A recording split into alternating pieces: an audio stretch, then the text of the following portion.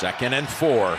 Here's Nix going for the long ball. He's got a step on him. And the Broncos strike early with the touchdown to Franklin from 43 yards out. Boy, it was Nix who got slaughtered after the throw by Smoot, but he finds his old Oregon teammate, Troy Franklin, from 43 yards out. Now remember, we have the kicker, Cam Little, has the 2 longest kicks in NFL history. This guy can kick it from anywhere. We've never seen him have to stretch it out. In a game like this, he might have to. You can see the yardage line to get to is at the 50. That would match his career long as 68-yard attempt. Ball's intercepted. The game is over as Cole Bishop gets it off the rebound. Tre'Davious White tipped it, and the Bills come down to Jacksonville and break a lot of hearts.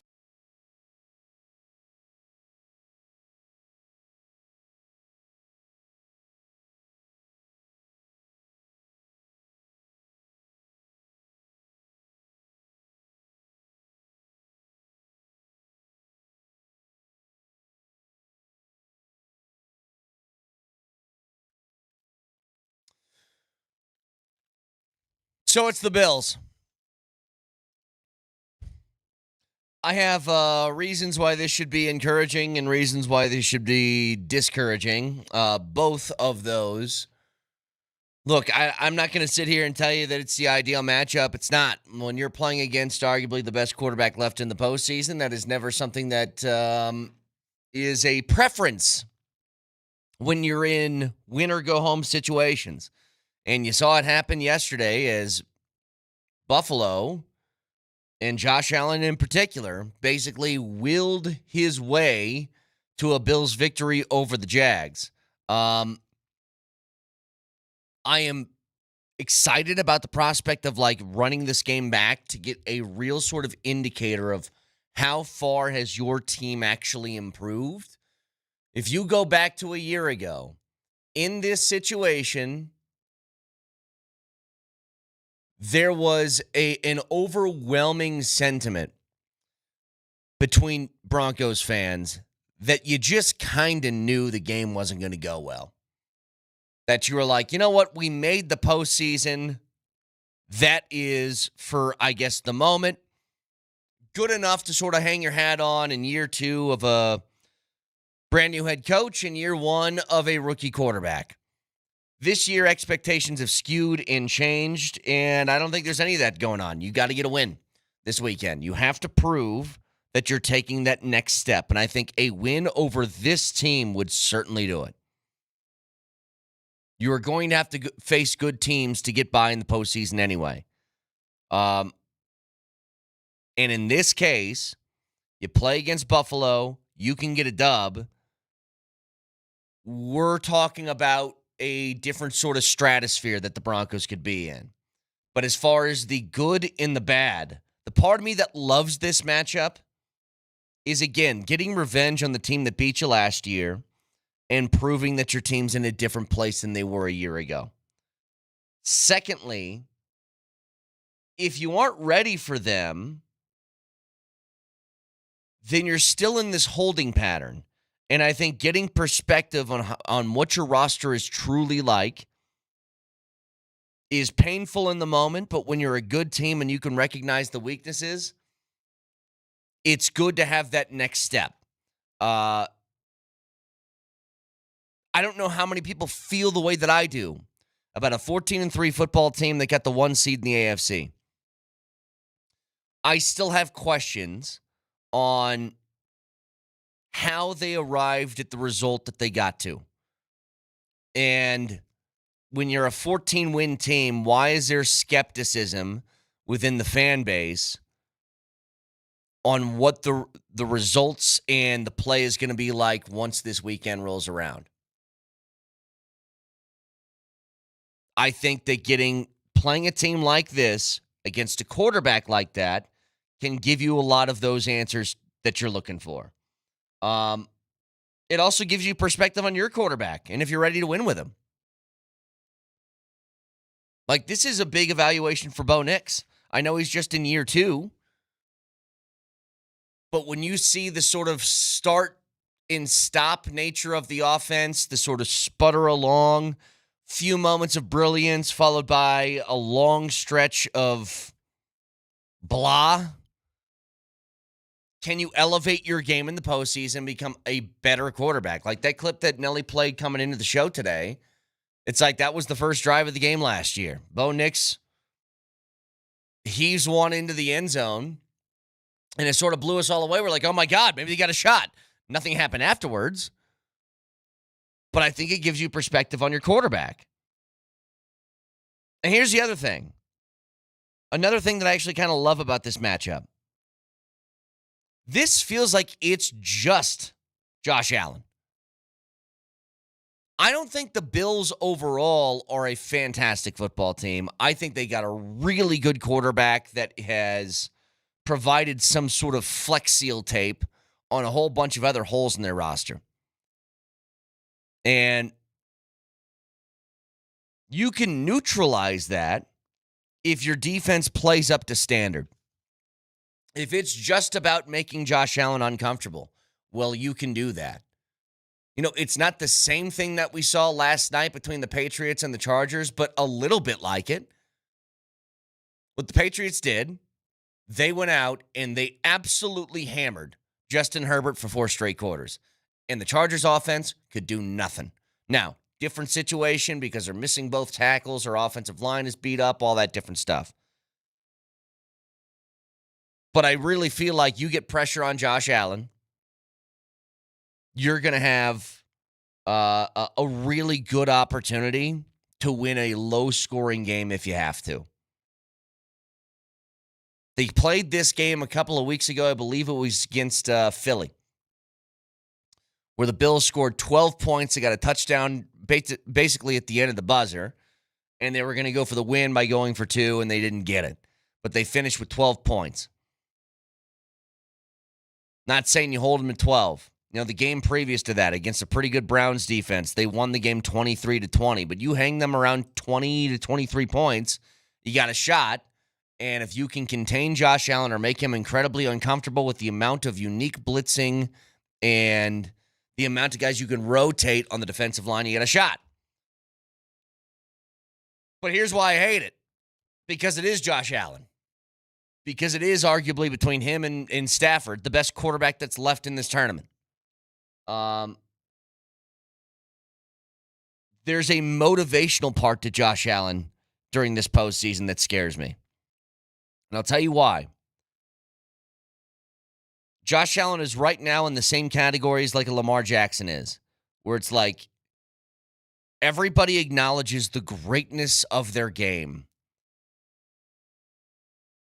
But they have had people standing in their way for their entire career, most notably Patrick Mahomes. Allen now is entering a postseason in which there's no Mahomes in front of him. There is no Lamar Jackson in front of him. There's no Joe Burrow in front of him. He's the guy. He's the dude that people have to run through. And if you gave him the scenario, as far as quarterback-to-quarterback matchup, you got to face Trevor Lawrence, Bo Nix, I'm assuming Drake May, and whoever is coming out of the NFC, I think you would take that 100 times out of 100. And it's kind of like there's this ticking clock here of if not now, then when? As far as just quarterback-to-quarterback matchups go, this is by far the easiest run that he's had at it. It is also probably the easiest he's going to have here anytime in the next 4 or 5 years or longer. So how motivated is he to really capitalize on this opportunity? I think a lot. Like he's out here to make a point this season. Because once you get that first one, that's all you need. Now, all of a sudden, you're not a loser. There isn't this mounting pressure on your shoulders. You can kind of play more free when a postseason starts. But the last one is, as far as things that really make me nervous, Your defense isn't allowed to make a mistake. And he is very capable of making your defense make a mistake. If not through the air, then on the ground. All it takes is this. You send a blitz, you actually get home and get pressure. He wiggles out, and now there's 30 yards of green space in front of him. His ability to make plays like that is different. Texters are writing in, James Cook is great too. I understand that he's great. But I don't think that the Broncos are going to be gashed in the run game on this. I really think that when it comes to their ability to win or lose this football game, even if you look at the game yesterday, they beat Jacksonville 27-24. I didn't notice James Cook once.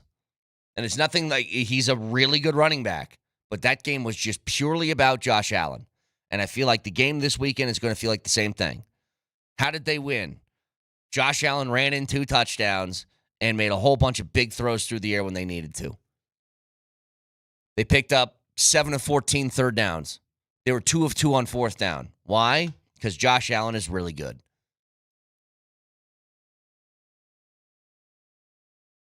Jags offense, by the way, very capable of putting up points and scoring. Outside of a couple turnovers for Trevor Lawrence, maybe that game's totally different. Like, I was so interested that final drive because all it took for Trevor Lawrence to give them a shot, they had to get around the 50. Because that guy, that kicker, Cam Little, he's been booting like 78-yard field goals in pregame all year long. We watched him hit a 67-yarder, I think it was last week, that hit the netting. Like, if they just got near the 50, they were going to have a shot to win the game, or at least tie it. But tip pass, interception, ball game. Defense cannot make a mistake and make things easy for them. But obviously not the ideal matchup. You know, I'll be honest with you. I was telling you all week that I think that the Chargers were going to be a really bad matchup. I'd be lying to you if I said my mind didn't change in the middle of that Charger game and I was rooting for Herbert to mount some sort of comeback. Because once the Bills won, there was one team that's left as a potential opponent, and that was the Chargers. And I was like, man, I think I'd rather have that. So 303-504-0925, Shop Mazda text line, one price, one person, 1 hour.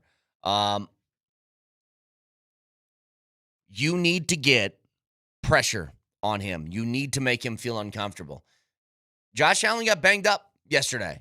Now, still able to go out there and make plays.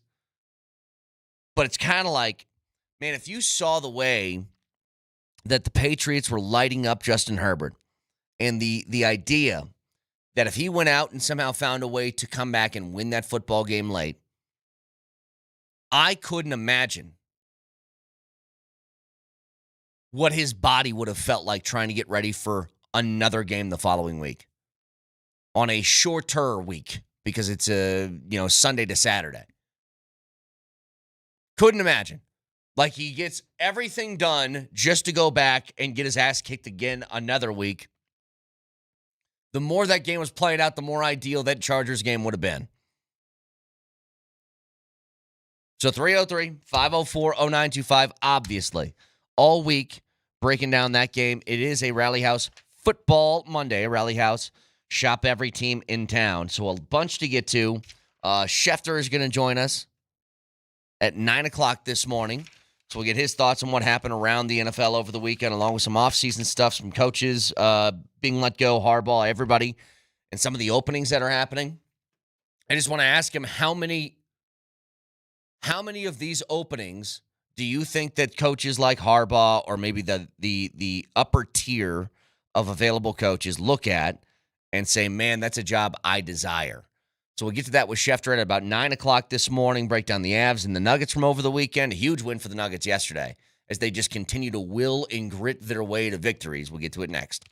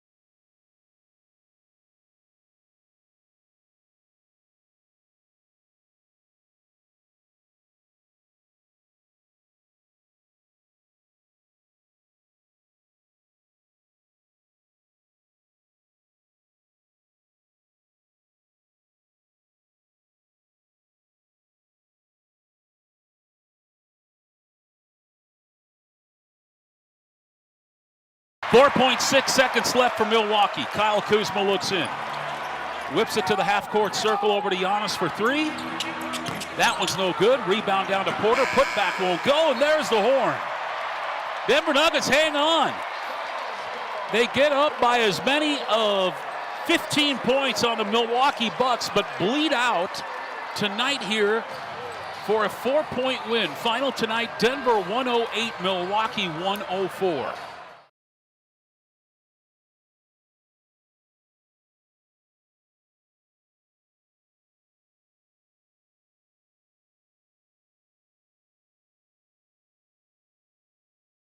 So the Nuggets get another big win yesterday as they take on the Bucks, and it's always weird to me looking at the box score, and you see the amount of talent on one side, and then on the other side you see what they're working with, and it's Hunter Tyson, Spencer Jones, and Jalen Pickett take up 3 of the starting 5 spots for the Denver Nuggets last night because now Jamal Murray's missed his second straight game with an ankle sprain, but they're going against a Bucks team that has Giannis and Miles Turner and Kevin Porter and Bobby Portis and Kuzma and Gary Trent and all these different guys, including Gary Harris.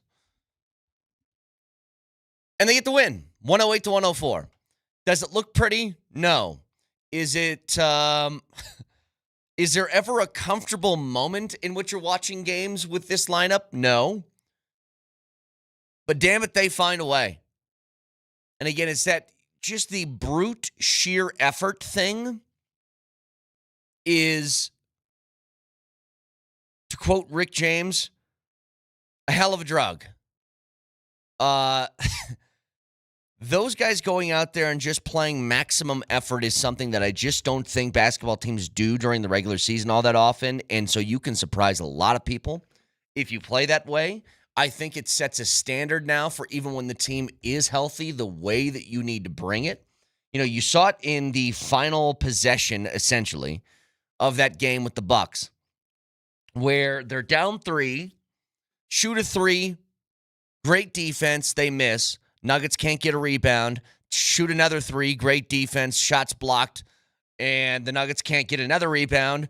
They shoot another 3, blocked again. Nuggets finally get it. Like, it's just chaos at the end of that game. In fact, Nelly, did they have it cut up just that last sort of real possession before it became a free throw fest of the Bucks and just the 2 blocks but 3 different 3-point attempts that the Bucks had at the end of the game? Because that is effort and determination and will, and also not being lucky enough to come down with a rebound during any of it.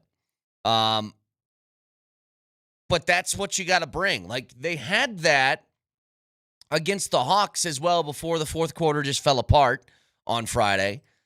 And, you know, they had a 1-point lead heading into the fourth against Atlanta, and they end up losing by 23. And to me, that one's a shoulder shrug. You're just like, okay, well, at some point, you're going to be hurt by the fact that you don't have a whole bunch of guys out there.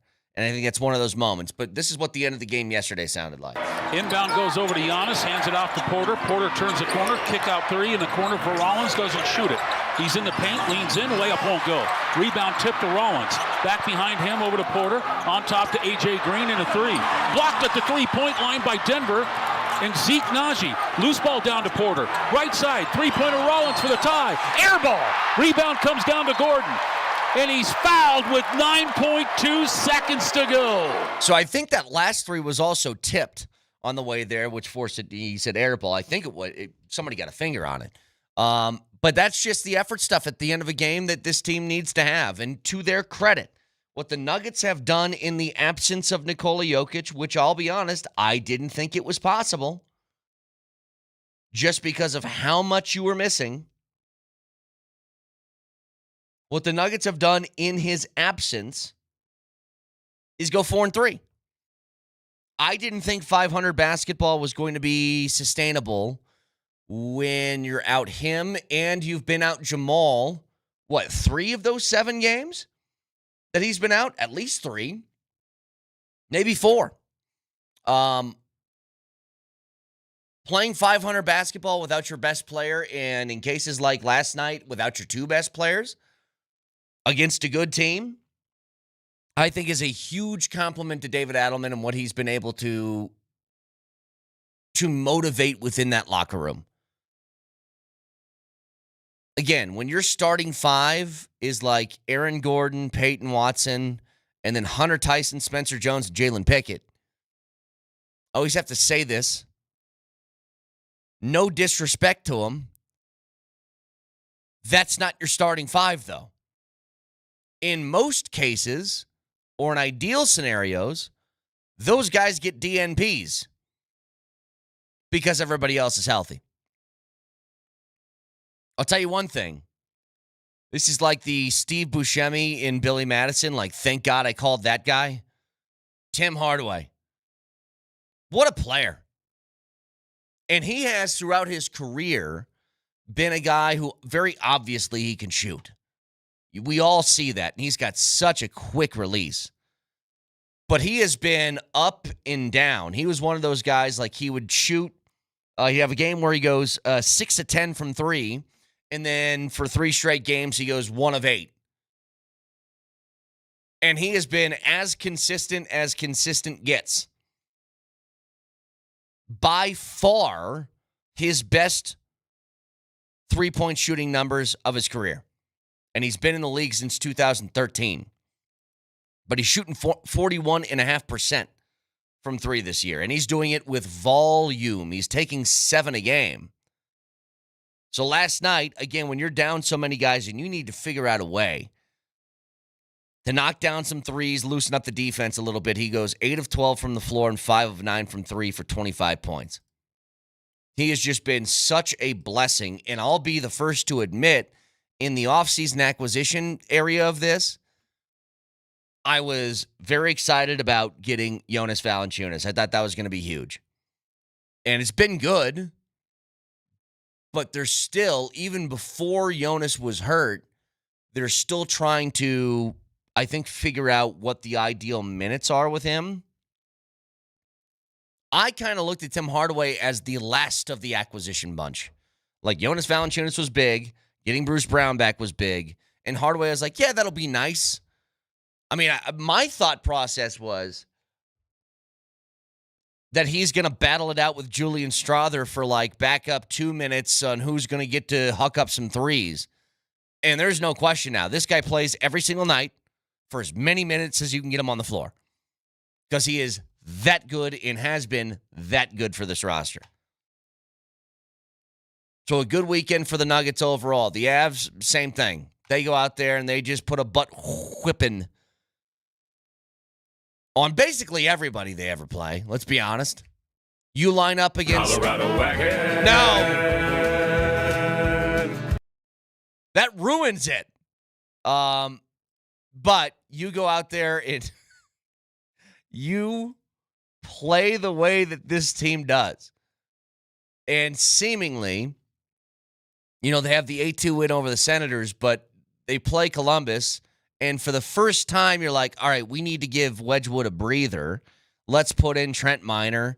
And you're like, all right, got to be a little bit more on your P's and Q's. Be careful with what you do with the puck. Don't turn it over. And Miner makes 29 saves and shuts out Columbus. That easy.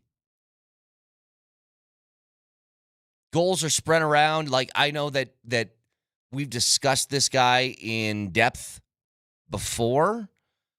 I think the acquisition of Brent Burns was a necessity to this offseason. Whenever the Avs have played at a super high level, they've always kind of had a veteran presence on that blue line that's just somebody that's going to hold it together. For the longest time, it was EJ, that he was just the veteran guy who was always going to make the right play, and he was trustworthy. You pair that with Jack Johnson was that for a few years towards the end of his career. And now it's Brent Burns.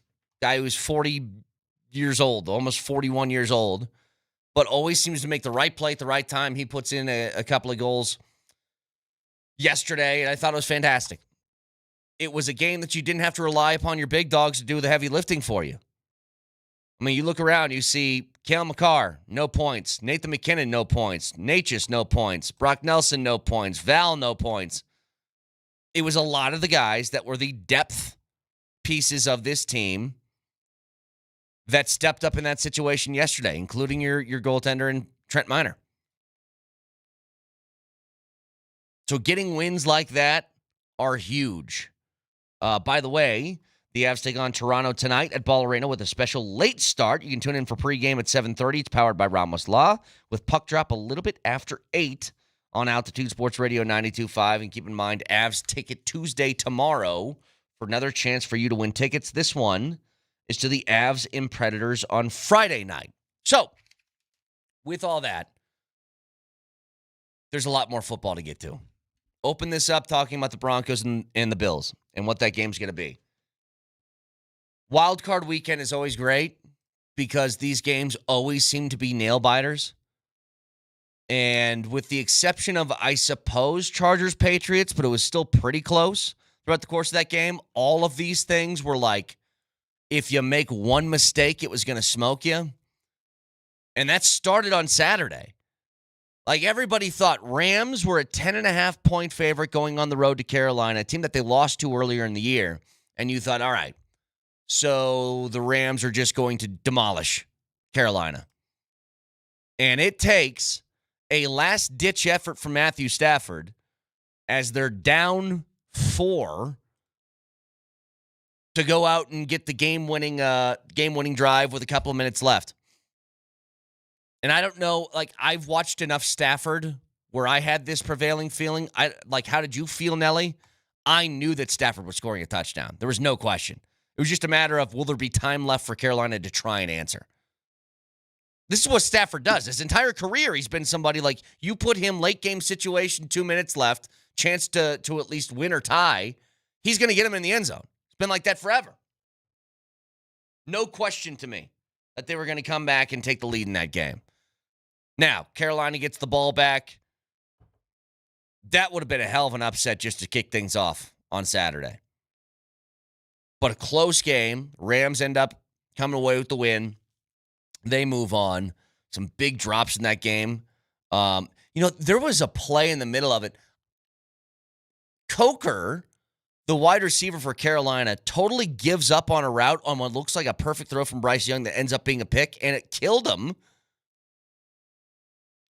I thought it looked like somebody trying to throw a game. I'm not saying he was doing it, but it looked like it. But the Rams end up winning that. I got to talk about the Bears and the Packers here. Because first of all, if you're a Packers fan, what the hell are you thinking this morning? You have not just a lead, you are demolishing Chicago. They can get nothing going offensively. You have a 21-3 lead at half, a 21-6 lead heading into the fourth quarter, and you allow the Bears to score 25 points in the fourth, partly from really stupid stuff that you were doing. Hey, I got an idea. We're backed up near our own end zone. We're up 21-6. Let's throw the ball to an offensive lineman. Oh, did he boot it 50 yards downfield after fumbling it? Really dumb decision to start with. But the Bears have kind of had this quality to them. They're a lot like the Broncos in this sense.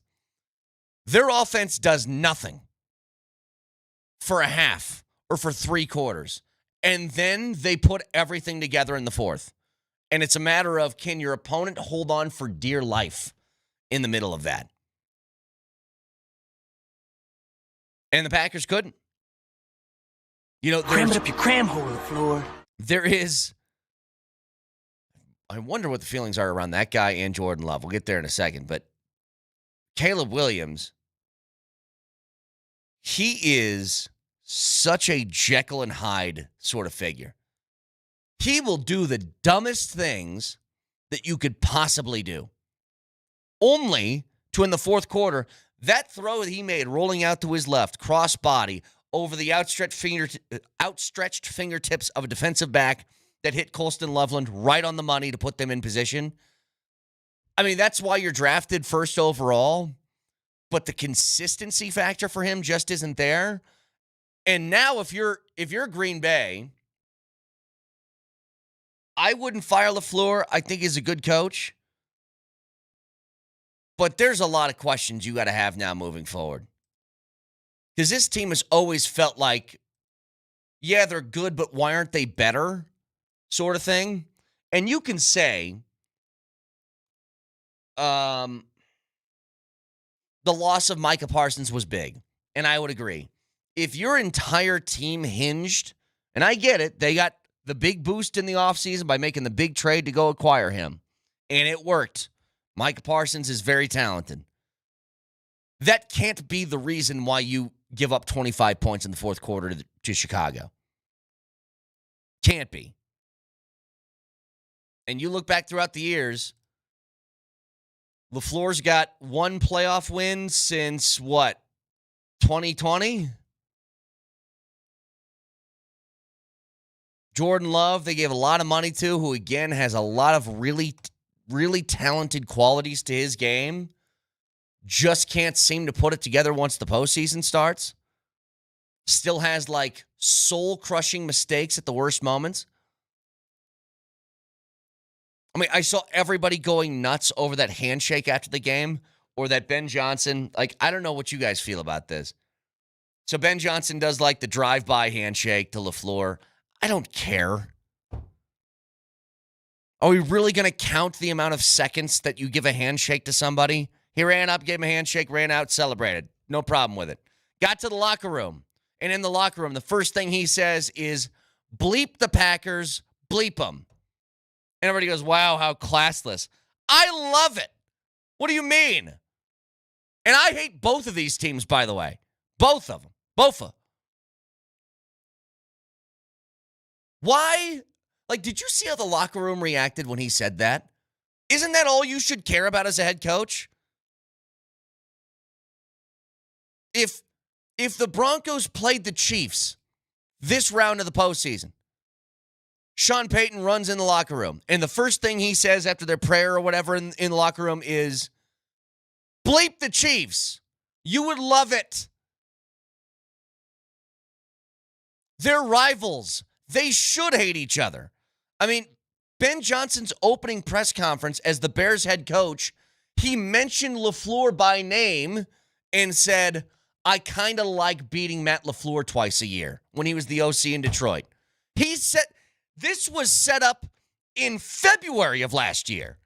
And also, kind of in that same vein, do you remember when your boy Kurt Signetti took the job at Indiana? He went to a basketball game and they put him on the mic so he could meet the fans. Yeah. Do you remember what he said? The first thing he said to the fans? Yes, remind me though, please. Purdue sucks. Yes. But so does Michigan and Ohio Yes. State. Do you think Indiana fans went and cried? Well, okay, John Mellencamp went home and cried about Hoosier hospitality. But do you think anyone else in the state cried about that? You're speaking to your fan base and your players. Dude, if Sean Payton beat the Chiefs in the postseason, I want that to be the first thing out of his mouth. Bleep them. And It wasn't our hump.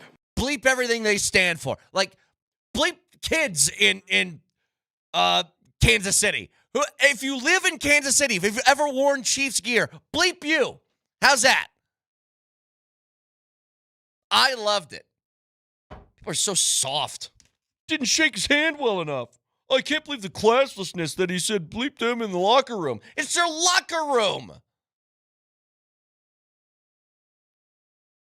Goodness gracious. But you know what? Just kind of looking back on this wild card weekend as a whole, I just got to give some people their flowers who deserve it. Rich Eisen, Nick Wright, you guys were correct. The playoffs just aren't the same without the Chiefs. I was bored for 2 consecutive days. These games were trash. I didn't have fun. All because the Chiefs weren't there. My TV was empty without Patrick Mahomes and Taylor Swift, and I don't know what to do with myself, Brett. I'm so depressed. Nelly, those games, as every wild card, the wild card round is just really good. Every single year. So quickly, a texter says, I like the locker room stuff, but the handshake was absolutely classless. I think he's a loser. Sean would say bleep the Chiefs, but give respect in the handshake. But I'm also a hockey player, and we shake hands after killing each other. I see. I've said this before, and people have said this in support of Jokic, that no matter what happens, like when the Nuggets won a championship, Jokic didn't celebrate. He went to shake the hands of every player he just played.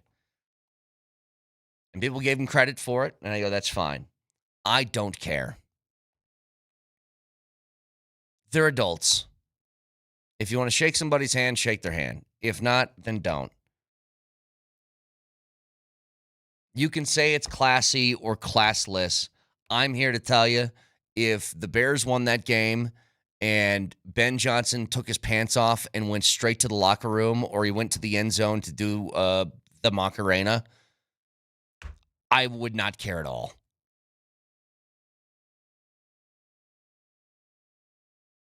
You're an adult man who is coaching a football team where the entire point of it is violence. Don't care.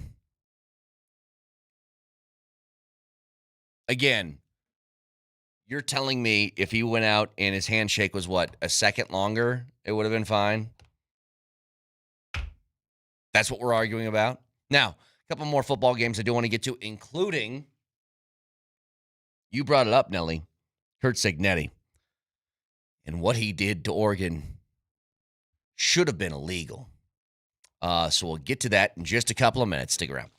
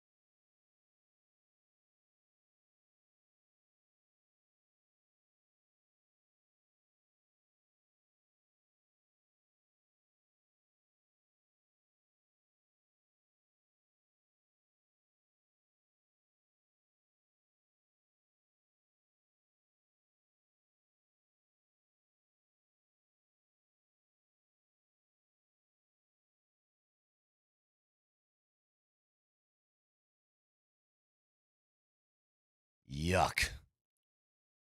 You know, it's funny. Was it last year that Mellencamp did the whole wrote a letter to something? I forget the context of it. It was when the Pacers were in the playoffs. It may have been the finals.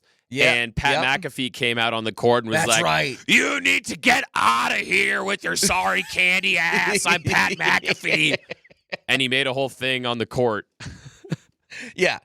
McAfee did a wrestling promo that was disparaging their opponent, who I forget if it was the finals or who it was. And then, what did he say?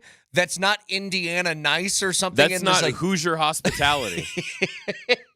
On some sort of online stationery. And I was like, you know what? I was looking for a reason to hate Mellencamp more. I got it. Not only do you make songs I have no interest in whatsoever, you do that. By the way, Nelly, very exciting day in the Kane household yesterday, just for me. I was scrolling online during these football games, and your boy found out that Bruno Mars is dropping a new album in a month. And already dropped the first single. I heard it, and I'm like, yep, this is exactly what I was hoping it would sound like. Cannot wait. And I love how big day in the Kane household. And I love how people are like, oh, it's his first album in 10 years, and it sounds the same as the last one. Because it's good. Yeah, and what's your point? I mean, AC/DC made $1 billion making the same album 20 times. You don't hear me complaining. No, you're right. Jay-Z sounds totally different depending on which album. They're the same because they're good. Yeah. You know who really reinvents themselves every album? Metallica. The band that just sold out 2 nights at the Broncos Stadium. Yeah, they're really reinventing the wheel every album. If it's good once, it's good again. Look, nobody makes that little 70s funk sound quite like Bruno in this modern day. Okay? Oh, there you go. The texture. This new Bruno song sounds like all the Bruno songs. Good. I don't want them to sound different because they're awesome. Have you listened to the full Silk Sonic album?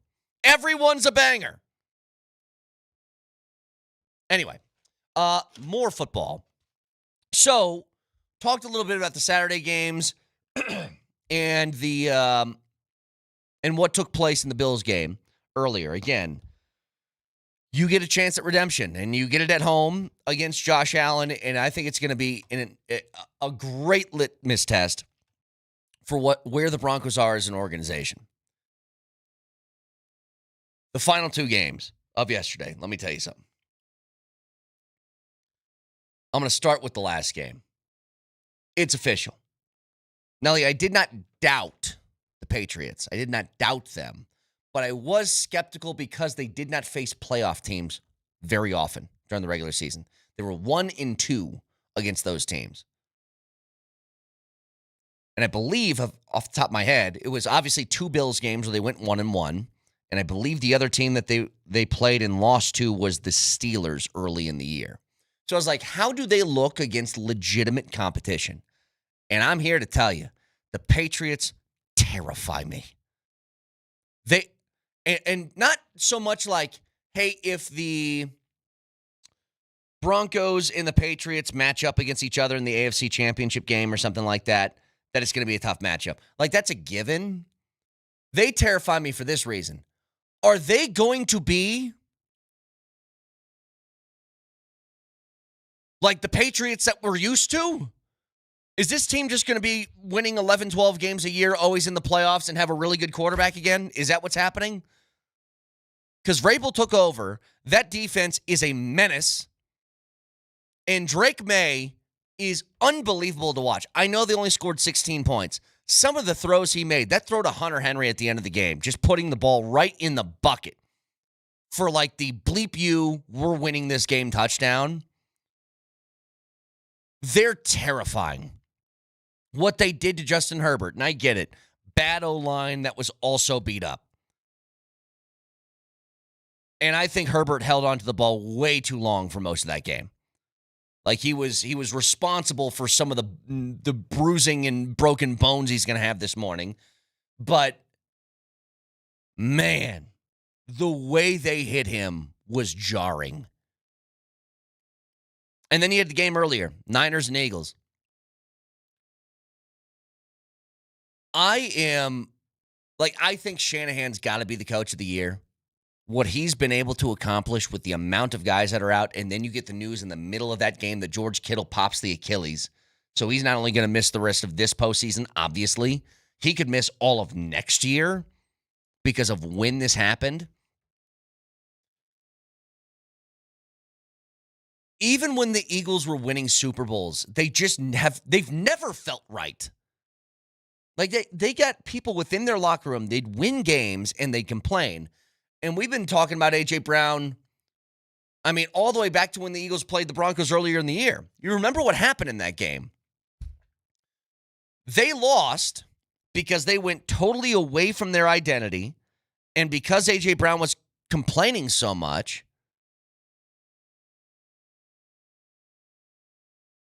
they changed their entire offensive game plan, which suited exactly what needed to happen for the Broncos to come back and win.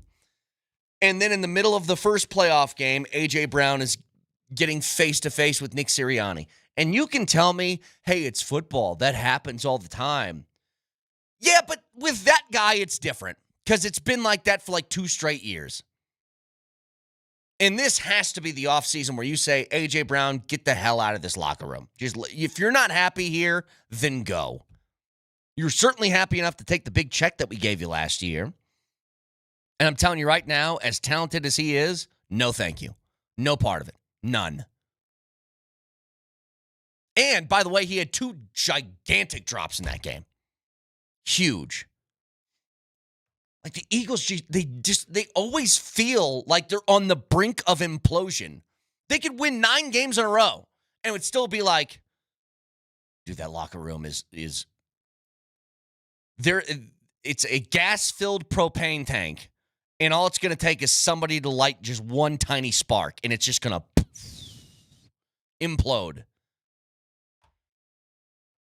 But man, again, those games over the weekend, great. The game that wasn't great was Indiana and Oregon. And what Curt Cignetti has done is probably the greatest turnaround in college football, at least for a short amount of time. And for him to do that with no 5 stars in their roster, I think he found a cheat code that guys like Dion and people should be paying attention to. Do you know how many guys are starting for that team that are 6-year players? Like the ultra vet of veterans. I always think that matters in like the NCAA tournament when basketball rolls around in March. I think it also applies to football. So we get to all of that in a little bit. Got to break down the Broncos and Bills matchup that's going to happen this weekend. It's a Rally House Football Monday here on Altitude Sports Radio, and you can always watch the show live on Twitch. Twitch.tv, search Altitude SR on the search bar, the Altitude TV simulcast, and that is the Safeway Twitch feed. Order online, Safeway does the rest. Get easy delivery or free pickup with the same great deals. Get started at Safeway.com or on the Safeway app. Safeway, fresh foods, local flavors. Also watch on YouTube.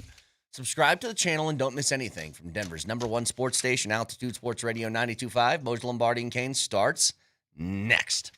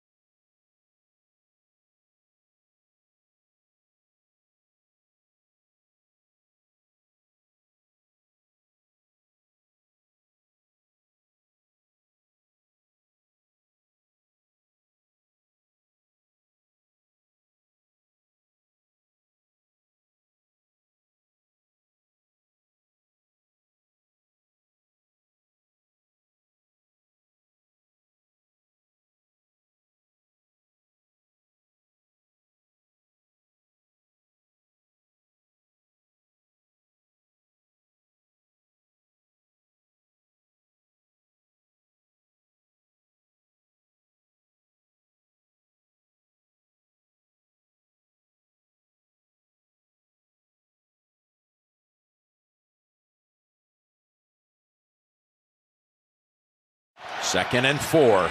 There's Nix going for the long ball. He's got to step on him. And the Broncos strike early with the touchdown to Franklin from 43 yards out. Boy, it was Nix who got slaughtered after the throw by Smoot, but he finds his old Oregon teammate, Troy Franklin, from 43 yards out. Now remember, we have the kicker, Cam Little, has the 2 longest kicks in NFL history. This guy can kick it from anywhere. We've never seen him have to stretch it out. In a game like this, he might have to. You can see the yardage line to get to is at the 50. That would match his career long as 68-yard attempt. Ball's intercepted. The game is over as Cole Bishop gets it off the rebound. Tre'Davious White tipped it, and the Bills come down to Jacksonville and break a lot of hearts.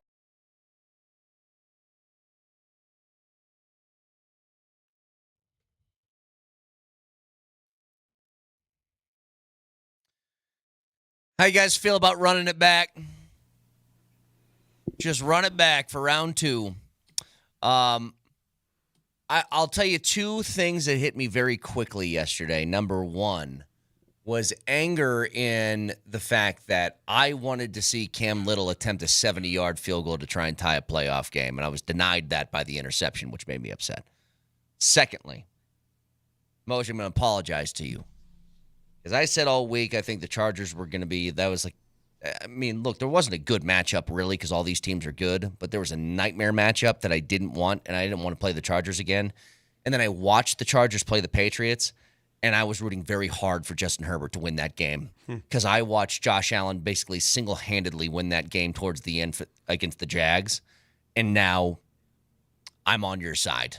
Not what I wanted was Josh Allen now. Well, maybe the Patriots made Justin Herbert look that way. God, man. I think they did. I think that they did a little bit. I mean, I think they did probably a lot. But also Vic didn't do anything. I mean, he did absolutely nothing. That's your quarterback, bro, and he can't win a playoff game. That ain't my quarterback, bro. He doesn't play for the Denver Broncos. Brett, whose quarterback is Mark Moser's quarterback? You like Herbert. I like Herbert. I don't know how much of that was on Herbert alone. Now, I think he held on to the ball way too much in that game. But good God, is that offensive line just terrible. Yeah. They're bad. Dude, I think I saw a stat. Their starting tackles. I mean, the fact that they got to where they got to, missing 2 tackles, is unbelievable. Let me tell you something about. Now, I don't know how much you guys trust the Pro Football Focus stuff, but here's what they had after that game. Justin Herbert had 31 passing attempts in that game. How many pressures did the Patriots have on the day? Ooh, I'm going to guess probably 23? 30. Jesus Lord, oh my goodness. So according to that means all but 1 passing attempt that he had, he was pressured? Is that what that means? Because that's unbelievable. And now, you know how when the players do their intros, where they say their name and their school and everything, at the bottom it has their Pro Football Focus rank? Oh, the Chargers are like last in every offensive the line Chargers category. center, the center was ranked 41st out of 41 players. How is that possible? Well, there's always got to be a last place somewhere. Now, all that's null and void because you're playing against the Bills now this weekend, and I think there are some things that, from a positive standpoint, are intriguing. There's a lot that are negative, too. But first thing that hit you, when you found out it's likely to be the Bills unless the Chargers did something miraculous late in that game, how'd you feel? Revenge. Little revenge. This game's here now. Now, you're probably not going to do to them what they did to you in Buffalo last year. All right, that's going to be asking a lot. But here's a chance for a redemption tour, and it starts with Buffalo. This is what Sean Payton said last year after losing that game. He said, we got to find a way to get this game in our home yard. Here's the game. Here it is. Here we go. Listen, they're not unbeatable. You've seen enough of Buffalo this season. They're banged up. Hell, Josh Allen played that game hurt. Mm-hmm. He's not 100%. He lost Gabe Davis. He's losing players left and right. They're beatable. This is not, I mean, come on.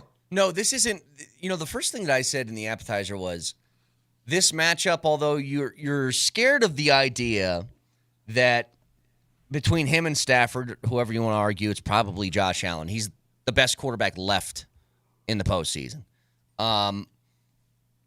But this isn't like last year where we entered that game last season and we all kind of like, this ain't going to go well, but it's cool. We're here. We're in the postseason. Yeah. That's great. That's not the feeling you have this year. This year, I think you should still expect to beat Buffalo. I think you should. If the Chargers had won in New England, okay, which would have looked differently, right? Mm-hmm. Had they won. Yeah. We would be equally scared today as we are with Josh Allen coming to town. I'm telling you. I wouldn't be. I would not be, Vic. Perspective changes everything. You would be. But Moj was kind of on this for 2 straight weeks. I mean, listen, stop. Do me a favor here. High hair. Do me a favor. Just sit there for a second and listen to what your co-host Brett has to say, and maybe this will puncture that helmet you've got going on top of your head and actually get to your brain. Go ahead, Brett. No, Moj has been on this. He said forever that he thinks that Buffalo's the worst matchup. He has. Are you afraid? I'm not saying I'm afraid. Well, Vic, let me... Scared? You scared little Bills Mafia? Screw that, man. He's worried about his hair now since I said the high No, I'm not. thing. He is. Yeah, I am. Number two, I've already looked it up. I mean, you can look it up, too. The Broncos are a home dog as the number 1 seed in the AFC. What does that tell you? Well, what does it tell you? Go listen. I don't deal. I'm not going to deal today with emotion. I'm not dealing with emotion. I'm not dealing with your little coddling. I'm going to deal with facts, and the facts are Josh Allen outside of Matt Stafford on any given day. These are the 2 best quarterbacks by a mile left in the Matt Stafford almost lost postseason. Yeah, well, you know what? Maybe Carolina's pretty damn good. You ever think about that, Jack? Maybe the Broncos are pretty good. Well, I think they are. I'm looking at this game so different than you are. Bring it on, man. Bring it on. Let's go. Bring it on. I agree. Bring it on. Don't be scared. You're such a scared little cat. I'm not scared. I'm just saying Josh Allen is great very, North very American good. Frady cat. I mean, Jesus. It's Monday morning. You got Josh Allen coming here. He's banged up. Buffalo's not that. What's Buffalo? What have they done? Buffalo is, look, they're a good team. I don't know if they're a great team. They have a really great quarterback, and that's what terrifies people, and it should. Like, Josh Allen is scary. Now, I will say you have this. a great pass rush. You have more sacks than any team in the league. Get on his ass. Let's go. So here's, I have reasons why I kind of love this matchup and reasons why I hate it. The hates are pretty obvious, and we'll get to that in a second. I love this because, first of all, it's a revenge game. How often do you get to play the same team in the playoffs 2 years in a row? Exactly. I love it. So that part of it I really enjoy. You can throw on the tape from last year and be like, look at what they did to you and motivate and that sort of thing. Second of all, I think this game gives you perspective of where you're at as a franchise. You won 14 games this year. You're the number 1 seed in the AFC. Are people still skeptical on what kind of team the Broncos are? I think the answer is yes, and I think you probably should be. Because there are very obvious flaws within this team that you've been wondering all year. Is that going to be something that's going to kill you in the postseason? Well, I think Buffalo is a pretty good team that can exploit that. It also gives you perspective on your quarterback. When you have a matchup that's going to be the Bills, where a lot of that's going to deal with Josh Allen, how good he is, well, how does Bo Nix stack up on the other side, and can he keep up with it? But it's just what Vic mentioned. I think as good as Josh Allen is, if you have one sort of secret thing in your bag that you can pull out that can neutralize it, it's an insane pass rush that if you get pressure on him and you get him uncomfortable, I don't know what the counterpunch the Bills have is. I know James Cook's a good running back. Yeah. I'm not fearing a 200-yard game out of him. I think it's going to be a lot of, if Josh Allen is comfortable, you lose. If not, you win. Comment from the Twitch feed. I saw it. Devastated. Quote, I swear Vic puts absolutely zero thought into anything related to the show and what he says. What have the Bills done? LOL, what a dumb take. Nailed it. What is your response exactly, Devastated? What do you want me to do? What do you want the Broncos to do? So the Bills won and Josh Allen's coming to town. In Devastated's world, everybody just runs. Run to the hills. Run away, Devastated. Grab your dog, grab your puppy, grab all the belongings from your house and run, because Josh Allen's coming to town. Oh, my God. I wouldn't have to grab my dogs because they could run on their own. You might have to grab your little scroungy little sons of guns. You might have to. But my dog would say, come on, boy, let's go. And then, the hell is wrong come on, with girl, you people? let's go. It's a football game. Win the damn game. I mean, you guys act like this game's over because they're 1-point favorites? It's over, pal. I don't think anybody's acting like anything is over, Vic. I'm telling you. Well, this guy's devastated is. Well, his name is Devastated, so he probably thinks in devastating terms all the time.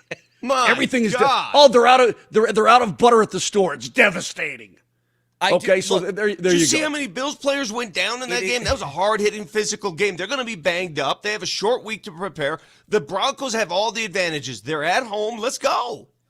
I think it's totally fair to have a fear of a very, very good quarterback. I think that's fair. Now, again, the Bills aren't like every other team. It's funny, Vic, you say, what have they done, at least in recent history? You can say that about every team that's left in the tournament right now. Like, every single one is that. Well, what have they done recently? Well, a couple playoff appearances, whatever. Well, I tell you what, if it's anything like some of the other games we've seen this weekend, it's going to come down to the final drive for one of these teams. And which should help you. You know what? I trust the Broncos because they've done it. Josh Allen's done it too, but so have the Broncos. They've won close games. They've rallied late. They did what Chicago did the other night. They've done all that. You should trust this team. The thing about Allen that is, I think, an added factor here that can make him even more scary than usual. Josh Allen has always had, when he's entered the postseason, impediments that were stout in front of him. He's had to go through Mahomes, or he's had to go through Lamar Jackson, or he's had to go through Burrow, and none of that stands in his way right now.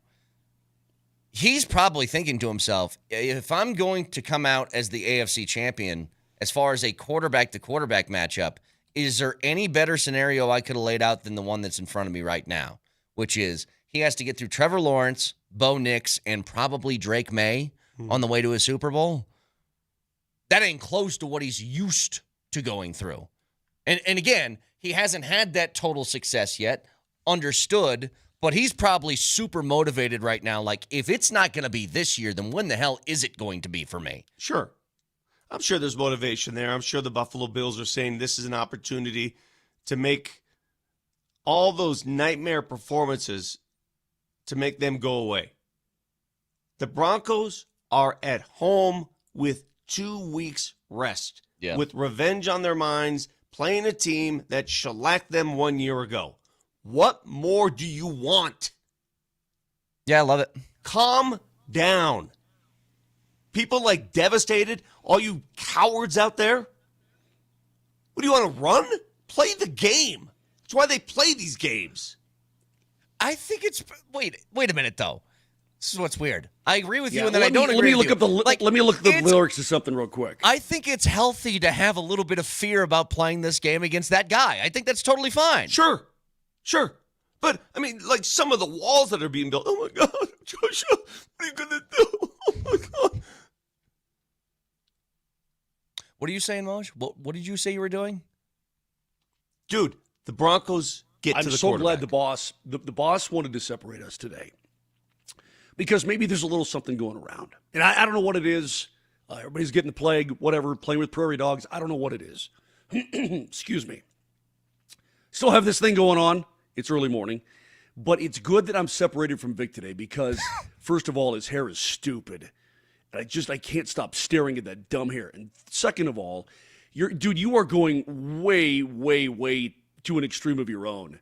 I don't think anybody's saying that they're afraid and they're running for the hills, grabbing the babies and the doggies and what are you saying? The game is set. Box. The game is set. I'm not here to relitigate a game that took place yesterday. The Bills are coming to Denver. The end. Let's go. What's your problem? Why is everybody so focused on, well, I wish the Chargers had, I mean, it is what it is. You can't change what happened yesterday. Okay. I'm looking at this song. There's a song by Billy Joel called I Go to Extremes from 1989. I don't care about your musical references. I know. I don't care. Let me explain.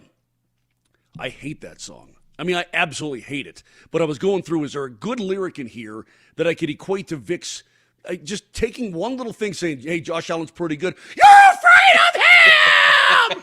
You're petrified! No, I'm not referencing you, Moshe. I'm not referencing you, Moshe. Well, I'm just saying. I'm referencing all these fraidy cats out there who suddenly think because Josh Allen is coming to town that the end of the world is near. I don't care. You had to play somebody. It didn't matter. Name a quarterback. You would have been, oh, that's going to be tough. If it were the Chargers, there'd be a lot of people saying the same thing. It doesn't matter. You have to play and win the game. The Broncos earned home field. Now use it. If Aaron and company were coming into town, or even CJ, I wouldn't be as nearly as fearful as I would with Allen or Herbert or Trevor Lawrence. I can't wait. You know what? I can't wait. You know what? I can't wait either. Let's go. I can't wait for those cheesy Buffalo Bills Mafia fools to jump around the stadium with their stupid tables, injuring themselves like fools, jumping off RVs like idiots. I can't wait to see them go home crying. I can't wait. Brett, I think. Oh, look at me. I'm going to jump off an RV. I think the point of all this is that I looked at the lyrics and they suck. And that song is as lame. That song is as lame as I remember it in my head. So, you know what? Point taken, Vic. Point taken. Touche. I don't comment on appearances on the show either, but Vic, have you ever done this before? Have you ever done the old Travolta, put the comb in your mouth and then do a little swipe thing? You ever done that move? I've never had the hair to do it, and you guys have the hair to do it. I don't understand what's wrong with my hair. No, I think it looks fine. He's referenced my hair twice. I'm not trying to figure out what it is. At the very beginning of the show, it stuck up like a cockatoo. Yeah, at the beginning of the show. You look like something about Mary. You look like Cameron Diaz, exactly. You look like something about Mary. It's fine now. Okay, so it's fine now because you mashed it down. Well, I'd rather have my hair than your thin, brittle crap that they operated on and put it together for you. I don't even know what that means. Vic entered the show with two fists up like the Notre Dame Fighting Irish mascot. He's like, I absolutely But I didn't expect this tone. I thought we were going to start this show with, hey, man, all right, big week, an opportunity for the Broncos to prove it, an opportunity to gain some revenge against a team that throttled them a year ago. Let's go. And it's the opposite. You backed into this like a bunch of pansies. Who are you referencing here? Not you. This pansy right there with the brittle hair. Who? What did I do? You brittled haired pansy? The slow-healing, brittle-haired elderly man. All I said was all wrong. It's the wrong tone. Do I think the Broncos can win? Yeah. I'm a little bit perplexed and a little bit I don't know. Them being a home dog bothers me. It does. Maybe they'll use that as well. No, it's great. I'm just telling Vic. I'm just telling you. Okay, great. It's the you best want to bring on all the baddies? Yes. Great. I'm just telling you that I think, in my opinion, and I've been saying it now for 2 weeks, this is the worst matchup for the Broncos, in my opinion. We'll find out. It may not be worse at all. They may slaughter their butts. They may absolutely drill the Buffalo Bills. And let me tell you something. I'm just saying that this is the one I didn't want. All right, so let me ask you this: if it were Jacksonville, and I know that a lot of things, if Jacksonville were the team instead of Buffalo, would you feel any better? Yeah, a little bit. Not me. I would think you get immediate revenge. I would. But I'm talking about Vic, quality of opponent. Okay. Would you feel any better? Then by your logic, the team that came in here 3 weeks ago and kicked your ass just lost at home to that team. Okay. So why do you follow that logic, that line of thinking? Moshe, sometimes the better team doesn't win. Sometimes that happens. God. Okay. Sometimes monkeys fly out of my butt. In 2013, were the Broncos better than the Baltimore Ravens that season? You're damn right they were. Who won that game in the playoffs? Baltimore Ravens did. Were you afraid of Baltimore when they came to town? Were you going, oh, my God? Not at all. Nope. Were you doing that? Nope, not at all. Okay, things happen. It's sports. Let it play out. Everybody calm down. I love the fact that the Broncos are dogs in this game. It's a great source of motivation just right there. I love it. That can be their small market mantra, the same thing that Jacksonville used. By the way, that small market's done. Don't worry about it, man. Let's go. Take these Bills Mafia fools and let's ball. Let's go. It's a Rally House Football Monday on Altitude Sports Radio 92.5. Rally House, shop every team in town. I offer a challenge to all of our listeners out there. Find somebody that you're upset with today and call them a brittle-haired pansy. I need you to say it to all one person today. I'm reading some of these texts. I mean, first of all, the Broncos are healthy again. I saw Dre Greenlaw. I saw a lot of those guys. A lot of those guys went to the Broncos game. They're ready, man, and they can't wait. A lot of the Broncos went to the Broncos game. Sorry, That's Nuggets great. game. Well, hey, it's good I that would the hope they Broncos are would. going to the Broncos game because they're healthy. They're healthy. They've waited. There's going to be a lot of anxiety, especially when you don't play what seems like forever, right? There's going to be anxiety. It's going to be hard, but that's fine. That's playoff football. That's the beauty of it. Josh Allen is a witch. We know this, but he's beatable because we've seen him get beat before. Talk a lot more about this as we go along today. Do want to talk about the other games that happen. There's something about Wild Card Weekend where every game is just like down to the wire, last second, got to make a play. That, Nuggets and Avs over the weekend, the demolishing and the illegal activity that Kurt Cignetti put on Oregon, like a lot to discuss this morning. Stick around.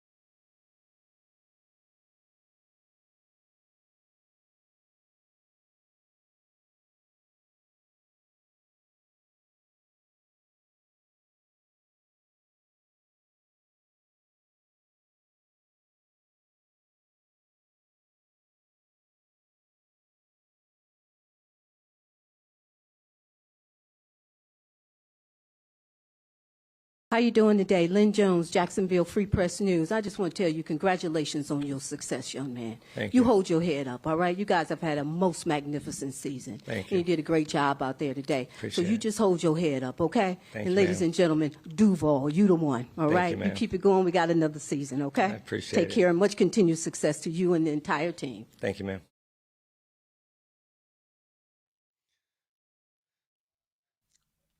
She went to the Mark Moser school of asking questions, which is just, I'm going to say something and I'm going to stop talking. I'm not even going to ask a question. I'm going to make a statement for a minute straight. Hey, what do you think about all the nerds out there? Because they're all over. They're online. Who ripped that lady for not being a journalist. And for all you nerds out there who call yourselves journalists and blah, blah, blah. I want to remind you something. Just real quick. This is sports. This is fake.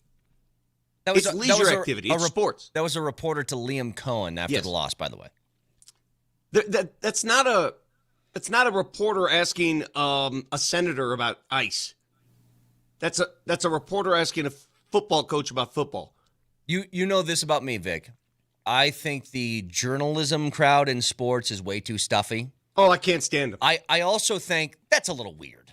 It's weird. That's It's very, weird. very All right, weird. it's weird. I'd be sitting there going, okay, but at the same time, who cares? At the end of the day, big deal. So the lady goes off and credits the coach and gives him a pat on the back, and everybody loses it saying, how unprofessional. Oh, shut up. It's just sports. Shut the hell up. Get back to go back and play your fantasy sport and shut up. It's a stark contrast from something I remember back in 2009. You guys know Rob Parker? Is he still on at nights with us? Yeah, he still does The Odd Couple. He Yeah. does it. I think there's a new combo he does it with. So I'll give you a contrast between questions after a tough loss. That was her statement, I guess. Rob Parker asked then Lions head coach, because he worked in Detroit, Rod Marinelli, after they went 0-16. Rod Marinelli's defensive coordinator is a guy by the name of Joe Barry, who's been in the league for a long time. Joe Barry is his son-in-law, married to his daughter. Rob Parker asked Rod Marinelli after he went 0-16, the postgame press conference, do you wish your daughter married a better defensive coordinator? little different tone than that one. But I do want to talk about some of these games. But real quick, Yeah. if your day is bothered because some lady went crazy and just complimented the coach, and suddenly that puts a black mark on journalism and it ends the world as we know it, you got problems. Big deal. Let me ask you something about that, Vic, because you said something after one of these games that I have the opposite reaction towards. Packers-Bears, and you mentioned it earlier. I totally agree. Moj, would you agree with this? The Bears feel a lot like the Broncos this year in that they don't do anything for like 2 or 3 quarters, and then the fourth quarter hits, and they mount this comeback that makes teams feel really nervous and get really tight, and they beat teams that way. Okay, listen, I cannot continue on with this segment like this. I don't feel like we can go around the league and talk about games unless we have our tune. I just feel it goes hand in hand. I feel like it's appropriate. I feel like it's necessary. Okay, we aren't going to get through all the games, but we can talk about. That's fine. You want that music underneath? Cool. Yeah. Okay. Now I'm ready to talk football, baby. Come on, let's go. The Bears are just like the Broncos, except one thing: they don't have an elite anything. Like the Broncos have an elite defense that they can lean on. Caleb Williams will make the dumbest throws, but then at the end of the game, will roll out to his left, a crossbody, put one in the bucket to Colston Loveland. Unreal. I'm so confused by how him. do you explain that fourth quarter in the postseason? How do you explain combination that? of Green Bay falling apart and Caleb Williams making all the necessary throws. Yeah. There's a little bit of both. What blows my mind is that it feels like he's not making any of those throws. He's missing those throws. And then the fourth quarter rolls around and he makes all the throws.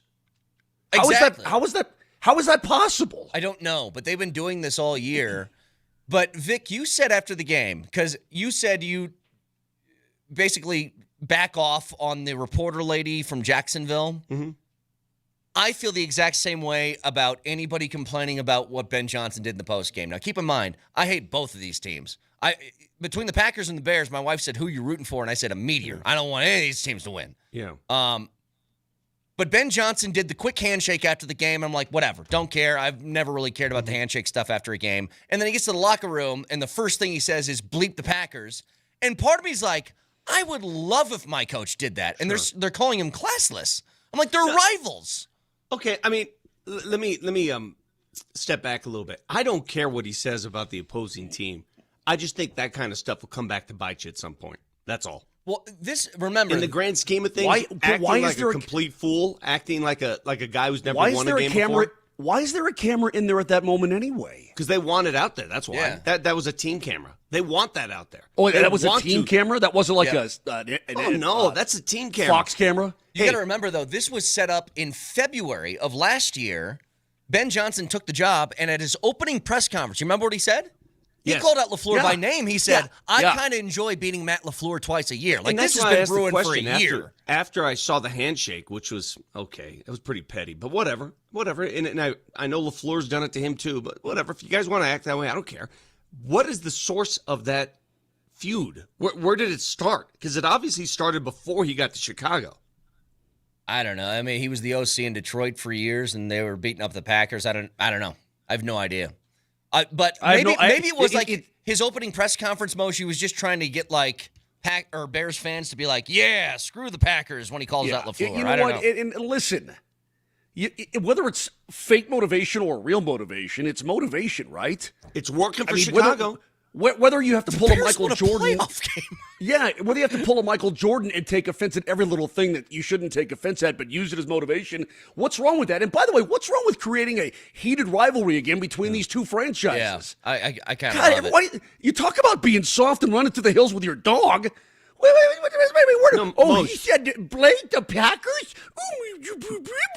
Moser, you're misinterpreting. I don't care what he said in the locker room. I just thought the handshake was pretty meh. You know, you're a guy who watches hockey, and after a playoff series, these guys go up and they shake hands and they look each other in the eye and they say, good game, right? That's a hockey mentality, right? Is that what took place on that field? But, Vic, sometimes they do it through gritted teeth. But do they do it? It doesn't matter. Do they do it? Do they do it? Series. It's fine. Do they do it, though? Yeah. Okay. So the early game on Saturday was the Rams and Panthers, and I've seen this story. I know it well enough. Rams are down 4 with 2 minutes to go, and I go, well, Stafford's going to put him in the end zone. The question is, how much time is Carolina going to have left? To me, I don't know if there's another, and I mean this sincerely, even with Mahomes and everybody else in the league, I don't know if there's a quarterback I would take, end of game, need a touchdown, more than Matthew Stafford. He does it so often. That catch by the tight end and Parkinson. The ability to get his feet across the goal line in 2 steps was phenomenal. First of all, the pass was at a place where only the tight end could get it. But to go up and get it and then tiptoe the remaining 2 yards into the end zone was, that's just silly stuff. What do we think of Carolina moving forward? I am happy for Bryce Young. Remember when Bryce Young was a bust? Remember that? Remember when he came to Denver and this guy can't play? Yeah. And he looked good, I thought, in that game. And frankly, to be honest, if you replayed that game, it seemed like the Rams were, quote, playing with their food. They could have ended that game several times. They could have blown them out early. They could have. They kept making dumb mistakes. I think going forward early in the game to put whatever. They could have ended it, and they didn't. But that's what the Rams have done. They play with their food a little bit. They lose games they shouldn't. They do some silly things. And then, Brett, they have the ability to, there's 2 minutes left. Yeah. 7 plays, 71 yards, touch. It just feels like if they need something, they get it. Yeah. And Stafford is still, he's still that guy. And as long as you have Stafford, I don't even care about Williams running the football because he didn't do it great. But as long as you have Nakua and Adams, and now I guess we have to worry about Colby Parkinson. Moj. Do we have to worry about Colby? How about the first drive? Puka. Bam, bam, bam. Yeah. By the way, we're going to need a lot more time to discuss this. But I just got to tell you, I don't think I've ever felt that a team that's had the amount of success that this one has had, that has Super Bowls, and I felt like they're a fraud the entire time. Explain, like, how can I feel the way I feel about Philly? Because they didn't have the offense, and this is what gives you pause about the Broncos. I guarantee every Bronco fan out there watching that Philly game was thinking the same thing. Man, this offense just 3 and out here, and then it explodes, and then 3 and out here. It's just like a car that won't start all the time. That's what it felt like watching them. They don't have the offense to complement the team, and in crunch time, the offense did not produce. That's what scares you. Also, But yeah, go ahead, Mosh. well, I was just going to say, I'm going to give credit to the 49ers, too. Oh, and yeah. I feel Kyle Shanahan must be an incredibly good coach. You think? I mean, he went 12-5 with that roster that guys were in and out all year long. He just lost his superstar tight end again yesterday, and they still find a way to win. I mean, I feel like that franchise is cursed. I mean, I feel terrible for them because they play good football, and they just lose dudes all over. That shotgun blast in the right calf of Kittle was just brutal to watch because you knew it immediately. You're like, oh, there goes the Achilles. He's not only gone for this year, probably next year too. But you're so right. Shanahan is, he's probably coach of the year. But I remember when A.J. Brown got in the face of Sirianni on the sideline. And there's a lot of people that will tell you, oh, that's just two guys being competitive. And I go, with him, it's different. Sorry. He's not granted the benefit of the doubt with me, considering all of the issues he's raised. For a team as successful as Philly, to feel like they are one little spark away from that locker room imploding for like 3 straight years, it's felt that way. It's the most bizarre thing for a successful franchise I've ever seen. And it feels like everyone, Vic, it feels like everyone has their own agenda. Yes. It's just kind of weird. And they are in a tough spot with A.J. Brown. I don't know if you guys saw this, but his dead cap money is insane. Yeah. It's not like they can just let him go and say bye-bye. There's a lot of money they would owe him. For a receiver having to go into that kind of debt, that's not going to be easy. Look, they have a very smart front office. Howie Roseman is arguably the best GM in all of sports. Like, he's really, really good. He's not better than Sam Presti. Sure, but he's up there. The point is, he made the dumb decision of thinking, if I pay him, he'll be happy. I don't know if it's possible to make A.J. Brown happy. I don't know if it is. He could have a 2,000-yard season and be like, why didn't I have 15 more catches this year? Yeah, And by the way, for that guy to do all that complaining and have 2 critical drops in that game on 3rd down is wild. In his, I can't believe I'm saying this. In his defense, a little bit, dude, that win yesterday in Philly. Catch the ball, bro. Catch the ball. Okay. That ball on the game. Which one? The one over the top or the one down the right? Down the middle of the field when they needed points down to the win middle. the game. You cannot drop that football. You cannot drop that football. That hit him right in the hands. Yeah. So, look. That one you're right about, but the one down the right sideline that he had to stretch, I'm just saying, I wasn't there, but I saw that wind. I saw the punts that were straight up in the air and going back over guys' heads. It was insane. So a lot more to get to with these playoff games. Do want to talk about the Indiana game as well, but the Nuggets and Avs over the weekend. I think overall a really good weekend for both teams. We'll get to it next. You talk about being soft and running to the hills with your dog. Wait,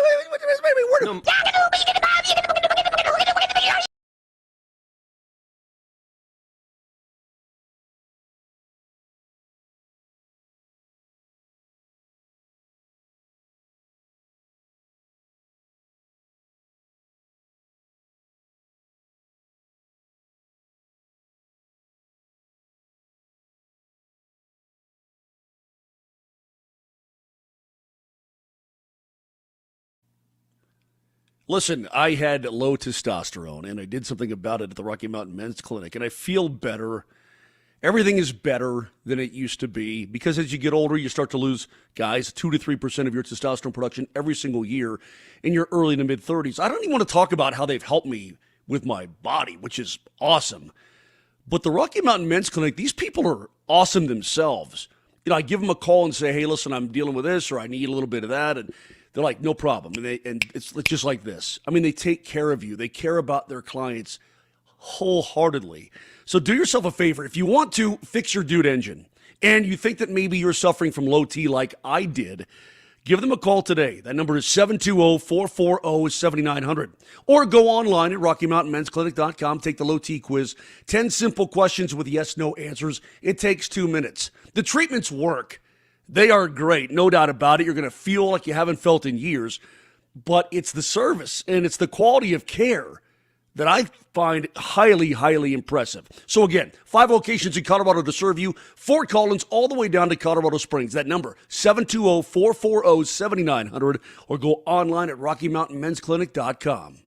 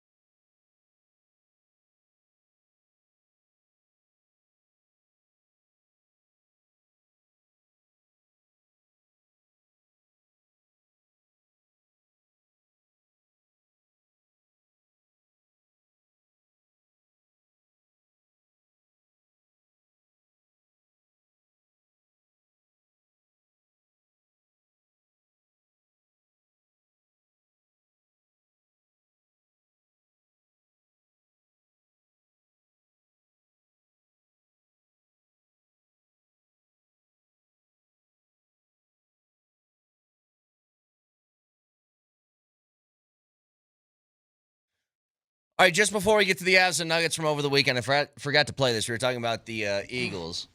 Here's how their fans are taking it. This is from Brianna Smith of 6ABC in Philly. She talked to a young fan after the game. Yes, this was a huge letdown. This was my Christmas present, and I got a loss. Oh, no. You probably would have rather had Cole, huh? Yeah, probably. I'm feeling two of two things. A, I want A.J. Brown packing his bags, and I want him somewhere else that is not here. I love you, A.J., but, like, you can't make those drops in that game. And I also want Kevin Patullo flipping burgers at, like, the local McDonald's or something. I don't care. Why do you say that? Whenever he's an offensive coordinator, it's like he's flipping burgers. One half he's cooking, and the other half is completely raw. That guy needs a show. He needs a show right now. I was going to say, that last line was a banger. I would listen to that kid's show. I mean... Wait, how old is that kid? I mean, Nelly, you saw the video. What would you guess? That kid's not 6. There's no way. No, probably like middle school age would be my guess. Yeah, I think maybe like a little 11, younger. 10, 11? Well, his 12, voice hasn't 13. changed yet, Moj. Right. No, I understand that. I'm just saying that kid's way too sophisticated with his verbiage to be 6 years old. That's a Philly Eating kid case. right there. That's a it kid is. that sounds like he's watched a lot of games with a disappointed father in the middle of those Eagles games. And I also want Kevin Patullo flipping burgers at like the local McDonald's or something. I don't care. Yeah, that's also a kid who during halftime goes out back and smokes. hammers a couple of Coors Lights with the old man and then comes back in. Right? I don't know what it is. He joins Big Troy in the garage for a dart and a coldie. I don't know what it is. I was watching the end of that Philly game with a couple of Philly fans at Ball Arena yesterday. They were right there in the room watching the end of that game. I don't know why I take great delight out of watching Philly fans suffer to watch their team lose. I just do. It's a flaw in me. It's a human flaw, and I Philadelphia apologize. fans are just, Vic, they're just unique. They're But why do unique. I take delight in that? I shouldn't do that. don't That's know. evil. I That's don't sinful. know. It's not righteous of me to do that, and yet I do. Mine's it was easy. like I was gleeful. It took one camera shot of Nick Sirianni for me to feel that way. No, you're anti-Italian. I understand your role in this. See, I don't mind Big Dom. I hate Sirianni though. So much. I don't know how many different ways you could say you don't like Vic, Italian people. you're so right about that. What's so weird is he plays it off like, oh, no, everything's cool. But then it's all these little tiny digs at Italy, man. It just it really is. It's noticeable and it's unwarranted. Sirianni sucks. Rocky's a terrible movie. I mean, see what I'm saying? See, Two of the greatest Italians we know. Nick Sirianni and Sly Stallone. Sly Stallone's coming out with a book, and I'm going to tell you right now, I'm going to buy you each a copy. If you don't read it, I'm done. I would love to read it. Dude, he's had a fascinating career, man. And by the way, hey Vic, let's not go down that road toilet again. paper's getting expensive. I'd love to have one for free. what's the TV show that Tulsa King? Yeah, dude, he's really good in that. As an old dude, he's outstanding. Yeah, He's one of the I great agree. Americans of all time. How about this?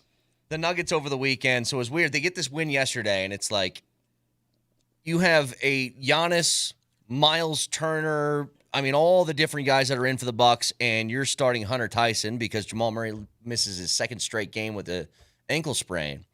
And you find a way to get the win. Now, you entered the game on Friday against the Hawks. You were up 1 heading into the fourth, and the wheels fell off. And part of me, Vic, my reaction was, that's going to happen sometimes with this lineup, okay? That's just whatever. You're going to have to eat that one occasionally. But overall, they are right now 4-3 without Nikola Jokic. Tim Hardaway told me last night, he said, when we sat there and watched those young'uns win in Philly, it motivated us. It inspired us. It changed their mentality.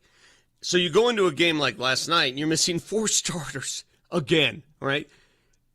Instead of panicking, instead of like, oh, my God, instead of doing what Moser wanted to do when he found out Josh Allen was coming to town Saturday and running for the hills, instead of doing that, the Nuggets last night said, all right, let's go. Who's up?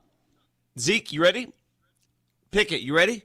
Spencer Jones, you ready? Let's go. That's exactly what they did. Well, they Pulled also up their they big also boy have no, pants and they won also the game. they have no choice. But I was highly impressed, Vic, and I think what I was most impressed by was the fact that they didn't give anything up. They just sort of maintained, and it was a true professional win. And then at the end, I'll tell you what, at the end, the Nuggets were a little bit mad, and Hardaway Jr.'s mad, and then Kuzma, I think it was like final. And Kuzma's kind of laughing, like he knows that we're going to win. It was great. Love to see that last sequence, by the way, even though you couldn't get a rebound, that's like the effort that is making this team go right now. 100%. The 2 block shots on threes, couldn't get the boards, still got to go crazy. Like that's what's leading them to wins. Is They're that running effort. around with their hair on fire defensively.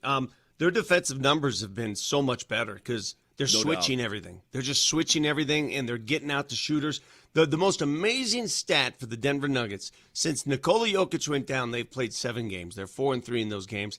And you look at the standings, they have not moved from the number 3 seed. They're still the number 3 seed, which is phenomenal. Awesome. Now it's razor thin. They're only a half game ahead of Minnesota. They're only a game back of San Antonio. I mean, they're right there. They haven't moved. They've done exactly what we hope they'd do. It's just swim, stay afloat, and that's what they're doing.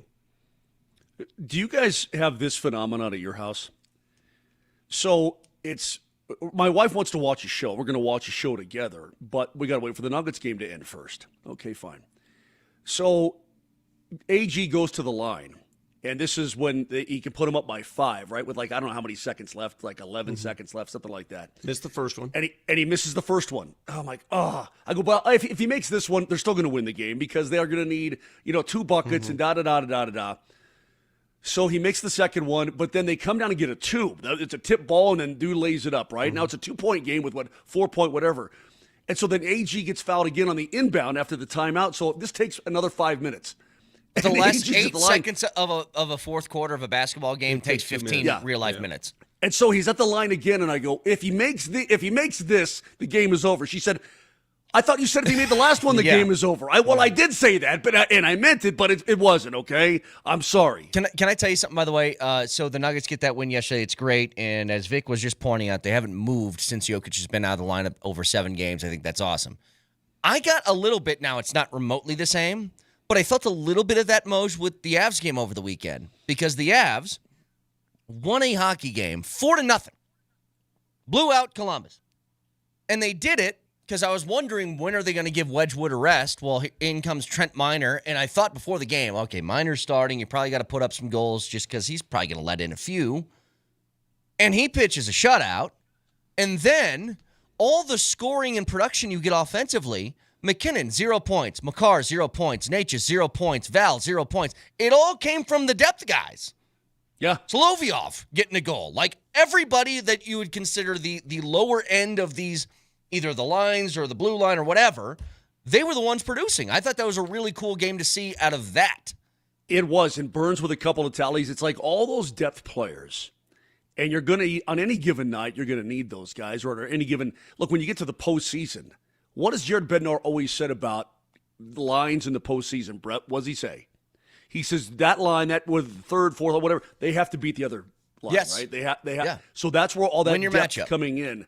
That is correct. So it was great to see. And the fact that Trent Miner gets his first career win as a shutout, second goalie in franchise history to have that happen where their first win is a shutout. Dude, he played really, really well, and I was so happy for him. He came up onto the set at Colorado Social after the game, and there's a big crowd there, and they're all chanting, Miner, mine. I'm thinking, this guy works his bag off in practice. And every morning skate when he's up with the team, but he's not playing. He's taking shot after shot after shot, right? He just goes about his business, does his job. He works his bag off and finally gets the opportunity for a real cool start here. And in front of a sold-out crowd, he makes the most of it. It was really cool. I'm so happy for guys like that. And guys like Solovyov, Vic, he comes marching in. He's in the lineup because Taves is out and goes, pew! It was great. Those are the stories. You're so right about that. It's those guys who are not used very often and have to prove themselves on a daily basis. That's why watching guys like Zeke Naji, Jalen Pickett, Hunter Tyson play critical minutes. He started. I mean, did you see that starting lineup for the Nuggets yesterday? Did you see who started the game?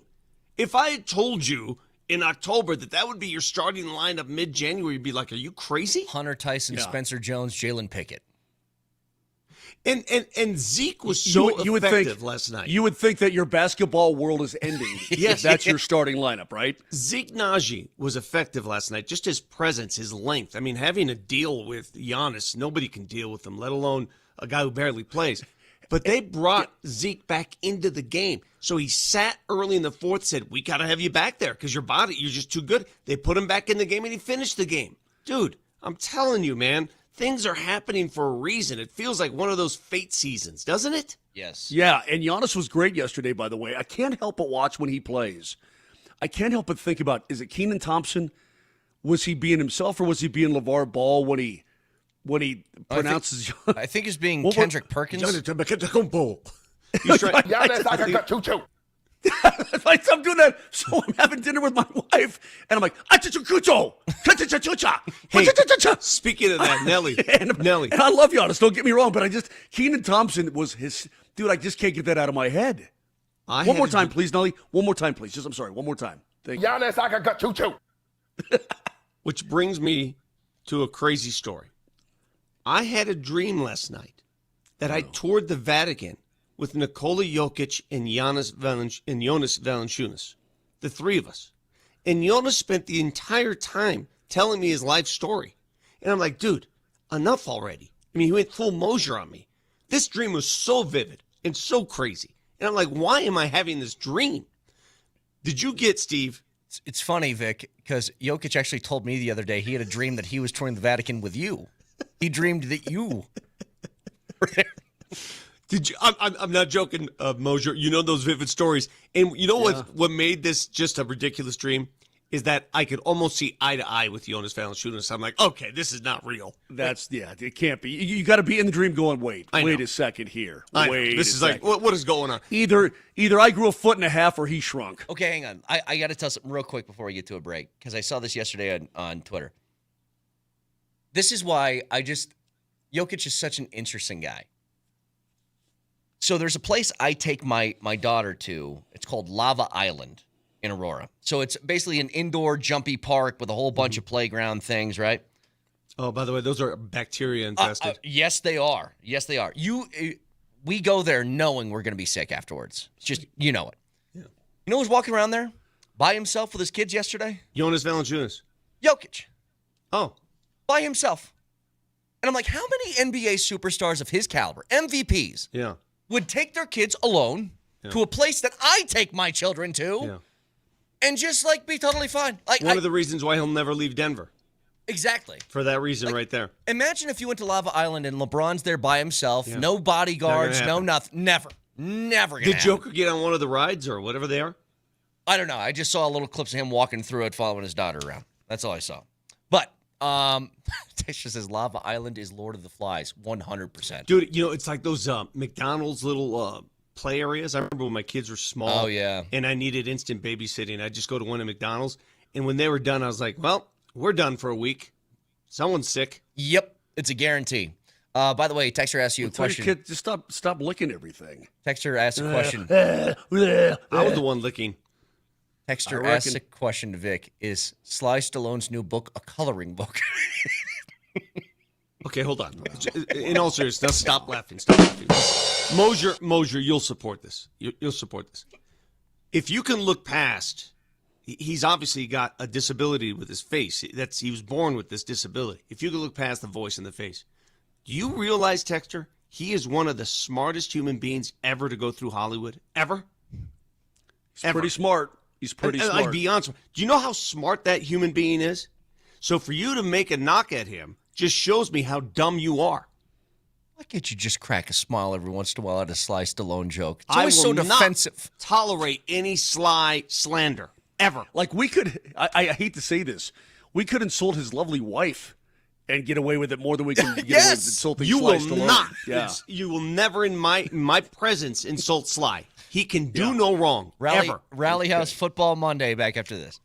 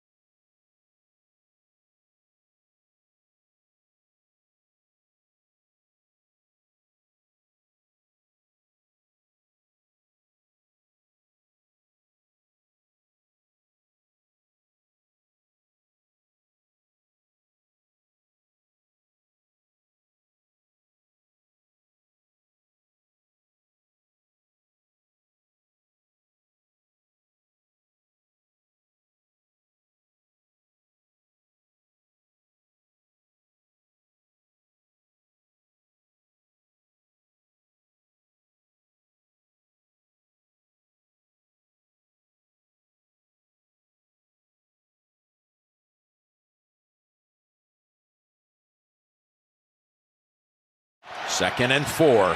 There's Nix going for the long ball. He's got a step on him. And the Broncos strike early with the touchdown to Franklin from 43 yards out. It was last year. Gosh, you remember that initial rush of adrenaline you had when, we kind of thought the Broncos against the Bills last year wasn't going to go well, and then you get that opening drive, big touchdown. You're like, maybe it'll be different. It wasn't. But you get a chance to revenge yourself this year. And the Bills... I think the proper term is revenge yourself? Yeah. Yeah. You can seek vengeance, you can get revenge, or you can avenge the act. Seek revenge. Never avenge heard of yourself. yourself. The Avengers. Whatever. Oh, yeah, Blimpy. It's Blimpy. It sounds Don't like you remember Blimpy? Pop song. Revenge yourself. Revenge yourself. Seek revenge on the I Bills. can tell you this. If you look at the injury report coming out of Buffalo, Gabe Davis is highly unlikely. He couldn't finish that game. His knee's all blown up. Josh Palmer's on IR. Ty Johnson has an ankle in a boot. Shavers got banged up in that game. On the defensive side, cornerback Hairston, linebacker Bernard missed the game. They may not be back. Broncos by 30. Hoyer left the game. I'm just telling you, if there's a Big time to win. get these guys, What are you just telling me? What were you and just telling me? Josh Allen is not exactly walking health. He is banged up everywhere. This is the time. It's now. Strike now. Really? Short week. It's going to be a Saturday game. They haven't. By the way, they're waiting for tonight's Monday night game before they give you game time. I don't know why they have to wait till after this game, but it seems highly likely it's going to be an afternoon affair for the Broncos. So I'm thinking 2:30. If I have this right, by the way, it's a Rally House Football Monday. The Broncos were playing on Saturday no matter what, right? Yes, Okay. Because Houston, they're not going to have the winner of Houston-Pittsburgh turn around and play Saturday. Well, that's what I was wondering. Let's say that the Jags won, and now this game is left. Mm-hmm. Would they really make Houston or Pittsburgh play on 5 days? I don't know. I could tell you that they're going to play on Sunday. Wild. Yeah. The Broncos are going to play on Saturday, and it's highly likely, given that the other game, the NFC game, is Seattle and San Francisco. That's tailor-made for a night game. It's in Seattle. Yeah, you'd think. Yeah, you'd think so. Here's the thing with the Bills, though. The Bills are not as good as they were last year. They're still good, not as good as they were last year. If you remember, they had to offload a whole bunch of talent in the offseason because they were having cap issues like crazy. So a lot of the guys they offloaded. They are a solid football team that I don't know if they do anything really well outside of quarterback is elite level. Like, did you guys happen to see they were one of the 22 teams that voted to ban the tush push last year. And then they ran a tush push on 4th and inches from the 11-yard line that scored a touchdown. They ran it 4 times. How did they gain 10 yards off of a tush push for a touchdown? Bro, if they had the length of the field, they could have gone 100 yards with that tush push. Yeah. Just could have kept going. So that was wild. And it's because their quarterback is built like a Clydesdale. But the obvious issue that people are having, the thing that that Vic is freaking out about this morning, and I think, look, it's healthy to have this fear. Josh Allen's a really good quarterback, and really good quarterbacks can win football games kind of by themselves. If you watch the game against Jacksonville, it's kind of what happened for Buffalo offensively. It was a lot of Josh Allen doing a lot of heavy lifting and making plays when he had to. They were 7 of 14 on 3rd down and 2 of 2 on 4th down. That's Josh Allen. No doubt about it. So, Vic, with all this being said, and you're absolutely correct. You're looking at the rundown of the injuries, and you're speculating on guys' availability and so on and so forth. Why in the world are the Buffalo Bills a 1.5-point favorite coming in? Identical to what it was going into Jacksonville. That's easy. Identical. Because nobody believes in the Broncos. They think they're a paper tiger. That's why. The Broncos opened. The Broncos opened as a 1.5 favorites, and it switched that fast. And I think Vic's right. I think people are they're still non-believers in what the Broncos offense Which is fine. Listen, rather than focus on, oh my God, they're stuck with Josh Allen, what now? This is an opportunity. This is an opportunity to rid yourself of those demons. to, in the words of Brett Kane, revenge yourself. Yeah, revenge yourself. What an opportunity. This is not something you should run from. Hammer shark.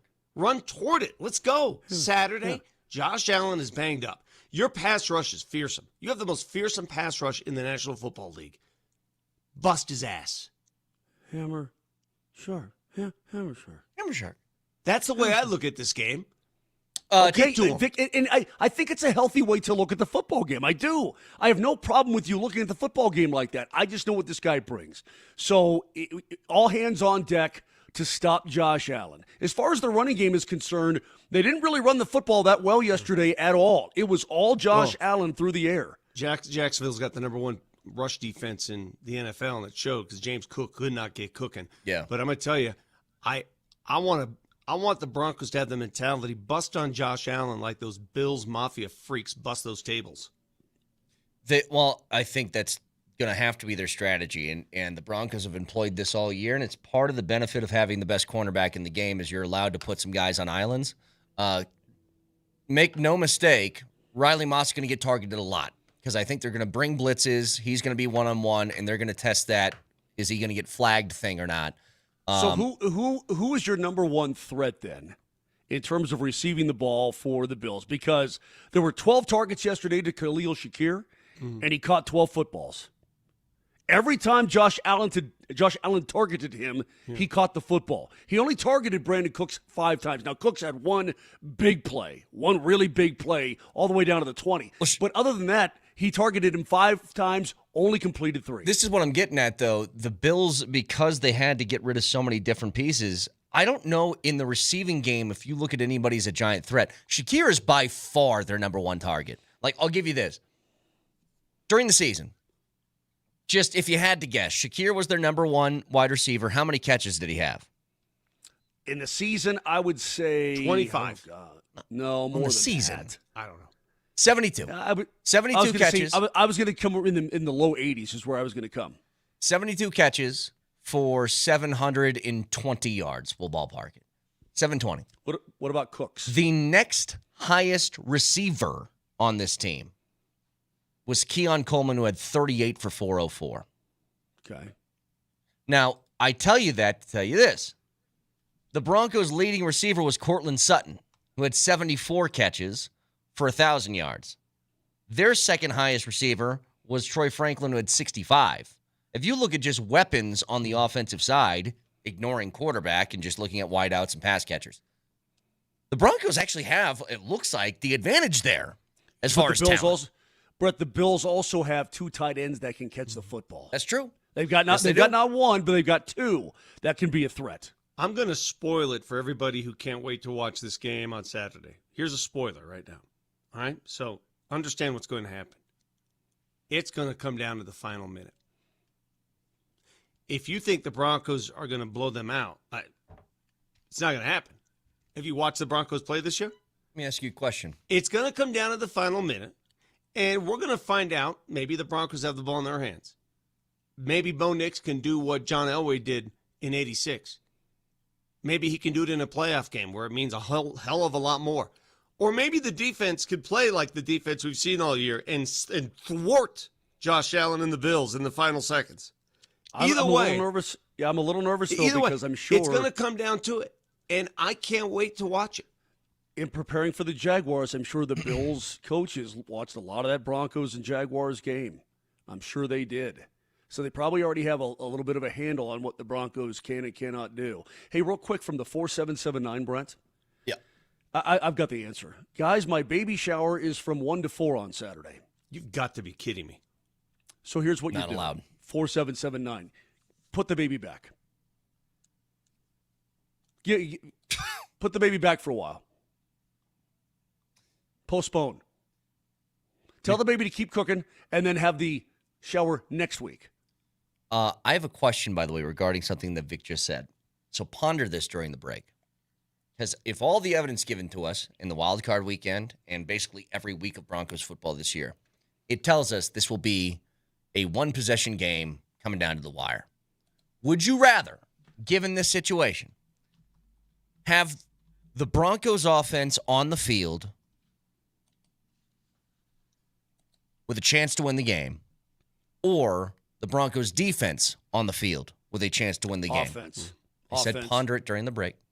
Ponder it during the break. Well, we'll get to it. I pondered it. We'll get to it in just a second. Stick around.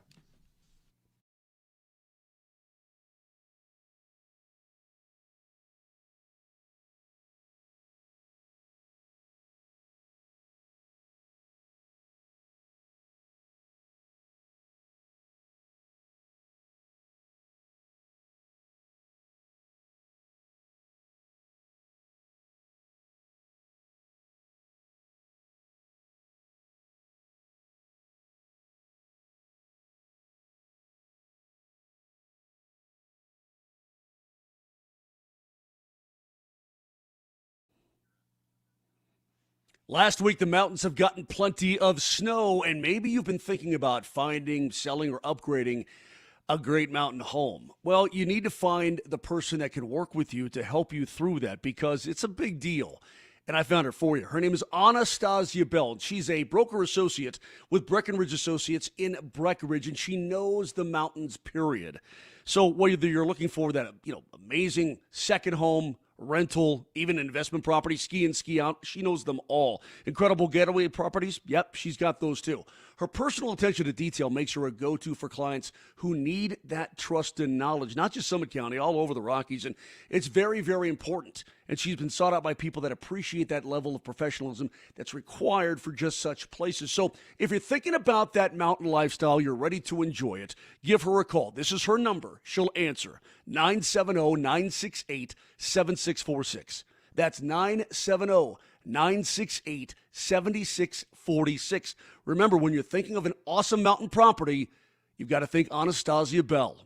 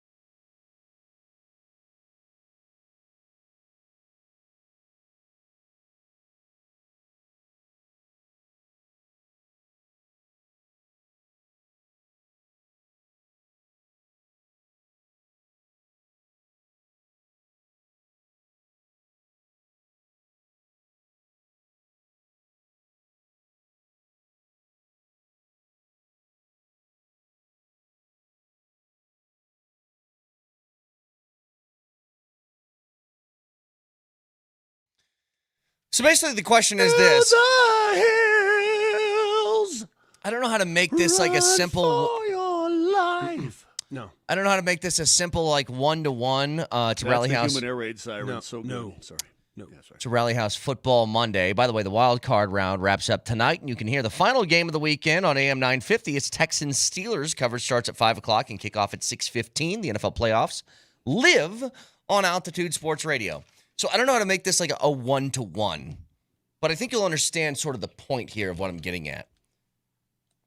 It feels like this game is just built to be a final possession. Whoever has it last has the best chance to win sort of game, because most Broncos games have been that way, and all of the wild card games for the most part were that. Would you rather have your defense on the field in a game-winning situation or the offense? And I don't know what to make it with the score. I mean, with the defense on the field, say you're up 3 or something like that. Offense, maybe it's a tie game. I don't know. Mm-hmm. But what would you rather have? I think it's cooler if the offense wins a game, and it's always anxious moments when your defense is on the field. It just is. When your defense is on the field, you're like, oh, my God, oh, my God, oh, my God, oh, my God, please make a stop. And we've seen that song and dance before. We've seen it. Carolina against the Rams, they played so soft. You know that the Rams are going to go down and make plays, and they played so soft. It was so easy for the Rams to get down there. And you're watching like San Francisco and Philly, right? Philly's moving. Then all of a sudden, 4th and long. Good luck. Yeah. The problem is this guy, and you guys are right, this guy, he's a witch on 4th down. The key to stopping Josh Allen is going to be to keep his legs in check. Because do you remember last year in Buffalo how many times he extended drives with his legs? Do you remember that? Yeah, I mean, just replay the game in your mind, Bronco fans. If you can just remember moments from that game. I remember, they ran the ball pretty easily, but I remember long drives where it would be a 3rd and long situation, and then that witch would somehow find his way to a 1st down with his legs. I have a fear that they're going to send the blitzes, try and get pressure on him, and then he escapes that, and then it's 20 yards of open field in front of him. You're like, all right. Mm-hmm. If you send a blitz, you got to get there. You got to cage him up. On him. Yeah. You got to cage him up. And he's a big dude, right? Yep. He's a big dude. So so your question is a good question. I think as a sports fan, as a Broncos fan, you always want to see the offense snatch it at the end because it's just cooler. It is. That would be great. I mean, emotionally speaking, Vic, and you've been emotional today. You That's started what I am out the every program. day. Well, you started out the program with a great deal of emotion, not a whole lot of rational thought pattern. Would you think I've been emotional, Brent, or just me? There's a little extra. I would say a notch or two up today. Mm-hmm. Yeah, I mean, the brittle-haired old man is calling me emotional. Go ahead. You brittle-haired pansy. That being said, I agree. I think it'd be cool. Hey, man, you drive it down. And let's say you're down by 4 and you punch it in, and okay, that's all well and good. The thing is, it's like, do you want to have to shoot on Nikola Jokic, to win the game, or do you want to try to defend him shooting and, to win the man? It's not really though, Moj, but because I don't. Josh Allen has been there, done that so many times, Brett. He's so good at it. When it matters the most, your team has done it at times this season against some decent football teams, some crappy football teams, but this guy does it. This guy is a proven track record. Let me ask you this for the offense. I was watching the Rams in the Panthers game. I actually got out. Like the first time me and my wife got away from the children and had dinner. It was beautiful. Oh, my God. Did you leave the kids at home? Yes. Grandparents were in town. We're like, oh, okay. No. Grandparents were in town. Went to this place called Officers Club in Lowry. Unbelievable. But they had the game on. Watching the game. Stafford gets the ball back with 2 minutes, and I go, he's going to score. Like, there was no question in my mind.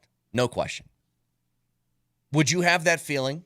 Broncos are down 3 with a minute and a half left. Bo Nix gets the football. Are you convinced that they're at least tying that game or not?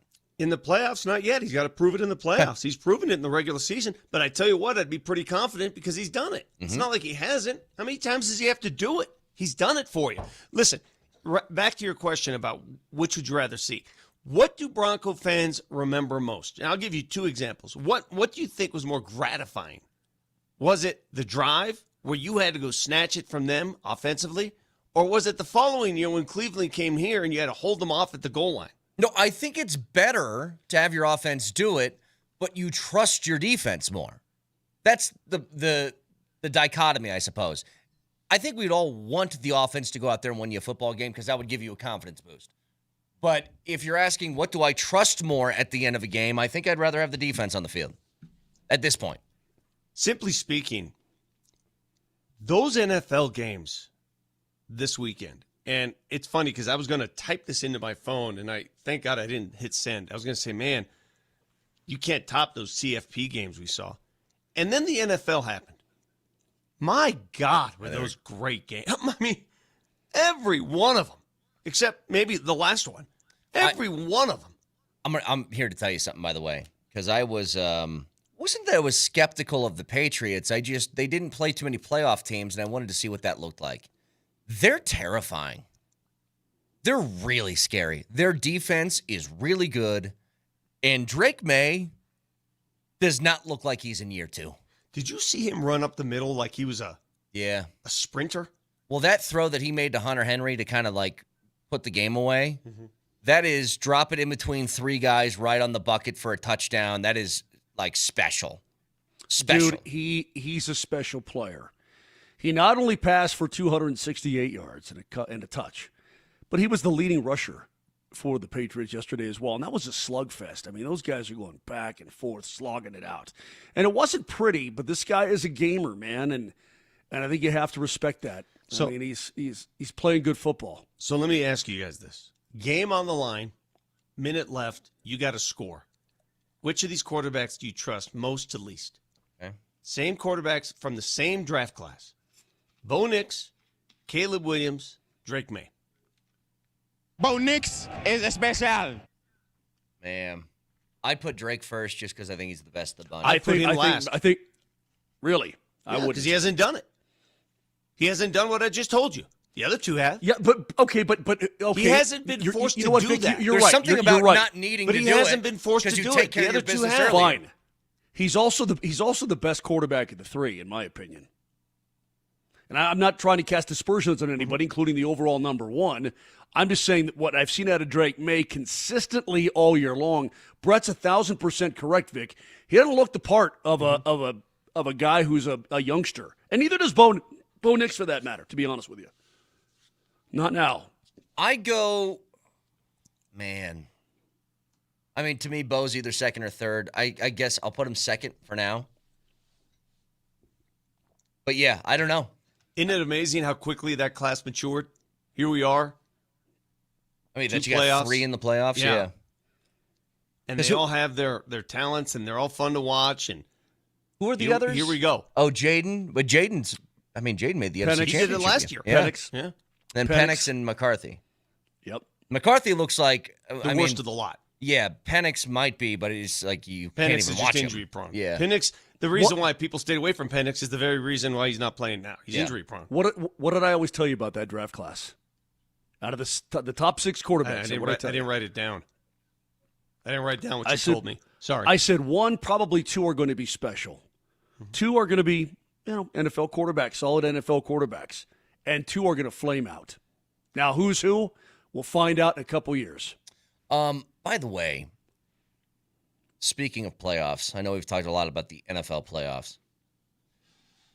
What Indiana did to Oregon from the very start, I mean, first play of the game, pick 6. I don't think you can emphasize enough that it's the greatest, at least short-term turnaround that college football's ever seen, what Kurt Cignetti has done to Indiana. They aren't just good. They are, historically, I believe, the only team in college football history that has a better plus point differential than them is the Jameis Winston Florida State national champion team. Like, they've beaten teams by 400 and some points this year.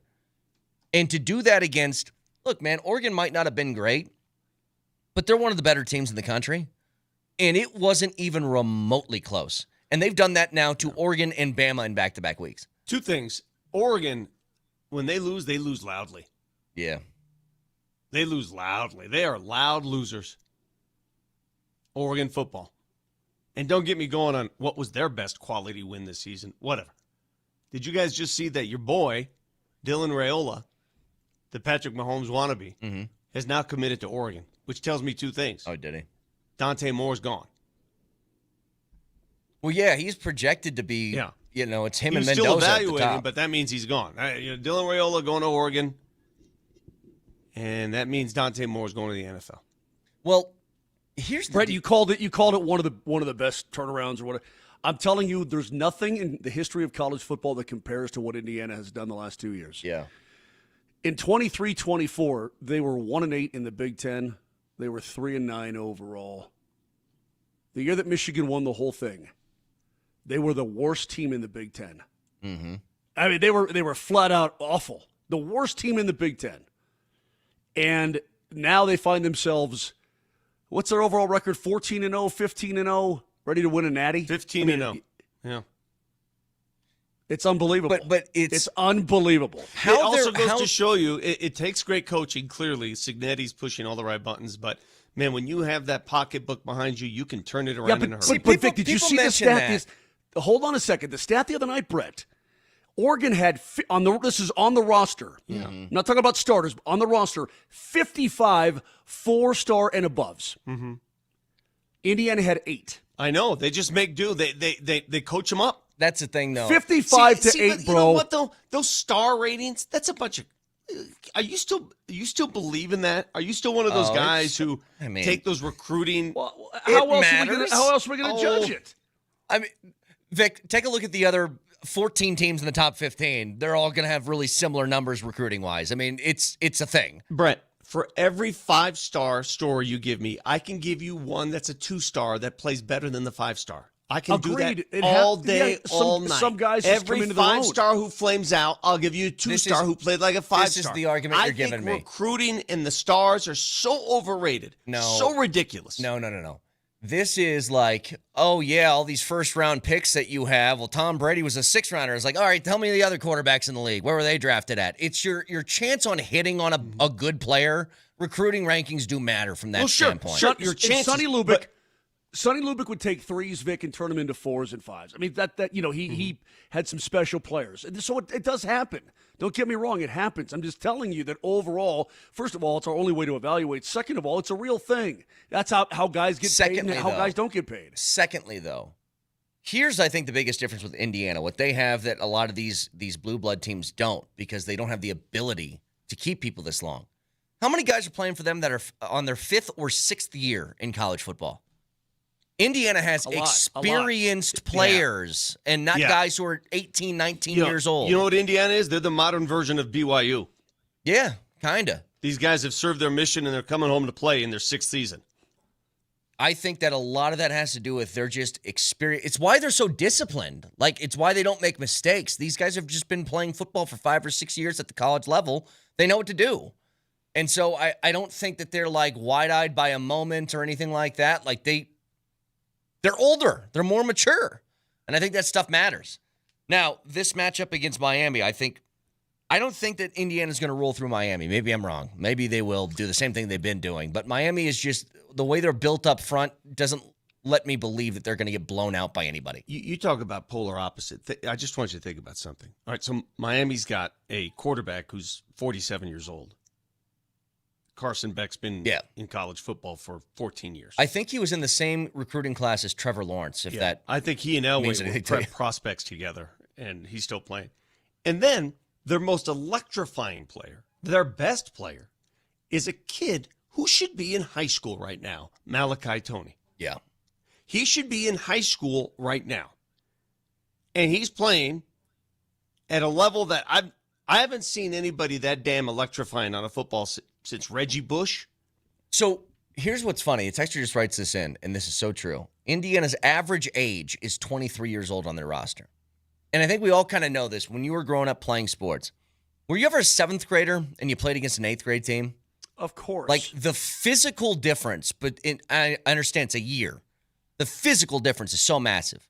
And it starts to wane the older you get. When you're 16, 17, not that much of a difference, whatever.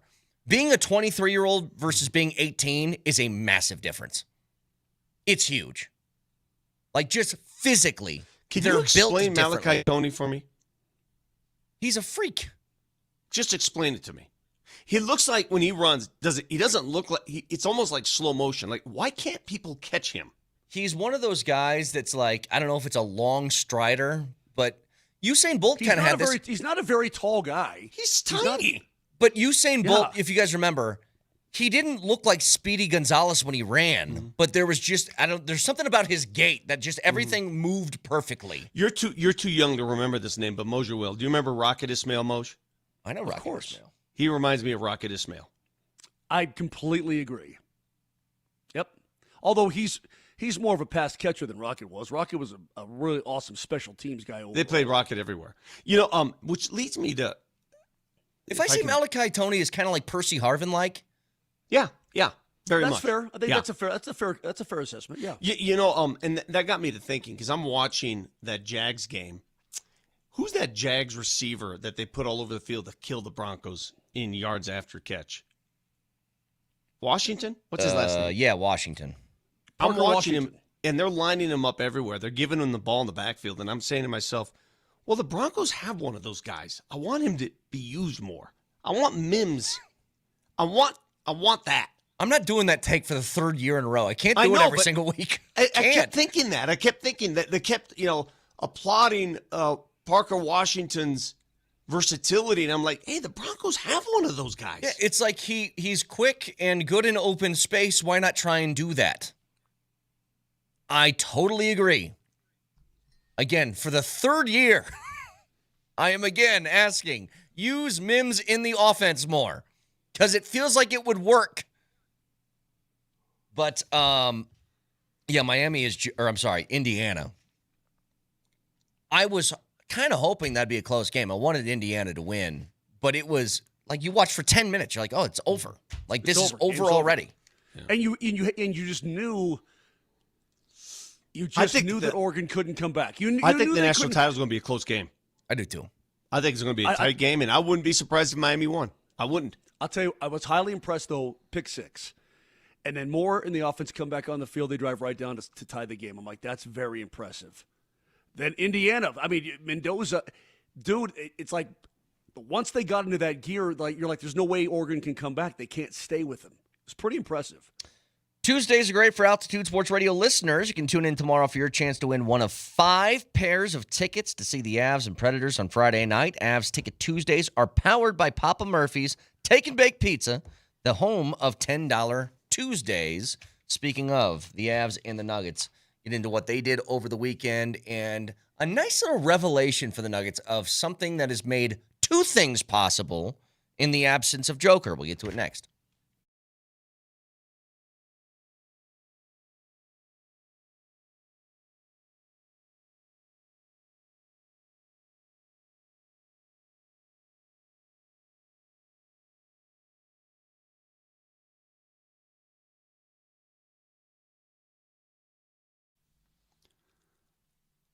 I'm not going to lie to you. I feel healthier already. I've had my sauna for a week now, and I use it every single day. I force myself in there. I sweat a lot, and I think sweating a lot is good for you. It's recovery. It's winter training. It's everything they make it out to be. I got it at Flatirons Fire and Design. Go see for yourself. A huge showroom off of 53rd and Bannock, North I-25. They've got a team that will help you select the right sauna, the right anything. They've got fireplaces, outdoor kitchen stuff, anything you need for your home. Flatirons Fire and Design, 5353 Bannock. Go online today, flatironsfire.com.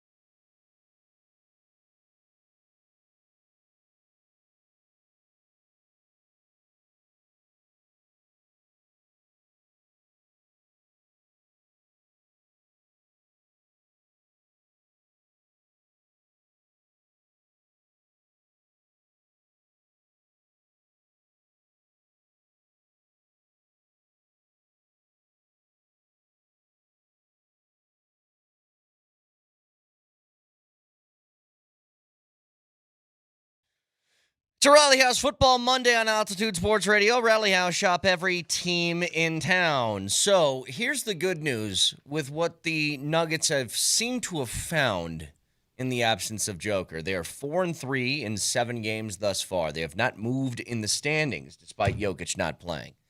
But it's one of two things that they found. One, Zeke Naji is a capable player that you can give minutes to and trust. Or Zeke Naji is a capable player you can give minutes to and trust, and you can trade him now if you want to. It's one of two things. Mm-hmm. Because with him getting this extended playing time, Vic, you mentioned it before, maybe you're able to play a little bit more free when you know you can make a mistake and stay on the floor. Zeke Naji looks like a fine NBA player. Mm-hmm. He does. It's amazing how things have changed, isn't it, from 3 weeks ago? It's truly remarkable. And it's also remarkable that this team, Tim Hardaway told me this last night, that game in Philly, a game in which no starters played, their top 7 in the rotation didn't play, and they won. It went miles to motivate these guys and inspire these guys. When they saw those guys win that game, guys like Hardaway, guys like Bruce Brown, everybody else, they're like, okay, let's go. Why not? Last night, when we caught wind that Jamal wasn't playing again and they're down 4 starters, it wasn't, just punt, like I usually like to say. It was, okay, let's battle. Let's compete. Yeah. And they did. The Atlanta game was a little different because I think the Atlanta game, those games when you're back home after a long road trip, the fatigue sets in, and they ran out of gas in the 4th. They were there, they just ran out of gas. Last night, man, they played their butts off. It's fun to watch, guys. I mean, this is awesome. As a Nuggets fan, tell me you're not having fun watching this. It's a different sort of fun. I thought I'd be miserable watching these, and I'm not. Because they put forth effort. And they're winning like that, too. And somebody just asked the question, why was Christian Brown out? Allow me a couple minutes to talk about Christian Brown. Because I spoke to him after the Atlanta game in the locker room. He is going through something mentally with his foot that I think most athletes, they probably experience in high school or college. Do you guys realize this is the first injury of his life, of his career? He's never had an injury before. Did not know that. I could tell, Vic, when he came back, he did not seem right. No, he's never had an injury before. If you go back and track his career at Kansas, his career in the NBA, he don't miss games. So to have an injury, let alone a sprained ankle, and let me supplement my thought with this. Anybody who's suffered an ankle injury, and I've had both a break and a sprain, this might sound stupid. A break is better than a sprain. You could talk to a broken bone. You got nothing to say to a ligament. Ligaments can go haywire on you. He suffered a sprain. He tore ligaments. And he doesn't trust it right now. It's as much physical as it is mental for him. He doesn't trust it. He can't get any pop. He can't get any lift. He can't do what he does athletically. It's going to take some time. People say, well, why is he playing? Because that's the only thing you can do is play. You have to play through. You have to learn how to play through it. That's it. Yeah, it was pretty obvious that he was not back to himself even when he returned to the lineup, so he's still dealing with some stuff, and whatever. I mean, you're winning basketball games right now, and here's the good news. Hand up, I got this wrong. When they went through the offseason acquisitions, I thought Jonas Valanciunas was going to be the most important one because he had a backup center you could trust. Then I was like, all right, bringing Bruce Brown back was a big thing for your defense and bringing somebody off the bench. I thought Tim Hardaway was going to be competing with Julian Strother on who's going to be the sharpshooter coming off the bench. Tim Hardaway has been nails every night. Carried him at times. Every single night. He's Carried been him money. last night, dude. You know, you can't teach confidence. Can't teach it. And that dude, when he goes up, he thinks he's going to make every shot. Doesn't matter if he misses the rim. Next one's going in. And you can't teach it. His career, though, Moj, he has been somebody that he'll have the 6 for 10 from 3 night, followed by 2 nights where he's 1 from 9 from 3, and just kind of going up and down. He has been up and stayed here the entire season. Like, he hasn't had a bad night. Ran into his dad last night, and his dad, Tim Hardaway Sr., who Nuggets fans remember him, and the dude basically invented the crossover. I had to ask him, I said, When's the first time your son beat you in one-on-one? And he said he'll never forget they were playing, and his son got to the rim, and he was about to dunk, and he had to grab him by both shoulders and said, "We're done playing. I can't lose to you." I love that. That's a good story, man. I just, when I look at these guys overall, I'm just impressed with the compete. I think that's what it is. I mean, I can understand if they get out-talented, okay, but the compete is there.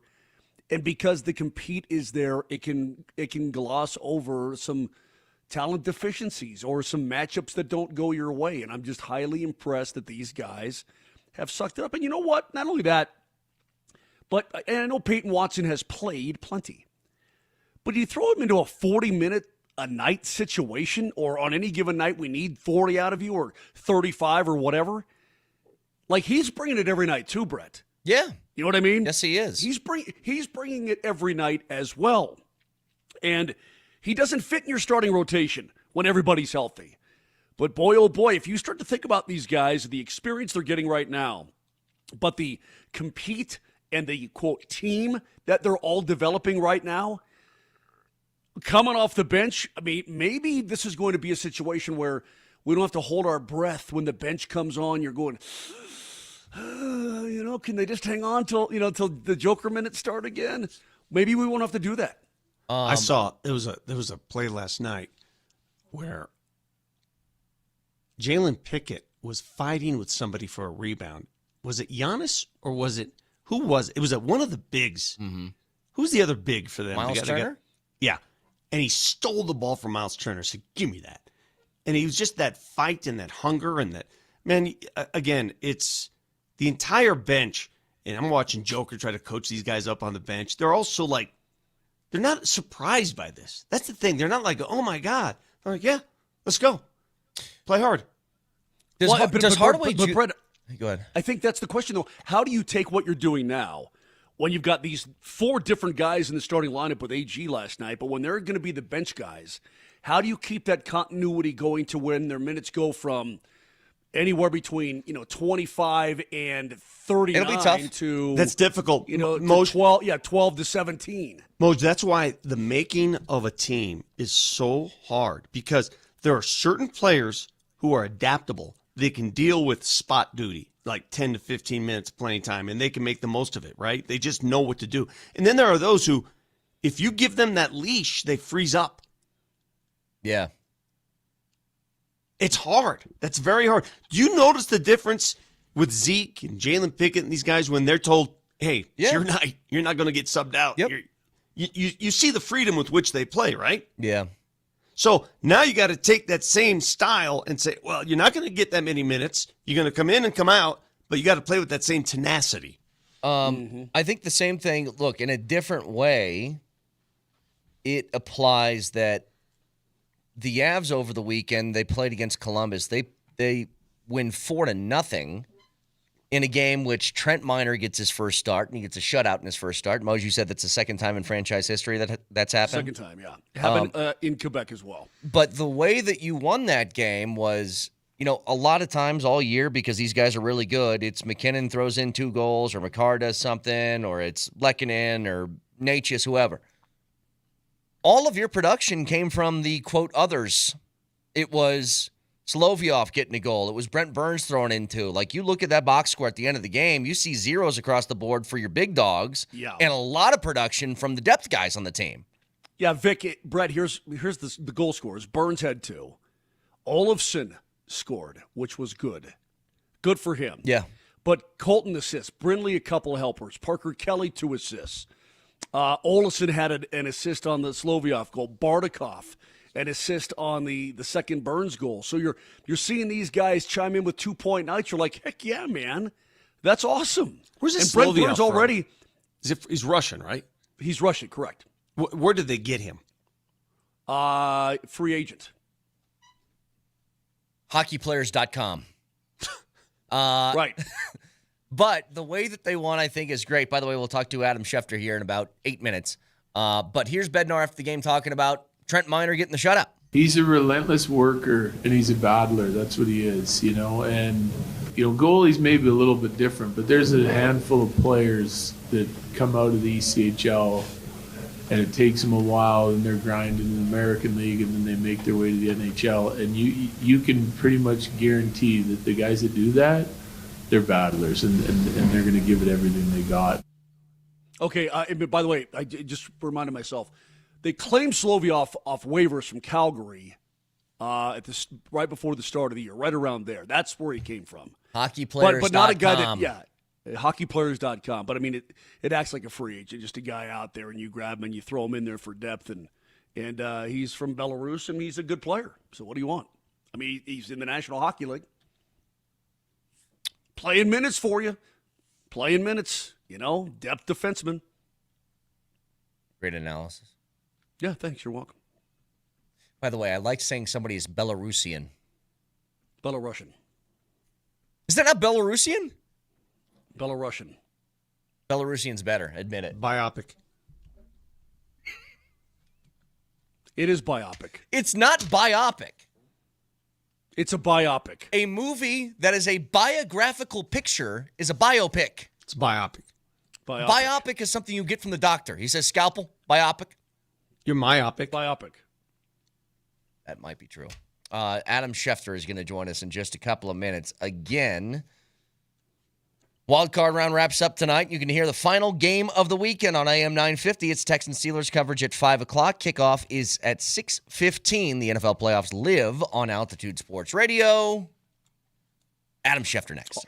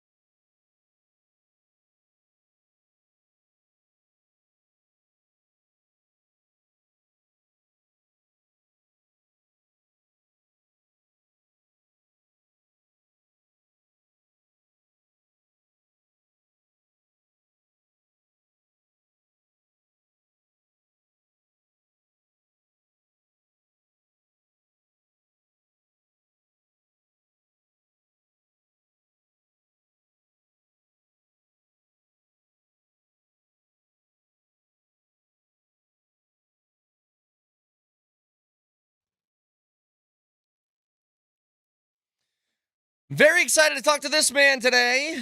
It is Adam Schefter, who joins us on the Ramos Law Hotline. Car accident, you need Ramos Law, medical doctor and attorney, ramoslaw.com.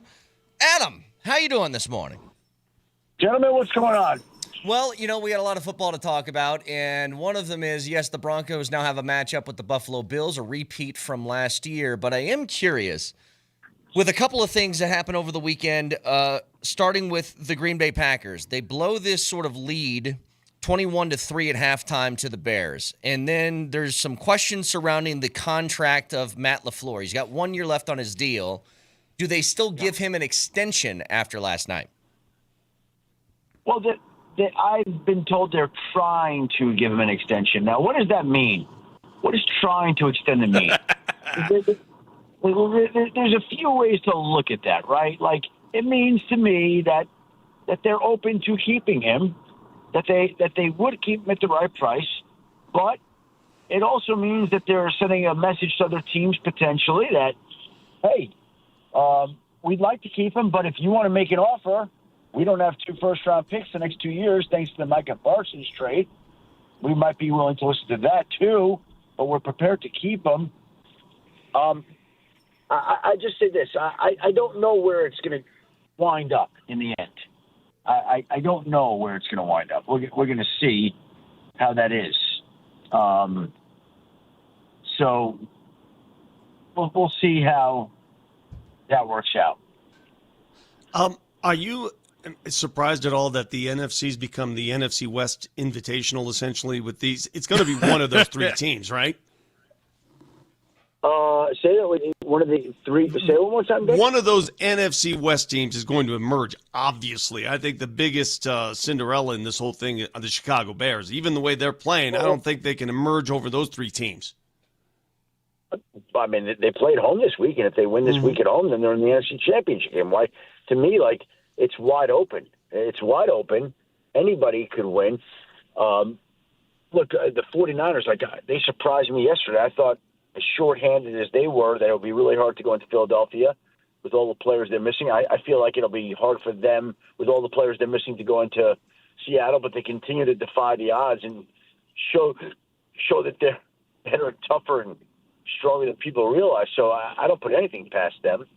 But to me, I don't know. I'm not saying the Bears are not capable of going. They absolutely are. Hey, Adam, what is the source of the Ben Johnson, Matt LaFleur hatred? Because it's clear they don't like each other. Where did that start?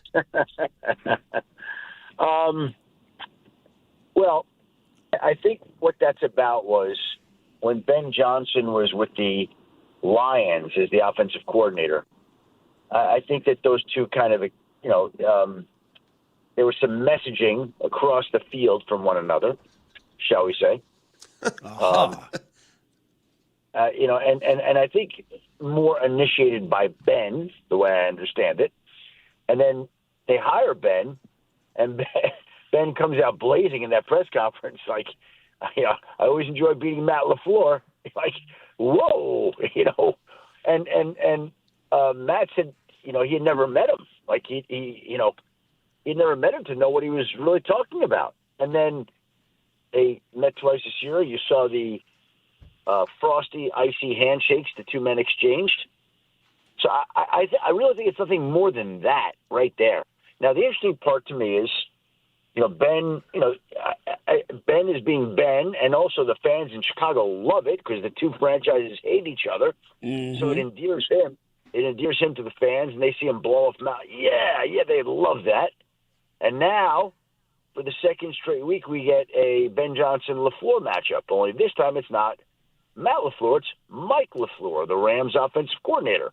And I can tell you that the people in the Rams organization noticed the way that Ben treated Matt last week. They didn't particularly care for it. So it's going to be interesting to see how it all unfolds this weekend. I don't mind that bad blood whatsoever in the postseason. In fact, I like it, Adam. Let's get to the Broncos matchup now, because your boy Vic here came in about 7:01, all emotional, batting down the hatches. We got this and all this kind of thing. Huh? There's a reason. Yeah, you did. There's a reason that the Buffalo Bills are a 1.5 favorite, even with the injuries. Talk us through a little bit what you see out of this particular matchup, because to me it's, they got Josh Allen. That makes a big, big difference.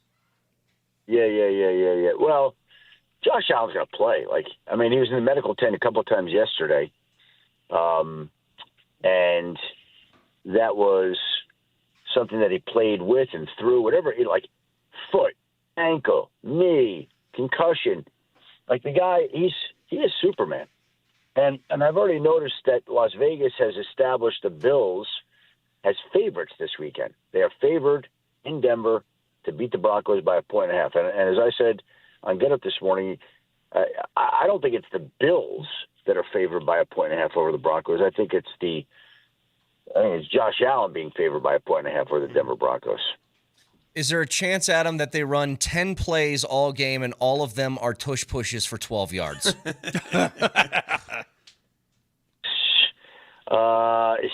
Listen, he had that awesome tush push yesterday that helped win the game. That took control of the game at the end, set him up for the game-winning touchdown. Worked out great.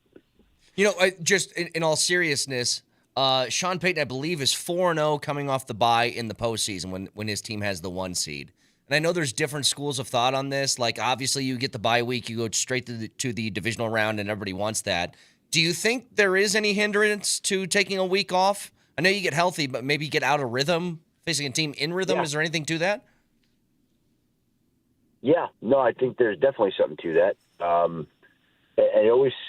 I don't want to make any mass generalizations, but often I've seen teams on byes come in and it just seems like they start a little slow and sluggish. I've seen that more often than I haven't. And so I think that's part of the challenge for the Broncos and Sean Payton this weekend is to make sure they're ready, that they don't come out flat, that they don't come out sluggish, they come out firing, and that you don't fall behind against Josh Allen and the Buffalo Bills. Of all the possible first-round opponents, it was the Chargers, it was the Bills, and it was Houston or Pittsburgh. Or Pittsburgh, yeah. Of those four, what would you guys say you and fans felt like would have been the most favorable matchup in the first round? Pittsburgh Steelers. I agree with that. Yeah. I agree with that. Okay, and then after that, how would you rank them? Then it got tough. Then I think it's anything goes. See, the difference between me and these guys, I understand that Josh Allen is going to be a challenge. But I'm not on, like Moser this morning, just on all fours weeping, wondering how I'm going to live this week, how I'm going to get through the week because Josh Allen is coming to town. Here's an opportunity to gain some revenge after you got humbled by these guys at their place. The Broncos wanted home field. You're going to play one of them anyway. What's the big deal? Play the damn game. Yeah, well, no one just gives you a trip to the Super Bowl and a Vince Lombardi for just steamrolling, the Indianapolis Colts. It just doesn't work like that. You got to beat really good teams, and Josh Allen is the best player left in the postseason tournament. He is the best player, and so that's not ideal. Now, what is working in Denver's favor? They have a short week. They have to travel to Denver. They got some injuries. They're missing some guys. Gabe Davis got hurt. He's not going to play. Terrell Shavers, their wide receiver, he got banged up. Missing some defensive players. Ed Oliver's not going to play. They're missing some key parts here. So, look, there are 53 guys in the team, but this is about Josh Allen. And if they can somehow find a way to contain him. And, boy, it's got to be a big thrill for Josh Allen to come to Denver when he grew up loving John Elway and watching Elway in the playoffs. Kind of cool, actually. Hey, regarding the rest of the crew, Vance Joseph interviewed for some spots this week. Which of those jobs he interviewed for do you think Vance has the best shot at? You never know how these coaching searches are going to go, and there's still a lot that's going to play out. What's going to happen with Matt LaFleur? Where's John Harbaugh going? And one move affects the other. So it's very difficult to forecast where he's going. I could tell you from having spoken to some of the teams that he interviewed very well, and they were very impressed with him. So we'll see whether that translates into him getting a job or not. But teams were impressed with him. I would be impressed, too. Go ahead, Brett. Well, I was just going to ask Adam, because we have a couple more things from the games over the weekend that I wanted to get to. Is the A.J. Brown Philadelphia thing sustainable? Can he stay there another year, or is this it feels like a door slamming?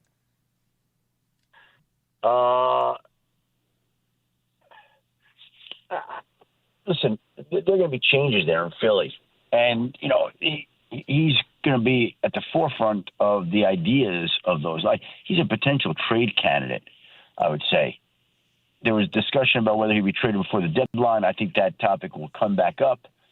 But who's going to be the offensive coordinator there? What's their vision? Like, there's no way they're running it back with the current crew. So who's not coming back? And he certainly will be a guy that I think will be in the discussion.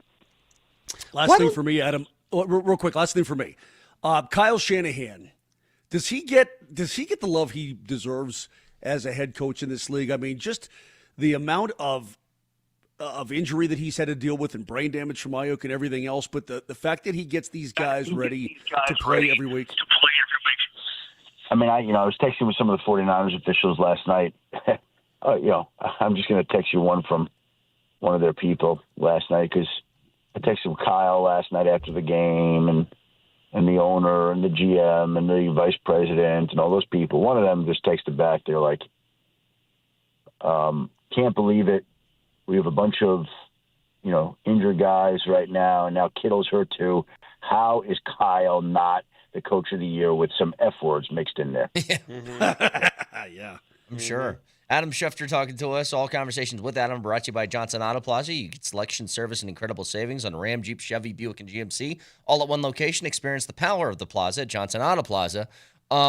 You posted something, and it's funny because the reaction that you had was different than a lot of different people. We discussed it this morning, but it was this interaction between a reporter and Liam Cohen after the game. How you doing today? Lynn Jones, Jacksonville Free Press News. I just want to tell you congratulations on your success, young man. Thank you. You hold your head up, all right? You guys have had a most magnificent season. Thank you. And you did a great job out there today. Appreciate so you it. just hold your head up, okay? Thank and you, ladies ma'am. and gentlemen, Duval, you the one, all Thank right? you, ma'am. keep it going. We got another season, okay? I appreciate Take it. care and much continued success to you and the entire team. Thank you, ma'am. So you said that was a cool interaction. Then a whole bunch of people are like, that's ridiculous. I mean, I don't really understand why people are so upset about it. What's your thought? My thought is, I understand where people were saying press conferences are sacred. I got all that, and that's right. And they're right. I've never asked a question or made a statement like I never would. That's not what I would do. Here was this woman who sounded like a motherly type figure who wandered in. What I found very human about it was that he was caught off guard. And it was like, here's these coaches are so uptight and they're so crushed when their season ends. And that is such a unusual thing. You don't hear that in a press conference. You don't ever hear anything like that. And here's this woman who sounded like a motherly type figure, kind of trying to pick up the coach. It was disarming to him. It wasn't what he was. It was just a very human moment to me. That's all. Like, I understand that press conferences are not the setting for those types of. I got it. I understand that. I know. But to me, that he was completely disarmed. He was not expecting, because that never happens. It was a small market kind of thing, to be perfectly frank. Okay, and it just was a human moment. That's all. I think it was great. That's all. Yeah, I think people that are getting all whacked out about that, just calm down a little bit. It doesn't happen all the time. However, I do want to ask this. I think it was great. If the Broncos were to lose Saturday and I show up at Sean Payton's press conference and say the exact same thing as Sean. Well, that's the point. That's the point. Sean would say, shut the hell up, okay? Like Liam Cohen, like he just finished his first year. It was a great year. They just got crushed. He didn't know how to react to it. Like it was disarming. That's all. I think Sean would think you're insulting him while being genuinely nice. Could you imagine that? Could you imagine? Can't even imagine it. Nope. So Adam, always appreciate the time. We'll talk to you next week after the hopefully a Broncos win. Well, have a great week, guys. It should be a great matchup on Saturday. There you go. Adam Schefter, ESPN, joins us every single Monday. All conversations with Adam brought to you by Colorado Credit Union. Love where you live, love where you bank at Colorado Credit Union. Join today at ccu.org. So if please the Broncos, do that to Sean, please. If the Broncos were to lose in devastating fashion, like 80-yard field goal at the buzzer, Coach, Nick Lombardi here. Don't you worry. Don't you worry about anything. You go home with your head up high. No.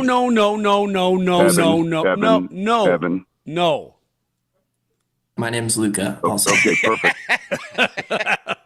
I still think in the middle of that audio, by the way, if you hear him, he says, "Thank you, ma'am," 5 times. I think he was uncomfortable. Yes, he's like, all right, let's wrap it up. Hey, listen one more time. Listen, he's like, thank you, ma'am. Thank you. How you doing today? Lynn Jones, Jacksonville Free Press News. I just want to tell you congratulations on your success, young man. Thank you. You hold your head up, all right? You guys have had a most magnificent season. Thank you. You did a great job out there today. Appreciate so you it. just hold your head up, okay? Thank and you, ladies ma'am. and gentlemen, Duval, you the one, all Thank right? you, ma'am. You keep it going. We got another season, okay? I appreciate Take it. care and much continued success to you and the entire team. All right, thank you. Let's get Scrampa in the, that's like you to me. Let's get Scrampa in his room.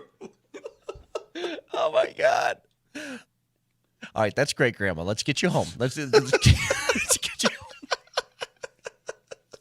I mean, I thought it was great, but then you could tell deep down he was like, yeah, okay. Well, he's probably like, put yourself in his shoes. He's probably like, just stop.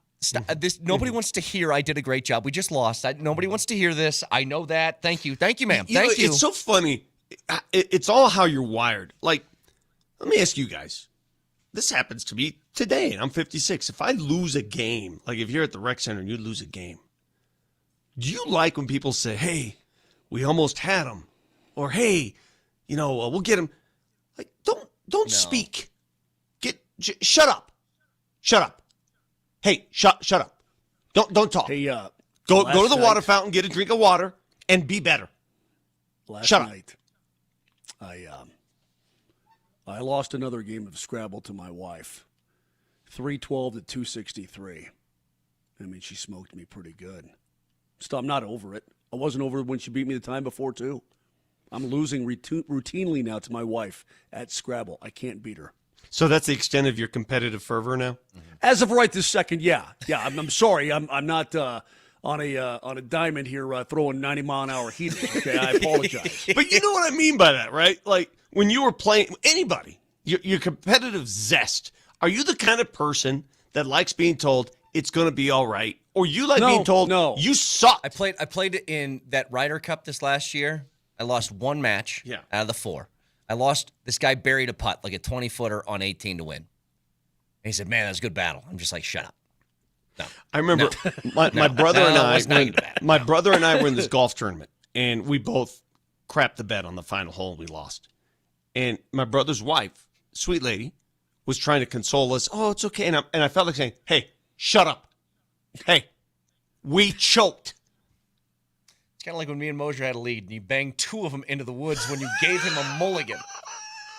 I gave him 3 mulligans. And then he had the audacity, as I banged the putt by a little bit far on 18, to go, "Jesus, I know. you missed it." And I was He was out of the hole from the tee box, and he blamed you for criticizing me, of all things. I hit the comebacker. I no longer participate. I'm out. I hit the comebacker, too. Anyway, 303-504-0925. Sean Payton, I want you to know one thing about this weekend. Even if you lose that game, it's okay. You the one. I think that's what she said. You the one. 303-504-0925. Rally House Football Monday. Back after this. So you just hold your head up, okay?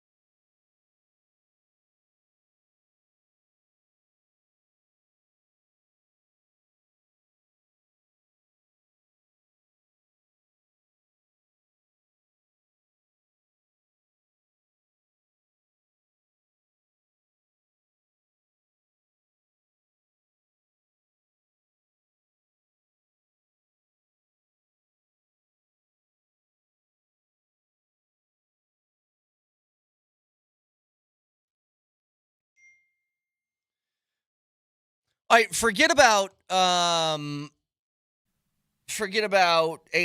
NFC. Let's just say that the playoffs were now just a giant ball of the teams that are left. You just seed them, and then those teams play each other. There's no conferences, okay? Just all the teams left.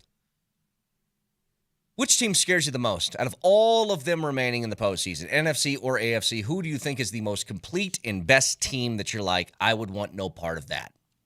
Seattle. Moj? It's Seattle or the Rams to me. I don't think people. I guess I don't trust Seattle because of Sam Darnold, although he probably has earned some trust this year. But, dude, their defense is absolutely no joke. Yeah. And I don't think, as much as we talk about the Broncos defense and the Houston defense, right? The Seattle Seahawks defense is radically good and mean. So they're pretty scary. They're going to be an incredibly tough out for anybody. Now, the question is, can Darnold hold up his end of the bargain? And can Matt Stafford and the Rams beat that team ultimately? I think they probably can, but we'll see. Yeah, I think you're right. It really comes down to the defenses, I'm telling you. When you watch, when I see what the Patriots did to the Chargers, when I see what I think Houston's going to do to Pittsburgh tonight, you give me a defense like that, good luck. And it's why I have belief in the Broncos. I said this earlier, that I think the Broncos and the Chargers are actually pretty similar teams from this sense. They will have a whole bunch of nothing going on. They'll look borderline incompetent. And then the fourth quarter hits, and then it's like they find some different gear, which is a hell of a trait to have. But what the Bears lack and the Broncos have is something at an elite level. Because I don't know what the Bears do really, really well.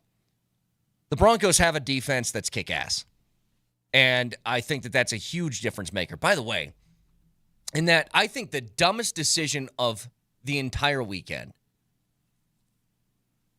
when the Packers are up 21-6, they're at their own 10, 15-yard line, something like that. The play that changed everything. They decided up 21-6 in their own red zone, they're going to throw a pass to an offensive lineman in the flat. And that's when that guy kicked the ball about 30 yards down the field, fumbled, and it was ever since that moment, the Bears were just on the comeback train. What in the world are you doing throwing to an offensive lineman in your own 15? At your own 15? Idea. But I just know this, because a lot was made. Did Green Bay lose it? Did the Bears win it? I don't know many quarterbacks that can make that throw that Caleb Williams made going to his left. It's amazing. That's unreal. It was an unreal toss. So you have to have both things happen. Yeah, defenses have to fall apart. Yeah. But you also have to have guys that can make critical plays. That was a work of art, watching that game. Look, I know that there's no bigger Jordan Love fan on the planet than the guy that does the show after us and Mike Sanford. He knows Jordan, Coach Jordan. I don't know what to think of Jordan Love. I really don't. He's talented, but do you guys know how many playoff games have the Packers won in the last 5 years, if you had to guess? Well, they made that run, was it 2 years ago where they won 2? I'd say 2. 1. They've won a single playoff game. Really? That's it. How many, speaking of, Moser's favorite player in the league, how many playoff games has Justin Herbert won in his career? 0. Yeah, he's 0 for 3. Okay, but you watched... Yeah, he's 0. You watched that game. Did that feel like that was a Herbert problem in that game? Yeah, a little bit. That's to me, that's gonna fall on his record. But I mean, they had nothing they could do to stop that. Yeah, but at the same time, you have to be. Listen, man, you have to be. If you're going to be a special quarterback, you have to overcome that. You've got to do things where nobody else around you is do. You've got to force the ball into guys' guts when they don't want it. You know what I mean? You got to force that 35-yard down the field right into his gut when he wants to drop it, but you won't let him drop it. That kind of thing. That's my opinion. I guess so. It's just, it's just so weird. It's like that game should have been closed out immediately. I think the Bears had like a 5% chance of winning late in that game and still came all the way back and won. Now, in the meantime, game tonight, The Avs take on Toronto at Ball Arena. Special late start. You can hear the pregame at 7:30. It's powered by Ramos Law with puck drop a little bit after 8. It's all on Altitude Sports Radio 92.5. Moj, let's get to this. Do whatever it takes to win. It's the Johnson Auto Plaza keys to the game. Johnson Auto Plaza. Experience the power of the plaza, where they have the keys to performance and style with Ram, Jeep, Chevy, Buick, and GMC, and a huge selection of used all in one place. Johnson Auto Plaza. Here's Moser, Lombardi, and Kane. Again, 7:30 pregame, Altitude Sports Radio 92.5. It is the Avs against the Leafs, Moj. I have not been able to really talk about this today because we've been talking a ton of football. But the Avs are hosting the Leafs, and they're going to wear their Quebec Nordique jerseys again. And I think this is going to be really, really cool. By the way, what are you laughing at? I got to tell you, I'll let you finish. I got to tell you a story about the Nordiques jerseys. Okay. Brett? Yep. Don't look now, but the Toronto Maple Leafs are playing really good hockey. Yeah. They're 7-1-2 in their last 10 games. And when you look at the numbers, in fact, when you look overall at goals for and goals against, it's virtually identical to what the Colorado Avalanche is doing right now. I mean, virtually identical. Like over a stretch of time, or what? What do you mean? Yeah, over the last 10 games. Gotcha, I mean, gotcha. their game has gone up to here, and so basically they're running neck and neck. But it would be easy for me to say, hey, watch out for Austin Matthews. He's got 7 goals and 5 helpers in his last 10. But that's an easy thing. I would say this. Do not take penalties against this team, even though you are the number 1 penalty-killing team in the league. Make everything Toronto gets, make them earn it 5-on-5. Make Tavares do his thing 5-on-5. Right? Yeah. And he's having a terrific season. He's got 40 points right now, almost a point a game guy. But don't let them get any freebies. Don't give them power play opportunities because they will burn you, or they can burn you. I would say, number 1, stay out of the box, and number 2, hey man, do like you done, but make this a pride type of thing, a measuring stick type of game, because everybody in that room is well aware of what the Leafs have done in the recent times here.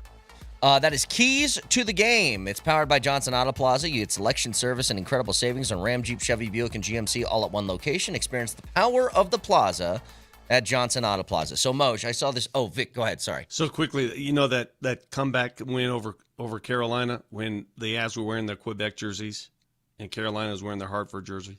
Mm-hmm. So we're watching that. We had some neighbors over, and we're going crazy on the couch, and my wife goes, "What? Why are you guys so into this game? I mean, why are you into this game? The Avs aren't even playing."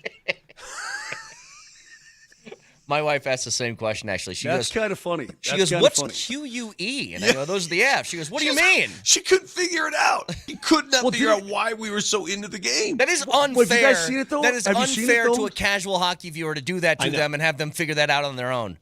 But have you seen the throwback graphics and everything that we use during these games? Yeah, it's cool. It's awesome. Yeah, it's so 1987. It's killer. Moj, you guys are the best at what you do. But let me one piece of advice. That country song you guys continue to throw that. Can you stop with that, please? Please stop. Please stop. Moj, do me a favor. Colorado wagon. Please. Colorado wagon. For the love of God, for the love of everything that is just in this world, please. I will pay each of you hundreds of dollars to stop doing that. You are just jealous because you don't have a wagon song. Brett, am I jealous? Song sucks, bro. Yeah. What'd you say? I said that song sucks, bro. And it's just cringe when you guys force it in the post. I mean, just stop. Let me tell you something right now. Moj, this is a must. You're like, oh, this is so awesome. I'm gonna do it over action in the first period tonight. Oh my God, is it? If you're watching, like change the channel. If you're type watching, stuff. I want to stick it just to you personally. Hey. And I'm gonna say this is to stick it to Vic Lombardi. Listen to me. I'm gonna enhance your broadcast. You ready? You said it's so cool. We do the old school graphics. We do the old school everything whenever they throw these jerseys on, these sweaters. Yes, it is cool. I know it is before the time of the Nordiques, but could you do this? Could you call action like you're a 1920s baseball announcer while you do it? I can do. You want me to do old school hockey? I can do that. You want to hear it? What is Yes, it? do Give me some old school hockey. What would it sound like? McKinnon, he works it into the zone. He'll pass it all the way to the point, and there is a shot on goal. It missed. Picked up. You know, I can want do that. Jimmy, too. That's exactly Here what I come the Leafs. They're cruising down the ice. Well, like a tremendous machine. Into the zone they come, and there was a shot from Matthews. Moj, I want you and Riker in a fedora. Scott Wedgwood I between don't the own pipes one. today. I wish I got to come buy one, but come borrow one from you. Hey, guys, I'm Scott having a hard Wedgwood in net time. today. Best athlete in the world, they say. Scott Wedgwood between the pipes. He likes to stop the puck. He likes to kick the puck. He likes to bet the puck out with his paddle. And we're going to go. No, Go that's not what it is. Go down the ice. Go get him. That's the old school, like Newt Rockney pump-up speech before a game. That's what that is. 100%. I'm looking over here. Gentlemen, go out there, kick him in the keister. That's what we got to do for 4 straight quarters. I'm having a hard time. Seriously, though, of all these pregame hype speeches, so badly for a coach to stop everything. Broncos are playing Buffalo. Tense moments before the game. Sean Payton in the locker room approaches his team. The smoke machine's ready to go. Mm-hmm. Brett, what does he say? Don't forget, we had a key on that man from Wyoming. Don't forget about him. His legs work as well as his arm. Keep the pressure on, boys. It's pretty good. What was pretty good? And we're going to go. And we got to fight to the last whistle. Always remember, keep the intensity for 4 straight quarters. Don't take any plays off. This man will make you pay like a rag dog. That's good. It sounds like a newsreel from 1935. Sounds awesome. I swear to God, I would pay for that. I've got an issue with the dude over here. Who's dude? Our producer, Steve, I've been trying to figure it out, and it came to me. He looks like a squire. Like he does. I'm like Renaissance Festival. Yeah, I need to ask him to go find my sword. Go find my sword and my Excuse me, my liege. You forgot your dagger. Joust with? What's the thing you joust with? What's that called? The jouster. Jousting. Yeah, bend over and I'll show you, Moj. Joust stick. I mean, look at him. What is with that? What's with that get-up, bro? What you talk about, Willis? What do you mean? Be more specific. What are you talking about? I don't know. It's a lance. It's called a lance. It looks like you just got done mutton busting and you... Yeah. Oh, yeah, don't let this vest fool you. I am all hat and no cattle. Not a chance. See, boys, we're going to pass that puck around the zone. We're going to shoot that puck like nobody's business, boys.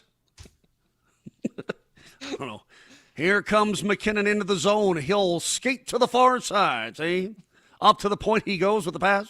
There's a shot that is saved. I don't know. You guys sound like John Lovitz in A League of Their Own. Remember John Lovitz in that show? Oh, he's so good. God, was he the announcer? Yeah. No. Lovitz was the guy that got all the girls to the team. Remember? He's like, see, the train moves, the station doesn't. That's right. You got to get on the train. The train moves, the station doesn't. See, that's how it works. Jeff says, you know what's cringe? Vic saying the word cringe. Yeah, that's cringe. Isn't that like a young person? I hear that all the time now. Oh, that's so cringe. Everybody says cringe. You're late. No. It doesn't happen all the time. You're late to that one. Cringe was like 10 years ago. Oh, was it really? I'm sorry. That's cringe. That I just used it. Hey, listen. Did you really want us to stop with the Colorado Wagon song? Oh, no. You guys keep doing it. I think it's great. I think it adds a lot of zest to it. Colorado Wagon. Colorado Wagon. No, that rendition is fine. That's fine because it's in tune. But when you guys do it live on the postgame show, it is so bad because it doesn't match. It is so bad that I sit there and I wonder if you guys understand how bad it is. See, when I watch you on your postgame show, that's fine. You stand around there with your teeth in your mouth. Hey, no, what did you say about Vic? What did he do when he came back or went to break or something? What did he say? You were making fun of him for it like 2 weeks ago. Now, you remember this? What was that? What did he do? Stay tuned. Stick around. It was something that.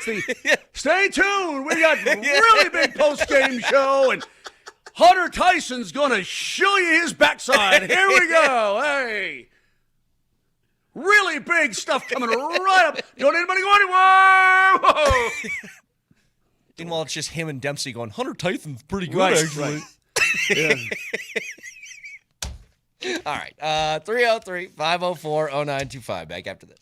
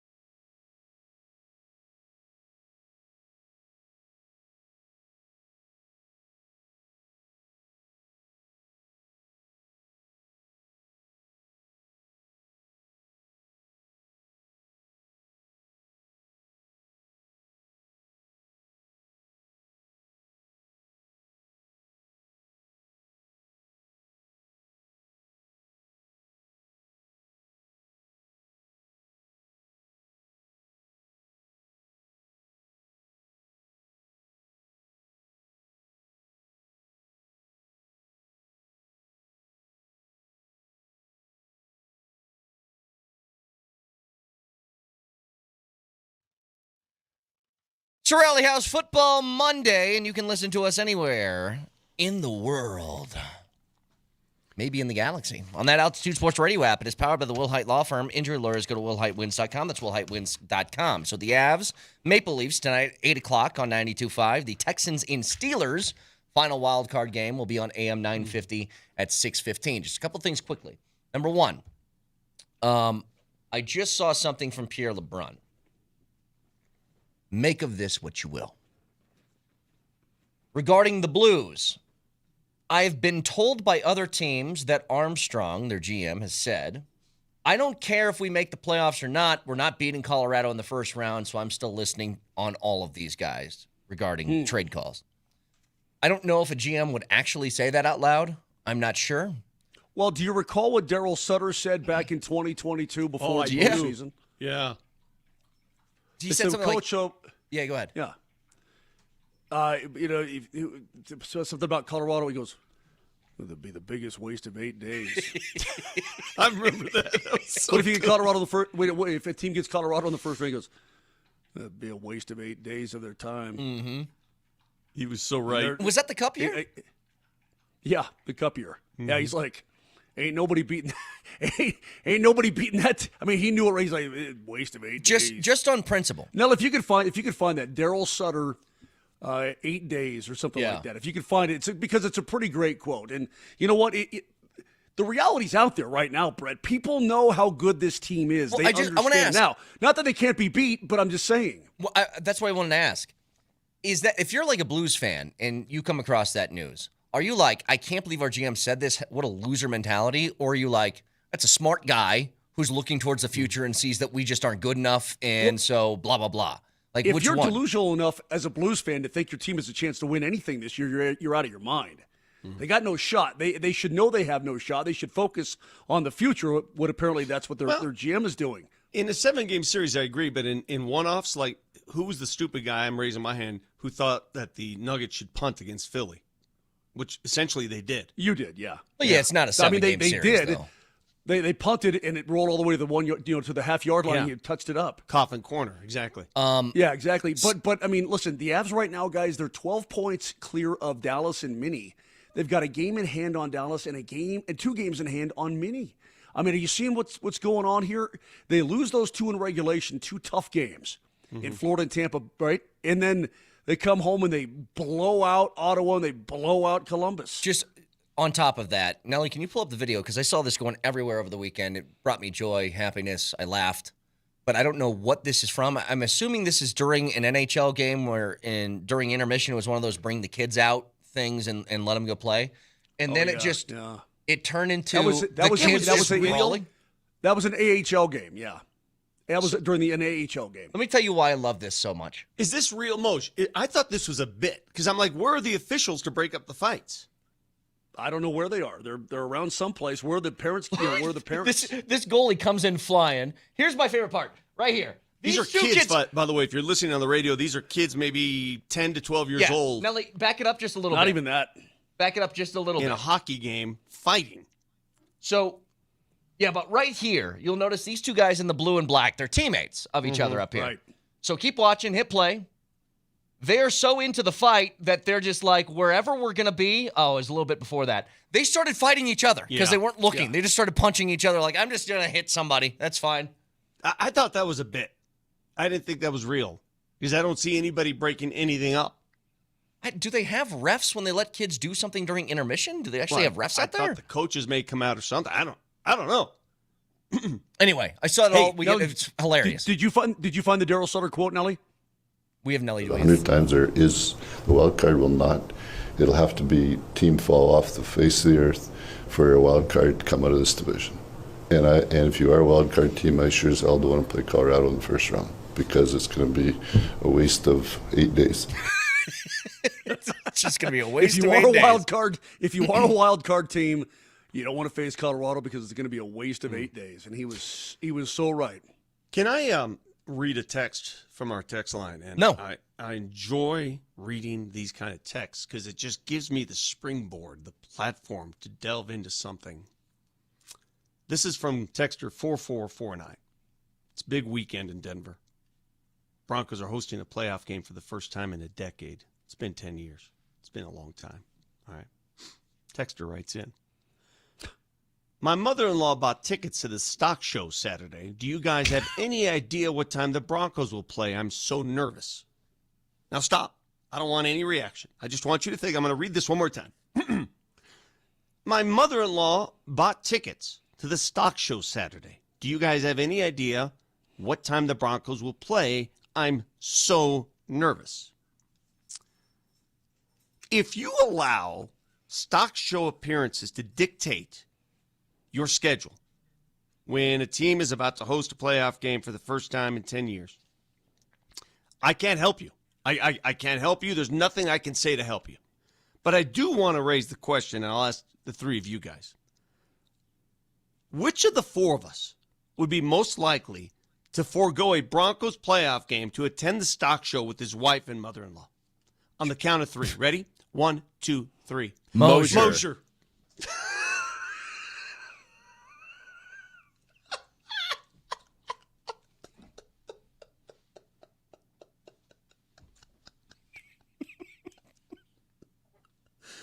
Oh, that never gets old. It's a really fun bit that we've stumbled across. It really is. I cannot believe that there's a human being out there with this dilemma, and it's actually, do you know how quickly I would say, yeah, you tell mom, beat it. I got a game to go to. I'm watching this. Well, you said earlier, show. It's a real easy solution. Here, try this. Texter, try this. No. How about this? No. You said it earlier that there was a guy that had a baby shower during this. And I don't know. I guess I don't know if it was a man or a woman. If it's the dad, then I just had one of these a few years ago with my first. But hang on, listen. He's nervous about it. Dude, the guy does nothing during the baby shower. I went downstairs and just bleeped off for like 3 hours. I had no part in the baby shower. You should be fine. Now, if it's a woman, you're going to be in some trouble. The fact that you're nervous about this, I'm serious. This is grounds for divorce. There's got to be a deeper question. Doesn't the stock show last for like a month? I don't care what it is. Hang on. Anything short of a funeral. Let me try and find, outside of like a funeral or something, let me try and find a scenario that Vic would miss the game for. Daughter's wedding. We wouldn't schedule a wedding. Oh, I guess they have to be on Saturdays, don't they? I'd figure it out. How about this, Vic? How about you get a chance to go to dinner with Sly Stallone, but there's no TVs at the place that you're eating. You and Sly Stallone, one-on-one. You and Sly Stallone get dinner. This is good. Nice steakhouse, but you cannot watch the game. This is good. And there's no DVR. You can't watch any of it. Well, that's a tough one. You just hear about what happened in the game. Just me and Sly. You and Sly. Yeah, exactly. Here, you and him. Damn, I might have to go to. Hey, Rick, it might be I'll Sly. tell you all about Ragia. But there are more people. Listen to this. Listen to this. I have the same dilemma at the stock show. I don't want to waste the $250. Hey, bring your phone. You watch a game on your phone. How do you think I watched the Patriots last night? I'm at the Nuggets game working sideline. I'm watching the Patriots on my phone. And by the way, to when the time is, because the 49ers are playing at the Seahawks, those are two West Coast teams, the odds of them playing the night game or the later game are far more likely than the Broncos and the Bills. So my guess is the Broncos will be a daytime kick, like 2 o'clock on Saturday.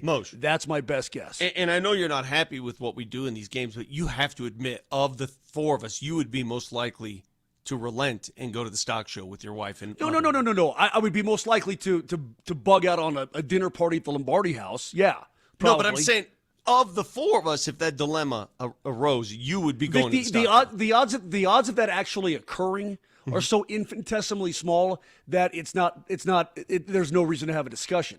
Brett, do you remember when he bagged our golf day to go look at the leaves with his wife and his wife's sister? Do you remember that day? I remember that. Yeah, I remember that. You were peeping.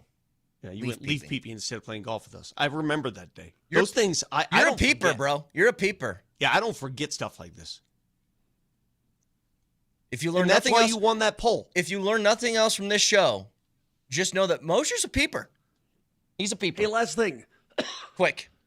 Excuse me. What's the weather supposed to be like on Saturday? Nice. Nice. Goodness. Cold? What? No, like went down the 50s. wrong pipe. Well, if it's in the middle of the 50s. day, like 50s, yeah. Okay. My daughter left her own high school graduation party to attend Game 7 of the Stanley Cup Finals. Now, that's a daughter. That's a daughter right there. I would do the same Daughter thing. you should be proud of. Nelly, got a fact checker for us? Nelly monitors the mistakes in today's Fact Checker. Fact Checker. Presented by Backus and Shanker, serious lawyers for the seriously injured.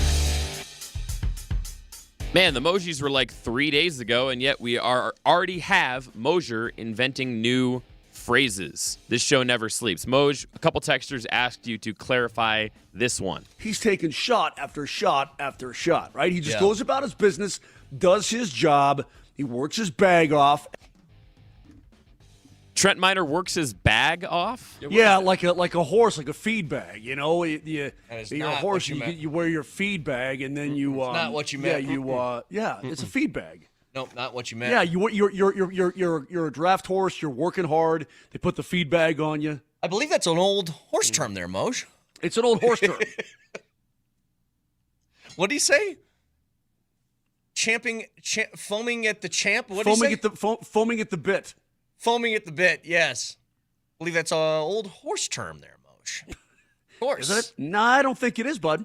iTunes, Spotify, Moser, Lombardi, and Kane. Have a great Monday. We'll talk to you tomorrow. Love you. Bye. Does his job. He works his bag off. And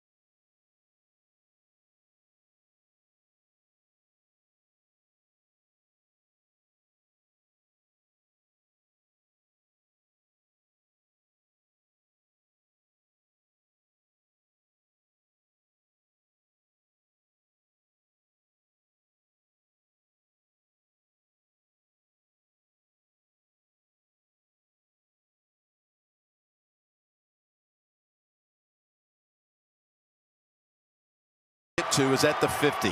That would match his career-long 68-yard attempt. Ball's intercepted. The game is over as Cole Bishop gets it off the rebound. Tre'Davious White to.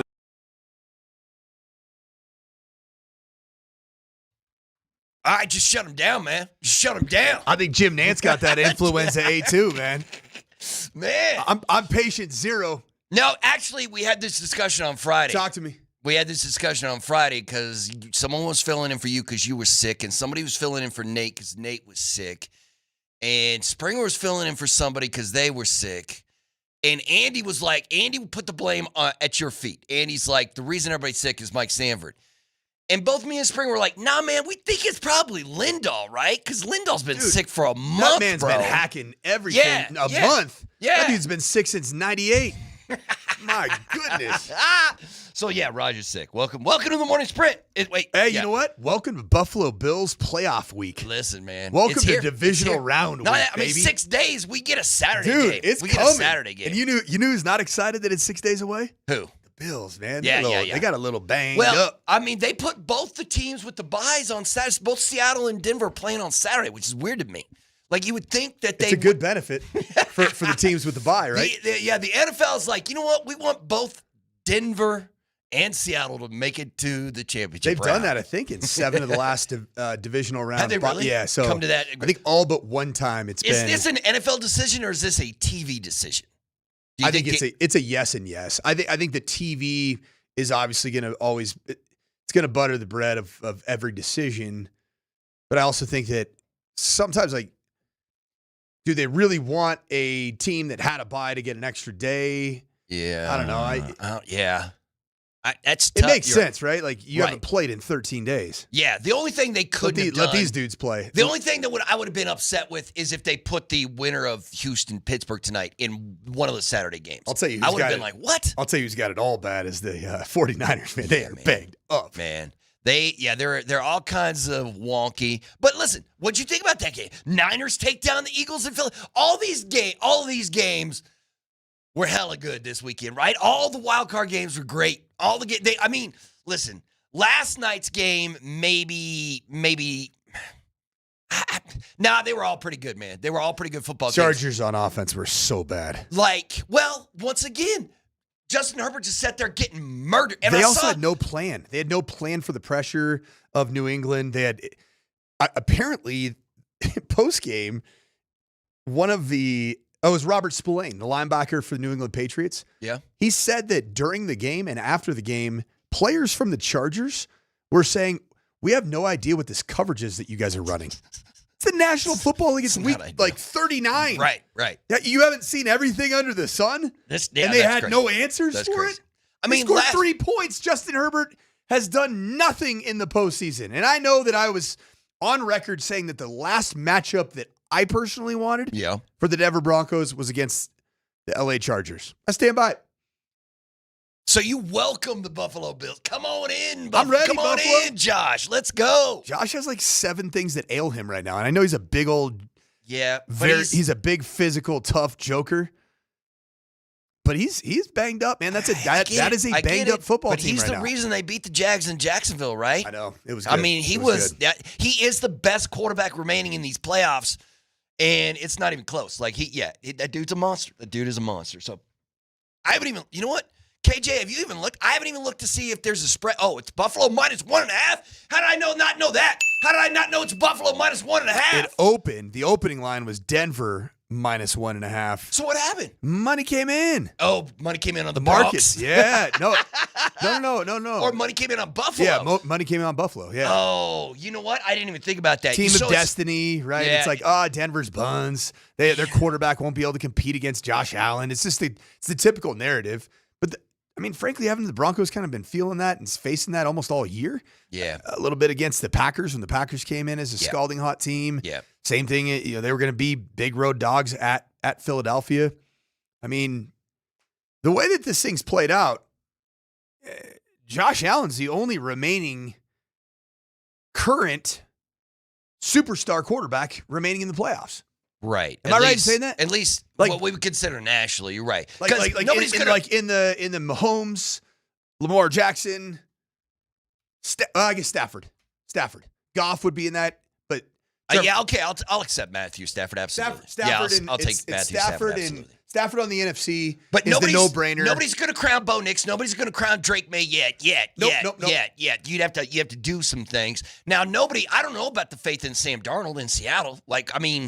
He's turned the ball over a bunch, man. Even this season, as good as the year's been. Brock Purdy's look good, right? Brock Purdy's look good. He's on a heater. The Rams. Although his picks were bad in that game.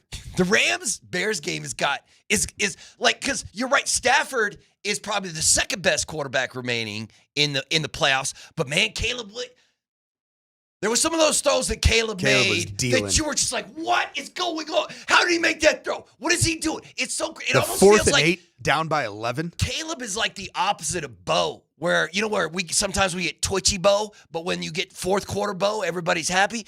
Caleb, it feels like he loves when it's chaotic. It's better for Caleb. You know what I mean? Like when he's outside the pocket and making those he's running to the left and launching, the opposite direction and stuff like that.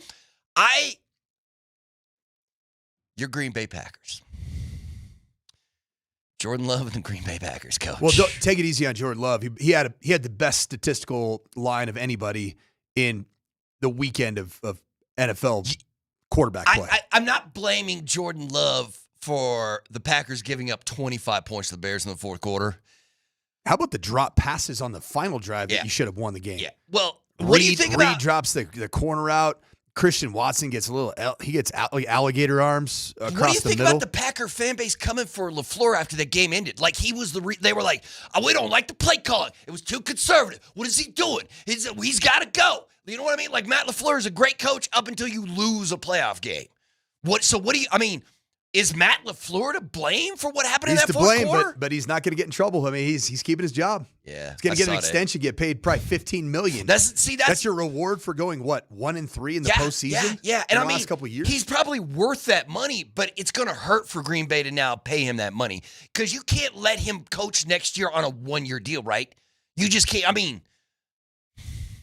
Would you lose the locker room in the NFL if they're like, whatever, man, you're out of here at the end of the season anyway, coach? I don't know what you're talking to me about. They won't even give you an extension, brother. I'm not going to listen to you. Is that even possible? Or do they have to hand Matt LaFleur a $15 million a year deal right now, right after he booted a game to the Bears? Apparently what's happening. Wow, that's crazy. Yeah. That's crazy. It's not good. Nah.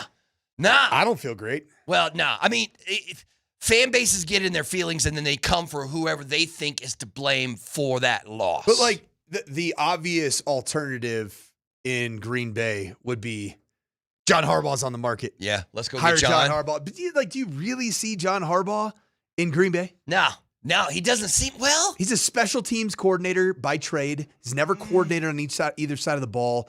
Is he going to, outside of just being a good CEO head coach that has a Super Bowl in his back pocket? Maybe. I mean, do you see? Is he a fit in New York with the Giants, or is he more of a Miami guy? Is he going to go down to the Dolphins? See, I think he's a Miami. That's where an adult needs to come in and run the building. Yeah. That's what I see. He'd probably make it. He's a good adult. The place he can make the difference the most. Sean Payton ended up being the adult that the Broncos franchise desperately needed right after Nathaniel Hackett. Yeah. Because you believe that you were hiring an offensive savant, the greatest that the world's ever seen, or in the top 5 of best offensive play callers on planet Earth. That hasn't necessarily yet become the reality for what you hired. Would you agree? Yeah. I mean, it's gotten better. It's not a joke, but it's not consistently wow. Yeah. You don't have Ben Johnson numbers. Yeah. In year 1. No. Or year 2 or year 3. Right. You're still, but you know what Sean Payton has done? He's been unbelievably good having a stranglehold on all things that lead to winning football games. Personnel, culture, no drama, not signing guys like A.J. Brown that want to get into a fist fight with their head football coach in a playoff game. Sirianni just booking down the sidelines to yell at A.J. That no drama training camp that we kept citing about the Denver Broncos is largely why you're hosting a playoff game. And I remember the quote last year, I think it was either Diana Rossini or somebody put it out. It might have been Zach Stevens from DNVR. But Sean Payton, at the end of last year's game at Highmark Stadium, was kind of pondering everything that had just taken place in his second year as a head coach. And he said, I got to do everything in my power to make sure this game is at home next year. here we are. Yeah, and that's exactly what's happening. Do you think Sean Payton and the Broncos coaching staff watched this weekend and thought, yep, this is exactly what we want? Bring on Buffalo. Or was there another team that they were like, oh, man, we wish the Chargers could upset them? I mean, you can understand with the Broncos pass rush, looking at how the Chargers offensive line was non-existent in a playoff game and just be like, man, you would have torched the Chargers if they'd somehow got past the Patriots. Is there not something weird about the Chargers? Even you played them just 2 weeks. Mm-hmm. How many days ago did you play them? Oh, that's a good question. Yeah, 9? 16. No, it's like, oh wait, no, you're right. I'm thinking we're already into the second round, but we just finished the wild card. You played them 8 days ago, bro. Yeah. Isn't that weird? That feels it just ages feels like ago. a billion. You played them 8 days ago. You played against arguably the same offensive line. I think even minus a couple players that were getting shelved for the playoffs. Did you exactly make Trey Lance's day the most miserable day of his entire existence? Yeah. You didn't. Yeah.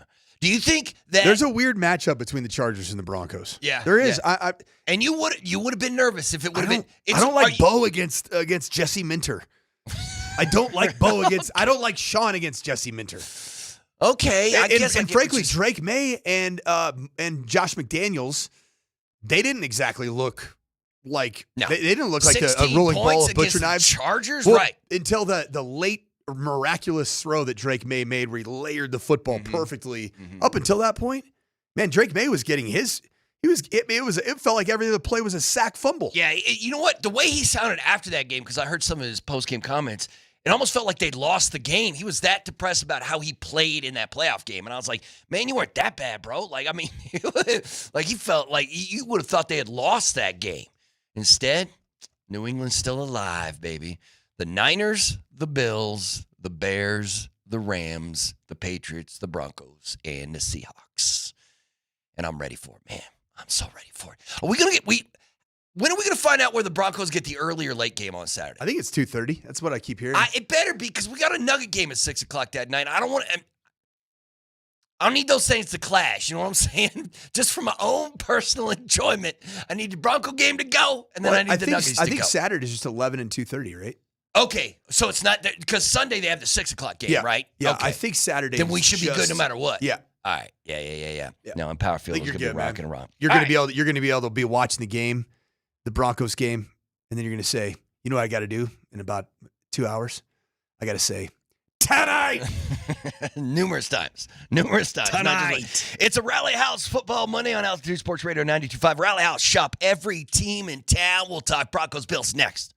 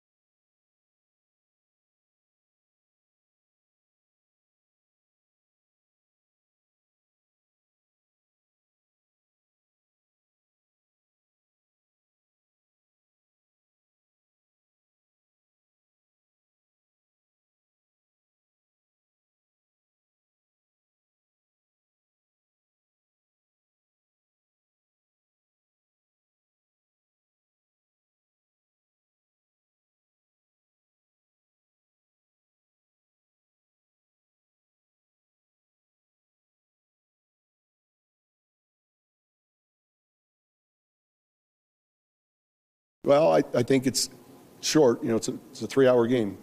When you play the games, man, you want to get out and start fast. I think, you lose a game like last year in Buffalo and it's cold and you're up there and you're like, we got to figure out how to play this game at home. That's one of the things that went through my mind in Chicago in 2006. We lost the NFC Championship game. It was like minus 20 degrees. And we were beyond that, like, dome tag team. We had won on the road in a number of cold weather games, but nonetheless, how do you play these important ones at home? And you guys have been a part of it.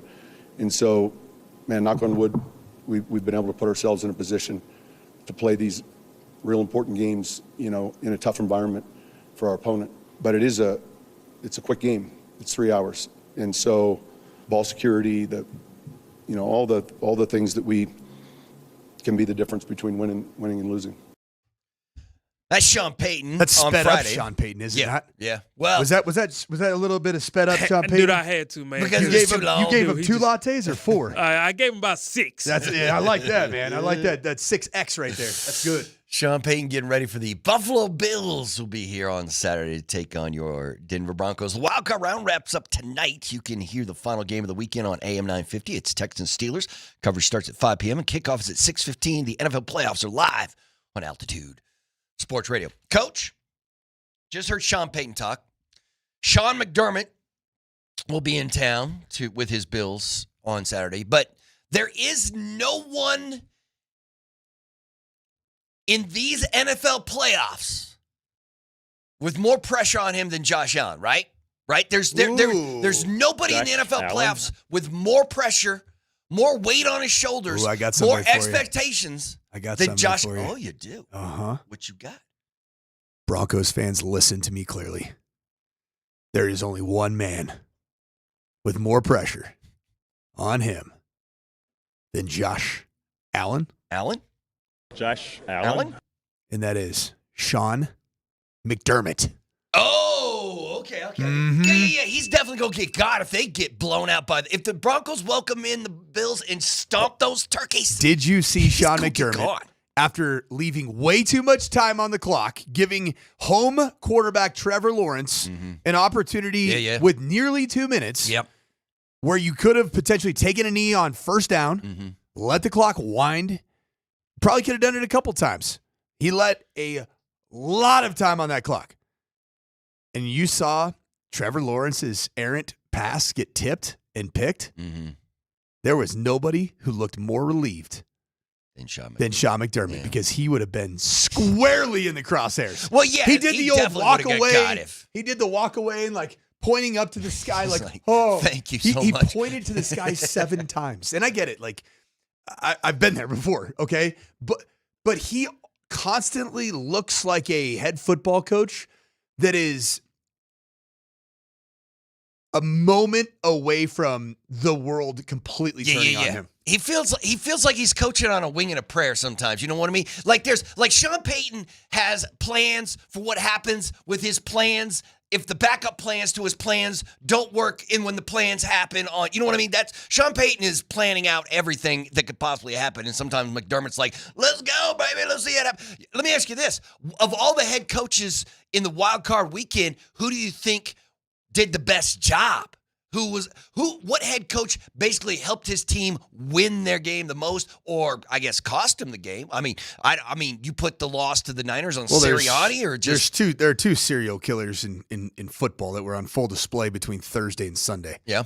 One is Kirk Cignetti. So in the college playoff, bro. There's nobody who is man. That man right there.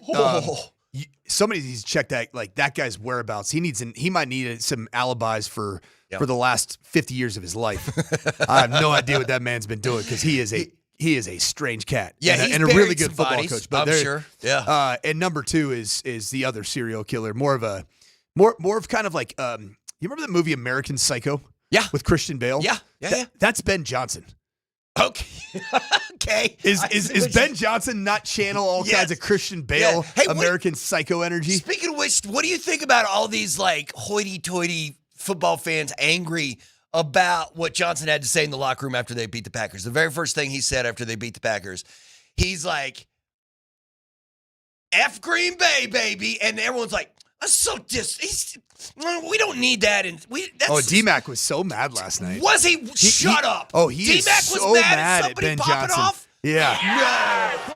All of you can kick rocks with that take, man. Hey, I will say, though, that American Psycho kind of energy, that was one of the strangest handshakes I've ever seen. I've seen, like, the brush by and slapping a guy in the back. Yeah. He did, like the T-Rex, Yeah, and he reduced his size from 6 foot to 3'7". Like, he turned into Gollum or something. He like, walked up, he goes, yeah, that's weird, man. My precious. So and then they barely touch it and move it. Like, I mean, hey, man, if you don't want to shake hands, you don't have to. And then, of course, on the bad side, Matt LaFleur, bad. You can't do that. Why do you think you can't do that? You can't do that. Yeah, that's on you. That's on coaching. You can understand the idea of being you're in a playoff game and you step back. Your decisions become a little bit more conservative. The play calling in the second half didn't even look like it was decidedly conservative or decidedly aggressive. It looked like I'm just going to roll out ball plays. Okay. And that's what it looked like. Yeah. Here's that handshake. What's up, LaFleur? We're back. That one's normal. That one's okay, fine. And then the third one. Yeah, that was. Yeah, there's just some. It's the rear angle that really got me. Is it? Or maybe it's the vibe. There's something on LaFleur's face that almost feels like he's going to swing or something. You know what I mean? I don't know what's going on, but yeah, some weirdness there. But yeah, I'm excited about the Bears and the Packers rivalry going forward. That's a lot of fun. But what I would tell you about coaches that blew it, Kevin Petullo and Nick Sirianni. That was bad. What was that all about? It was man? bad. What was going on there with the Niners? It was a train wreck though from the jump, was it not? Yeah. The sideline felt tense. Yeah. Philly the AJ Brown experience has been a bad one. Yeah, man. I'm assuming that. Well, I'm not assuming. I'm almost guaranteeing. I put good money on it that he's not playing for Philadelphia next season, which means you have one of the best wide receivers out there you can go get him, go get the best. But at the same time, you have to put up with whatever was going on with AJ this year. Because I mean, I'm not putting that on Jalen.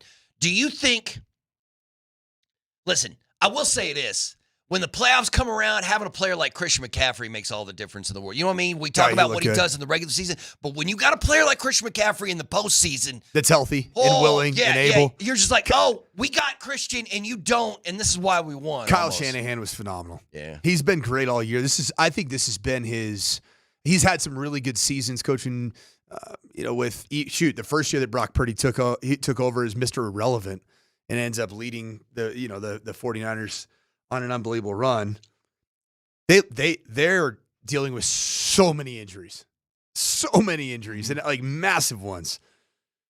Yeah, who's more banged up? The Rams are banged up. The Niners are banged up. The Broncos and the Seahawks are pretty healthy, right? I mean, but you got a bye, so that's why things. Let me ask you this. Do you think the Niners could get Seattle this week? Or because it feels like, really, because it feels like Seattle's good at everything. Coin toss. Really? Coin toss football game. Interesting. 49ers, okay. The one thing the 49ers currently have is they have championship DNA. Not Super Bowl championship, but NFC championship DNA. They've been there before. Yeah. A lot of these cats have been through this before. They've stared at adversity straight down and overcome it again and again and again. Well, I mean, when you're talking about head coaching battles, Shanny versus Mike McDonald, that seems like a... Mike McDonald's that guy has been on a heater, I'm not going to get angry at Seattle for winning. Their defense... Did Seattle win 13 or 14 this season? I can't even remember. Seattle, same as Broncos. So they were 14-3? All right. Yeah. 14-3. So there were 3 teams that ended up 14-3. Patriots with the Patriots, Broncos, Patriots, Seahawks. All right. That game's a coin toss. I took the wifey to Seattle this weekend, so a little influenza A Tuesday, Wednesday, and then a little getaway trip. How did that trip? How was Seattle? Good times, man. You know what's weird? My wife and I just, instead of giving each other Christmas presents after like moving for the 57th time during the fall, we realize how much crap that we've accumulated over the years. Mm-hmm. Like, let's stop giving each other crap. So we just take a little like weekend trip somewhere. So we went to Seattle, got some, you know what's cool? I went to Kurt Cobain's hangout, his like local dive bar in Capitol Hill. Oh, really? It's really fun, man. Really? That's weird, though. Do they like have a sign that says Nothing. Kurt Cobain? No, it's like totally chill. You just got to know. Yeah, You just got to know total the history local of- vibes. Like everybody's just going about their business, like nothing. Is that? I mean, what do you do when you? Is there something that you have to do when you? Because I had family come in for the holidays, and they're like, "Hey, what do you have to do when you come to Denver?" Well, you know why people And I was come like, to Colorado, right? I don't know, man. Why? Because it's legal. Okay. Yeah, that's where that's usually they come from southern states in America Is where it it's not legal in Seattle? Is No, it it's not? very legal. Although I will say that the sniff test, if you're just driving down I-25 in Denver or anywhere in Colorado, you get those exhaust. You're like, is that sativa? Is that indica? What's going on there? I got that. I have indications that was sativa, but Seattle not as strong, surprisingly. Interesting. So yeah, we just in Seattle, Pike Place Market, the market, seafood. Like you don't get fresh seafood here in Colorado. Like Were they talking about the Seahawks? Was that a big? You know what's funny, man? Or is it? I just vibing out, going to local establishments, local breweries, that kind of stuff. Just talking to bartenders and patrons. This is a much bigger Broncos town than Seattle is a Seahawks town. I can imagine, but there's not many cities. Because I was thinking about this morning. The Avs are taking on the Maple Leafs tonight, and there is no more bent fan base than Toronto. Like I feel like the fan base in Toronto actively hurts the product on the ice. Like, there's too much. They're just insane. Yep. Toronto Maple Leaf fan is bonkers. Like, and I love crazy fans, but they're like, they're on a whole different level. It's like the birthplace. It's not the birthplace of hockey, but yeah, no, I get it. It's where the Hockey Hall of Fame is and all that kind of good stuff. But you know what? Bronco fan they're not to that Maple Leaf level. They are geared up, man. They are geared. You are Broncos fan. You are out of your mind. Yeah. You are on whatever KJ gave to Sean Payton when he played that soundbite. That's who Broncos fans are on. They're on that same something. Sped up. Because in Seattle, people are like, "Oh yeah, I think they play tonight," and I'm like, "No, they have a bye. What are you guys doing?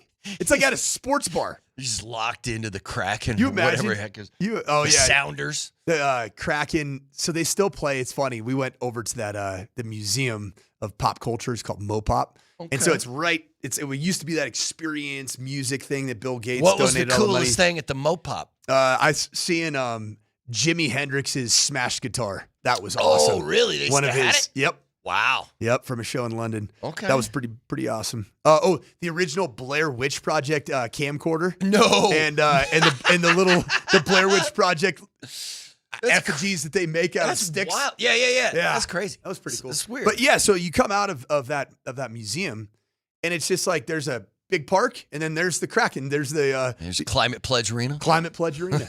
It's a weird looking building, man. Yeah, I've seen it. It almost looks like a temple. They built it all weird. I'm assuming the new Broncos Stadium is going to have some of that like architect, that weird where they just the modern architect. The Buffalo Bills. So Sean McDermott had nothing but positive things to say about Josh Allen after that game and called him a warrior. Are the Broncos going to be able to get to Josh this weekend? Yes. Yeah, you think so? It's a pretty banged up offensive line. It's a big O-line. The question to me is going to be this. This is the key to the Broncos, I believe, going to a Super Bowl. You need to put on your big boy pads and stop the run in the first half. Okay. Because that's going to be the path forward to get this defensive front off of Josh Allen. Last year, I spent quite a bit of time previewing this game with Rob Trujillo, big Buffalo Bills knower of ball, knows. And the one thing he said is this is a running team with massive offensive linemen. They have a type. Berto, do you have a type? Yeah. Yeah. The Bills have a type. And it's not exactly lean. It's massive. That's my type too. Oh, you like biggins? I like a big old booty. You like the badonkadonk? Oh yeah. So, See, that's a man from Bills Texas right there. See, well, I mean, KG's on the same page. Yeah, that's sure. Right. The same. Yep, I feel you on that. So I think that if Sean McDermott, the Buffalo Bills are going to come and try to neutralize the crowd early on in the game. And they're going to try to do what they did last year after the Broncos started on fire. Remember that? Yeah, they come down James that first. Cook. Yeah, that first drive, I was like, "Whoa, here we go!" Yep, it's on. The Broncos. And then the Bills go score, and the Broncos remember offense. that, The Jim? Broncos. Oh, Yeah, it's so there it good. is. What's up, Jim? Yeah.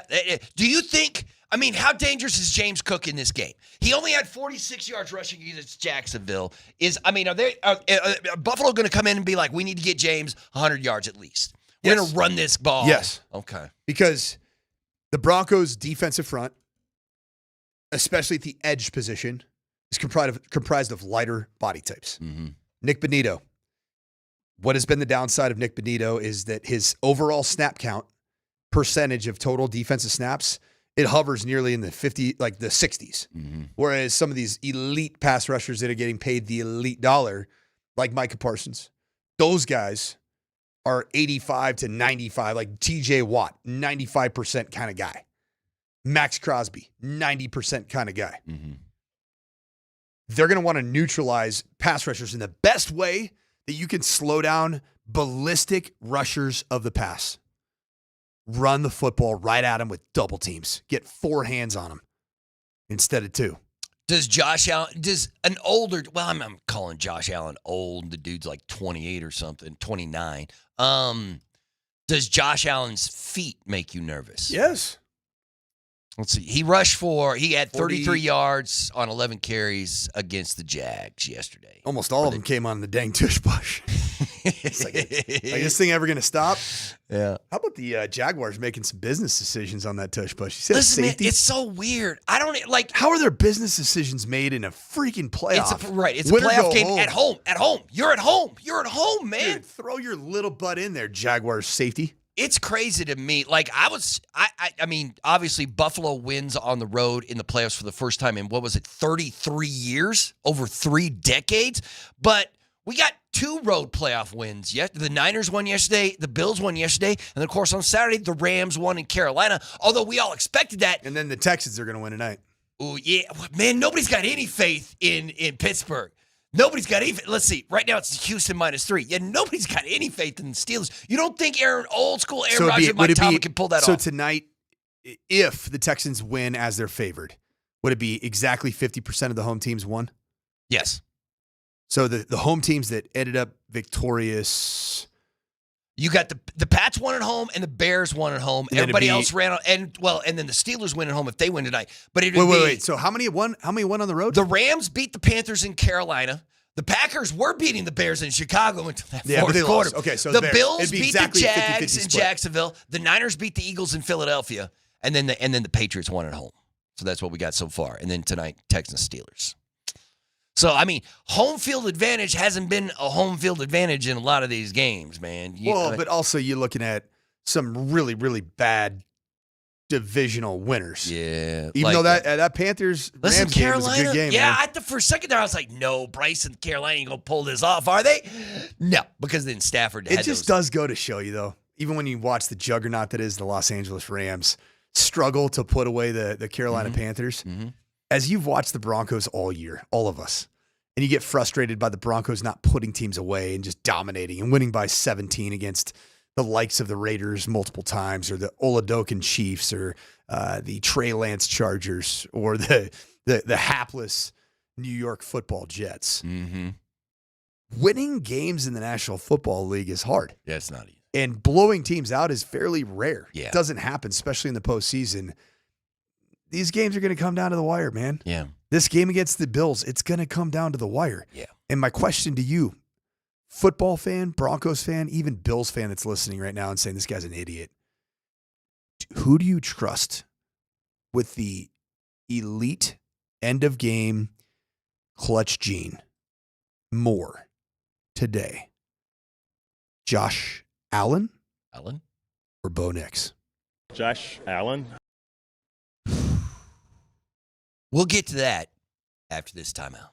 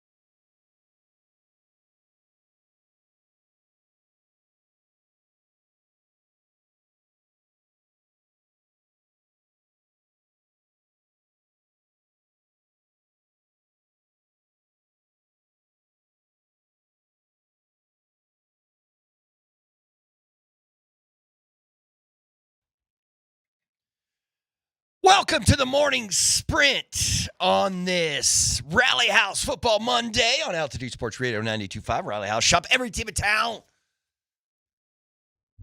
Everybody at the station is sick. I don't know who the hell is going. All of y'all just walking around giving out open mouth kisses or something, but half the station is sick. Not a good time for it either. We're about to have a massive playoff game here in 6 days as the Broncos and Bills go at it. But I'm Mark Bertinelli filling in for Alex Reinamy, who is sick today. He is out. We're with the coach, Mike Sanford, who was sick a couple of days ago. KJ, are you sick, bro? Are you all right?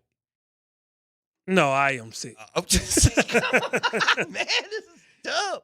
Absolutely dumb. All right. I just don't have the luxury to call on Alberto like you do. So, all right, man. It's like Raj does, should I say? I'm sorry. Like Raj does. We got an Avalanche game tonight. The Avs, matter of fact, tonight, if the Avs beat the Maple Leafs tonight, they will tie their franchise record for most consecutive home wins at 18 straight. Because when they blanked the Blue Jackets on Saturday, a 4-0 win for the Avs on Saturday, that was their 17th straight home win.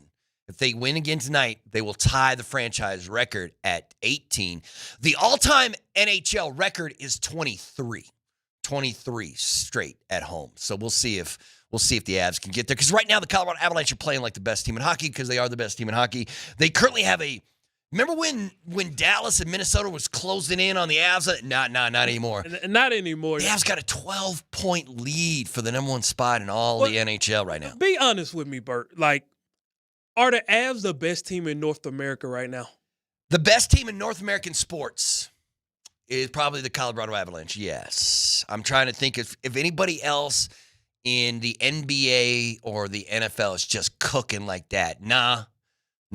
It's the Avalanche. The Avalanche are the best professional team doing it right now. And you can see it tonight at Ball Arena when they better than the OKC Thunder. I know they've been slipping. Yeah. Although the Thunder almost lost again. Did you see that crazy comeback? They had like some wild 30-point comeback in the fourth quarter against some scrub team that I was like, ooh, is OKC going to fall again? But at the same time, I mean, the Nuggets won a big one last night. You're without your two best players, and somehow Denver finds a way to win. I mean, it's great. I mean, yeah, the NBA and the NHL is getting wild, but yeah, the Avs are straight cooking right now. Coach, we got the Texans and the Steelers tonight. You can hear that right over on AM 950 while the Avs and Leafs are going on. How good is this game going to be? I think it's going to be a defensive struggle. Yeah, Houston don't play. Yeah, I think that it'll be interesting to see if C.J. Stroud catches a bit of a hot hand or not. Because I think while having T.J. Watt back for Pittsburgh healthy and rolling, that's a pretty big impact. And also the terrible towel. I think this game's going to be one of those like 16-10s. Yeah, kind of like the Pats-Chargers game last night. Who do you think would give the Patriots the best game this upcoming win? Who between the Steelers and the Texans, what would be the hardest of those to handle for New England? Because now I'm looking ahead to who the Broncos are going to face in the AFC Championship game. This is where my mind's at already. It's gonna be New England. You think it's going to be Denver and New England in the AFC Championship game? I mean, Denver's got to stop the run. They got to be at least even, if not win the turnover battle against the Bills. How many points? How many points is it going to take to beat the Bills? The other part, remember, I keep forgetting. I was having this conversation. Do you want me with Tyler. to just win, or do you want me to guarantee the win? Guarantee the win. 27. Okay, I agree with you. 27. You know what? I saw ESPN predicted this bracket almost exactly, and they said. This was a week ago. They said they think the Bills were going to beat the Jags, come into Denver, and beat the Broncos 27-17. Ooh, then it'd be a tie. And I was like, whoa, I don't like that. But I like where your head's at because 27 points is probably about you know what I mean? Like, I guess it depends on what's the future.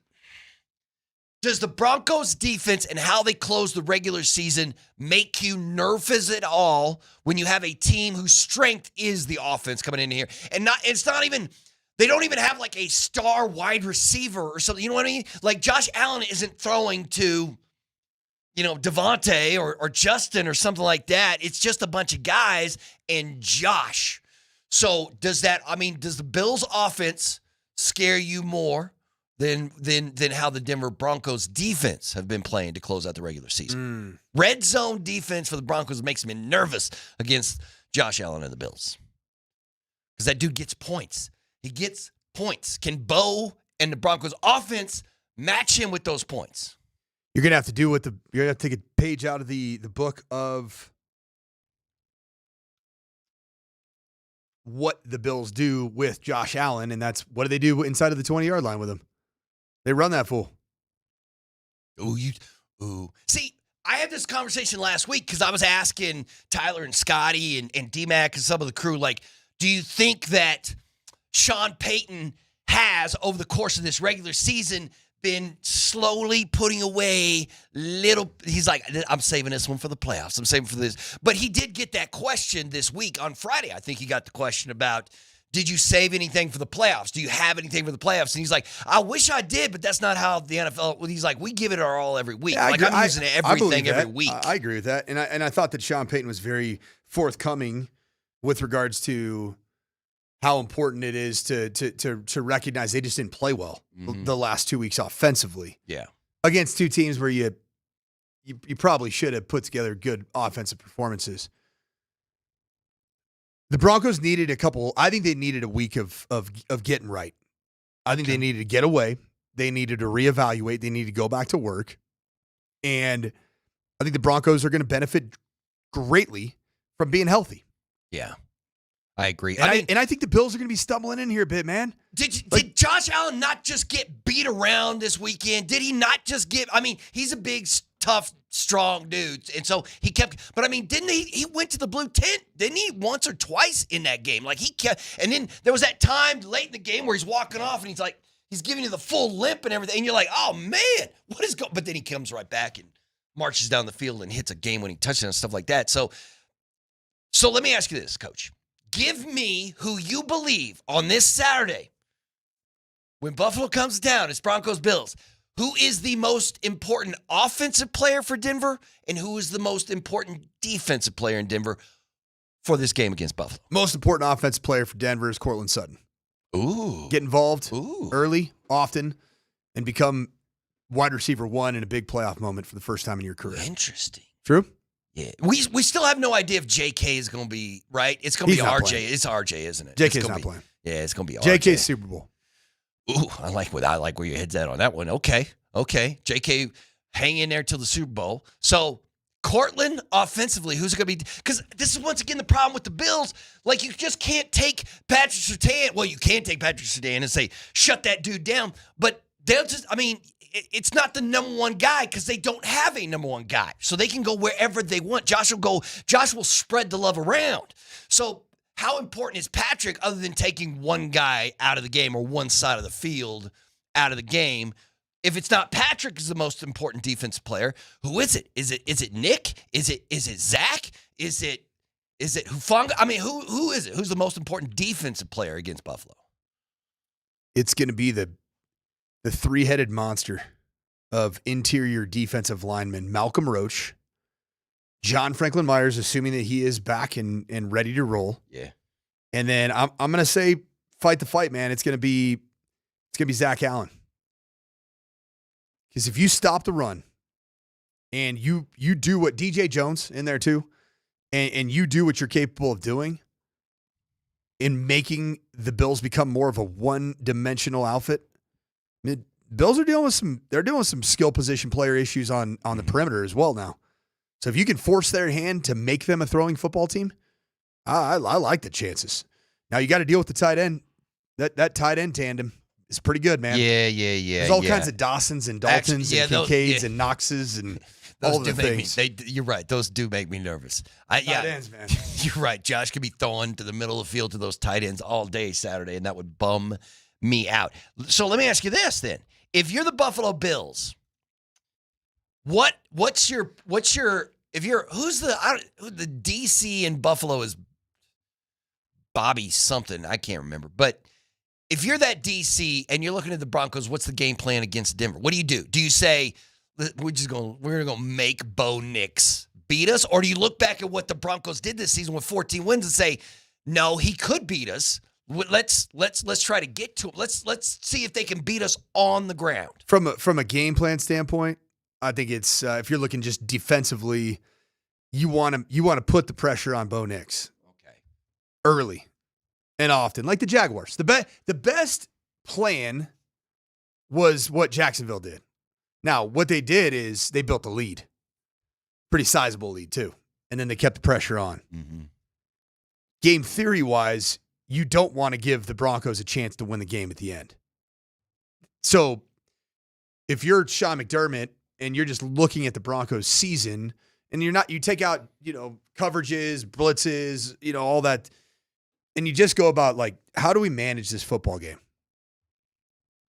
Build a lead, grow the lead, never look back. That's why I think starting fast is so critically important for the Broncos. Because if you get them to the deep waters at home at Empower Field and you have the proof of concept that Bo Nix, frankly, right now, the one superpower he does have that I don't know that Josh Allen necessarily has at the highest of levels, the real deeply rooted, inundated gene of I am clutch and you're not. Yeah. Bo's kind of shown that, man. Yeah. And I know Josh Allen did that yesterday and did it beautifully. But it's like almost the bigger it gets, the closer it gets to this is the one I got to get. Yeah. It feels like his entire career legacy is on the line with that's why I said it feels like Josh Allen has more pressure on him than anybody else, except maybe Sean McDermott, because Josh Allen ain't going to lose his job if Buffalo loses this game, but McDermott might. Mm-hmm. Even though they got past the first, you know what I mean? Like, they just won a playoff game, and he still might get fired if they can't get past the Broncos this weekend as well. Because I think a lot of people looking at Josh Allen be like, hey, listen, man, he's 29, you're wasting his career. We got to win with this guy now. But if the Broncos do what I think they're going to do and beat Buffalo, what does that mean for Josh Allen? Nothing? It's bad. It'd be the first time in his career that he had a chance with no guy named Mahomes. You're right. No guy named Burrow. Yeah. And no guy named Lamar Jackson in the same playoffs on the same side. Yeah. And you didn't get it done. You're right. Because Mahomes has eliminated him 3 times. 3 times. And now he's not even in these playoffs. So Allen's is sitting there going, wee. But who knows how it's going to play out. All right, we got to take a quick timeout. Here at the top of the hour, when we come back, we will have, KJ's NFL notes coming up here in about 20 minutes' time, but we'll reset this Broncos Bills game, and we'll tell you about everything that went on in the Wild Card weekend. We also have to talk about what happened in the CFP in Oregon, man. Woo! We'll get to that next.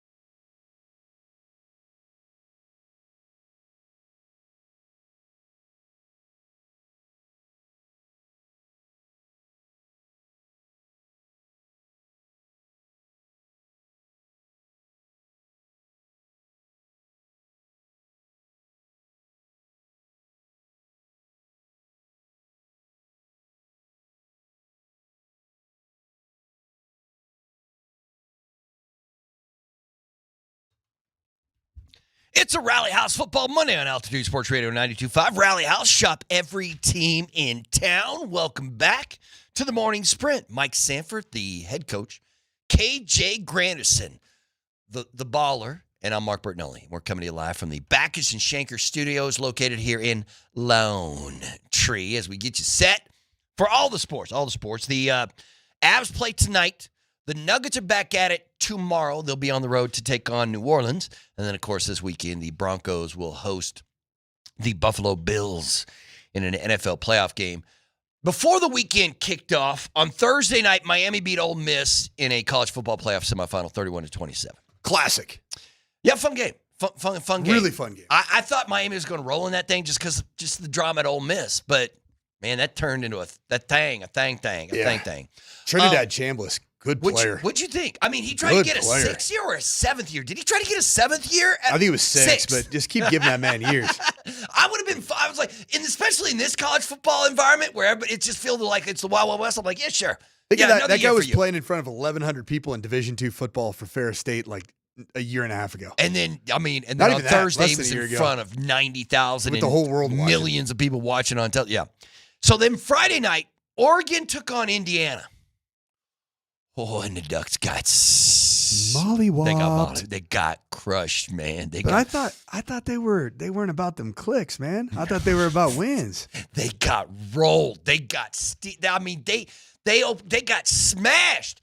What do you think about the Indiana Hoosiers? I mean, what do you think about the Oregon Duck? I mean, Dante Moore's gone, right? Didn't I just see that Dylan Raiola he transferred to Oregon, right? Raiola's going to go to Oregon. Man, that's crazy time. All right, they're trying to go with the Carson Beck arc, where you're essentially shamed by a fan base, right? And then you're like, okay, and then you go to Miami, and then you're the guy. And you got all you deal with is OnlyFans and influencers. Nebraska seems like the kind of place that once you get there, you never leave because they love their quarterback in Nebraska, don't they? It's weird why he but whatever. All right. Dylan Raiola did nothing. Right. I don't know. I'm not looking at him as like, I can't wait for till he hits the NFL draft. No. It was just mediocre, period. Nothing was good. But, I mean, what about Mendoza? What'd you think about the Mendoza line? Fernando Mendoza is the best pro-ready starter prospect since Andrew Luck. Whoa, hold on, man. That's elite processor. That's a bold statement, brother. 6'5", 227 pounds. You know how many quarterbacks? Good athlete, and he is smart. The only difference is I think that my guy Fernando Mendoza, different than Andrew Luck, is going to play the long game. It's not going to be like 7-8 years of I don't know, I'm getting hit pretty hard. I think Fernando Mendoza is just a bit goofy enough that he's in this thing for a 15-year stretch. Wow, man. Tom Brady's getting his Tom Brady. That's tall cotton. In the Las Vegas Raiders are going to have a dude. He is a dude. Now that doesn't make me happy. I know. They're going to have a good whoever they hire as the head coach can be better than Pete Carroll is, right? And they're going to end up with a much better quarterback. Well, Fernando Mendoza. You're putting him in the Trevor Lawrence, Caleb Williams. He's above those guys. Those guys were college-y prospects. Those were guys that I didn't know at the line of scrimmage if they could say, hey, easy. Hey, black 200 jet razor. Black 200 jet razor. Hey, Mike's 52. No. Hey, check. Hey, Lee. That's the kind of stuff. He is a supercomputer, man. He's brilliant. The guy is off the charts intelligent. Man, okay. That's what I'm saying. I'm not saying that Trevor Lawrence and Caleb Williams aren't brilliant, but they're not that kind of brilliant. They're not Ivy League educated type brilliant. And I've been around Andrew Luck. I was with him for 2 years at Stanford. I saw what his processor was. Football brain. Football brain, man, on completely different scale. Man, okay. I mean, that was. You know what? I'll ride with you. We're going to get to see it twice a year here in Denver because that's exactly who the Raiders are going to pick, right? It's not going to be more, right? They're not.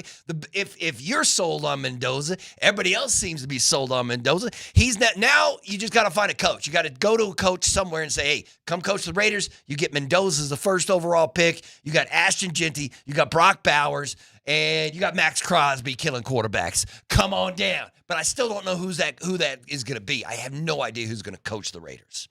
Fernando Mendoza improves your chances of getting a bona fide dude. Like a Harbaugh? Would you think Harbaugh would be like, you know what? Do you think he wants to coach in the same division as brother? You're right. I forgot. Yeah, no. No, they ain't doing that. Yeah, no, he doesn't want to do that. You're right. Nah, wants nothing to do that. You're right. He's still Stefanski. You know what? I'd be down for it because I don't like that dude. I don't think he's a great coach. I'd be more. You know what? Come on down and be under 500 for 3 seasons and get fired. Go ahead. That's what I think a Stefanski hire for the Raiders would look like. But who knows? Who knows in this day and age? Who else is good out there? I mean, when do we have any inkling whatsoever about any of these teams? Or they're all keeping it on the down low until after the Super Bowl's over, or until after the playoffs are over? Like, I haven't really heard any, other than, like, I saw a list of the 4 teams that Harbaugh was going to, because he's like, I'm going to keep it a small, I don't want to interview with all these teams. Harbaugh's Miami or New York? Both of those were on the list, and I can't remember the other two. That's who I feel is going to end up happening. Is either New York or Miami for Harbaugh? Mm. Because what about these guys who've been out for a while and are looking to get back in, like Mike McCarthy? Or the teams who are like, let's wait till the playoffs over because I want to hire Vance Joseph.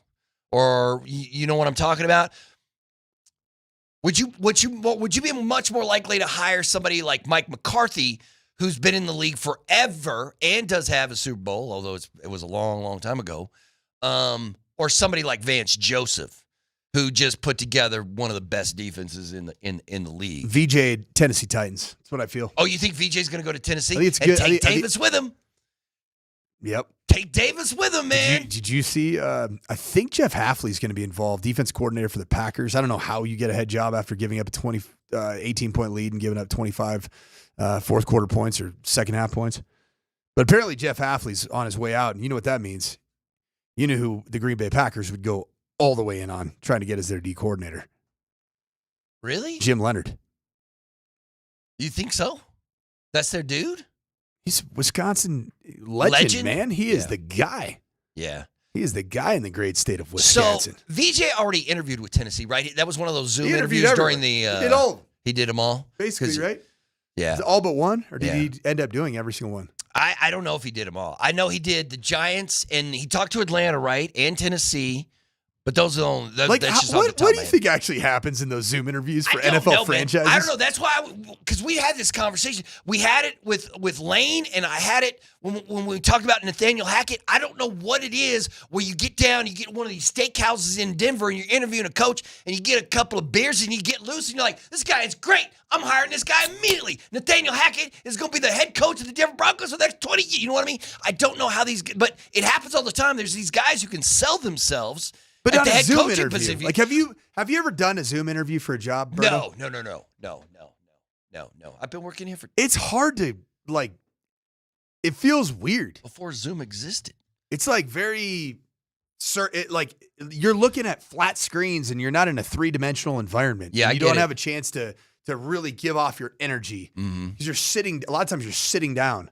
Like, I've actually... Because I've been on Zoom interviews that were... pretty big. Stakes were fairly high. And I'm like, can I stand up? Because I don't feel like you are going to, like me just sitting there like a total dweeb in my college dorm. Like, yeah, hi, how you doing? I'm Mike. You can't unleash the full Coach Sanford experience like without. Vance Joseph just sitting in his desk, like clicking on his little computer screen. Yeah. Potentially for the future of an entire, a $1 billion enterprise. Yeah. But I don't know what these owners are looking for when it comes to these head coaching positions. Are they all looking for the same thing? Are they all looking for something different? Or are they all just doing what everybody else in sports does and just like, let's see who won the whole thing last year and just copy whatever they did? Or go steal some of their players or go steal some of their coaches? I don't know. The Raiders, so I'm seeing right here, Mike Tomlin's going to get fired tonight after the Steelers lose a game to the They Titans. scored 3 points against the Texans defense And then they said Mike Tomlin's going to be the head coach of the Raiders. Really? I mean, don't they need offense? They just went AP, defense, bad. Pete Carroll, defensive head coach, bad. They need to go offense. And they need somebody that's going to be that's going to really be in it with Fernando Mendoza. I get it, but isn't there something that said that like there's some coaches who are always stuck with whatever they like. Cliff Kingsbury's always going to be an offensive guy because he's an OC or whatever. You know what I mean? You get stuck with that your entire career, but it feels like there's some coaches that are elevated above that, and I think Tomlin's one of it. Like I wouldn't consider you hire Tomlin to change the culture of your entire franchise, right? That's the kind of guy Tomlin is. I kind of put him in the same, like in the Andy Reid category, where Andy Reid is just kind of like president of football, like overlooking everything. But I'm not sure I would, if Tomlin's available, I'm hiring that man. You know what I mean? Unless, because he might just say, nah, I'm not. I'm going to take a year or two off and see what. I mean, Cowher said he was going to take a year or two off, and then he just basically retired and did TV for the rest of his life. But that's the Pittsburgh Steelers situation is so crazy because they've only had 3 head coaches, right, for the last 70 years or something ridiculous like that. Pittsburgh runs things like they get a guy and then they stand by their guy, and I'm here for it. But man, if Tomlin gets got. John Harbaugh in Pittsburgh? Yeah, I think that would be so here, let me give so there's the top coordinators and the rising stars, you know what? And then there's those experienced guys and the former coaches who've been hanging out. But I don't know, where do we put Vance in that? Like Vance is not one of these young superstar coordinators where everyone's like, this guy's going to be somebody here, because Vance has been doing it. But he's also not like, he's not in that John Harbaugh, Mike McCarthy, Todd Bowles Kevin survived, Stefanski right? Category, right? Yeah, Todd Bowles. Yeah. I mean, are there some similarities between VJ and Todd Bowles? Yeah. Second go around, right? Yeah. Todd Bowles was the head coach before at the Jets. Yes, and it all went horribly wrong, and then he got terrible. to Tampa, and then it's turned out a lot better. A little better. And I'm assuming wherever Vance goes is good, because the experience, I feel like you learn more from failure than you do success a lot of times. You know what I mean? Like, you don't learn something until you get punched in the face, until you trip over your feet and slam into the ground, for a lot of people, including me. Like, that's how it works. Oh, so it feels like you want to talk about somebody who's been slammed to the ground, man. What's up, man? What's good? But I feel like Vance is the same way. Vance is slammed right into that door. Like, we went off on Vance here in this city during that stretch because the Broncos, I mean, it was bad. It was bad. But I'm sure he learned for it. And now I think a team that got Vance I think he's going to be a good head coach, right? I mean, you don't think he's going to have the same kind of effect as he did in Denver, where it just felt wonky and discombobulated and nothing was working out? No, I think you give Vance another chance, and I bet she's successful at it, right? And he didn't know it. Yeah. Got to give Vance another chance. Give Vance a chance, baby. Give Vance a chance. But then again, who do you hire as DC here in Denver if Vance is gone? I mean, you make sure that you don't let Jim Leonard get out of the building. That's for dang sure. Yeah, you lock him down. I don't know. I mean, yeah, because you can't go steal somebody else's DC, right? Because why would they let you do that? They have to be a move up, right, for you to come and bring. If the worst case scenario for the Broncos to me is if 3 guys are no longer on your staff somehow, some way. Vance Joseph, Jim Leonard, Davis Webb. Okay. Be bad. And you'd be tough to replace those 3 guys in one off season. But yeah, like, you couldn't go to like Robert. If Vance leaves, you can't go to Robert Sullivan and say, come be our DC. Why would he leave San Francisco for the exact same position here in Denver or something like that? You'd have to, yeah, it's crazy talk. Sean Payton would probably go to somebody who gave him a hard time. Probably get like a Jesse Minter disciple. or a Jaguars, what's the guy? Campanile disciple. Yeah, I'm here for it. Tuesdays are great for Altitude Sports Radio listeners. Tune in tomorrow for your chance to win one of 5 pairs of tickets to see the Avs and the Predators on Friday night. Avs Ticket Tuesdays are powered by Papa Murphy's Take and Bake Pizza, the home of $10 Tuesdays. NFL Notes next.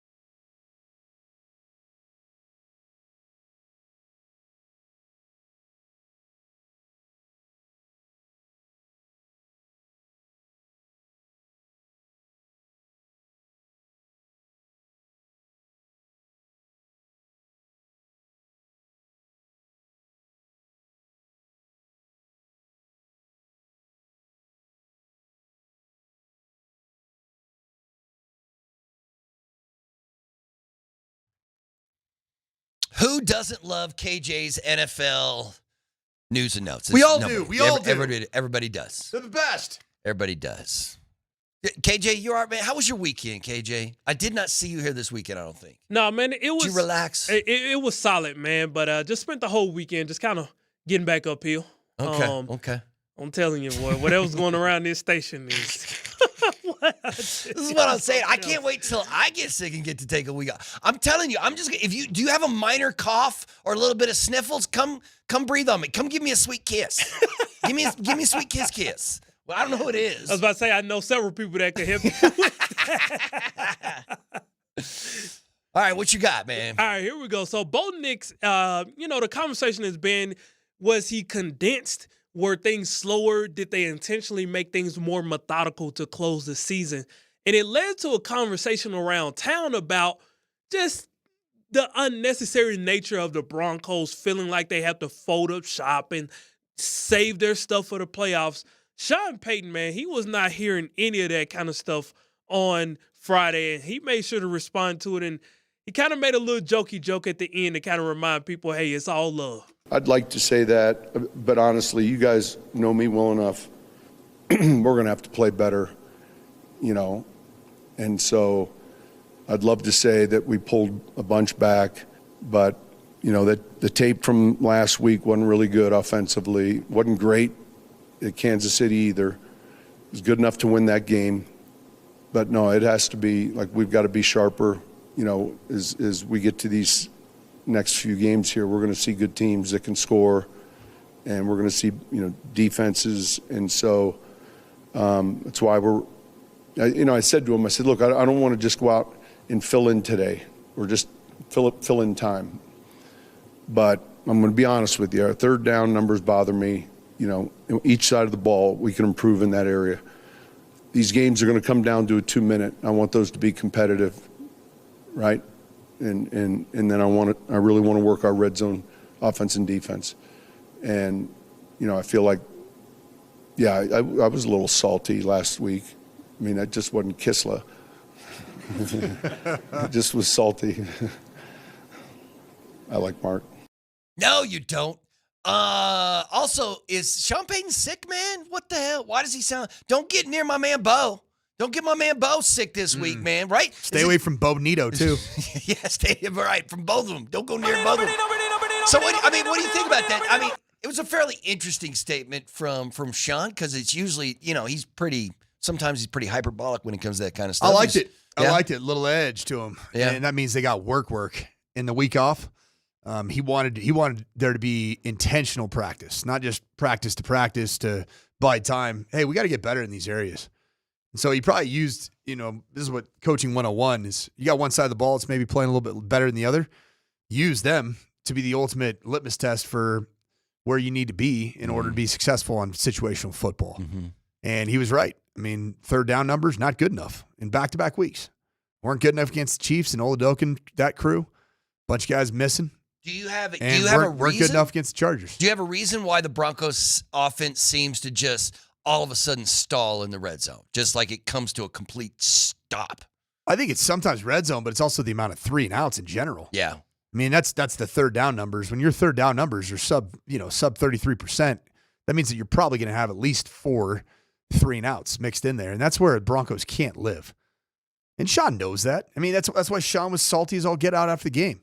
He had this really strange dichotomy of, do we celebrate the season and the 14 wins and the division and the first time in a decade and he's like, home field advantage? I choose violence. He kind of did right away, but he used Mark Kisler's punchable face, at least in his eyes, that Sean Payton thought Kiz need to get one right in the keister. Uh-huh.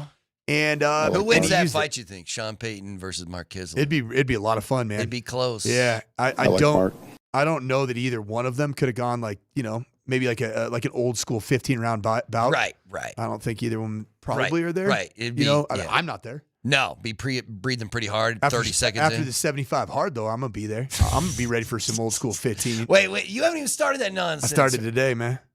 So you can't. So no. So I am not for 75 days. I'm not doing what you did a lot of last night. You can't drink any beer? Nah, man. You can't drink at all? I'm getting right. So wait, you're shutting. What are you cutting? You cutting out beer and meat? Oh, I'm eating meat now. Oh, okay. I'm getting my protein on. Okay, because is this where you have to get up and like do 75 push-ups and 75 sit-ups and get 2 workouts a day though? Do you really? Yeah, man. All right, man. I'm gonna be a lean, mean fighting machine here pretty soon. All right, good luck to you. Raj is on that plan. Is he? Yeah. Well, it ain't working, man. Is he doing it right now? Yeah, I bet he stopped, tapped out. All right, KJ, what's next? It just was salty. That's a good drop right there. Yeah. The mayor of the Denver Broncos, right tackle Mike McGlinchey, spoke to the media as well on Friday, and he took us back in time to his days in San Fran to kind of detail the importance of what having a sense of urgency means specifically in these moments as the number 1 seed in the AFC. I think the urgency comes from looking around the locker room and not being the guy to let your team down, right? I think that's how, as a young player, when I was I was my second year that I got to play in a Super Bowl, which, feels like you're cheating the system a little bit because you get to experience something so cool so young. But I remember looking at Joe Staley, who was in his 12th season, or Mike Person, who was my right guard that was in his 10th season, and being like, I don't know what this is like, but I know that I have to do it for them because I don't know if they're going to get another shot at this. And so I think if you're a young player in this league and on this team, one, you have a head coach that's not going to let you not understand the urgency of what's going on. And two, I think there's a great leadership group in our room that's going to understand, like, hey, this is who we are. This is what we've always done. And the work doesn't change because the moment changes. It's just all it means is more work. And that's what we're going to try and do. And like I said, the pride of not being the guy that lets the team down. How many of these guys, I'm sure Mike McGlinchey is one, when the Avs won the Stanley Cup in the early 2020s, what was that, 2022, when they won that Stanley Cup?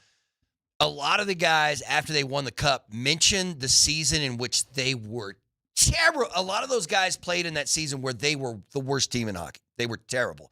And they talked about it as like, the things they learned that season, the motivation from that season. How many guys on this Denver Broncos team were here in 2022 when Hackett and that team was terrible? Like some of these guys who just won the division last season were involved in some truly awful football for the Denver Broncos. I'm just asking, and McGlinchey was one of them. No, he wasn't. He wasn't on that team? He was Sean Payton year 1.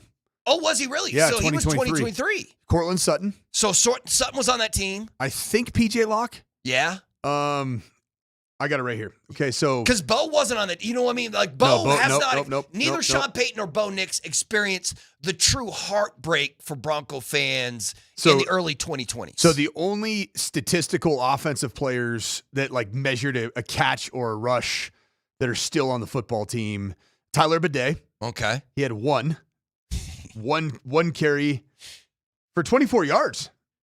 Attaboy, Tyler. Breaking one. It was a catch. Tyler Bidet and Cortland Sutton had 64 catches on 109 targets for 829 yards. Defensively, the guys that were a part of the 2022 debacle with Nathaniel Hackett, Alex Singleton. Yeah. Pat Surtain. Yeah. Jonathan Cooper. I think Jonas Griffith is done. Is he like a special teamer? That's a good question. I think he's done. I don't know. He's done. Yeah, I don't know. And then DJ Jones. Yeah. PJ Locke. Man. I think Matt Henningson's on the practice squad. There's a handful of guys from the defense, especially. Ioma Wazirike. Okay. Yeah, absolutely. Nick Benito. Yep. Delarin Turner-Yell, who just had unfortunately another injury. Jaquan McMillan. Justin Strnad. Man, there's a lot of dudes who are on that team. Mitchell Fraboni. The long snapper. The Frabonester. So you can feel it, they can feel it, right? You can tell the story about how bad the 2022 season with Hackett was, but unless you were there. O-line-wise, obviously, Garrett Bowles. Yes, because he's been around forever. Quinn Miners, 22. Yeah. I think that was his rookie year. That was when he was rookie? I believe so. So he's dealt with it. I think these guys can tell the rest of the locker room, listen, man, this is special. What we did this year with 14 wins and winning the division, that's special. Let me take you back to 2022 and tell you how that was going back then, man. That was just 3 years. Well, I guess, is it 4 years now? Because now we're in 2026. But you get what I'm saying. Yeah, more guys on this team from the 22 roster than you think. Right. So I think if and when they eventually win the Super Bowl, I think that will be a talking point. Like, listen, we went through it. We went through it, and we came out the other side a better team. A lot of that had to do with the change in ownership and the change of head coach, but outside of that, yeah. All right, what you got, KJ? I just was salty. Well, is that like Sean making himself laugh? Is that what that is? That's Like exactly what that is. He said something. He was like, that was funny. I just was salty. Because he had already got the media laugh. Yeah, and then he was like, you know what? That was funny. Let me go back to it here. I mean, I just wasn't Kisla. I just was salty. It's the little. That's that weak in the knees. Yeah. You got that weak in the knees. So salty. Yeah. Yeah, Okay, what's next, man? All right. Weird. Sean Payton just making himself happy. Like, literally, he's so salty often, so to see him make himself giggle is like fun. He told another story about Bill Parcells later in the presser Friday that he got a good chuckle for himself, and the media was just looking at him like, I guess that was funny. I appreciate people who can amuse themselves. You know what I mean? And Sean Payton is one of those dudes. He is, and plus, he's just thinking to himself, man, I'm hilarious. He talks so much that he talks himself into like a humorous moment for himself where he's like, I remember that one time. Where the ugliest parts of the Eagles showed up again on Sunday. The drops, the complaining, the arguing on the sidelines, the running game struggling to build momentum, the win, the fans, the booing, I can go on and on and on. But while the locker room defended A.J. Brown's passion on the sidelines, head coach Nick Sirianni, he discussed why he still believes in A.J. Brown just as a player despite the tough day. The win, he's got the best hands I've ever seen. The way he catches the ball, the amount of different types of catches that he's made. When you get as many targets as he does, you're going to have some drops. Not ever using an excuse, but the ball moves differently in the wind. I thought Jalen did a good job of cutting the wind a lot of times. But we had some uncharacteristic drops, and those. I think we were able to. I think the one that he had, we overcame it the very next play with Dallas. But I know he's gonna. He'll beat himself up on that, and I know AJ. He'll catch 9,000 balls. With the one drop that he had. Nah, man. Nah. It didn't all look good over there. Nah. A.J. Brown is one of the most talented wide receivers in the NFL, and he's paid like it. He's going to get $22 million next year. He's getting $27 million and $29 million a year in his final year. You got to go, man. And you got to deliver. Right? You can't be playing those reindeer games with a Super Bowl contender, right? You just can't do it. Like, listen, I love me a diva wide receiver just as much as the next man. Like, go get crazy. But no, they're going to have to move on from AJ, and I don't know who's going to give them or what they're going to give him to get that money off their books and get him out of that building. I mean, he's a truly he's one of the, top 3-4 wide receivers in the NFL. But you can't deal with that, right? That he's not going to be there. They're going to have to blow up half that team, aren't they? Or do you think it's only AJ? Like, look, we'll get rid of AJ and Sirianni and Jalen will be right back at it next year, right back in the Super Bowl next year. One AJ in Denver. See, I just sit there taking shots at him, but then you're like, you want him to play for your team, and I'm like, I kind of like Sean Payton would. Actually, you're the coach. You tell me. You want A.J. Brown to come here and play in Denver? He would automatically be the number one receiver, man. You'd have Cortland as your possession receiver. 78 catches, 1,003 yards, 7 touchdowns. You could just get all the money that's coming off the books for Russ that covers A.J. You know what I mean? So you just all that $30 million or whatever that just is coming off the board because of Russ next year. You can just say like, yeah, send us AJ, we'll be fine, because you can just take that into your cap now that Russ's money's off there. $29 million a year for a dude who could AJ Brown is lose his mind. 7th season. Is it? Is it his 7th season? And he has had over 1,000 yards in every single season but one. His rookie year? No, he had 1,051 as a rook, off average 20 yards per completion. 8 touchdowns. He's had at least 7 touchdowns in every season except for one, and it was his final season in Tennessee, where he only played 13 games, but he had 869 yards and 5 touchdowns. His first year in Philly, 2022, I believe that was the Super Bowl year, was it not? 1,496 yards, 11 touchdowns.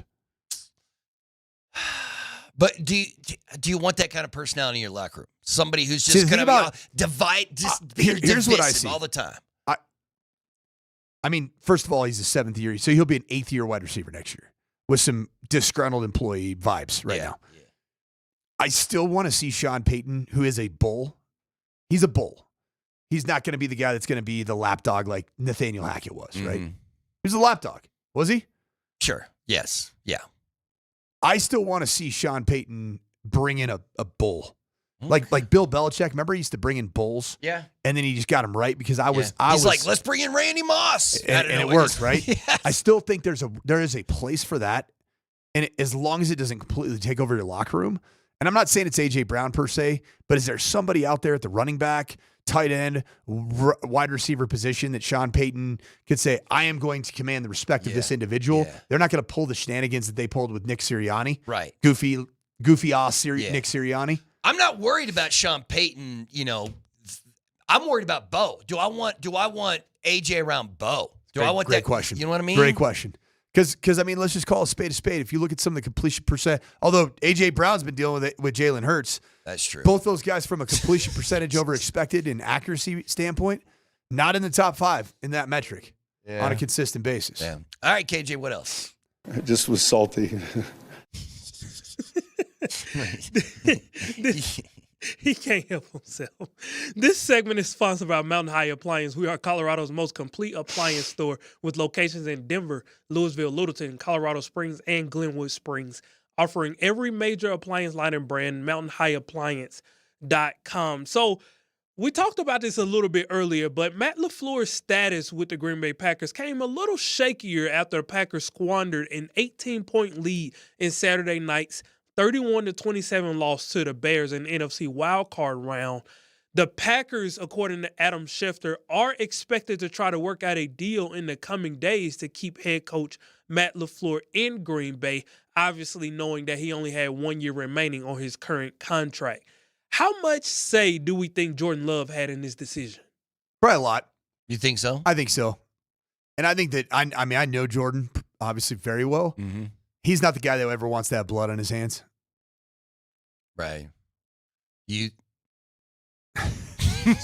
Do I like having blood on my hands? No, my name. Unfortunately, my name's not Kurt Signetti or Ben Johnson. Kurt Signetti has killed a man. That dude has killed a man. That dude has buried a man in a shallow grave before. I'm almost sure of it. Signetti, absolutely. Listen. How are they gonna? Here's what I think is. I think Green Bay's gonna lowball him now. Like, LaFleur wants $15 to $20 million a year, and he's a good enough coach that a team might just give him that number. If I'm Green Bay, I might lowball him just so he bails on me. So, you know what I'm talking about? Like, I might be like, okay, LaFleur, you want $18 million a year? We'll give you $9 million. $9 million a year is great. That's good money here in this NFL. You take it, and you know what I mean? Like, Do you think? I mean, do they really want Matt LaFleur back next season after how it ended last night or yesterday? When Saturday night? Wait, when did Green Bay pay? I've already forgotten this. Saturday. Yeah, man, I'm losing. Right, that was a crazy Bear. Yeah, I'm losing all track of time. Yeah, the Bears with 25 points in the fourth quarter. I don't know. You tell me. If between the two of you, would you welcome back Matt LaFleur with open arms and a $20 million contract if you're a Green Bay Packer fan or GM? No. So what do? You move on? You should have. They're not going to. That's crazy to me. That's crazy. There's better options out there. Yes, there is. That you could have swindled. I actually I know the guy it didn't end well per se in Cleveland, but where it does it, tell me that Kevin Stefanski, watching him the play caller that he was with Joe Flacco, watching him the play caller he was with Kirk Cousins at the Minnesota Vikings, you mean to tell me that Kevin Stefanski's not a better option than Matt LaFleur? Yeah, probably. That's what I think. Yeah, just get an extra voice in there. All right. Well, that was KJ's NFL News and Notes. We hope you enjoyed it. We will roll on with the morning sprint after a quick timeout.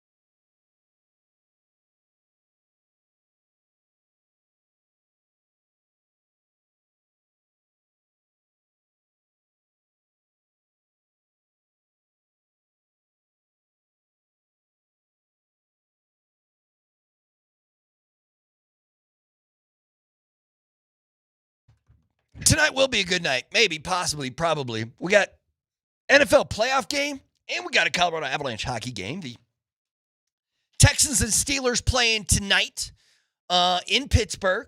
Houston is currently favored in that game. It's Houston -3. You can hear that right here on our sister station, AM 950 on 92.5. We will have the Avs and the Maple Leafs tonight as the Colorado Avalanche look to tie their franchise record for most consecutive home wins with their 18th straight as they got their 17th in a row with a win on Saturday.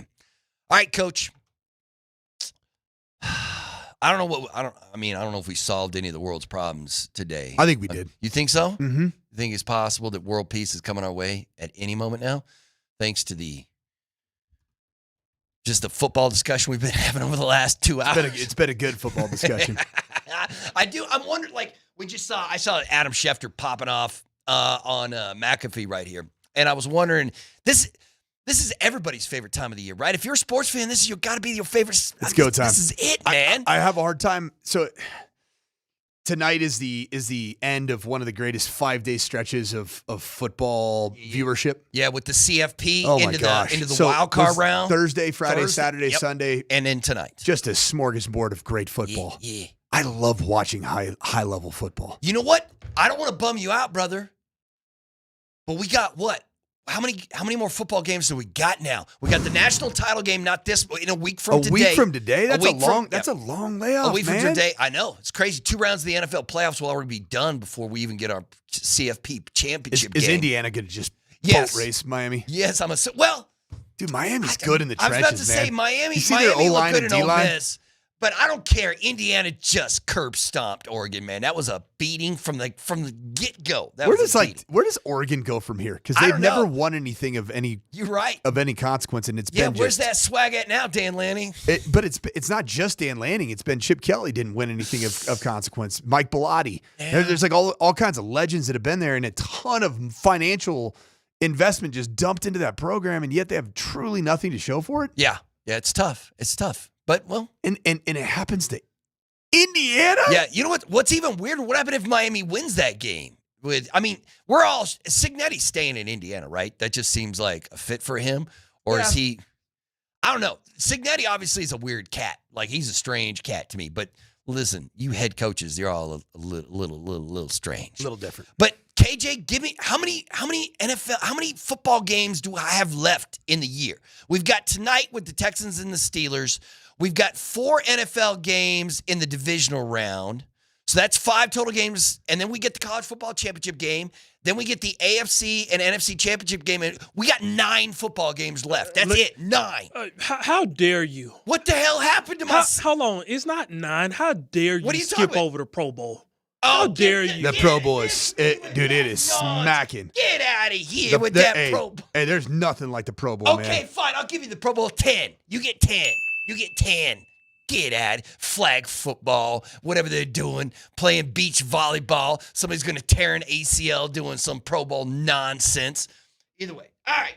So, yeah, you got 10 football games remaining, and they're all going to be good. Like, this weekend, this is the best wild card of NFL football I've seen in, because usually there's a couple of beatdowns in there. And maybe that 16-3 game with the Pats was, no. I mean, listen, the team the game that looked like it was going to be a whooping was what Green Bay started to do to Chicago, right? I was like, oh, this thing is over. Packers are going to win this thing. It's done. And then no. And then that turned into one of the best games of the weekend. So, but yeah, you got Bills and Broncos Saturday, Niners and Seahawks on Saturday, Rams and Bears on Sunday, and then the Patriots hosting whoever wins tonight, which we're leaning Houston, right? We're leaning Houston. Were your wild card predictions on point, Coach? Were you pretty good when it came to these predictions, my man? Because I don't know. I think I never actually went on record, so we'll just go off like what I believed was going to happen. Yeah, I mean, I think it was about I was okay. Yeah, we all thought the Rams were going to beat the Panthers, Yep, although that game that turned into a game. That thing of once again a late fourth quarter game. Matthew Stafford. Matter of fact, Stafford probably had more throwing yards than any other quarterback this wild card, right? Whoa! It's like, the computer was wigging out right there. I thought I thought, are you one of those guys who, when their phone ring, it's like "Baby Got Back" or something? Like you have ringtones for people. I am allergic to any volume on any devices. Oh, you like keep it quiet. Everything quiet. I want vibrate only. Yes. Even then, I'm like, I don't want that. Yeah, get that out of my life. So so the Rams beat the Panthers. We all called thought that was, Stafford had an amazing game, but he had to for them to win that game, which is crazy. Caleb Williams and the Bears scored 25 points in the fourth quarter Wrong. rally and beat the Packers. I was wrong on that one. Yeah. The way it played out in the first half is what I was predicting. Because the Packers looked good in the first half and they had the lead, and I was probably thinking Green Bay was going to win that game. And then yesterday, Bills over the Jags. You had that, right? You had Buffalo beating Jacksonville? I had Jacksonville. Man, a lot of people did. I think a lot of people here at the station lost them some money because a lot of people had Jacksonville. They love some Jags. I had Jacksonville. Okay. Niners, Eagles. I had it. You had Sanford winning that thing. Hot team. Yeah. And then Patriots over the Chargers. Yeah, part of me wishful thinking. I just wanted to get. I'm glad that the Chargers are out. Yeah, because Harbaugh makes you nervous. He makes me nervous with just the matchup. It's the matchup with the Broncos and the Chargers. We will not see that this year, which is good. In a winner go home postseason matchup. If I asked you who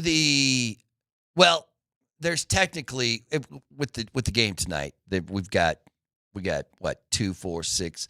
We got 9 teams to pick from right now. If I tell you who's the best quarterback remaining in the playoffs is Josh Allen. Unless you want to argue with me. Stafford. With Josh Allen. I think Stafford. You say it's Stafford. Who terrifies you as a Broncos fan more? Matt Stafford throwing for 400 or Josh Allen gritting his way out with 218 yards passing, 48 yards rushing, and a QB sneak that goes for 22 yards? Because that's the thing about Matthew Stafford. It's the wow factor. Puka Nacua and you're right. Of the two best quarterbacks remaining, Josh Allen scares me a whole lot. But you're right. Stafford seems the kind of guy he could go ballistic. Right. The Rams could put 45 on. They could go nuclear. Yeah, they could go crazy. I don't think that the Bills have that propensity to go nuclear offensively. So the best quarterback still remaining in the draft you think is Matthew Stafford. Who do you think in the playoffs? Who do you think the best coach remaining is in the playoffs? You got the Bills and Sean McDermott. You got Sean Payton and the Broncos. You got Shanny and the Niners. You got McDonald and the Seahawks. You got McVay and the Rams. You got Johnson and the Bears. You got Vrabel and the Patriots. You got Tomlin and the Steelers. DeMeco Ryans and the. I did mention Houston. DeMeco and the Houston Texans. Who's the best coach remaining in the NFL playoffs? The ones that have won Super Bowls. Okay. Who are those? Well, it's Sean McVay, right? Do we no? There's a pretty other obvious Sean right here in our backyard. No. Well, you want to give Sean Payton the love. He's won a Super Bowl. I have 2 middle fingers. Yes. I'm saying Sean Payton and Sean McVay. But it was 13 years ago.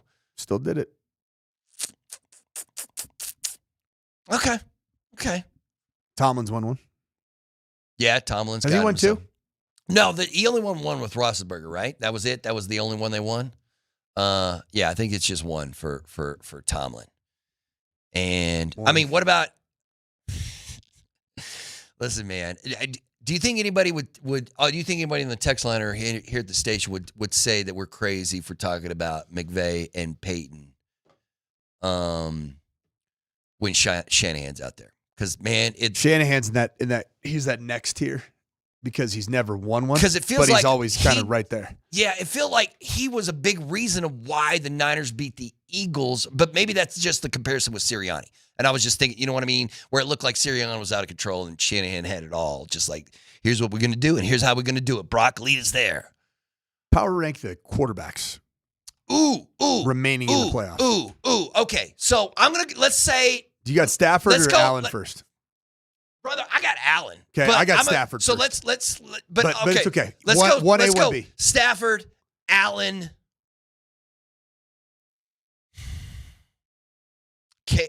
No. Drake. Damn, this ain't easy, bro. After those first two, CJ this ain't Stroud. easy. Sam Darnold. I ain't putting Aaron Rodgers. Aaron Rodgers don't make this list. He don't get to make this list. Not yet, because I don't think he's going to make it out of this game tonight. But where would you put Aaron Rodgers? Right? But I mean, he's ancient. He's going to be a Hall of Famer. But right now, his quarterback ability is what, fifth on this list? Well, you got to tune in to Westwood One here on Altitude Sports Radio. I don't know. That's tough, man. I don't know where to go. Where would you put Brock Purdy on that list? Where would you put Sam Darnold? Would you put Darnold ahead or behind Purdy? Where do you put Bo Nix?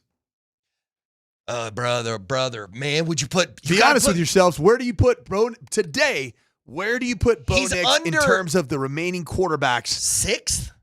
Who's sixth? Who right now is worse than Bo Nix today? Aaron Rodgers. Okay. And that might be, well, I could put CJ in that. I would rather have Bo than CJ, even. But then Bo could go nuts and go win 2 games and be in the Super Bowl, and he all of a sudden is propelled to the top 2. I do not know the answer to that. I do not know. But either way. All right. That is the morning sprint on this Monday. This Rally House Football Monday on Altitude Sports Radio. Rally House, shop every team in town. For Mike Sanford, for Alex Ryanemi, for KJ Granderson, I'm Mark Bertinoli. We got PhD next.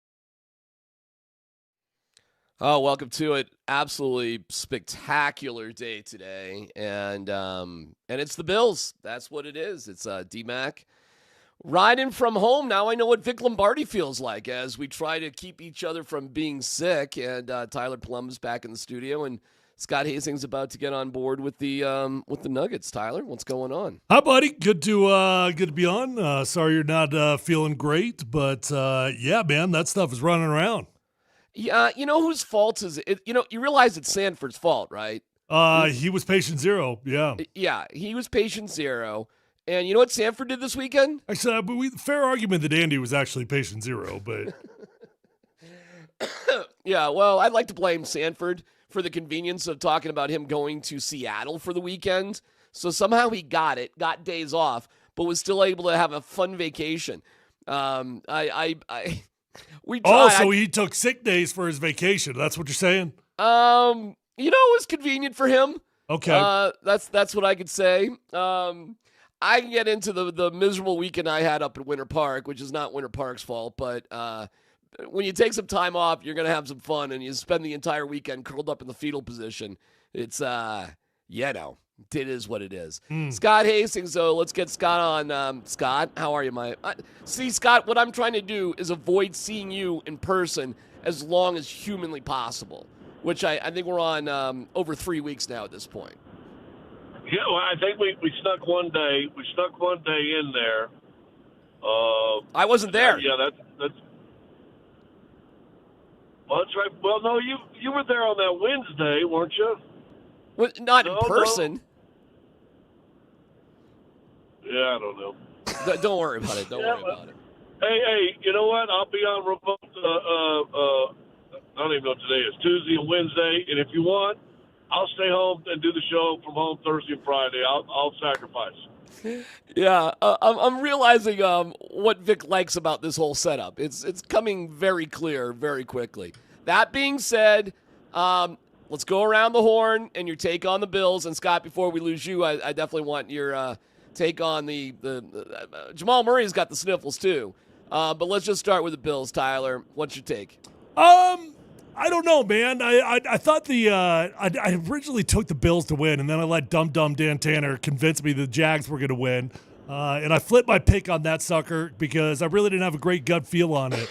I don't love the Bills. I don't love playing Josh Allen, but then again, I'm definitely not scared of the Bills. Like it's a team that has had, boy, some low lows this year, and I'm not sure they're the most confident bunch in the world. Scotty? Well, I like the Bills against Jacksonville. And I've said it, and I was on record, and I'll still say it. I think they were in survival mode all season to just get through the regular season because of the failings they've had in the postseason. And I don't think that was their main focus. Now, saying that, they still won 11 games. Right? I mean, it ain't like they sucked this year, right? We thought they were going to just dominate that division and win 15 or 16 or 14 or something like that. But listen, they still won double-digit games. They still went on the road to one of the hottest teams in football and handled their business. I think they're a dangerous team. I'm not sure they're not the most dangerous team Denver could play in the second round, in my opinion. Well, there's some proof in that pudding. And this is going to win you some bar bets over the weekend. Can you guys list, and it's only happened one other time, a number one seeded team was a home underdog? Ever? Ever. I don't know. Can you give me some context? Give me a clue. I don't know. Happened one other time. It was in the past 10 years in the NFC. Oh, God, I don't know. That's a good one. It's a good one, isn't it? Because the Broncos are a 1.5 dog. They're overdogs. Again. Would that be San Francisco? Was not. I'll give you another hint. They won the game and won the Super Bowl. Well, now you go back and look at NFC teams that have won Super Bowls. Philadelphia? It is Philadelphia. It was the 17-18 Eagles. They were 2.5-point underdogs to the Falcons. They won the game 15-10, and went on with Carson Wentz got hurt. Nick Foles came in, Philly special, all that.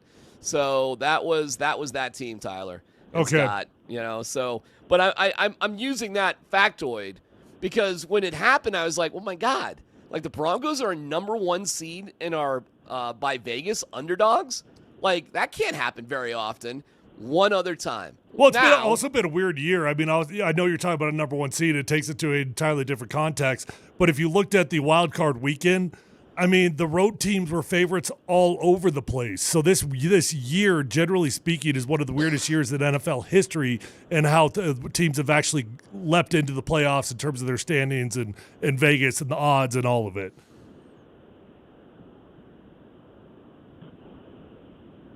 Scott, Yeah. no, I heard you. I'm sorry. I was just waiting for Scott there. I'll just add to what Tyler said. He's exactly right. There was talks. I remember listening to Andy and Nate like Thursday, I guess, and they were talking about, you could get this odds if all the road teams were to win, and you got this odds if all the home teams are going to win, and blah blah blah. And I'm like, man, I don't know. I think you got to look at some history sometimes, and I think you're probably the initial betting odds are based on A, Josh Allen, and B, the last time you guys played this team, 40 or 30 or whatever it was.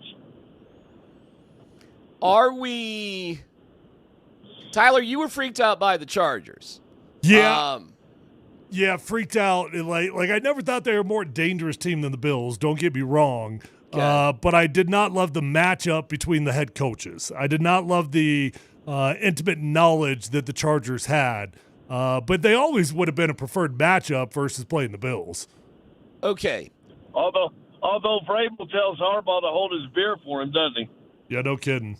I guess God, so. Vrabel's like that guy. He is Bill Belichick Jr. He really is. I'm not talking about personality or any of that. I'm just talking about a dude that has figured out the nuances of the game. We've seen it over the years. He did it to Belichick with the clock rules and everything. And then you saw it last night in that game when the Chargers are substituting. There's 3:30 left on the clock. All of a sudden, he's like, okay, you dummies are going to substitute right now. I'm going to take 35 seconds to sub my unit out there on the field and just let that clock wind on down. Yeah, he's mastered that particular rule. All right, so is this the toughest challenge the Broncos could have? And by the way, I'm saying this because I'm listening to my guy, Vic Lombardi, and I can't believe I'm siding with Mark Moser on more things than not. And Vic's just like, don't be scared. We're not scared. We ain't scared. This is nothing about being scared, Vic. This is just what we're sitting in front of us. I mean, nobody's like scared. You don't have to be scared to have some, raised eyebrows about facing Josh Allen and the Bills. Nobody's afraid of playing them. But the truth is, I think this is the toughest matchup the Broncos could have. Yep. No, I agree with you. I've kept my eye on Buffalo all year, and everybody was kind of crapping on them. And I'll repeat myself. They still won double-digit games, and they just looked like me. They looked a little bit like the 97 Broncos that won the Super Bowl after kind of getting upset the year before at home to Jacksonville, and that was an upset. And to me, they said, let's just get through this season. I think they were a wild card. I think they only won 10 games. But, man, when they turned it on, they turned it absolutely on. And, of course, they had a great running game, and Cook's a pretty good runner. I don't want to say he's a Terrell Davis. I don't want to say what that line was in 97. But Denver's defense kept getting better. They were maligned all year. Buffalo's defense kind of maligned all year. I think it's scary, man. Do you want to go into a pro fight, and this is your 10th fight or your 5th fight? The guy you're fighting's had the title at one time or two, and now you got to try to knock him out. So, oh man, So listen, the Josh Allen factor is always Josh Allen factor, and that's not going away. Like you've got, in theory, the best quarterback that is in the playoffs. That's who you're going up against right now. So that doesn't go away. But there are optimistic things, like Josh Allen. The best game plan for containing Josh Allen is a four-man rush that can get after the QB. Teams that have to blitz Josh Allen generally are going to struggle. He's a smart quarterback that can get out of the pocket. And he can make it painful for you when you blitz. Well, we got the group that can do that, right? We've got a group of guys that can get after this quarterback. Josh Allen is also going to be very dangerous with his feet.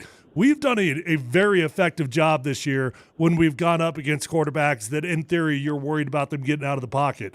And then maybe more optimistically, if we're talking about things that we struggle with versus things they struggle with, well, we struggle offensively more or less. They also struggle defensively more or less. So hopefully that means that's a matchup that the Broncos can actually take advantage of. And if we can be better on that day offensively, then they're better defensively that day.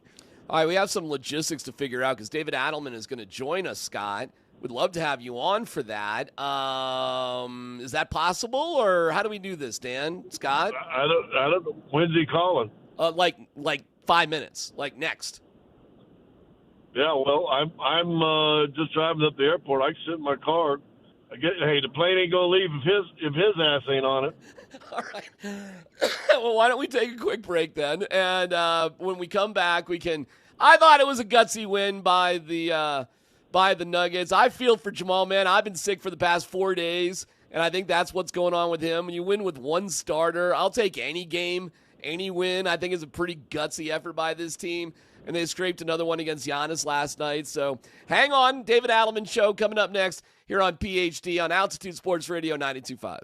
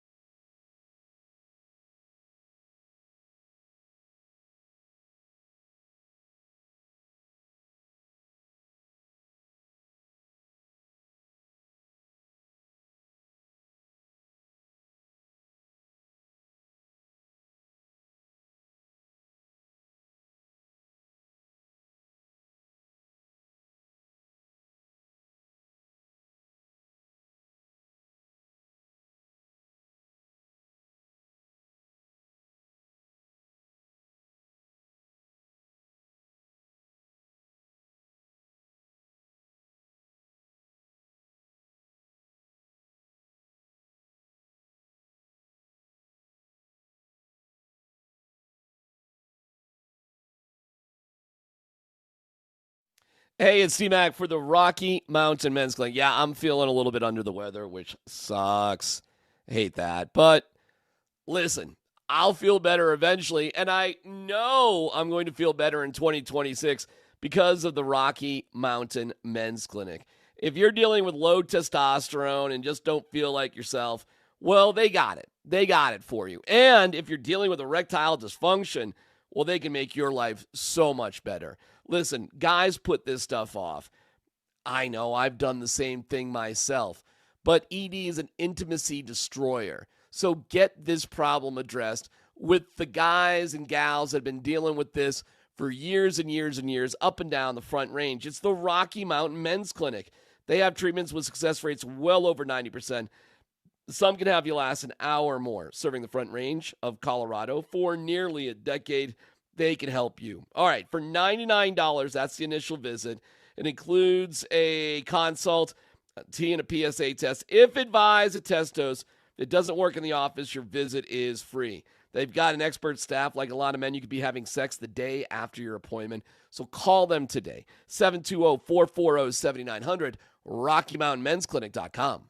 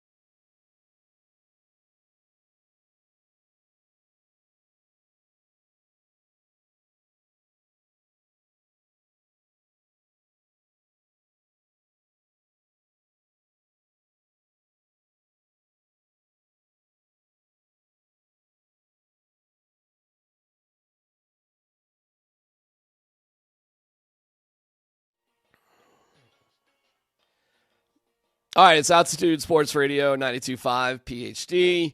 And David Adelman joins us. And Coach, how you doing? It's good to have you on. Oh, not yet. Sorry, my bad. I just want to Tyler, tell everybody what's going on here because it's a little quirky today. I don't know what's going on in Colorado with everybody getting sick, but I'm one of them, okay? And I'm feeling better. It more or less destroyed our ski weekend we had up there at Winter Park. It's no fault of Winter Parks. But it's been a biatch. And Moser was from home to protect him. You should feel good, Tyler. The less people around, the better, in all honesty. Because it's not something that, you'd want to catch. But it has impacted the Nuggets. And from what I understand, and we'll have Coach Adelman on here in a second, but that's why Jamal's been gone for the past couple of games. And I'm not surprised. Maybe before we have Coach on, you can speak to, sickness and locker rooms and what that can do to a locker room. I'm sure you've gone through it before. Oh, we're like a walking petri dish. It's like when you've got kids in kindergarten, and you send them to class and they come home sick 12 times a year. That's what an NFL locker room's like, and I would assume an NBA locker room is no different. It's things that there's really no way to truly manage it because there's no such thing as calling in sick. You don't get to call in sick. And once in a blue moon, and I mean like once in a blue moon, it never happened to me. Once in a blue moon, you will show up and they will be like, you are so sick, we want you to go home. In my 8 years playing, they're like, oh, okay, you're sick. Well, here's a Z-Pack for you. See you at meetings, see you at practice, see you in the locker room, in the weight room. You're going to bench press, get your stuff all over the place. So it's very, very hard to control. It's very, very easy for it to spread quickly. But it's also something that culturally, being sick to an athlete is radically different than being sick to a normal human being. Well, let's bring on David Adelman and Scott. This is kind of funny because after he's done with us, Coach will get on a plane, and Scott will be running after him. So Scott's nearby. Coach, he's in the car. You're getting ready to get on the plane. I'm broadcasting from home. I bet you missed me over the past couple home games because I've been sick as a dog, and we were just speaking to that. So maybe you can hospital bay David Adelman in terms of just like sickness. Like where are we at here with this little mini road trip that we're doing? Yeah, we will not have the full complement of players on the plane. I believe Jamal Murray will be on the plane. Okay. Which will be a good thing. It doesn't mean he's going to play, but he's making an attempt to be with the team. I know it's going around. Like, it's been a constant thing for us. So it's just it is what it is. It's you just keep it moving. I feel bad that you're sick. I feel like everybody is. Well, I appreciate that, Coach. But I tell you this, I get it. Like, from Jamal's point of view, I totally get it. From whoever's sick, you can be there, but you can't be yourself. You can't, and to perform at the highest level in the NBA, there's no chance. What are we doing here? What do you guys do to protect yourselves in terms of a team when something like this happens, if there's anything? And the coach dropped off there, Tyler. Yep. Right, we got moving parts all over the place. We're relying on technology, cell phone towers. DMac's got an internet connection. Scott's got a moving vehicle. Oh, my God. All right. Well, we'll get Coach on if we can, and we'll just talk about basketball. It was a nice win for the Nuggets last night as they beat the Bucks 108-104. AG did start, had 23 points. We got another nice contribution from Tim Hardaway Jr., 35 minutes off the bench, 5 of 9 from 3.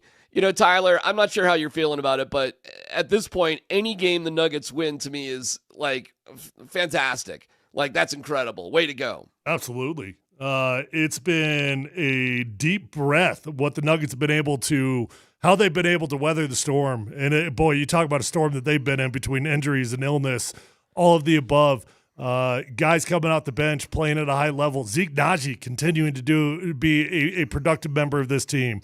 It's been a very welcome deep breath what they've been able to do. Yeah, and it's kind of interesting how you see different players having to step up, and you see Hunter Tyson in the starting lineup where it's like, okay, I wasn't sure about that. And Christian Brown is obviously not feeling like himself. And then Jamal gets the flu, and you're really just like, holy cow, can we just survive here? And what's the best that we can do just to sort of get through? And now they play New Orleans and Dallas on back-to-back nights. So this is, and Coach, what we were saying is David Adelman with us, what a grind here for your team with 3 games and 4 nights.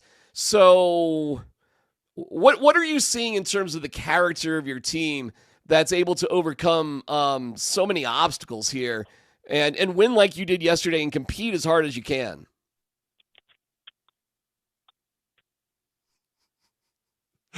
We're doing great here, folks. I thought he was there. He dropped again. Should we bag it, Dan, and just say, hey, good luck in New Orleans? Yeah. You up for that? Hey, way to go in New Orleans and Dallas, and say yay?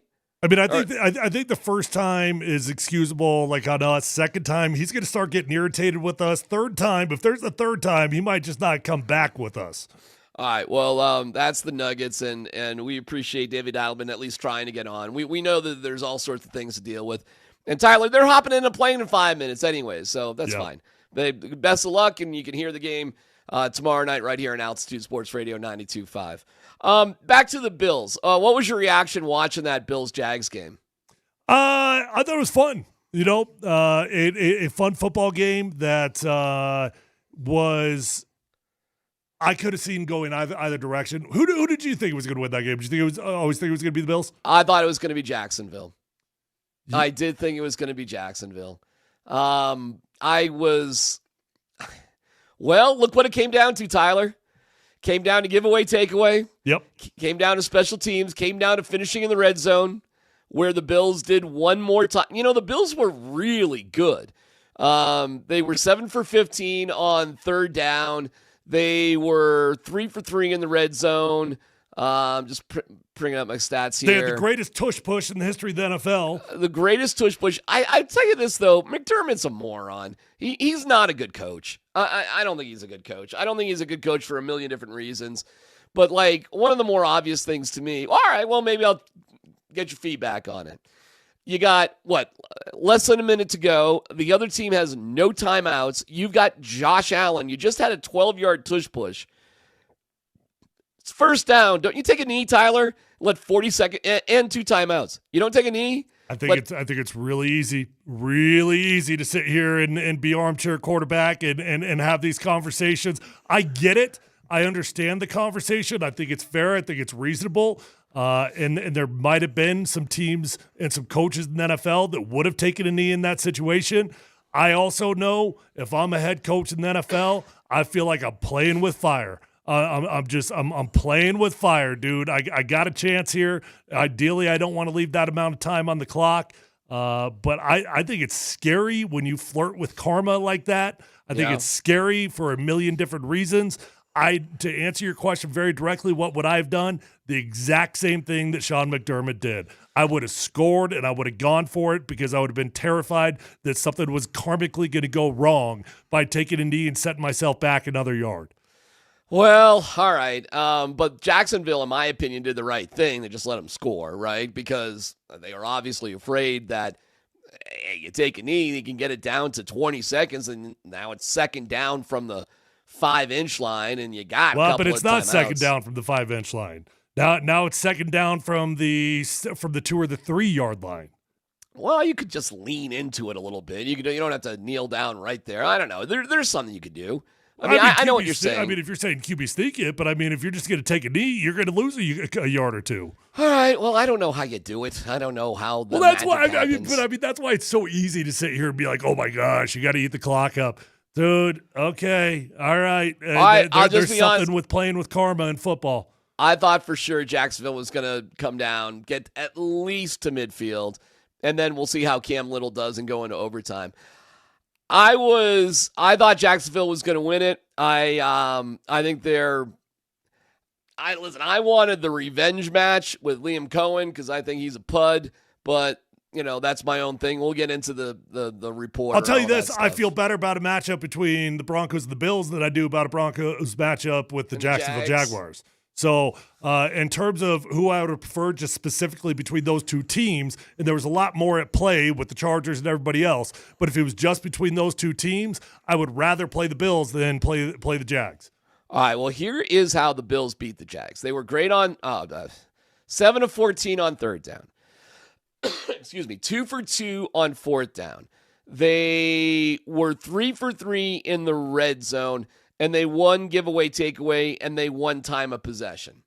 And let's not snooze on that last interception, right? Like, I mean, I don't know. It's not crazy to think Jacksonville could get in field goal position with Cam Little, who can kick 70-yarders. I thought we were going to have at least a shot at something like that. So when the ball got turned over, Tyler, it did surprise me. And then there was the reaction afterwards. And the Bills were the least surprised team around. And that to me was another like, oh, yeah, that's right. They've been here. They've done that. This is what they expect to do. And then when you find out some of the numbers with Josh Allen, Tyler, it's staggering what this dude has actually done in the playoffs. I mean, it's unbelievable without going to the Super Bowl. So I thought Jacksonville was going to win. And I was rooting hard for the Chargers. But the Chargers, Tyler, oh my God, are they beat up. They got nothing. They just have absolutely nothing left, the Chargers. Chargers were just not able to get healthy enough on time. No. And I'll say this, Justin Herbert, okay, anybody out there that has been like Justin Herbert ain't the guy, you got a pretty good argument. You do. No, I got it. He was under duress. But it really wasn't under duress as much as everybody made it out to be. He really was not that much under duress. Justin Herbert just didn't show up. Dan and I were talking about that before the show. Slight difference of opinion on it. And I'm like, I don't know, dude. I don't think he was like under these insane pressure, whatever. Justin Herbert flat out did not look like an elite quarterback, and he has not looked like an elite quarterback in the playoffs over the years. So I don't know what's to be said. He did the exact same thing last year. I don't know if you remember that, but after the playoffs last year, Harbaugh had to defend his guy, and he's like, yo, no, anybody that's doubting Justin Herbert, blah, blah, blah, you're a fool. I like Justin Herbert a lot, but playoff Justin Herbert has not showed up. What was your take on that? What was your back and forth on that? I mean, Tyler and I disagreed a little bit on the amount of pressures that Herbert got, and to me, it seemed like he had no chance with that beat up offensive line. And Tyler doesn't. And Tyler's point was he just didn't show up. So I think it's kind of lies somewhere in between there. Well, whatever. It was, and again, I think the Chargers defense is really good. That game to me didn't look a lot different than the Broncos-Chargers game. It looked like the same thing to me. Anyway, it doesn't matter. I was pulling for the Chargers because I'd rather play the Chargers, and you can see why, because they're just so beat up. But they weren't close, Tyler. It wasn't close to the Patriots. So we got the Bills. It is what it is, right? Like, would you rather play the Bills or the Texans? Probably the Texans. Yeah, probably the Texans. Texans are a well-rounded football team, but they don't have the one thing that scares you the most. They don't have Josh Allen. All right. Would you rather play the Bills or the Steelers? I'm laughing even coming up with that. But yeah, of course I prefer the Steelers. Of course. So you do have the hardest matchup you could get. Here it is.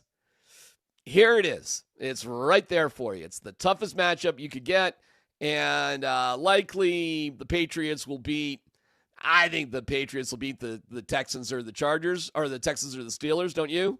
I don't think that's going to be that hard for them. No, they should be fine there. They're going to cruise. They're going to cruise to the AFC Championship. So that's it. I mean, I think that's the path. So you'd have to beat the Bills, and you'd have to beat the Patriots playing the way they are. Not easy. Not easy, but I stand by it. You got to at least get to the AFC Championship game.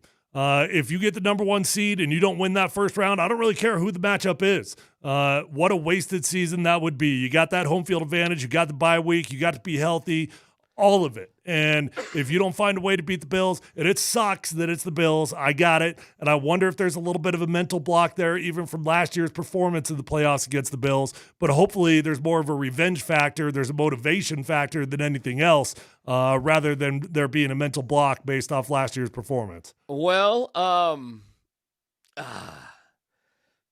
where are you with the concept teams of destiny? Well, what do you mean? I mean, are you asking me, do I think the Broncos are a destiny team? No. I'm asking you if you think the Bills are. No, I don't think the Bills look like they're a team of destiny this year. No, not at all. Matter of fact, I think the Bills are looking for a reason for somebody to knock them out of the playoffs. The Bills have had way too many problems this year. And they have been high highs, low lows. And I mean, the lows have been pretty damn ugly. There have been multiple games this year where that defense has just been a flat out liability, and Josh Allen wasn't what you thought he was going to be. So that's not what a team of destiny looks like to me. All right. Do you believe in teams of destiny? Yeah. Well, like when you say that, like, I think there are just teams that get all the right bounces at the right time. It's their year. I was It's on their one of year. those teams in 2015. When we needed a strip sack, we freaking got the strip sack. That's right. When we needed an interception, we got the interception. That's you know, right. we were that team in 2015. And I would argue, like, I don't think the Broncos are a team of destiny either, but I would argue this Denver Broncos team looks far more like, just from those types of from the scenarios we're talking about, the Broncos look more like a team of destiny than the Bills do this year. All right. Well, listen, I certainly hope that's the case, but I mean, I can give you the argument for the Buffalo Bills. All right, why are they a team of destiny? If Josh Allen wants to cement himself as one of the greatest quarterbacks of all time, at some point you have to, legacy-wise, win a Super Bowl. To win a Super Bowl, you, of course, have to get to one. And look at the heartache the Bills have been through, Tyler. I mean, they have, if you talk, remember with the Nuggets, we talked about there had to be rungs on the ladder that you had to climb, and you can't get to one step without first being on another step, that sort of thing.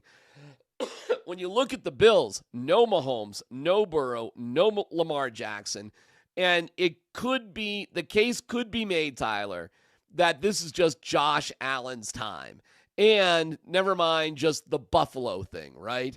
All of the Buffalo-ness, Buffalo stuff that exists.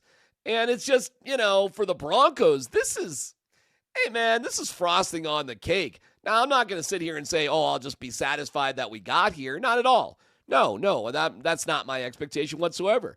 I expect the Broncos to go to the Super Bowl at this point. You have the number one seed. Your odds are much higher to go to the Super Bowl with that. I don't know when they're going to get back here again. It's been 10 years since the last time. So, no, I don't have low expectations for the Broncos.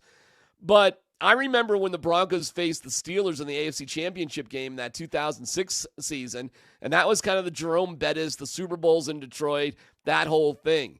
And it just felt weird, man. And that was with Plummer and everybody. And the Broncos got far. They got to the AFC Championship game, but couldn't get beyond that. The argument for the Bills being a team of destiny is pretty damn strong based on the fact of their history and what Josh Allen, what he's already done in his career. And I'll tell you this, man, if I'm a Bills fan, I'm thinking to myself, if we can't do it this year, Tyler, when the hell are we ever going to do it? Yeah, that's a fair argument. And like the heat is on for Josh Allen. It's more on for Sean McDermott than it is for Josh Allen. Josh is going to get more cracks at this thing. But yeah, the narrative is going to be said that Josh Allen is never going to win a Super Bowl if he can't do it in a year without Herbert and Lamar and Mahomes. Listen, man, I'm not trying to put it out there like bad juju, nor am I rooting for it. It's just like weighs heavy on my shoulders that, that's the case. And when the Bills started this as the favorite, I don't know, man, maybe the Broncos can use something like that. Maybe that's good juju for them. I mean, they certainly did. Who was that game that they were the underdog? What was the overdog game? What was that game? Was that the Packers? Packers. Packers Yeah. game? All right, so it's another, Broncos overdog thing. But I don't know, man. I don't know how this game, by the way, I don't know how this isn't the Saturday night game. I don't know how this isn't like the game of the weekend right here. Do you guys agree with me on that? Wait, do we know that it's not? Well, do we have a time on this? Or They're not going to No, announce it until after the conclusion of tonight's game, but I saw a report earlier, I don't even remember who, somebody on Twitter said they're hearing that the Broncos-Bills game is likely to be the Saturday night game. Well, I mean, Tyler, that makes a lot of sense to me. I mean, the drama in this game. I mean, I would just assume the number one seed would be the night game. I kind of would assume that too. And the storylines in this one are, it's epic. It's awesome. It's everything with Sean Payton and what he's done, and the story of a young quarterback with Bo Nix, and then everything with Josh Allen, the history of the Bills, and the fact that John Elway has come out and said his greatest regret as a GM is not drafting Josh Allen, who went to Wyoming. Come on. The stories just all write themselves, don't they? I mean, it's unbelievable, man. It's unbelievable. So, all right, we have a whole week to get into it, everybody. 303-504-0925. That's the text line. Tyler, I got to get your feedback on the Liam Cohen reporter thing. That was a riot. I think you're going to be surprised by my take. I think you know what I think you know what I'm going to say, but I think you'll be surprised. Well, then you're a hypocrite. All right. Well, stick around. Stick around. We'll find out if that's true coming up next.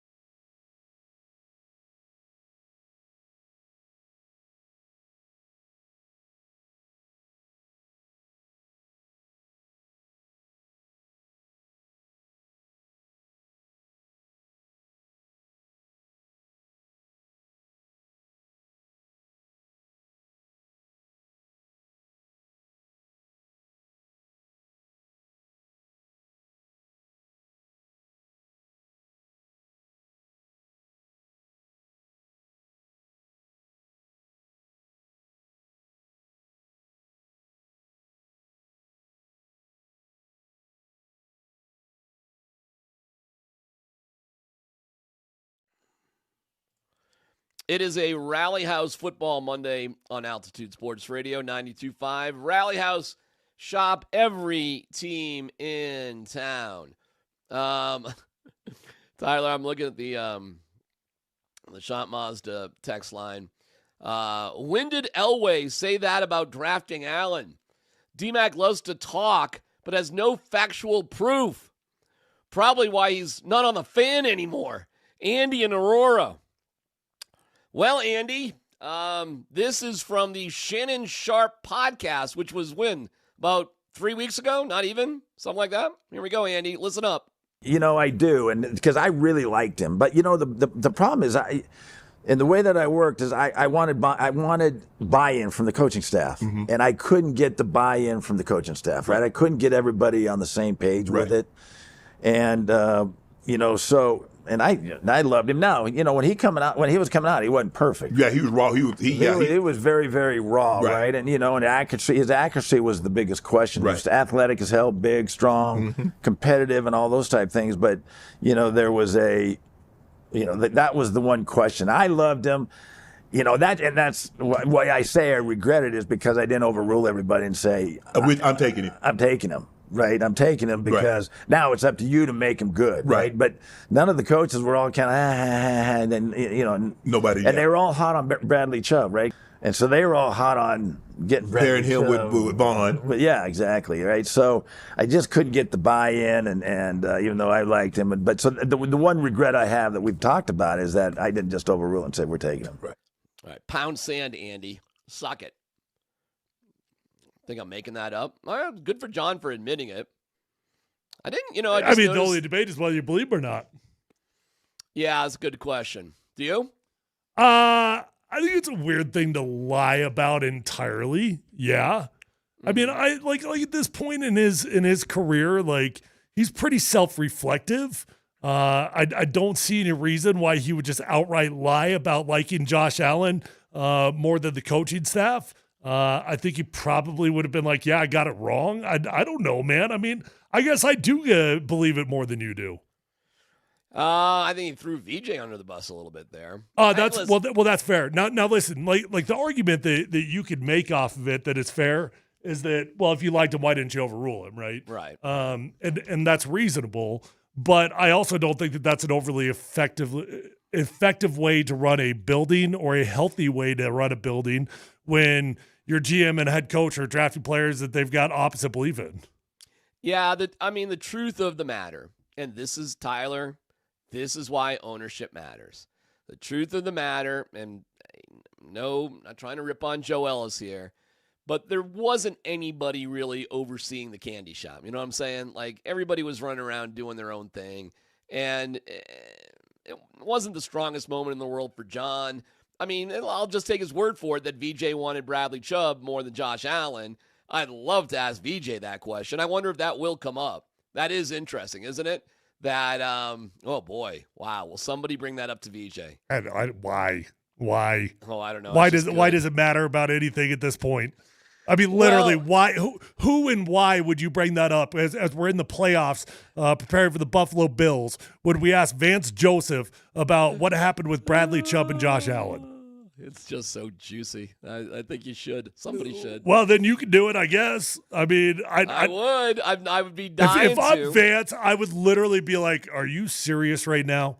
This is what you want to talk about as we're trying to prepare to win a Super Bowl? This is what you want to talk about?" Hey, Coach, there's history on the line here. Speaking of history, John Elway said you wanted Bradley Chubb, and you were the reason that Josh Allen wasn't drafted. Care to comment?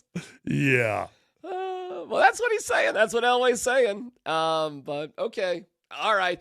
What I remember about do you think that's a relevant question right now? It's a fun question, but it's not going to be asked. Nobody's going to ask it. It's not that big of a deal. What is a bigger deal is the concept of, I mean, there is a moment of reflection of what things would have been like here if Josh Allen was the quarterback of the Denver Broncos. And think about what's gone on in Buffalo since that time, Tyler, and what's happened here in Denver. Well, let's talk about that. I mean, honestly, what has really gone on in Buffalo? What?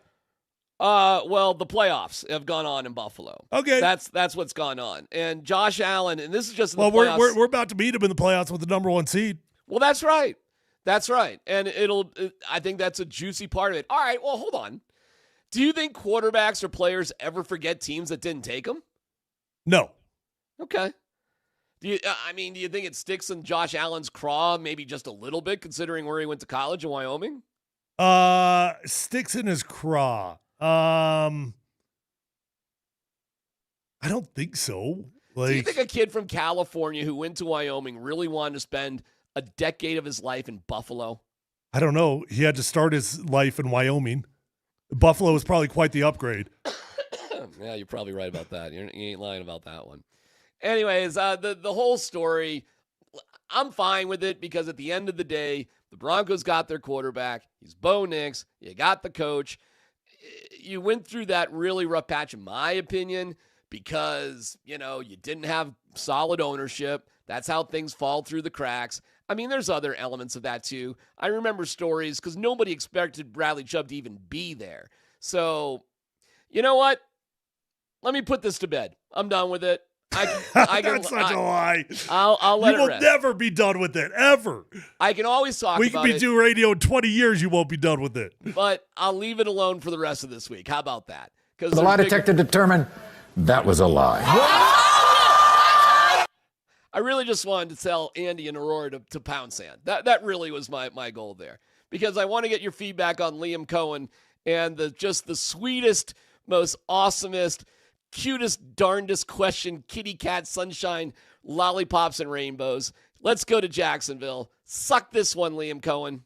How you doing today? Lynn Jones, Jacksonville Free Press News. I just want to tell you congratulations on your success, young man. Thank you. You hold your head up, all right? You guys have had a most magnificent season. Thank you. And you did a great job out there today. Appreciate so you it. just hold your head up, okay? Thank and you, ladies ma'am. and gentlemen, Duval, you the one, all Thank right? you, ma'am. keep it going. We got another season, okay? I appreciate Take it. care and much continued success to you and the entire team. Thank you, ma'am.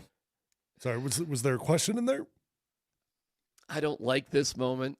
I love this moment, but not for the reasons that What's the Adam question? Schefter and other people are putting out there. Because I think Liam Cohen is such a turd for misrepresenting what Sean Payton said about small market, which he did. He did. For him to lose and then have to have grandma offer him orange slices like a T-baller who just struck out, to me was one of the greatest moments of this entire NFL season. I think nothing, zero, is more small market than that moment right there, and I'm all for it. In Jacksonville, I think it was fantastic. Congratulations, Jacksonville. You have that moment. When is your 6th place parade? I just want to know when that is. Way to go, Jacksonville. You win. Is that a mic drop, or do I don't know what to do with that. Is that a mic drop? That felt like a mic drop. Tyler, that's my take on it. That's how I feel about it. This, of course, would not happen in any serious media room in America. But in Jacksonville, here's the microphone. Go ahead. What do you want to, what pats on the back do you want to give the professional coach who makes millions of dollars to do his job? And Liam Cohen wanted nothing to do with that because he has a little pride, I would guess. So that's my take. I don't think he was hating it, by the way. I mean, he had a nice little smile on his face. He was enjoying it. He was like, "Thank you, man. Appreciate you, man. Love I you, think man." he was dying for the whatever that was statement to be over. But Yeah, no kidding. You hold your head up, all No right? kidding. That was one of the weirdest things I've ever seen done at a press conference ever. I mean, been around this thing a long time. So a lot of times people will lead with awkwardly complimentary things because they don't know how to ask a question, and you know they're trying to soften the blow or whatever it might be. So it's not unusual for that to happen. But for there literally to not be a question, that was next level. I mean, send the dude a Christmas card. Send him a letter in the mail or something. Tell him you're grateful for what he's done for the city. So you thought it was ridiculous? Yeah, of course. Okay, all right. Well, what do you think about Adam Schefter saying, "Oh, what an awesome moment"? Because you look like an a-hole if you say that this lady was off her rocker. Oh my God! Actually, to be honest, I really was surprised that Schefter tweeted it the way that he did. I mean, retweeting it, of course, but he did tweet it in a complimentary form. That did catch me off guard a little bit. Oh, Tyler, I'm giving you such a high five on that virtually. We are on the same page on that one. All right, it's a Rally House Football Monday on Altitude Sports Radio 92.5. Let's dig into it. How are you feeling about the Bills and the matchup and everything going on? And Tyler, holy cow, Fernando Mendoza. Woo! How is that going to impact the Broncos? Details coming up.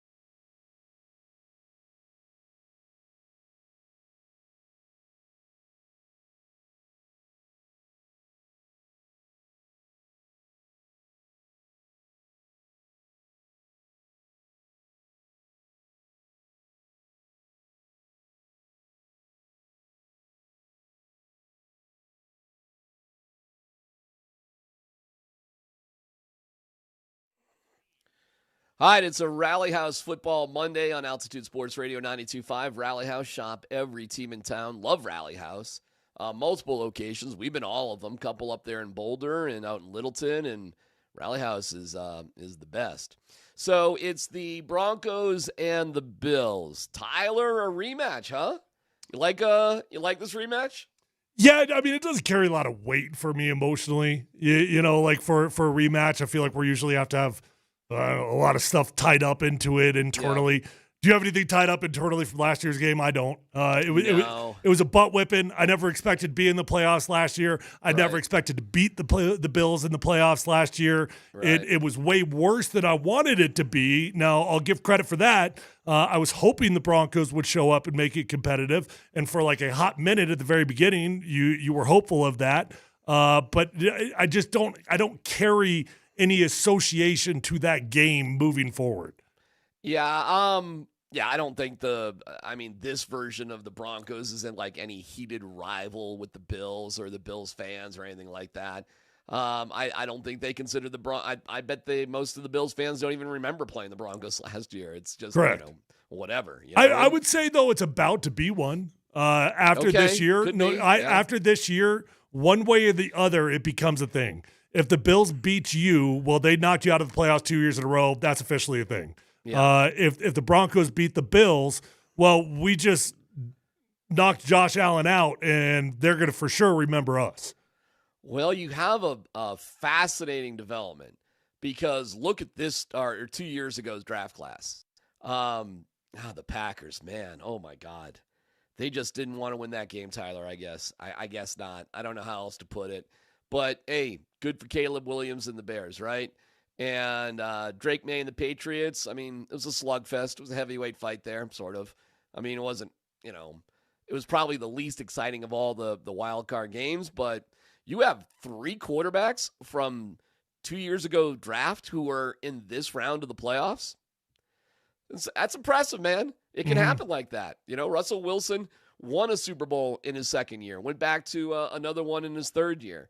I mean, the things you can do if you get the right quarterback, Tyler, on that first contract, it's amazing because it opens up the door to so many other positions. Yeah, the class looks stupid good now. I mean, in hindsight, Caleb Williams, everybody was laughing at it, last year. Nobody's laughing at Caleb Williams anymore. Nobody's laughing at the Bears anymore.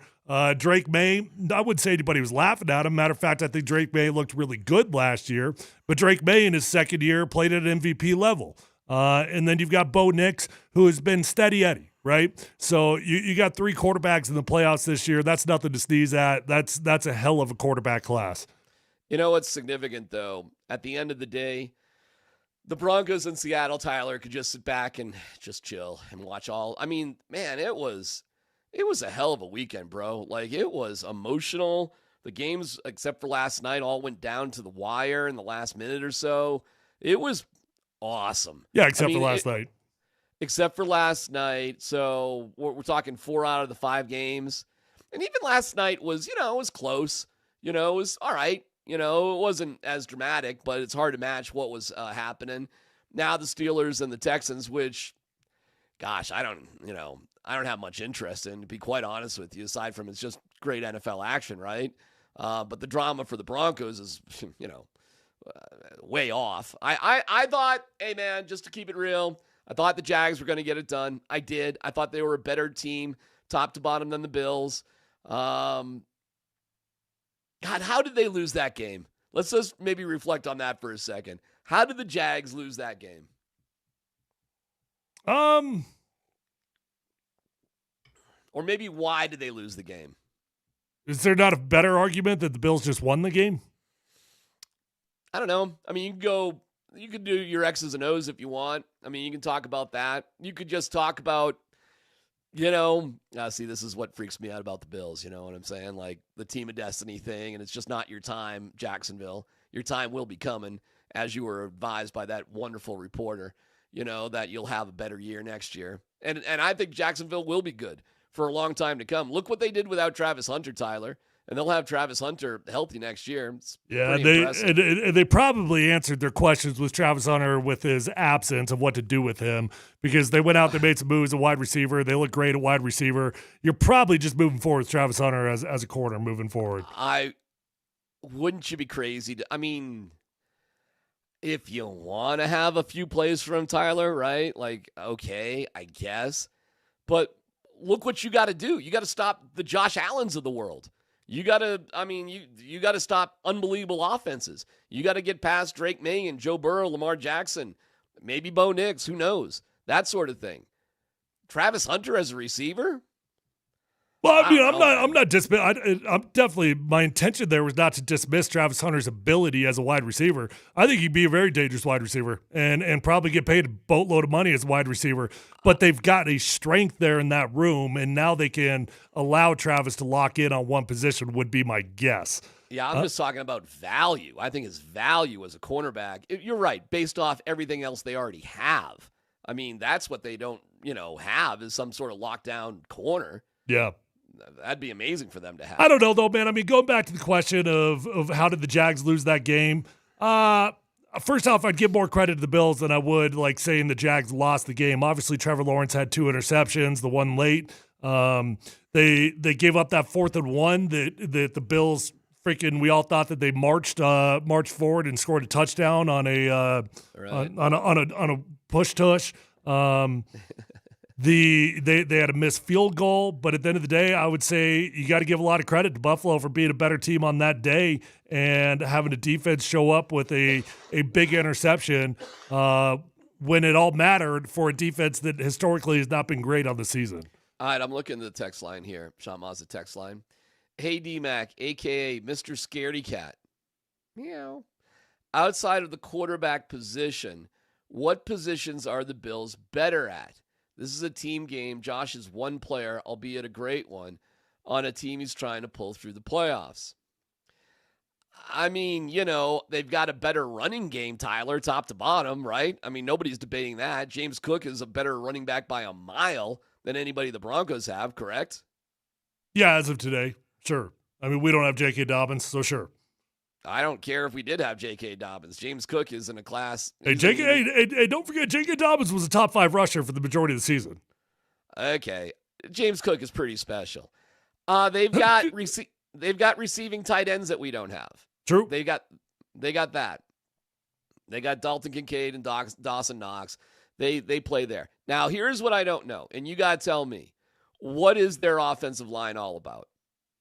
Well, here's what I tell you just about the Bills, like offensively, right? Like we could lock in on the specifics of the line and bore some folks if we want to, but I do think the Broncos defensive line is going to have a very good chance of getting after the quarterback in the 4-man rush against an O-line that for the most part I respect. I respect both tackles, Deion Dawkins, Spencer Brown, the right tackle there. Yeah. I like both of them. Good football players, but I do think they could be susceptible, and I like the matchup there.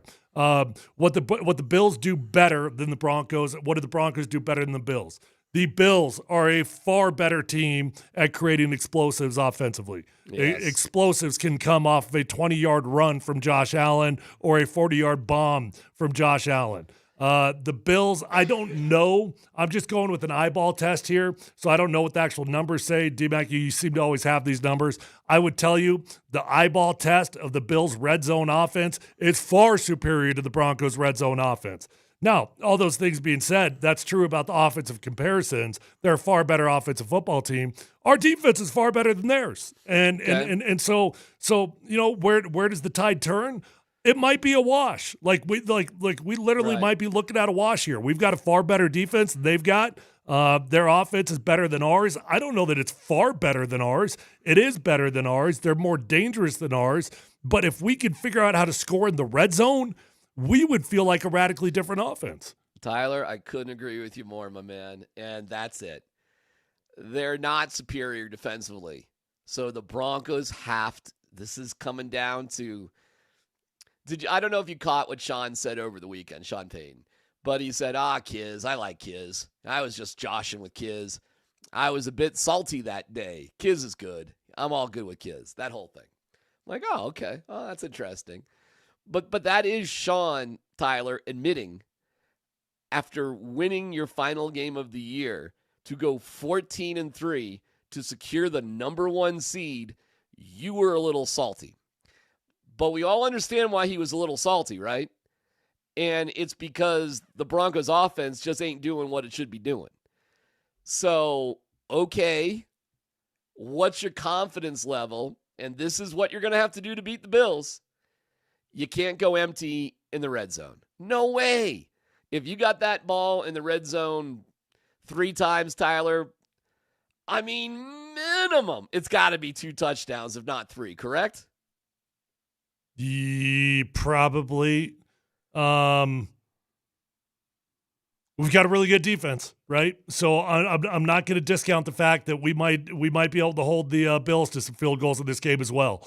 If you get 4 possessions, you probably got to get 2 of them. If you get 3 possessions in the red zone, getting 1 is like the bare minimum.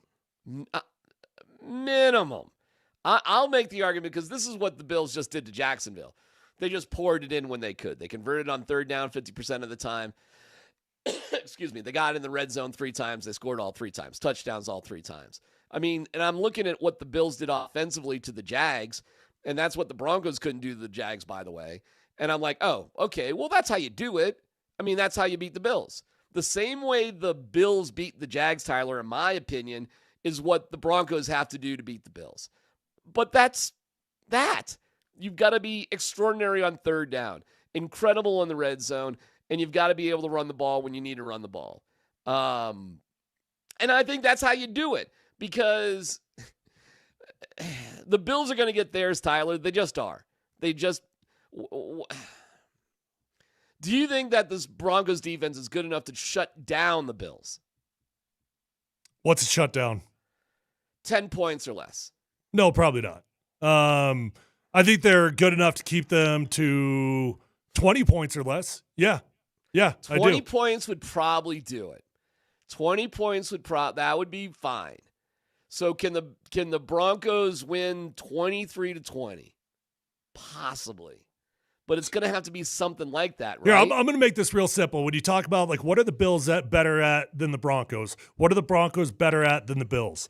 The Bills are better at winning games that are not going according to plan, and the Denver Broncos are better at winning a game that stays within the game plan. So they are better at executing a game plan than the Bills are. The Bills are never executing a game plan. They're always off schedule. They've always got drama. They've always got problems. You're right. Always got problems. So they're living on a razor thin wire edge at all times, right? That's where the Bills are living. The Broncos, when they're at their best, they're executing a game plan start to finish offensively that looks like 12, 13, 14, 15 play drives. But when they get outside of that game plan, they don't have the ability outside the caveat game of the Giants of overcoming some huge deficiency like the Bills do. Yeah, there's another intangible too, and we'll see how the week progresses. But boy, Josh Allen looked beat up to me, Tyler, and he just kept playing. You know, it was good. Impressive. He got his. They got a short week, also, by the way. They got a short week. I mean, Josh Allen had his head sat on. By the way, that's quite a move by a defensive tackle, right? Like, look for the quarterback's head to sit your fat ass on his head. That was interesting. And that's why he had to go get checked out for a concussion because he got ass-headed. I don't even know if there's an expression for that. Then he smashed his hand against his offensive lineman's helmet, his throwing hand. Then he's getting his knee twisted when he's down at the goal line. And he's got a foot issue too, Tyler, from what I understand. Like, Josh Allen's got a lot of things going on, bro. So I'm going to try to stay optimistic as things go this week. And I'll just say this. You can get to Josh Allen. I'm just going to say this. I would push back on you a little bit. Just difference between you and me where we're at today. I don't have to stay optimistic. I feel optimistic. The matchup against the Bills. I'm scared of Josh Allen, of course, but I'm not scared of the Buffalo Bills football team. The Denver Broncos are a better football team than the Buffalo Bills if we're talking about the football teams. Oftentimes it comes down to the quarterback, not dismissing it at all, but the Broncos are a better football team than the Bills. You're going to have to get me there this week, my friend. What can I tell you? Because I'm feeling weird about it right now. That's for sure. So, but hey, I'm open for conversation. Let's have it. 303. Oh my God, I'm forgetting 090 303 504 0925. I'm like, you want me to do this for you? Because I can. No, I got it eventually. All right, when you come back, let's go through the entire NFL and what a week it was. And I want to get your opinion on Fernando Mendoza and how that could impact the Broncos, because I don't know if there's anything that's more of a slam dunk than the Raiders taking Fernando Mendoza. Details coming up next.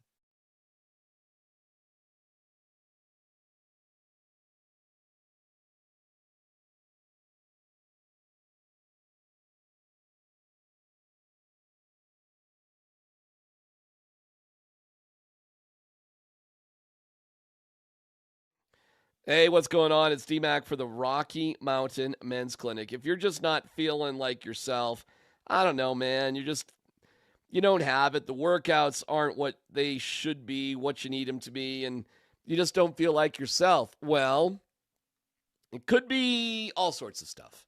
For men's health issues, whether it's erectile dysfunction or low testosterone, the Rocky Mountain Men's Clinic is the place to go.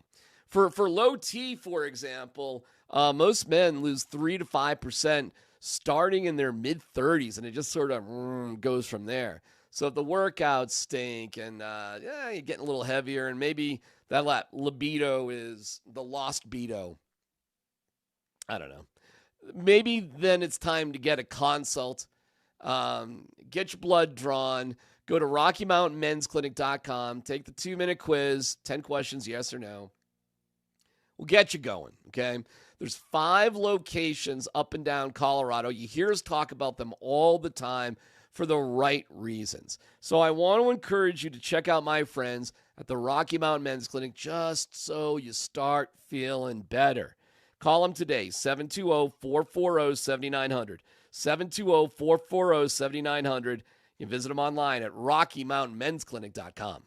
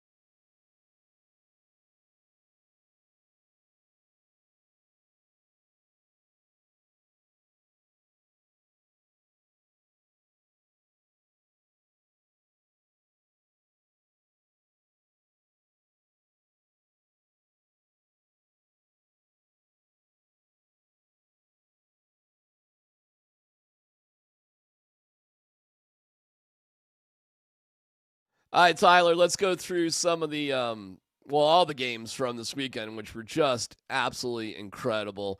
And we start with the Rams and the Panthers. It becomes Devontae Adams time. Stafford has Williams. Kyron Williams puts the Rams back in front. 34-31, the Rams do figure it out. Oh, Tyler, it was so good. Such a good back and forth game. And the Panthers got so darn close. More kudos to the Panthers for making it close, or Matt Stafford and the Rams for figuring it out and pulling it out at the end? Nah, listen, I'm going to give a lot of credit to the Panthers. They're a team that, what was their final record on the season? They win 8-9. 8-9, right? They pulled a Seattle Seahawks when Tyler was on the team, made the playoffs with the losing record. Right. I give him a lot of credit, and I give Bryce Young a lot of credit. That young man was written off. Nobody believed in Bryce Young. I mean, nobody believed in Bryce Young. And he got himself and his team in a situation that they were competing with whom a lot of people believed to be the Super Bowl favorites. So turned out to be a great game. I didn't expect it to go that way. Either did Vegas. I think it was like a 10-point line, something crazy. It was. And the Panthers just stayed close. Too many holes with the Rams, or you believe in them still? Oh, no, I still believe in him. That's a dangerous football team. Matt Stafford is stupid good. Puka Nacua. Is Puka Nacua the best receiver in the league? Maybe. Might be, huh? You can make that argument for sure. All right, we move on to, oh my God, there was so much to it. Another just absolute classic. And it's the Packers losing to the Bears. All over Soldier Field. Hearts beating furiously. It's dropped. Love looking. One last gasp. Moving guys around. Fires to the end zone. And it is broken up. The Bears win it in a crazy one. Okay. What's going on with LaFleur and Ben Johnson, Tyler? Well, Ben Johnson, if you remember his opening presser, like when he first got to the Bears, and he was another one of those kind of disaster opening pressers. He was awkward. He was trying to be humorous. People weren't laughing at him. And he's like, I kind of enjoy beating Matt LaFleur 3 times a year. Right. Ha, ha, ha, ha, ha. Well, I don't know. That's turned into a thing. I give LaFleur some credit for not being reactive in nature when Ben approached him with like it looked like he was congratulating one of his own guys. I get it. Heat of the moment, whatever. I don't think either one of them are bad dudes, but there's definitely bad blood there. The game itself, Caleb Williams. First of all, shame on the Packers on this one, Tyler, as far as I'm concerned. They had so many opportunities to just put this away, and they just couldn't take advantage of it. Yeah, missed field goals, extra points, all of the above, right? And they had that game won, statistically speaking, multiple times over. Bears should have had no business climbing back into it. But Caleb Williams, man, another guy that was the Bears drafted Caleb Williams. Good luck with that. And Caleb Williams looks every part of what he was billed to be. He's an off-schedule guy. That fourth down throw was, so stupid. That he couldn't get his feet set, awkward throw, awkward platform, all of the above. But then keep in mind, he had to still go and score a touchdown after that fourth down throw, and he accomplished both those things. Okay. Ben Johnson. So afterwards, he's in the locker room, and he's screaming F the Packers, and everybody's going crazy. Except for Caleb Williams, if you actually watch that video. Williams is right behind him, and he's just kind of, okay, whatever. And then Caleb Williams gets up there and gives the speech like you would think the coach would be given. And I don't know what to say about Ben Johnson. I don't know, bro. I think the handshake thing with LaFleur was ridiculous. You want to scream F the Packers and get your guys fired up. I really don't have a problem with that, I guess. But, I mean, just go shake LaFleur's hand like a man and just, go through with NFL traditions like it's been going on for hundreds of years. You know what I'm saying? But, no, you got to be kind of a D-bag with that. Then F the Packers later. And, it's all working. So I can't say the guy doesn't know what he's doing because it's all working. But he's another guy kind of like Liam Cohen who just kind of, weirds me out a little bit. I think I like him. I do. I think coaches are not fitting the typical form of leadership, just like quarterbacks are not fitting the typical form of leadership anymore of what they once were. Both were expected to be presidential. Head coaches were expected to be presidential. Quarterbacks were supposed to be presidential. The world's changing, man. Times are changing, and I think I like Ben Johnson a lot. Is he classless or not? Because he's been accused of being classless. Maybe to some degree, but if he's your guy, he's your guy. Like, you would freaking love him if he was your coach. You would love him. Would we love him if he was our coach? Yeah, probably. Yeah, we would. Of course we would. You know, I've been watching one of the great videos out there, the reaction videos with Packers fans and Bears fans. And hey, listen, you know what I'm grateful for, man? Great rivalries. You know how Sean just said there are no rivalries in the NFL because that's safe for college? Forget that with these two teams, man. So I think it makes the game so much better. Yeah, I actually don't think that there's a ton of great rivalries between teams anymore, but there's always going to be rivalries between individuals. Yeah, good stuff. All right, Bills, we can talk about it quickly. Bills beat the Jags. To get to is at the 50. That would match his career long as 68-yard attempt. Ball's intercepted. The game is over as Cole Bishop gets it off the rebound. The difference in this game might have come down to that one turnover. Seriously, it was a crazy back and forth affair. What do you think gave the Bills the ultimate advantage? Why do you think they were ultimately able to score and stop the Jaguars at the end? I mean, turnovers from a timely defense really helped. The Bills are not a great defense, but they got a turnover at the right time from Trevor Lawrence. That 4th and 1, that was freaking huge. The tush push, they got 10 yards. You thought they scored. Turns out they didn't score. All those sorts of things were huge. I just give the Bills credit. I don't think the Jags necessarily, like other games I could look at and be like, okay, coaching error, coaching decision, bad call. The Jags, I think they just lost to a team that was better that day. The 49ers beating the Eagles. Wow. They back at him. Hurts needs 11. Over the middle. Tip. Incomplete. San Francisco takes over. Looking to take away the upset. All right. I'll tell you this, Tyler. I hope the Bills are not a team of destiny, or you never know, or whatever. You can make the argument what the Niners are doing this year. There may be a little destiny going on with the Niners right now, bro. Yeah. Like, this is insane. And the Super Bowl is being played in Santa Clara in their backyard at their stadium.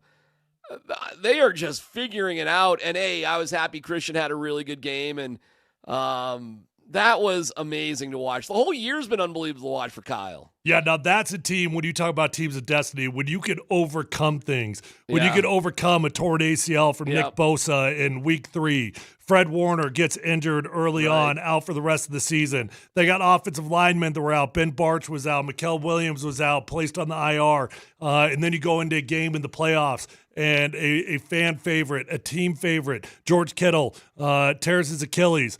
Cool of the owner to send him a bottle of tequila, by the way. Really. When you can overcome all those things, that's when you start talking about teams of destiny. They got that, and yeah. All right, we'll see. We'll see with the Niners, but I'm happy for Kyle, man. Okay, last game, Patriots-Chargers. Play pass. Oh, picked up on Henley. Twists him. Man's up. Henry's got it to the end zone. Touchdown, New England.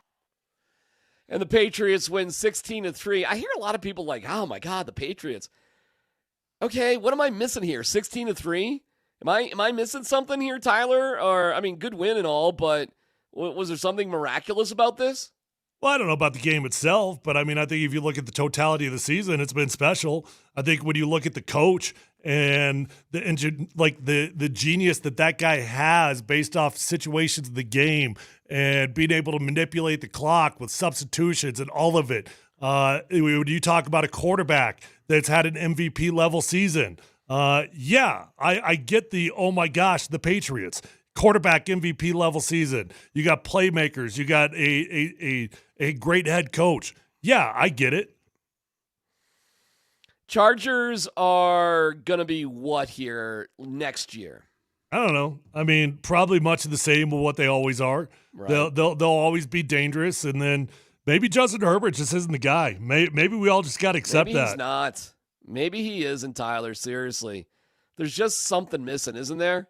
There's something missing. I can't put my finger on it, but Well, he's laid an egg 2 years in a row in the playoffs. yeah. I think he's got all. I think there's something missing. I don't think he has it. But you know what's funny? There are guys though, aren't there, that just bump their head against that ceiling, but they can't break through. And he may be one of those guys. Frustrating because like you don't have like better options. Like I'm not, who are you going to get that's going to be better? Oh, no. I mean, you're all in on him as a franchise. There's zero chance you could convince yourselves he's not the guy. He's the guy. He's just going to be a disappointing guy. Hey, let me get back to the Packers real quick because there was a crazy rumor out there. And, Dan, I don't know if we've heard anything today. Maybe you can help us out on this. Could John Harbaugh be the next coach of the Packers? I'm seeing reports that the Packers are looking to extend LaFleur. Okay. All right, they are pursuing a contract extension for Matt LaFleur. Okay. That's per Schefter. LaFleur's done a lot of good things. He's also been very, very disappointing in the playoffs. So I think both conversations are fair. The amount of like in-season regular success that they have had with LaFleur as the head coach, he's been like the winningest coach in NFL history, actually. Like that's what he's done as the head coach there. Just saying. Just those rumors are out there. If you're seeing different, then okay. Do you think any of these playoff? You know what? If I'm a Harbaugh, you know what I'd do. Honestly, I'd pull a Sean Payton. I'd go to the media for one season. I'd wait it out. I'd buy my time until I get to handpick the perfect destination for me. Because if you wait it out a season, you're still going to be the best candidate that's available. There's literally nobody that could become available next year that is going to be better than you. Wait it out one season unless you just fall in love with one of these situations, unless Sean McDermott got fired or something and you got to walk in and have Josh Allen as your quarterback. Wait it out one season, do some TV, say hello to your family for the first time in 18 years, and then come back next season and you get to handpick your destination. All right, I want to go to college football here for a second. Wow. With Indiana, Tyler, and Fernando Mendoza, and how NFL teams aren't lining up to offer whatever you want to Kirk Cignetti. I'm not sure why. That guy is clearly a brilliant coach. Boy, does he understand the landscape of whatever game he's in charge of. And what Mendoza has been able to do here, Tyler, in two of the biggest games of his life, to have more touchdown passes than incompletions, it's jaw-dropping. And at 6'5", hitting every tough pass that you can imagine and being such an amazing leader, I am blown away. And I really wasn't on this Indiana bandwagon. That Penn State game got my attention. Remember that incredible Penn State game that was just amazing and like kind of last play, great catch, the whole thing. It's like, all right, well, what's the deal with this guy? That's that sort of thing. But holy cow, I'm sorry I was late on this dude, Tyler. And the story with Miami, my goodness, he lives a mile from the university. He wanted to go there. After 3 years at Cal, he was recruited by Miami, but he chose Indiana. First of all, how much money do you think they paid the Mendoza family? And I do mean family because his brother's a redshirt freshman on Indiana. So the whole thing to me is unreal. And I do wonder, listen, there's no way the Ravens but not draft him. They're going to draft him. But I do wonder how quickly and if it can manufacture itself to be as successful in the NFL. But I am blown away by this kid. Well, it's just what a weird world we're living in. Indiana was on par with University of Colorado as the worst program in America. I mean, that's where they were when they hired Kurt Cignetti. And to have that type of turnaround, it does go to show you what can be done in the modern NCAA football. There's no reason why it can't be done literally anywhere. And you know what? By the way, I don't know if you've been paid much attention. I'm far from an expert, so don't put me on the spot here. But if you read all the reports of how Colorado's doing in the portal, once again, they're saying Colorado's put together one of the best portal classes. So we'll see whether that's got a rebound effect or not. But apparently Colorado's been finding some money for these kids. Well, I think what's clear and Cignetti has embraced. Now, listen, he brought over like a dozen or so kids from James Madison. 5 of those kids are still playing significant minutes for him like this year. So that's pretty good, okay? So cool. I don't know why any serious college coach, Tyler, would ever get a high school quarterback ever. I'm not joking about that. I don't know why they would. I don't know why you just wouldn't put the money together, literally, Tyler, every single year, just like you do in pro football, and spend, I don't know, $7 to $10 million a year on quarterback, period. And that's your guy. And why would you even try to find somebody who's 18, 19 years old? Get somebody with experience and then put $7 to $10 million in front of them. Well, it's a fair argument. I mean, the counter argument is that you get 3 years of development within your own system if you go to high school at the high school level. So I don't think you stop recruiting it, but the quarterback's got to be the easiest position of all of them to solve if you've got the money for it. I mean, you go into the shoot. Look, by the way, congrats, I guess, to I think it's an interesting decision, but Braden Fowler-Nicolosi. Yes. Did you see where he's going? Oregon. No, wait. Michigan. No, Michigan. Sorry. What's his face from Nebraska's going to Oregon? Yeah, Dylan Raiola is going to Oregon. That's right. Sorry. When I saw somebody about Fowler-Nicolosi, they go, like, Michigan? I know. That's why I said, like, congratulations, I guess, because I find it a bit of an interesting move for him. Like, does he really think he's going to be the starter? I guess. I mean, they must be selling him. He's got a good opportunity at it. How could he be the starter? They got the Underwood kid there who's like, am I missing something? No, he can't be the starter. No, you're not missing anything. Like I actually don't get that at all. You know what it seems like? It seems like he literally just took the biggest bag without any consideration of if I like football or playing football. Right, because how much? Because Michigan could pay him a lot of money to be the backup quarterback. Exactly. Exactly. Okay, cool. So you got 1 year of a good payment. Do you not like playing football? We have entered some strange waters, Tyler, when guys in college are making decisions about being backup quarterbacks. We're in a new world. Although I'll say this. And there's very few of these guys. But if you're the type of kid that knows that you actually don't want to play in the NFL, it's not a bad decision. Oh. You know, like if you're like, hey, I'm here to get my degree. I want to be a rocket scientist, and I want to go land a rocket on the moon one day. You know, all right, well, then let's go to Michigan, and let's make the most money we possibly can during our college career. Absolutely. I don't blame him whatsoever. I mean, there was the big rumor, he turned down $600,000 to stay at CSU. And I'm like, $600,000 as a backup quarterback is nothing for Michigan, right? Like, I'm sure they wouldn't even think about dropping that money. That'd be no big deal whatsoever. So I don't know what he got, but he got something to be a backup or compete for a backup. Who knows? Tyler, they probably have 5 dudes on that team like that. Who knows? I don't know. But yeah, crazy story. What do you think Mendoza profiles like in the NFL, my man? Is he Joe Burrow part 2?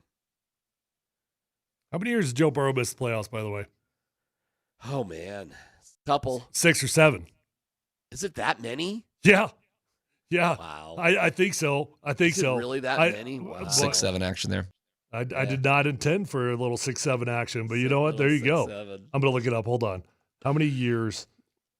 That's crazy that he's missed it that many times. Well, I mean, he did go to a Super Bowl. He did do that, Well, he did. He's missed the playoffs in 2020, 23, 24, 25. So four of his first 6 seasons, he's missed the playoffs. How about that? Like Joe Burrow, insane. Everybody's anointed as like the greatest quarterback in the NFL. Missed the playoffs 4 out of 6 years. That's Doesn't that tell you how more about the Cincinnati Bengals than anything, Tyler? I guess. So, I don't know. Or it might tell you also that a quarterback isn't always the answer to all your problems. Well, how do you think Mendoza is going to fare for the Raiders? I don't know. He profiles good. It looks very promising right now. Organizations probably are the biggest deciding factor on success or not, and he's not going to a great situation. They got some time to figure it out. Like if they're smart there in Vegas, they'll just send her. Well, I mean, I would just hire Kirk Cignetti. That's what I would do. I would back up the Brinks truck and hire Cignetti if I'm Tom Brady and let Cignetti run the Raiders. That's what I would do. But I don't care how much it was. I don't care how much the buyout is. I make him the highest paid coach of all time if I could possibly afford it, which might be difficult for the Raiders because they're paying, 10,000 coaches already. Right. But it's a hell of a story, man. Football was just awesome. And it continues tonight. And, so it's awesome. The playoffs have been fantastic. College football has been great. I'm pulling for Indiana, Tyler, over Miami. I don't know how you feel about it, but I love the Indiana story. I was transfixed. I watched every minute of that blowout. I couldn't get enough of it. Everything about it was just awesome to me. I just hope we get a good game. That's all I care about. So the national champ coming up on the 16th, which, of course, is incredibly convenient because everybody's still thinking about college football on January 16th. No Dumb Questions comes up next.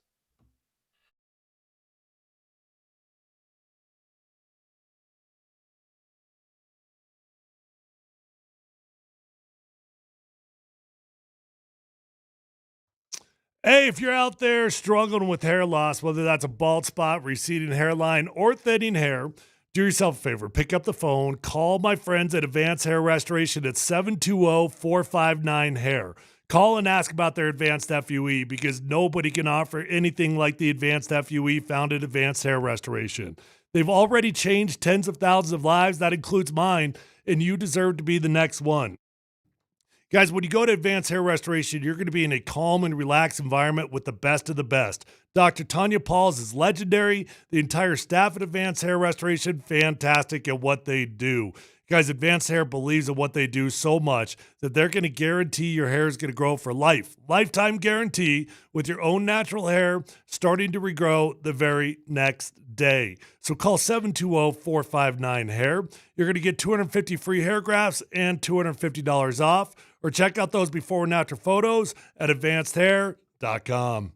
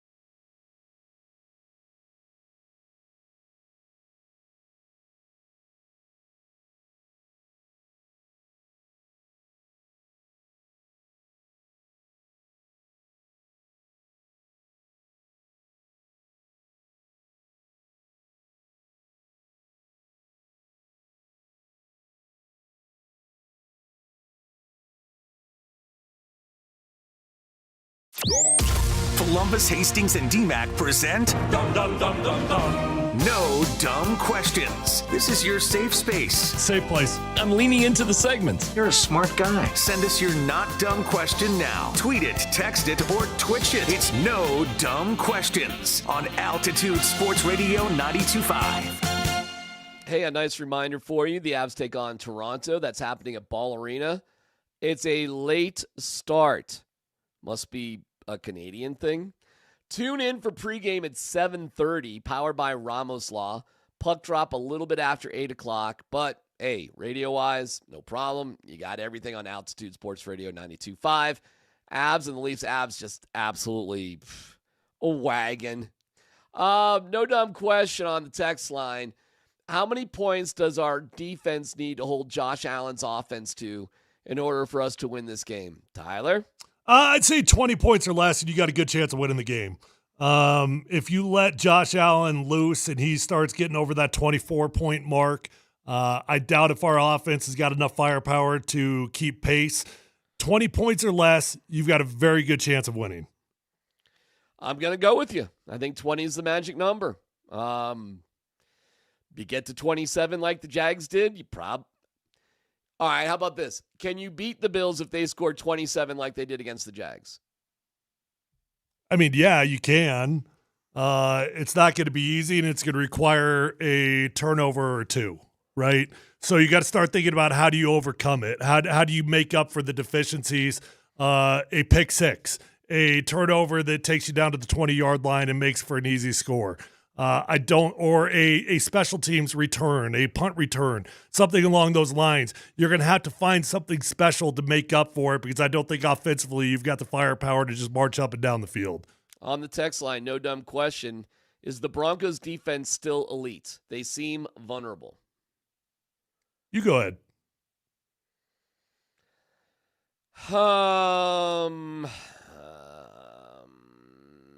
I think they're very, very good. I don't think they're elite. I'm not even sure what elite would mean. But the biggest reason why I would say they're not elite is, and they've done better of late, but you can't be as bad as they are in takeaways.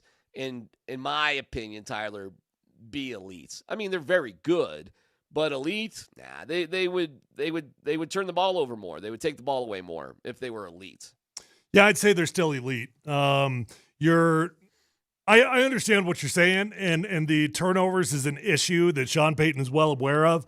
But when you look at the season as a whole and you're averaging 18 points or whatever it is that they're giving up, I think it's like 18.3, give or take, and that's top 3 in the NFL. That's an elite defense. When you look at like yards per play and you're at the top of the NFL, when you look at third down defense and you're at the top of the NFL, that's an elite defense. When you look at sacks and where you are in comparison to other teams in the league, you are elite. Have they shown some vulnerabilities? Sure, but the defense as a whole, it's still an elite unit. Not like 2015 elite, but I mean just in terms of a comparison to other teams in the NFL today, they are an elite team in comparison to teams today. No dumb question. Should a reporter say to Sean Payton the same thing that reporter said to Liam Cohen if the Broncos lose? That's funny. Sean, hey man, just you're awesome. Thank you for the ice cream. I really enjoy it. Yeah, thanks for the ice cream. I'm really DMac, cool. and I make sure everybody knows I got that ice cream. I got. Scott and I did notice, by the way, you didn't brag about that ice cream on our show, but when we listened in during the crosstalk, you were sure bragging about that ice cream on other people's shows. You guys give me so much crap about it, so I didn't mention anything. I didn't want to, But you did want to mention it because you got it mentioned in other places. Of course, I just don't want you guys to give me crap about it. You hold your head up, all right? Coach Sean Payton. What were the flavors this year? It was the same as last year. It was the exact same. What are the flavors? I don't know, man. It's fudgy wudgy. It's boozy eggnog. Oh, I do remember the boozy eggnog. It's still in the freezer, by the way. There's 2 pints. I didn't make that mistake either. Last year, I brought it into the radio station. It didn't get eaten. There's 2 pints in there from a year ago. So, no, we just kept them at home this year. It was a selfish Christmas. How many pints have you eaten? I haven't had anything, but my wife is. Oh man. Whoa, wow. That you want to try? You want to do over? That sounds bad. You want to do over on that? We've both had a couple of. The pints. household is eaten. The household. That's right. Yeah. Household consumption. We've 2 out of 5 pints are down, and gave another pint to the college kid who apparently is broke and has no food. Okay. So that's what we did there. Dan, I understand you have a no dumb question. Yeah, well, it kind of relates to what you guys were just talking about with the this year's defense for the Broncos versus 2015. My no dumb question is this year's Broncos offense better than the 2015 offense in your guys' estimation? And if so, how much better? Oh, wow. That's a shot right at Tyler right there. The answer is no, it's not. And the statistics, Scott looked it up a couple weeks ago. Wait, you're saying this year's offense is not better than the 2015? Better. Yeah, it's not better. And Scott looked up the statistics, and there's some categories that we were worse. We were worse in turnovers. We were worse in interceptions. But other categories we were better. And I'll give you the only category, the only real reason why I'm saying it's not better. The reason I'm saying that today is because when we got to the playoffs, what was pop quiz? When we got to the playoffs, what was the one thing that we fixed offensively? Oh, that's a good question. Gosh, it'd be too easy. Hock'em Razor here. Running game, I guess, would be the most obvious. There were two things. I'll give you two. Running game is one of them. That was the first one that came to my mind. That's actually not even the most important one, though. Running game was the one that I was talking about. We fixed the running game, and we could run the football. We were running the ball effectively against the Chargers. We were running the football effectively against the Patriots, leading into the playoffs, all the way through. We fixed it. We could run the football. But the other thing that we fixed that, I don't know how it applies to this year or not, but we stopped turning the damn ball over, and we started winning the turnover margin. So as of today, fair question, fair to compare them, but no, it's not better. Okay, thank you for no dumb questions. We have not a dumb question, but this is really remarkable. Peyton Watson has been named the Western Conference Player of the Week.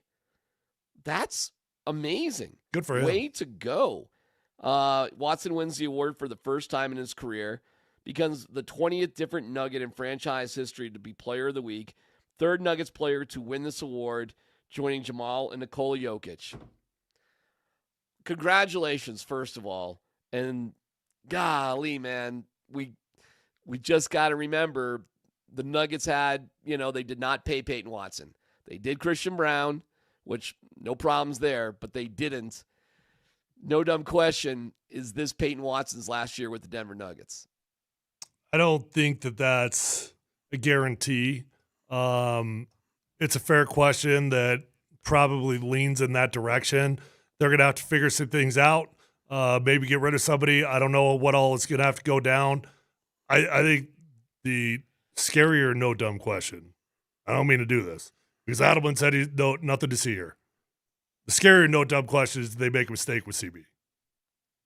I hope not. Vic is saying that he's never played with injury before, that he's not comfortable right now, and I'll just sort of take him at his word. No, I don't think so. But it sucked this year. Obviously, it's not been great because of the injury that he's been going through, and he can't quite get healthy. That's for sure. I'll give you another one. I'll throw it out there. Would you? By the way, I don't know if you guys saw this. I saw a rumor that Michael Porter Jr. was going to get traded to Golden State. I mean, it's a rumor, but can you imagine that? Would that be Miko Part 2 if MPJ ended up on Golden State? Can you imagine? Would you trade Cam Johnson to open up money to pay Peyton Watson and just slide Peyton Watson in the starting lineup? Maybe. Dan, Mr. Basketball, what do you think about that one? Yes, I would. You would do that. Yes. And I like Cam Johnson. But Peyton Watson, he is playing at an all-star level right now. Yeah. And it's been sustained. It's not like a flash in the pan. He's been doing this consistently. Here's the bummer. If you don't do that, do you lose Peyton Watson? Probably. Yep. Wow, that's crazy. Congratulations to Peyton Watson. All right, big story of the day. It's the Broncos It's the Bills. Let's go. Let's get fired up. Tyler is like, I don't even need any reassurance. They got this. They got this, being the Broncos. And I am way more hesitant. So, Tyler, come on, man. Sell me that damn pen. Coming up next.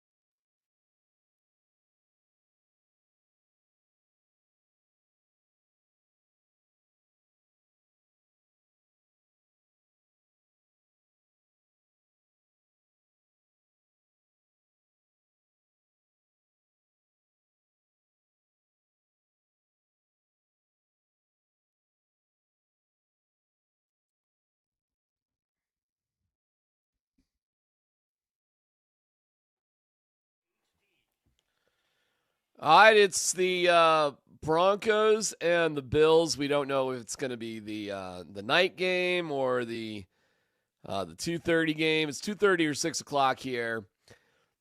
I mean, Seattle is playing too, Tyler. I guess they're number one seed as well. I mean, I'll just assume TV gets like the better of the game later. So, I mean, we'll see how that goes, I guess. But I think the Broncos and the Bills is the best game compared to the Seattle game. But, hey, man, that's just my biased Rocky Mountain opinion on that bad boy. But my hesitancy about the Bills is significant. Only one other time in NFL history has a number one seeded team been an underdog at home. How about that? It was the 2017-18 Eagles who beat the Falcons 20-15 and went on to win the Super Bowl. Okay, cool. Got some history there, and at least it went positive, Philly special and all. Tyler, I do not have the confidence you have, so big story of the day is where's your confidence coming from, and what am I not getting here? Well, listen, I'm not thrilled about the idea of playing Josh Allen in the playoffs by any means. Like I'm not excited about that. That's not a good thing for the Broncos that we got to go up against Josh Allen. That part sucks. The part where you're going up against Josh Allen just flat out sucks, and I'm not excited about that. But when you're asking me who's a better football team today, the Broncos are a better football team than the Bills. As an entire team. And we do know, I'm not naive to the fact that oftentimes it just simply does come down to who's got the better quarterback.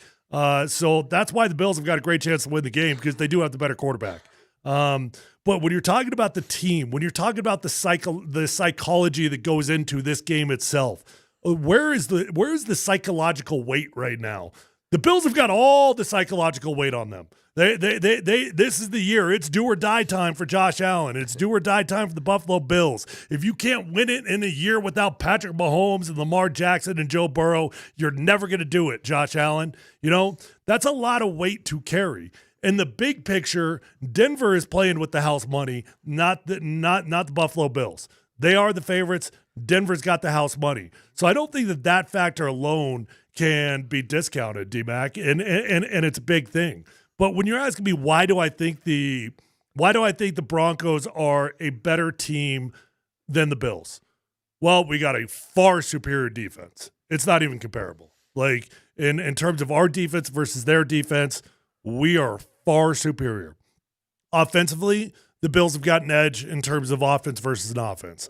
I don't think it's as big of an edge as we have defensively, but the Bills do have an edge. So we're talking about putting our good on good, right? Their good is their offense. Our good is our defense. All right, who's going to win? Who's really better? How do the Bills win games? They win games when they're off schedule and by overcoming adversity. Well, we've got a defense that's damn good. We're really good on third down. We're really good at not allowing explosive plays. We're really good at keeping things underneath, playing that too high shell, all of the above, right? We force things underneath. We force teams to earn it offensively rather than beating us with explosive plays, which is how Buffalo plays. And then, you know, offensively, even though our offense isn't as good as theirs, we're going up against a far worse defense. So I don't think our offense necessarily has to score 30 points to win this game. If you could score 21 points, that might be enough to win the football game. What is it that their defense does so poorly? Where are they? What are they lacking in? A lot of things. They give up big plays.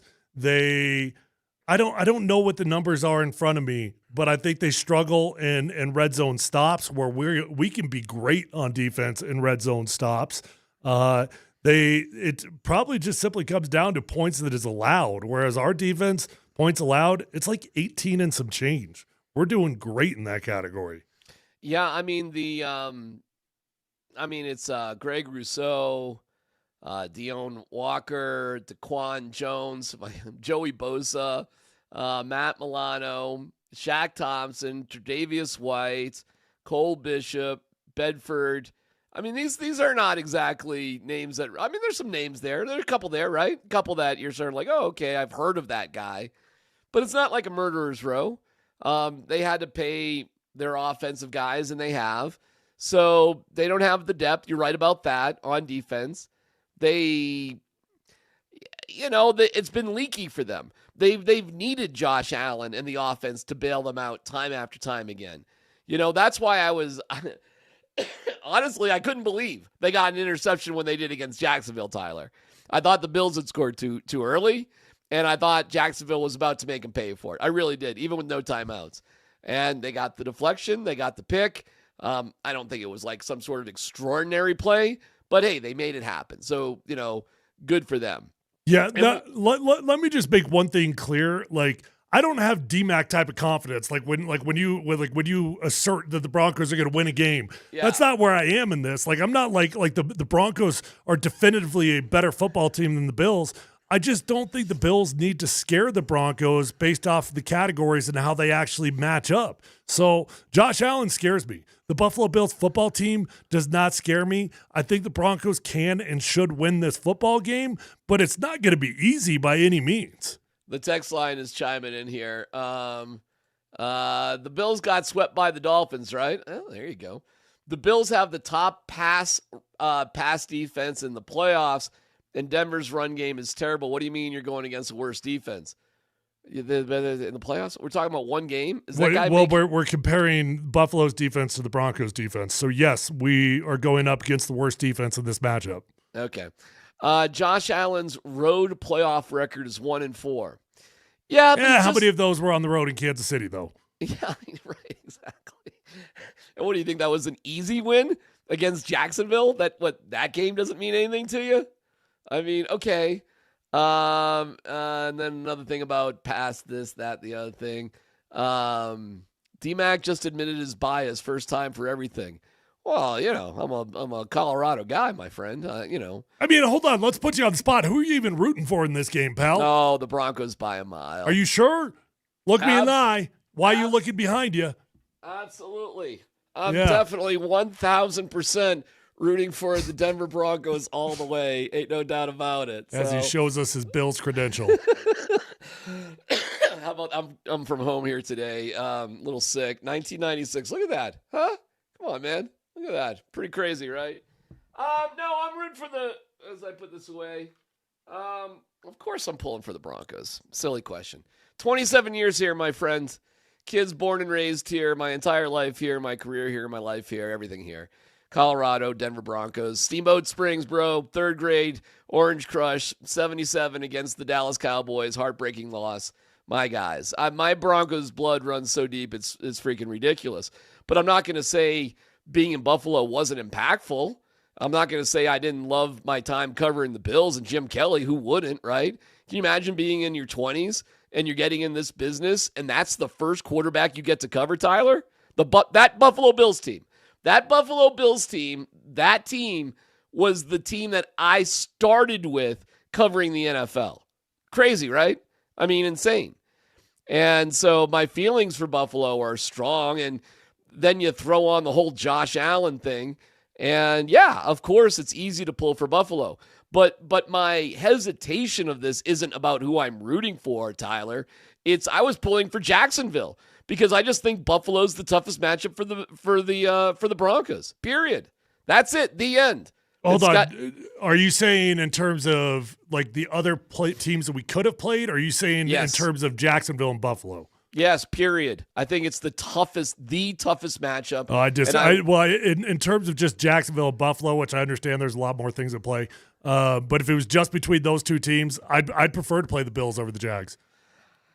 And I'd rather play the Jags because you got little old ladies asking Liam Cohen in a small market, to make sure his boo-boo got healed. And maybe she has a Band-Aid in her purse. So make sure by the way, she's going on a victory tour in local Jacksonville TV. That's a riot. I found out more about her, by the way. She seems like a very cool person. She's not a sports journalist. She was questioning whether or not she should even go to the press conference until somebody told her, yeah, you should drop in on the press conference. She wasn't even going to go. She's not a sports reporter. So that's how Jacksonville... Why are you defending this? Well, because that's what small market town teams do. They have grandmas asking... No. You were literally just defending it. Yeah. Defending what? You were like defending her. I'm defending her because she didn't know any better. Because she doesn't know any better. She's not a sports reporter. Oh, my gosh. She said she went in there and she saw Liam Cohen crying and she felt bad for him. And, and Jacksonville, they just let anybody, they don't care if you're a sports reporter or not. Come on in. Okay. If our coach tears up, you can hand him a goldfish or something, and maybe a sucker. Yeah. Maybe a little sucker. She has it in her purse. Maybe a little butterscotch. Here you go, Liam. You okay with that? I know are you done making up crap about what Sean Payton said? Okay. You hold your head up, all right? You hold your head up. Tyler, you hold your head up. Dan, you hold your head up. Thanks, Mom. Whenever we're getting a little down, Dan, from now on, Dan, when anything isn't going our way, you just have Lynn Jones, whatever her name is, you have her in your back pocket. You just hold your head up. You hold your head up, all right? Just have that moment from now on, Tyler. It's kind of nice to have your grandma give you a little snack, a little orange slice. Can you imagine, Tyler? Can you imagine? Can you imagine? You're sitting in your locker, you just lost a huge game, and somebody goes to you, Tyler, you hold your head up. Yeah, my mom told me that a lot. It was great, and I appreciated it. And I said, thank you, I love you. Thanks for loving me no matter what. At a press conference, she did that? After the game. Were you crying when she said it to you? You know what? True story. I hate to admit it. I did cry after one game that I got my ass kicked so bad. I did. And my mom was there. and she did hug me. And I did put my arms on her shoulders. And she did hug me and tell me that she loved me. That's a true story. And it happened to be the game that was like 3 days after my daughter was born. And I got my butt whipped against Greg Hardy and what's his name? The other dude, Charles Johnson, whatever his name was, Johnson. Carolina, right? Yeah, Carolina. Yeah. That was my Michael Schofield-esque. Not quite. Never mind. Wasn't that? But it was not a good game for me. So you hold your head up. Yeah. You hold your head up, all right? She told me she was proud, and I said I love you too. I'm not laughing at that. I swear to God, that's an awesome story. I'm not laughing at that. I'm laughing at the thought of somebody hugging Sean Payton after in a press conference and tell him to hold his head up. But everybody out there, if you're just having a bad day, you're doing good, just hold your head up. It's okay. And it's okay to cry. And it's damn right it's okay to cry. That's what I just saw her on Jacksonville TV. I was watching him. I wasn't going to go to the press conference, but somebody said I should go. So I go in there, and the coach, he started crying. So I was like, hold your head up. She does seem like a lovely grandma. She seems amazing. And by the way, she is a long-standing journalist for an independent newspaper. She's just not a sports journalist. Journalists, I think journalists get the code. Well, I don't know, man. I mean, if you're not a sports journalist and you've never really seen what the scene is like, and there's your guy and you're in Jacksonville, small market, and everybody loves Liam Cohen. They don't realize he's just a liar about things. And, you're like, oh, that's our guy. Hold your head up, man. That was an awesome season. We'll win the World Series next year. It's PhD here on 92.5.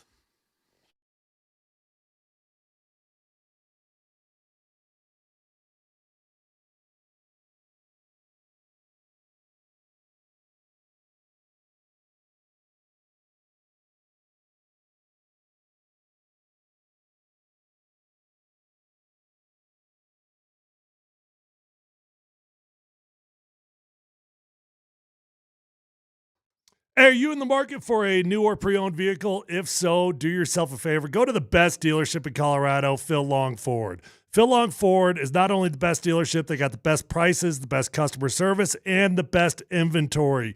One-stop shopping when you go to Phil Long. Don't drive all over the state. At Phil Long Ford, there's over 1,000 cars, trucks, vans, SUVs, electric vehicles, even commercial fleet vehicles on their lot right this minute. So whether you're looking for a new vehicle or a pre-owned vehicle, you're finding the vehicle of your dreams at Phil Long Ford. They've already got the best prices. They're going to get you in. They're going to get you out. They're going to respect you. Guys, I think the relationships matter in life. That's why I built a long-term relationship with Phil Long. long, and I've been buying cars there since my rookie year. Matter of fact, I've gotten over 5 vehicles from there over the years. Guys, I know these guys, love these guys, trust these guys, and I could not recommend them any more than I already do.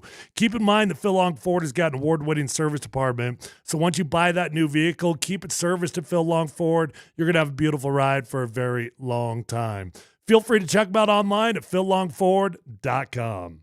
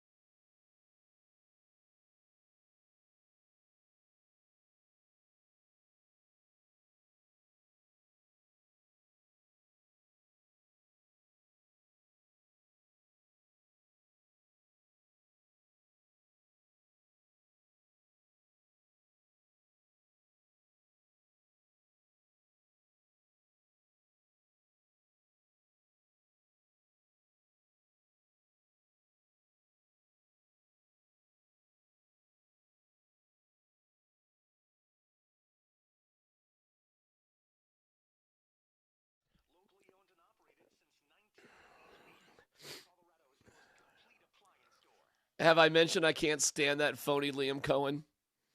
Oh, boo-boo. You got to shed a little tear here. Keep your head up.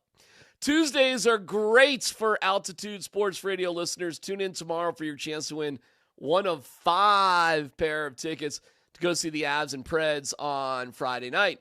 Avs Ticket Tuesdays are powered by Papa Murphy's Take and Bake Pizza, the home of $10 Tuesdays. All right, it's time for football. Dan, Bud, Squints, Tanner, let's football go. By the way, I worked at Papa Murphy's in high school. I made a delicious pizza. Just wanted to throw that out there. So we got weird with it at Papa Murphy's. Good stuff. I'm sorry, all right. You did what? You got weird. We got with weird it? with like the pizzas we concocted, and they were delicious. All right. To football. Good. Let's hear from Sean Payton, fellas, on Friday. Now, this is a very interesting question that was asked to Sean, and it's something I think a lot of Broncos fans are wondering if the Broncos can figure out a way to do this in the playoffs. Sean was asked, does Bo Nix need to push the ball down the field more often in these playoffs? Do I think he needs to be more aggressive going down to the field, going downfield in the playoffs? A lot of that would be based on who we're playing. Like, we want to be aggressive. We obviously want to, and we will take our shots, but a lot of it, like, tell me the opponent. And then it's like, all right, how's that got to be done? Are they an eyes-in team or are they a man team? But, we'll definitely stretch the ball down the field. We feel like we've got some guys that can go down and get it.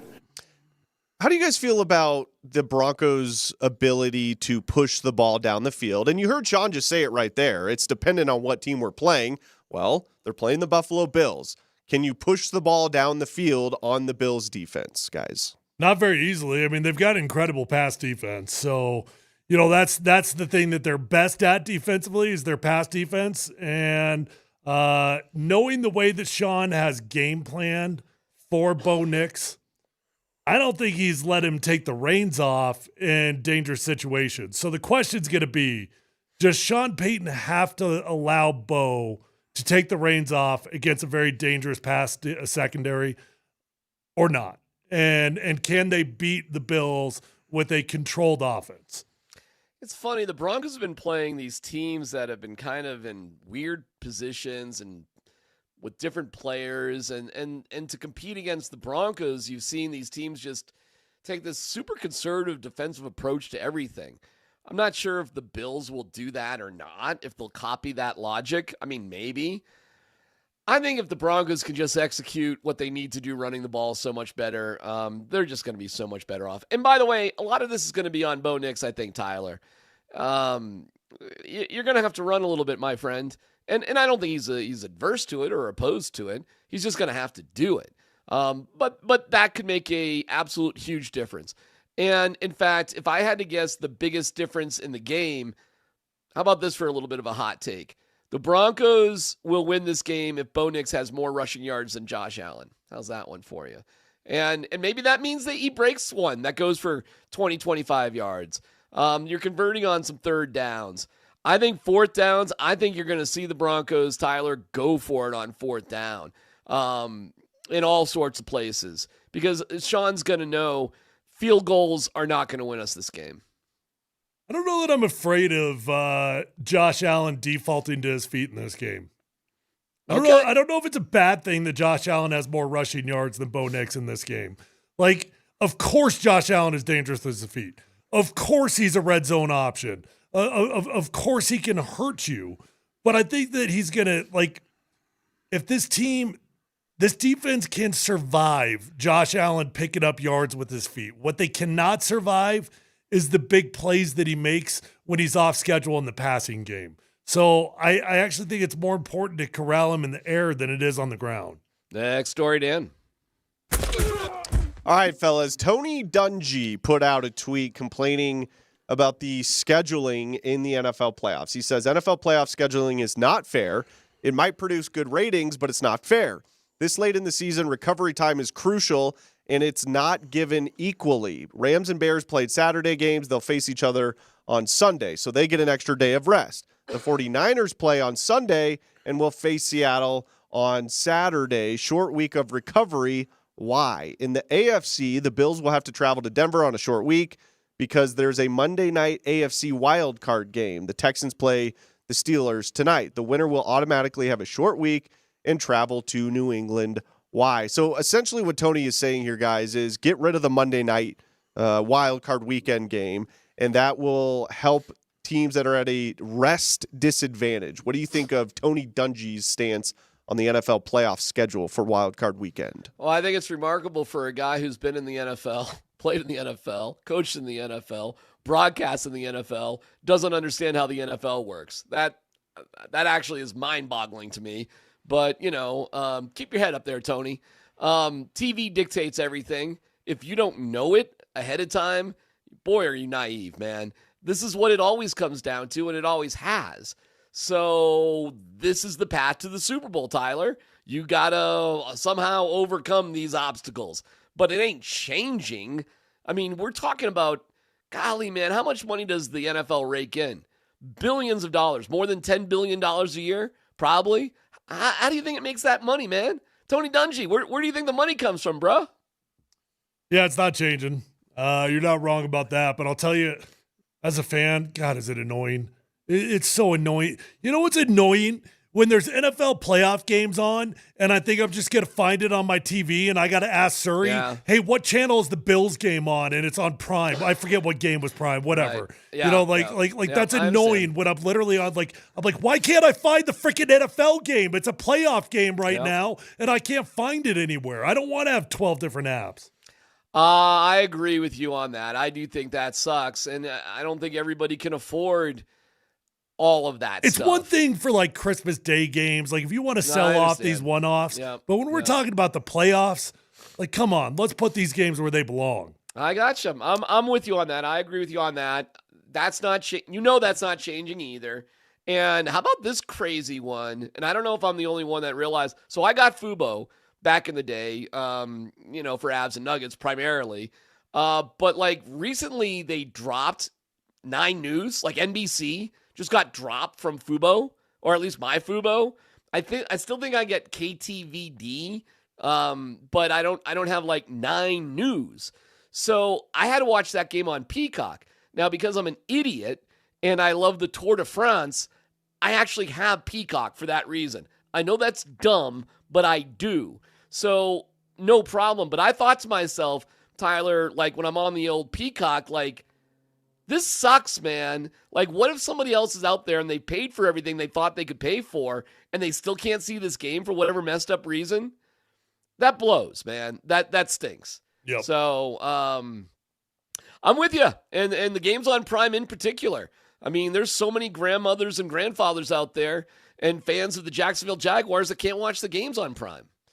Next story, Dan. By the way, just real quick, D, you said $10 billion in revenue for the NFL. I looked it up. Am I wrong? Just off by a little bit. In How 2024, the NFL's total revenue topped $23 billion, guys. I'm sorry. Boy, am I off. $23 billion. Just $13 billion off. All right. I mean, Tyler, how do you think they make that money? Where does it come from? Yeah, I got you. I mean, by the way, Tony Dungy wasn't naive to that fact. Like he said he understood it. He understands the ratings are great and all that. So like nobody's naive to the fact. He's just saying it's not fair to the teams. All right. Win more. All right. I'll tell you this. I mean, winning more doesn't solve anything for this. You're the number 1 seed. Yeah, you're the bye week. Win more. Okay, I mean, if you're the number 1. Be the number 1 seed. I mean, all right, hold on. Shouldn't there be significant advantages for the Broncos and the Seahawks for what they did? Significant advantages. Yeah, of course. Okay. But I mean, I don't know if that applies to this. Well, if you win more, if the Patriots, well, who's he really upset about? Is it unfair that the Bills have to play on 6 days rest, not 7? No. Yeah, it is. No. It is. I'm glad that it's working out that way because it's advantage Denver Broncos, but of course it's not fair. The Bills shouldn't have lost to the Dolphins twice this year. You know what I'm saying? Like, they should have beat the Patriots twice, not just once. I mean, be 15-2, not 11-5. And then we'd all be talking about traveling to Buffalo again. But we're not. You win more, Tony. And I'm glad there are advantages for teams that win more. You know what Tony Dungy's missing out on, Tyler? This is what makes the NFL the best sport. The best sport, period. Hands down. With all due respect to all of our other fans and all other sports. This is why. Because every damn game, Tyler, is so important. Who would have ever thunk in a million years the Patriots losing to the Raiders in week 1 is why we are hosting playoff games here in Denver, Colorado this weekend. Isn't that crazy? Because of what happened in week 1. I love the NFL, man. I think it's a dog. I think it's the best. So, Tony, win more, man. It rewards winning more. Well, and just one more quick thing on this. I just thought about this. If the Bills do beat the Broncos on Saturday, guess what, guys? They get an extra day's rest. So they're playing on Saturday, then they'd play Sunday the following week. So it kind of makes up for it if they win. Love it. So there you go. Love all all right, guys, the Green Bay Packers are expected to try to work out a contract extension with head coach Matt LaFleur in the coming days. That's coming from Adam Schefter. LaFleur has 1 year remaining on his current deal after the team's 31-27 wild card loss to the Bears Saturday night. Is that the right decision for the Packers to keep LaFleur, or would you go another route a la John Harbaugh, Mike McDaniel, whoever else is out there? Mike McDaniel. He interviewed with the Browns today for their head coaching vacancy. No, that's cool, and I like Mike McDaniel, but I mean, you're not replacing LaFleur for Mike McDaniel. That sounds insane. No, there's only one coach that would even. Oh my God, I don't know. Would Stefanski be better than LaFleur? No. Okay, all right. Well, then there's only one coach. That's Harbaugh, I guess. I think it's insane that you'd be replacing LaFleur, I guess, but. How long are you at one place, Tyler, and you just wear out your welcome and the message ain't being received? And you lose to the Bears. I mean, it's tough. It's not easy. But, do you see John Harbaugh being the Packers coach? No, I do not, because I think Matt LaFleur is going to be the coach, and he deserves to be the coach, and it's the right thing for that organization. I get it, man. They're all frustrated because Matt has not had the postseason success to match the in-season success. Right. But you cannot discount regular season success. Like you can't ignore that. It's important, and it does feel like over time, with the amount of in-season success that guy has, it does feel like it's a matter of time until the dam breaks and he wins the Super Bowl. All right, next story, Dan. Lastly, guys, A.J. Brown and Nick Sirianni had an animated interaction late in the first half when Sirianni ran down the sideline yelling at A.J. Brown and left tackle Jordan Mailata to exit the field. Brown appeared to take exception, and the two got face-to-face before Chief Security Officer Dom DeSandro intervened after the game. Sirianni's like, hey, we love each other, all that stuff. Do you guys think the Eagles need to trade A.J. Brown in the offseason? Maybe, but they also need to fire Nick Sirianni. Wow. Wow. A.J. Brown, I'm not a fan of A.J. Brown at all. Like his antics, they wear thin, and he does appear to be a turd. So this isn't about I'm a pro A.J. Brown guy, but you do not do what Nick Sirianni did. Like it's one thing to go yell at a player because they missed an assignment, because they didn't read the coverage right. Like, okay, I get it. That's frustrating in the middle of the game. You're going to yell at the player about that. But when it comes down to players that physically got beat, they gave up a sack, or a wide receiver that dropped a ball, that's not the time that you run up and down the sideline 30 yards and you go dog a guy out. It's just not the time. It's not effective coaching. It's not helping anything. It's not going to benefit the situation. You're just mad and you want to yell at somebody, but it's not going to benefit anything. Nick Sirianni, it's almost the equivalent of firing Matt LaFleur. Based off the success. No, it's actually even worse because my God, he won two Super Bowls. Yeah. Two. You won two. Yeah, you won two. It's even worse. But Nick Sirianni, that guy, he's a weirdo that his team does not respect him. But he did win 2 Super Bowls for you. Yeah, I got you. That'd be a really tough call. I thought he only won 1. He's got 2. Look it up. Google me, as Signetti would say. He's got 2. The Eagles have won 2 Super Bowls in the last 4 years. No, they lost to the Chiefs in the first one. Oh my God! When did he win the? They other one? won with. He's got two. I think he's. No, they now won you got with. me questioning myself. They won with who was the head coach? Doug Peterson in 2017. Peterson was Philly special. Yeah, he's just got one, DMac. Does he just have one? Like for some reason I let you talk me off the ledge when I was calling you. He's crazy. been to two. He's been to two. He's won one. One. They lost to the Chiefs the first time. All right, then you know what? Fire his ass. He went to two.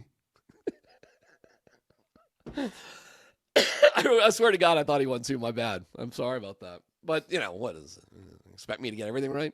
Come on, give me a break. You were so confident in it. I was. You talked me down. I'm an idiot, right? I was unbelievably confident with what I said there. Like kind of insanely confident. You made me feel embarrassed for thinking you were an idiot. He got to two. Gotcha. All right. 303-504-0925. Oh, people are killing me today. Good research, DMac. Thanks, Dan. DMac is insane today. Did you just put that on Dan? No, DMac. Good research. Did I say Dan? You go. Good research. Thanks, Dan. The guy's like name. Dan's supposed to do your research. I apologize. The texter's name is Dan. Dan Clark. Dan. His name's on it. So, apology accepted. You don't get anything right. You could be right on that. Peterson won it with the 2018 Eagles. Go take a nap and cry yourself to sleep. Come back tomorrow. This is Dan. Help me out here. This is where I need Grandma.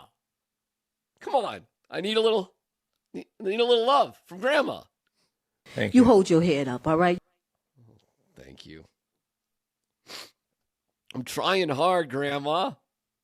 I'm doing the best I can. I forgot Sirianni lost that other Super Bowl. You're doing all right. Am I doing all right? Yeah. And ladies and gentlemen, Duval, you the one. Oh, my God. Too funny. All right.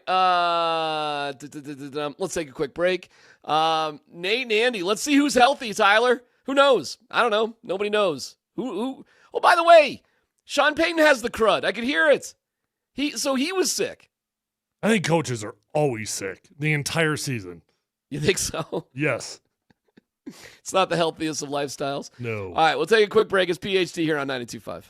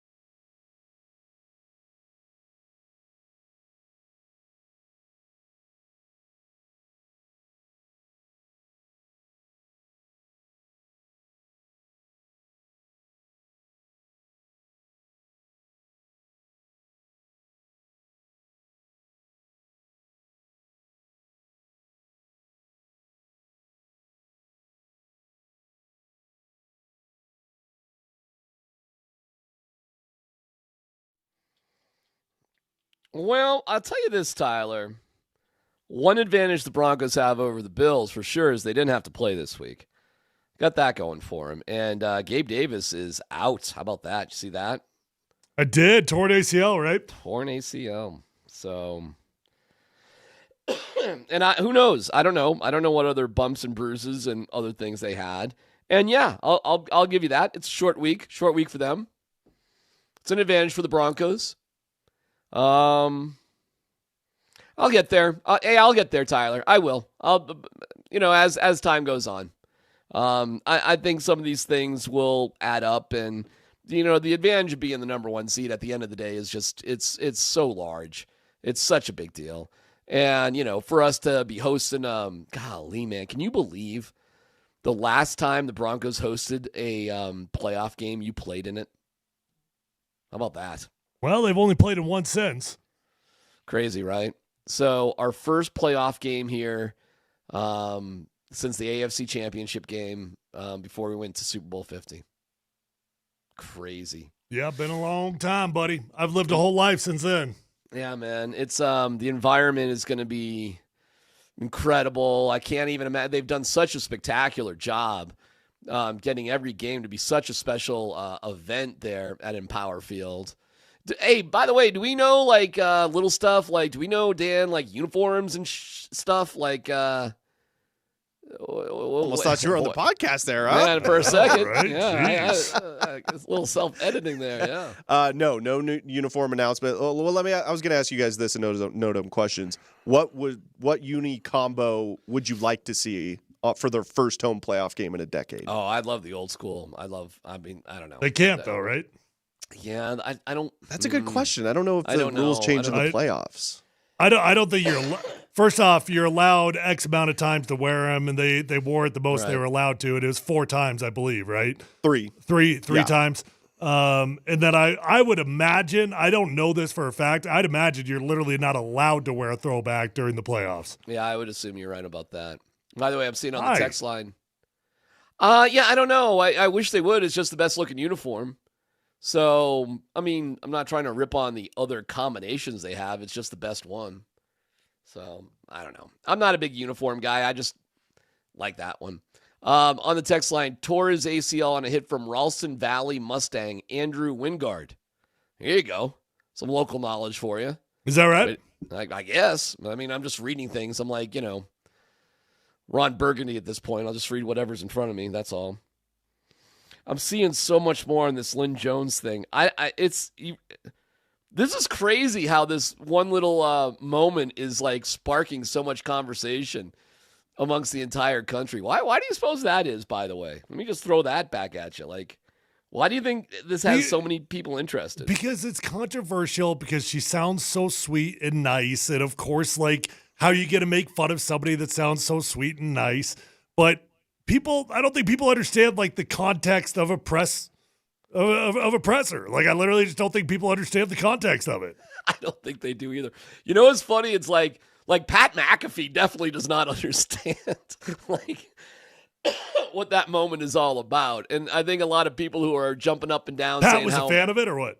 Oh my God, he's like captain. He's like Captain Lynn Jones. He's like, bring nice people back to the media.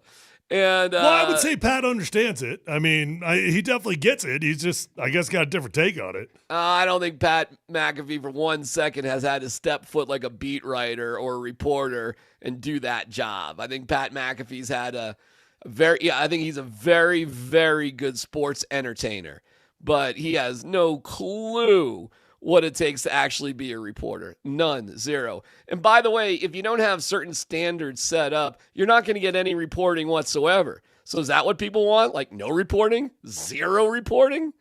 Okay. Sure. It's just sports after all. It ain't life or death or whatever. But I think it serves fans better, Tyler, if, there's reporters out there that can, ask important questions. And even if the vast majority of questions seem listen, it was harmless. It was harmless. Yeah, so, it's something to poke fun of. But that's about it. It's harmless. Take care and much continued success to you and the entire team. You look mad. Are you mad? Well, because I find it annoying because, again, it makes actually doing the job for annoying. Everybody hard. So, talk to me, Andy. Talk to me. What do you mean? Because we get to the point where, like, talk to me. You live it every day. We get to the point where people go. All they want to hear is good stuff. And I'm sorry, it's not everything's rosy. Our jobs are not here to sit here and be the fan. We're not here to be here and pump everybody up. And that's just not always what it is. Now, especially those in that room at that time. And if you want to say that to them, that's absolutely fine. You have every right to do that. But you don't need to do it in that public forum right there to start things off. And then it leads to the, I just think it was a waste of time. I don't know why you thought that was necessary. Are you going to be controlled by the organization now? Because that's not what people want. No, but look, Jeff Legwold says this all the time too.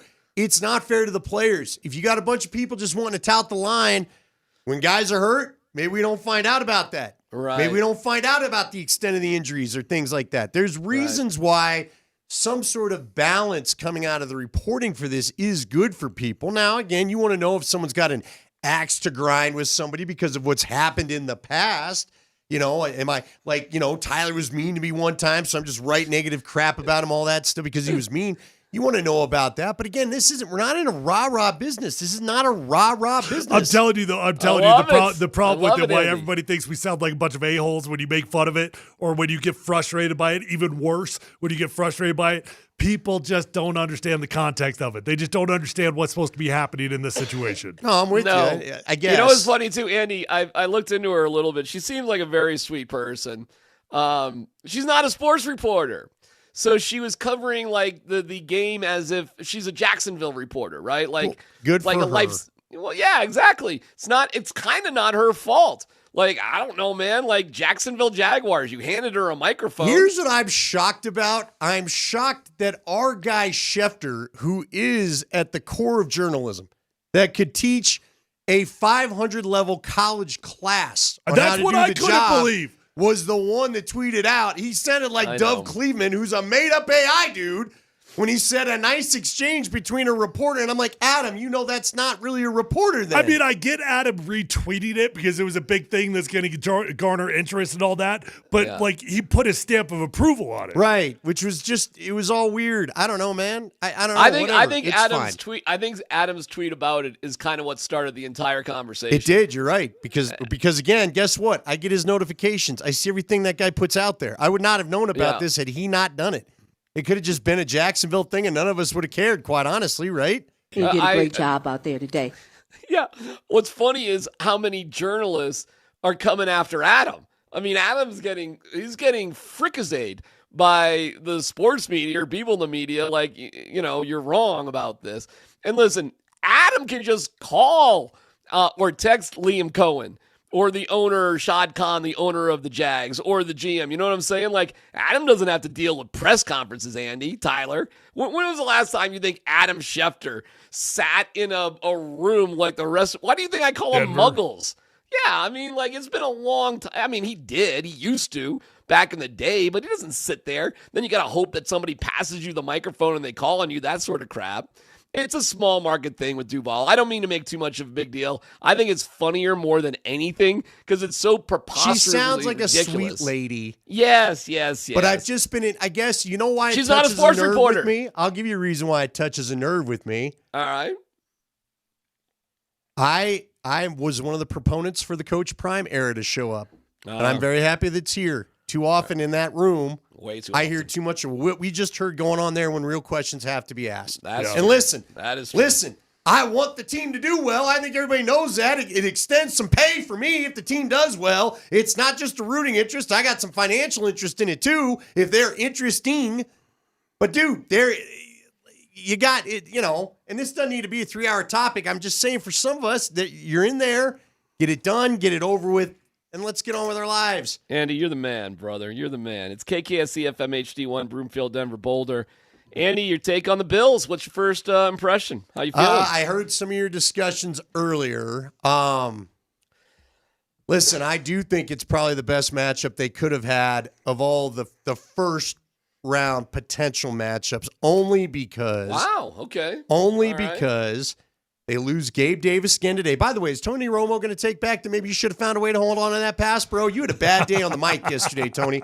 And you know what I love? You had a crap-ass day, so when I say I don't like listening to you, this isn't because you're criticizing my team. You are not good at your job. I don't know. Wow. Dude, okay. Come on. Seriously. Oh, I totally agree. Hey, he got lazy. He got did you really see lazy. yesterday? I loved yesterday where they were talking about, I'm trying to remember which quarterback it was, but whoever the analyst was, it might have even been Bryce Young, and that means it wasn't even a quarterback talking about it. It was Greg Olson, where he talked about you're leaving the pocket too early. Somebody left the pocket too early. He goes, it was Jalen Hurts. With Jalen Hurts, the other Tom Brady of all people. But he said, look, Jalen leaves a little too early, and now you've taken half the field away. And I'm like getting real analysis as to why you just drifting just a bit screwed the whole play up. Took away a couple passing options. I'm not getting that out of Tony Romo. I'm getting weird noises. I'm getting, I don't know, Jim. I'm pretty good at football knowledge. I don't know. I'm not sure. His pregame was pretty epic. Sheesh, dude. You know, who's going to be good at these playoffs? So anyway, the reason for I know, man, but I'm pretty smart. And look at my plastic face. Thing. Me and Jerry Jones have the same doctor. Look, dude. All I'm saying is Buffalo's beat up.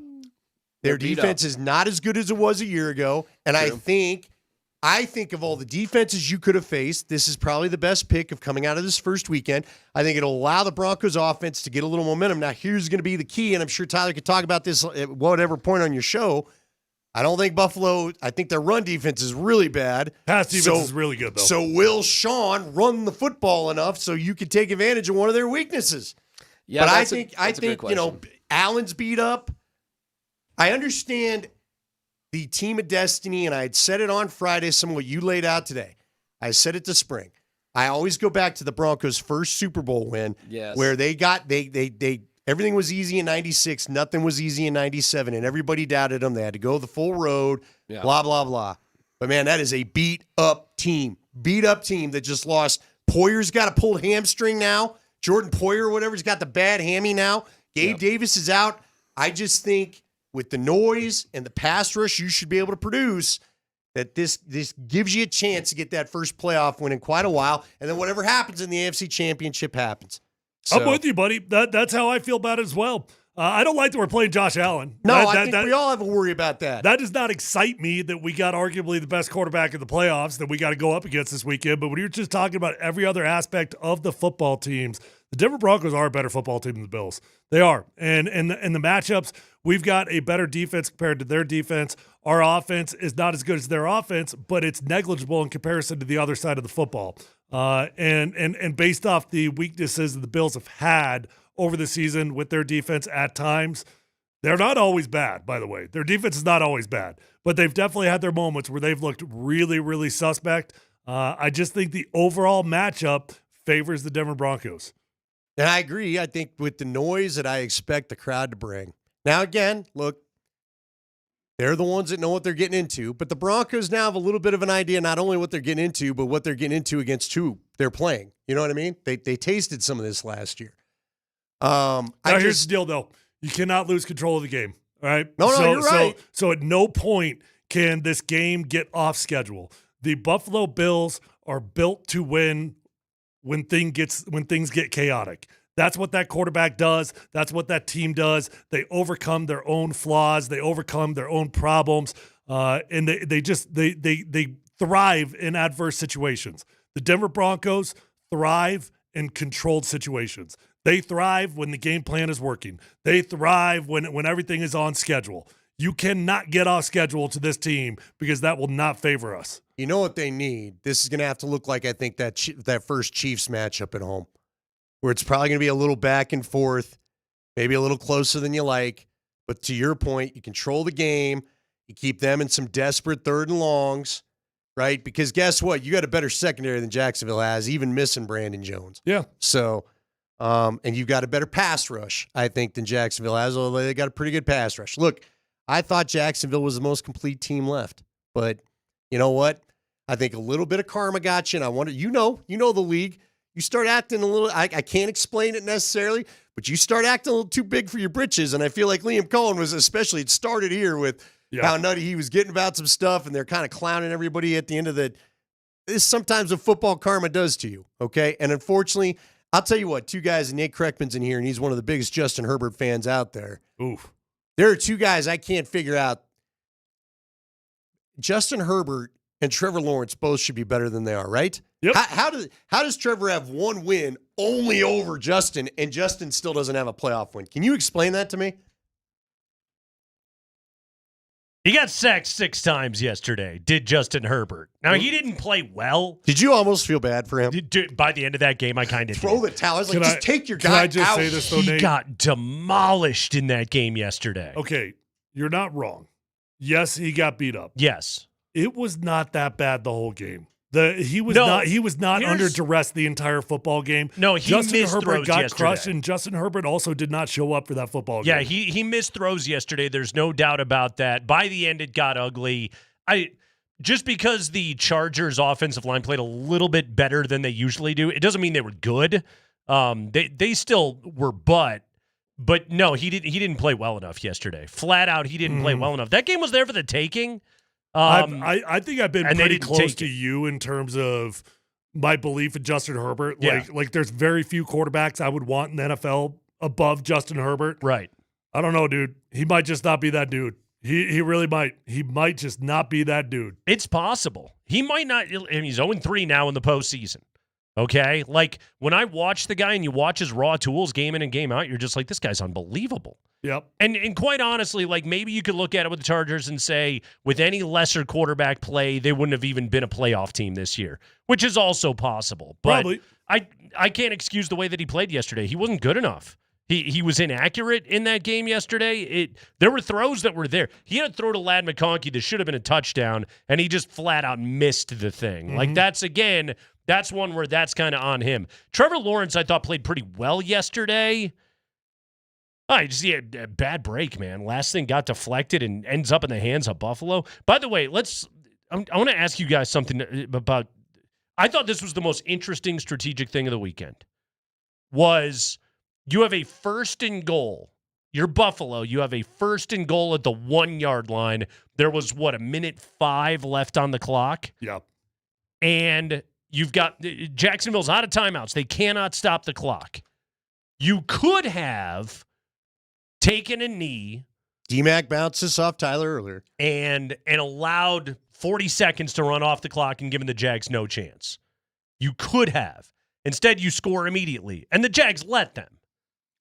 What did you think of that decision by McDermott? I don't like playing with football karma. Uh-huh. And I think you are flirting with fate when you make a decision to take a knee when you've got an opportunity to score and try to win a football game. Even if it's strategically I get their wise. Well, I understand the strategy behind it. Sure. McDermott talked about it after the game. Like, they discussed it. Right. And he said, I trust my defense. And it was something that they had to consider because it was obvious. Right. Everybody was asking the same question. Right. What are they going to do there? But keep in mind, you're on like the 2-inch yard line. Yeah. You take a knee, all of a sudden you're on the 2-yard line. Well, maybe on the 3-yard line. And see, that's the whole thing. Is like you have to, it's got to be like a smart, like almost what you want to do is like take the snap and almost like fetal position and like roll forward a little bit, you know? Yeah. That way it's you stay at the 1 and then you can get it on a tush push, right? But you could fumble. Okay, let me ask you this. You think you can, Right. And then football karma comes back to bite you in the ass. Yeah. Let me, because again, there's also I don't really the weird believe in thing. football karma, but I know you I don't, hear you. But I would tell you this: if you're not really trying, all you need takes is one dumb punch, like Sure. what happened to Brock Purdy at the end of the half, Sure. that cost you 3 points, and then you don't have a chance at that easy touchdown. Here's what there's risk. Here's There's no what I doubt. thought would be more hotly debated with the. It's because of that field goal kicker that we're all talking about. Right, this, right? About Little, yeah. I'm surprised more people. You know what I thought he might do? 2-point conversion with the tush push again, so it was a 4-point game, not a 3-point game. Yeah, but speaking that's of that, what I had more. But the if you debate miss about. that, then it's a I get 2-point it. game and you I lose. know. and Okay, you're in speaking trouble, of that, but- and I'm sorry, I'm not trying to change the conversation to a different game in a different situation. I think the biggest miss, and you guys know how I feel about Kyle Shanahan. Like I will die on a hill. That's my dude. You know. Yeah. The biggest miss of a coaching decision of the weekend didn't matter because San Francisco won the game. But when they scored, they were up by 4 at the time. Okay. They decided to go ahead and kick the extra point, And which they puts you missed up it. by 5. Right. If you make it. Either way, it doesn't matter. Should have gone for 5, it doesn't mean a thing. If you go for 2, at least you go up by 6. Right. Which I got it. The extra point, assuming Jacksonville what's wrong? Philly, thank you. Assuming Philly would have scored again, I know we all assume an extra point is a gimme, and it more or less is. But at least you force them to complete one more. Yeah. I think Kyle really missed that one. I don't know how he missed that one because there was literal no difference from 4 to 5, but 4 to 6 is a big difference. I agreed with that, and I also think Vrabel messed up by not going for 2 after their touchdown because he could have made it 17-3. It's 16-3. You leave the door cracked right there. Oh. So I thought that was a mistake as well. Wait, what was the situation again? It was 15-3 when New England got their touchdown yesterday. And they should have gone for 2 to make it a 17-3 game because a 14-point lead is vastly more valuable than a 13-point lead. Yeah, you are right. Yep. They almost would have had to prove it because there should have been a scoop and score on that friggin' hit on May. Right. I think Chris Collinsworth nailed that too. One of the best offensive lineman fumble recoveries we have ever seen is that dude fell down and snagged that thing out of the air. How many times do we see? Heck, we just saw it in the Denver game against the Chargers where I don't know how Malcolm Roach did not only fall on the ball but deflate it because his whole body weight was on top of that thing and it still squirted out to where like DJ Jones had to recover it. Yep. Somehow that old lineman, the best O-line hands I've ever seen, just snags that thing dead out of midair because if the Chargers scooped and scored that, who knows what happens. Maybe Justin Herbert isn't feeling that rib injury so much. How about him too, by the way? Just that I'm telling you, dude, I don't normally feel bad for other teams. I felt bad for that guy. Herbert? Yeah, because playing with a broken hand and just getting his... Well, his hand's got to be killing him because, again, no shock there. Jared Bednar says last week, it's a different time. We don't give specific injury updates because we don't want you going after the injury. Man, did you see New England was slapping down at that hand every chance? He was laying on the ground and a dude was trying to take a slap at it. They wanted to get him out of the game so bad. Tyler, there was an interesting quote. Mike Sando had this today in The Athletic, and this is from this quote it's from a former Super Bowl winning head coach. Anonymous, but it's from a former Super Bowl winning head coach talking about the Chargers offensive line. Quote, I watch what they do, and they don't know who to block. They set deep. That poor quarterback is getting killed. They just do not look like they know what the hell is going on.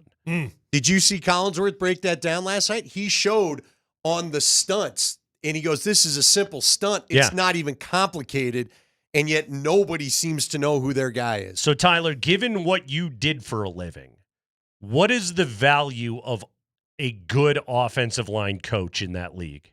It's the highest paid individual coach on any football team. Mm-hmm. So meaning outside of an offensive coordinator and defensive coordinator. Yeah, but for position coaches. Your offensive line coach is going to be the highest paid position coach on every football team, and there's a huge reason, right? Yeah. I mean, I don't mean to be like stupid and generic, but it's 5 guys that got to work as one. One guy is one wrong, we're all wrong, right? That's the way it works. Yeah. If we misidentify the mic before the play ever begins, all 5 dudes are going to be wrong. Now, we'd prefer that all 5 dudes are wrong at the same time because sometimes you can live through that versus when you've got 2 or 3 guys that are thinking different things. And that's what it looks like for the Chargers to me. I mean, now, I'll be fair, in terms of just ability, they've had crazy injuries, right? So, right. You're asking backups to be what the starters are, and that doesn't work out.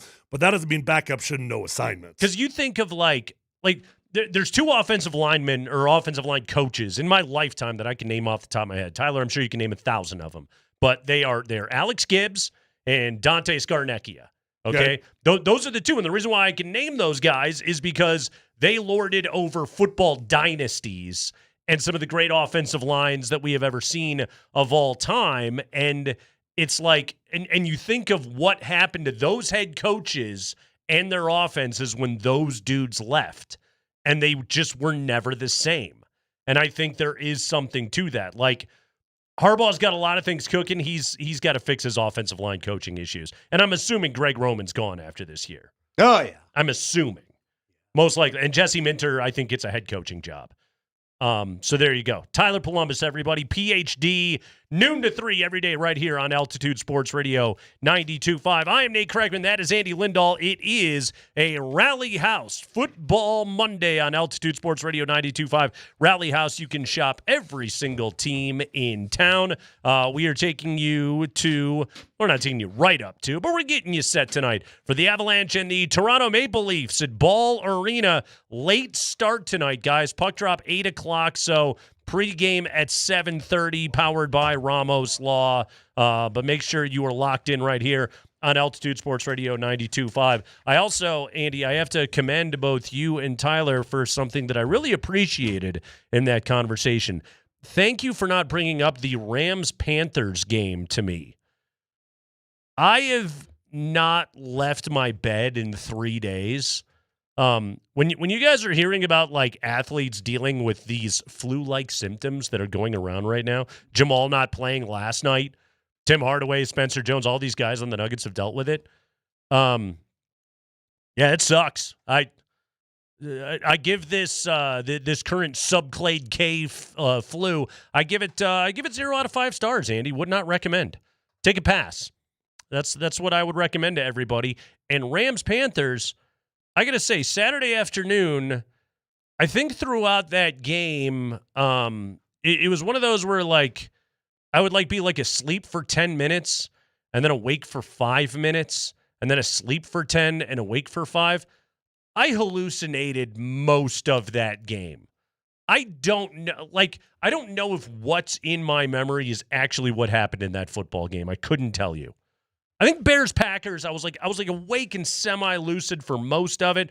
Rams-Panthers, complete fever dream. Yeah, I enjoyed it. Hey, 34-31. I thought the Rams were going to choke it. Uh-huh. Look, the whole weekend was great. Oh, it was unbelievable. It was all great. It was a great weekend. How about you're going to have what you had, or you were going to have cold weather. This was the week. It was, yeah. Yes, you had plenty to do. Yesterday, it was all there for me. Again, Saturday was hit or miss. I hallucinated a lot of it. I can tell you this, and this is maybe the wildest stat of anything that happened this weekend, Andy. Do you realize the Bears went 2-1 against the Packers this year? Did you see this stat? Chicago never ran an offensive play with the lead this year against the Packers. This year? And that I had not seen. And they were 2-1.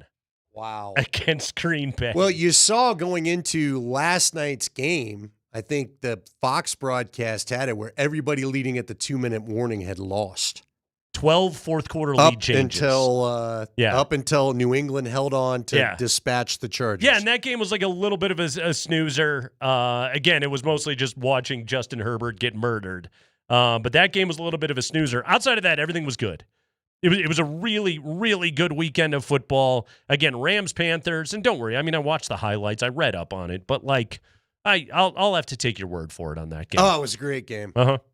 Well, it was a great game. It was kind of weird because I don't know why I nothing the Panthers. I really do. They're a very nothing football team. Right? There's no childhood connection to that team even for like the you Broncos and I are all. Beat them in a Super Bowl, but like they weren't even very competitive in that game. Which is why I was like, wouldn't it be crazy if the Broncos went back for just about a half? I could go, what if it was the Broncos-Panthers part 2? I really feel good for Bryce Young. Bryce Young is just another one of those guys that we all cast aside and thought, that guy, what a waste of a number 1 overall pick. And right. He's turned into a nifty little quarterback, I think he's a likable dude, too. Well, he is. He's a likable dude, and it just goes to show you coach and quarterback fit are more key than anything else we can put out into the universe. Yeah. So I think that's extremely true, and I think the Broncos are one of the teams that benefit from it tremendously right now. It's the Kreckman and Lindahl Show. Happy Monday afternoon, everybody. It is great to be alive and to be with you. We are rolling until 6 o'clock. We got so much to do here on this show. We'll take a quick break. When we come back, we are going to smack rears and point fingers on a Monday afternoon. Wild Card Round Edition. We'll be doing that when we come back. KNL, Altitude Sports Radio 92.5.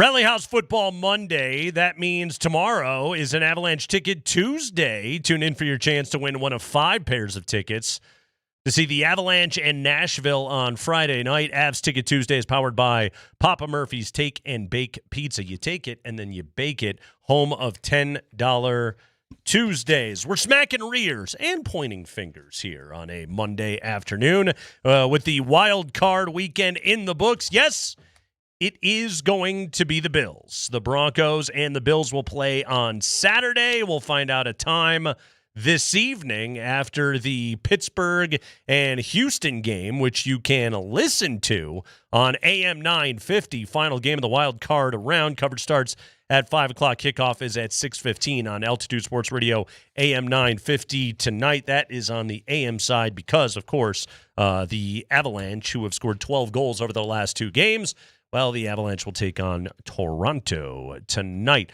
But the Broncos, they get the rematch, Andy. When it comes to the Buffalo Bills, I'm going to smack a rear of a Buffalo Bill, but it leads to a bigger conversation. Josh Allen, heard of him? Josh Allen. Foot injury. Then early in that game, he goes into the blue tent because like 4 different dudes landed on his head on the same play. Is it like bones? Then he has a knee. Then he whacks his hand on his buddy's helmet. I don't know how many more injuries this guy can sustain. I don't know if you heard Deion Dawkins talking about him after the game. Like, Josh Allen won't allude to how banged up he is, but Deion Dawkins was just kind of like, if you guys only knew. So he's being held together by Scotch tape at the moment. He took a lot of hits yesterday against Jacksonville, and now he's going to go up against a defense that hits opposing quarterbacks as well as anybody else. Like, Allen was phenomenal yesterday. 3 touchdowns total, 2 through the air, 1 on the ground. He was great. But also, what's he going to look like after 4 quarters of going up against this pass rush? Can he survive a full afternoon or evening against the Denver front 7? Yeah, I would hope not. I would hope not, because I think that's one of the reasons why I didn't necessarily want the Bills coming to town at the start of the weekend, but then you lose Gabe Davis. Jordan Poyer's now got a bad hammy, so we'll see if that just magically heals itself. They are banged up, man. Yeah. Now, again, they're weaker against the run than they are the pass, so, Sean, I would maybe think about running the football and staying dedicated to it this weekend. But I just think it's a better matchup with how beat up they are. Listen, I know the Chargers look like whatever the Chargers looked like last night. They just don't ever look that way against the Broncos. I hate to say it. They just don't. Yeah. Okay? They still gave the Broncos a hard time, even when you had all your dudes and they didn't. And so defensively, I didn't love that matchup. They still gave Drake May and New England hell last night. They did. That was not an easy 16 points those guys scored. That was not a big blowout win for the Patriots. Yeah. So very, very Bronco-esque, by the way, to win a playoff game with only 16 points. Now they did what they had to do. Nice job. Nathaniel Hackett was proud somewhere. Sure was. He's like, see, that point total will get it done. So yeah, and look, whether it was the Steelers or the Texans or whatever, I just think here's where I think there's a couple reasons I can come up with why it was good. A, now you get that head start. They spent yesterday and today having some idea of, or well, at least I guess today you have an idea what you're doing instead of waiting until tonight, even though that would have pushed the game till Sunday. But short week, back-to-back road games for the Bills. For the Bills. Now, again, the Bills, this may just be where they show up and get it done because they've been in this too many times. You know what I mean? And they aren't going to blow another chance. Maybe, maybe not. But I like it at first blush for the Broncos. I do too. This is the matchup that you get. I really do too. And a lot of those factors that you talked about right there. This is the Bills.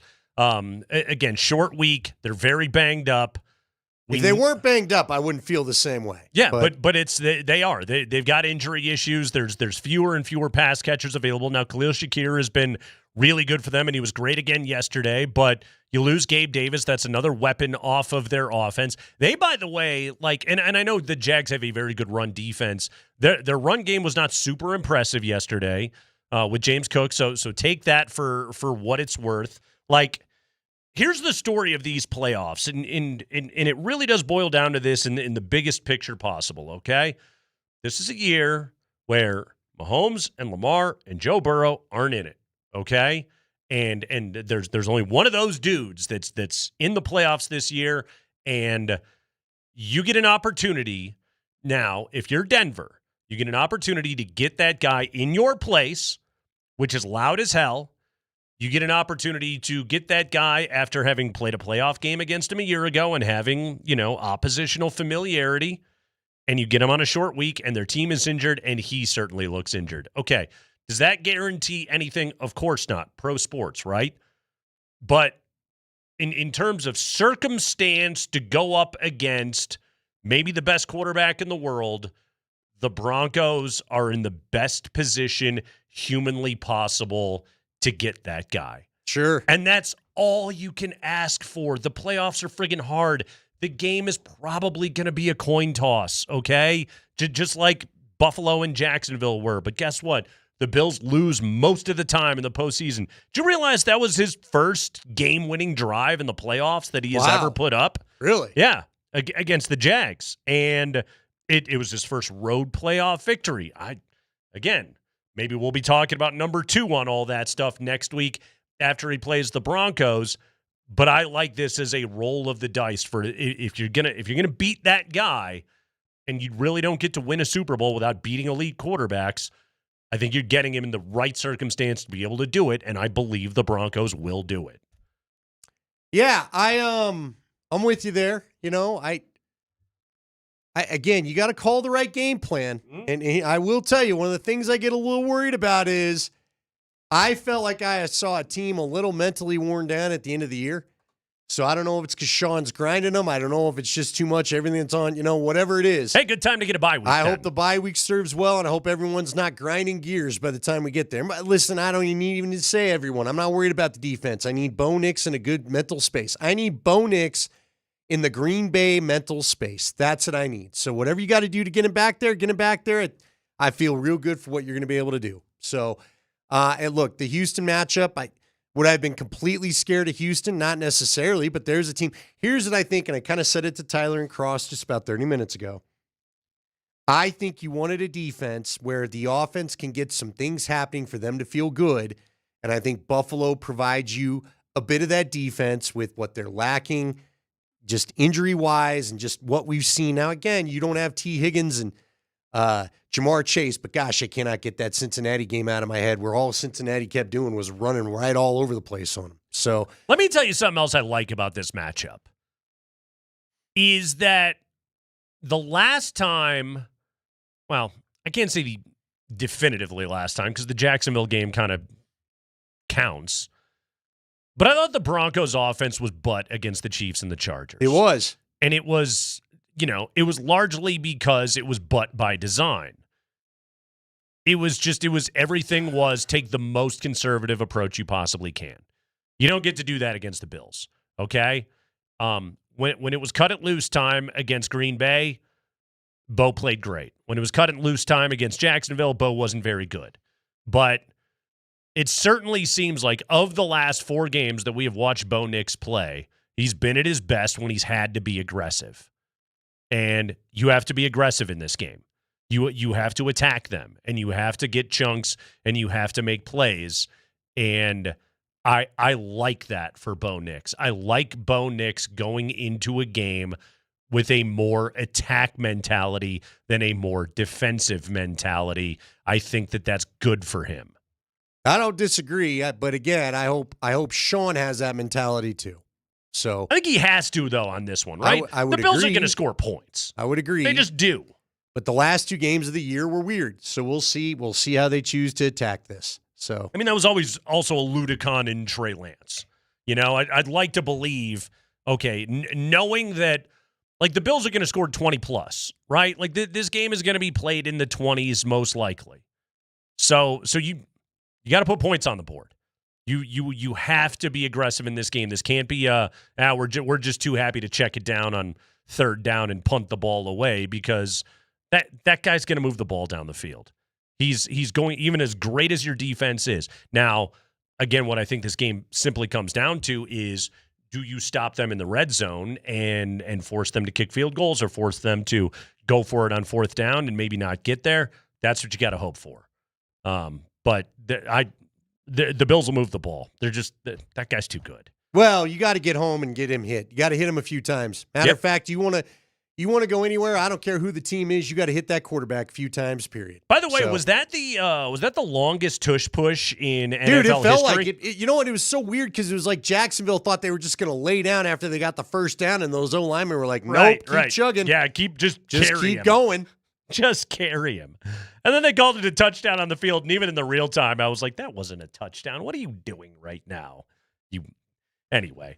Yeah, did you? I'm glad you brought that up. How is it I felt like the whole weekend was just an all-star cavalcade of effing crews that we've been like, what is going on with that crew? And I'm seeing them all in the playoffs. I'm like, this is really what you guys got to offer us? What are we doing here? Well, Good night. There was 6 games this weekend. I get it. You couldn't avoid all the crappy crews in the But NFL. holy cow. How about we had our guy with the real pronounced holding guy? I think he had Jacksonville, Buffalo yesterday. That guy. That was an interesting move right there. He's really got it stiffened and pointed out. I did. Darn it, I had you got a a rear to question. smack? Nah, well, I had a question for you. We can smack some rears, too. Smacking Christian rears. McCaffrey, the local kid. Smack that rear. He's about the only notable offensive weapon they've got left. You know what? And smack the rear Brock Purdy, man. A lot of people thought that guy wouldn't perform in a game like that. I was one of them. I'm not going to say a lot of people. I'll be in that group too. You take all his weapons away. You take a George Kittle away. He doesn't have Ayuk. He doesn't have who was the other guy that they traded to the Commanders? Debo Samuel. Debo Samuel's Lost gone. George Kittle in that game. Lost George Kittle middle of the game, and he's just out there making some things happen, making the right read, making some great throws.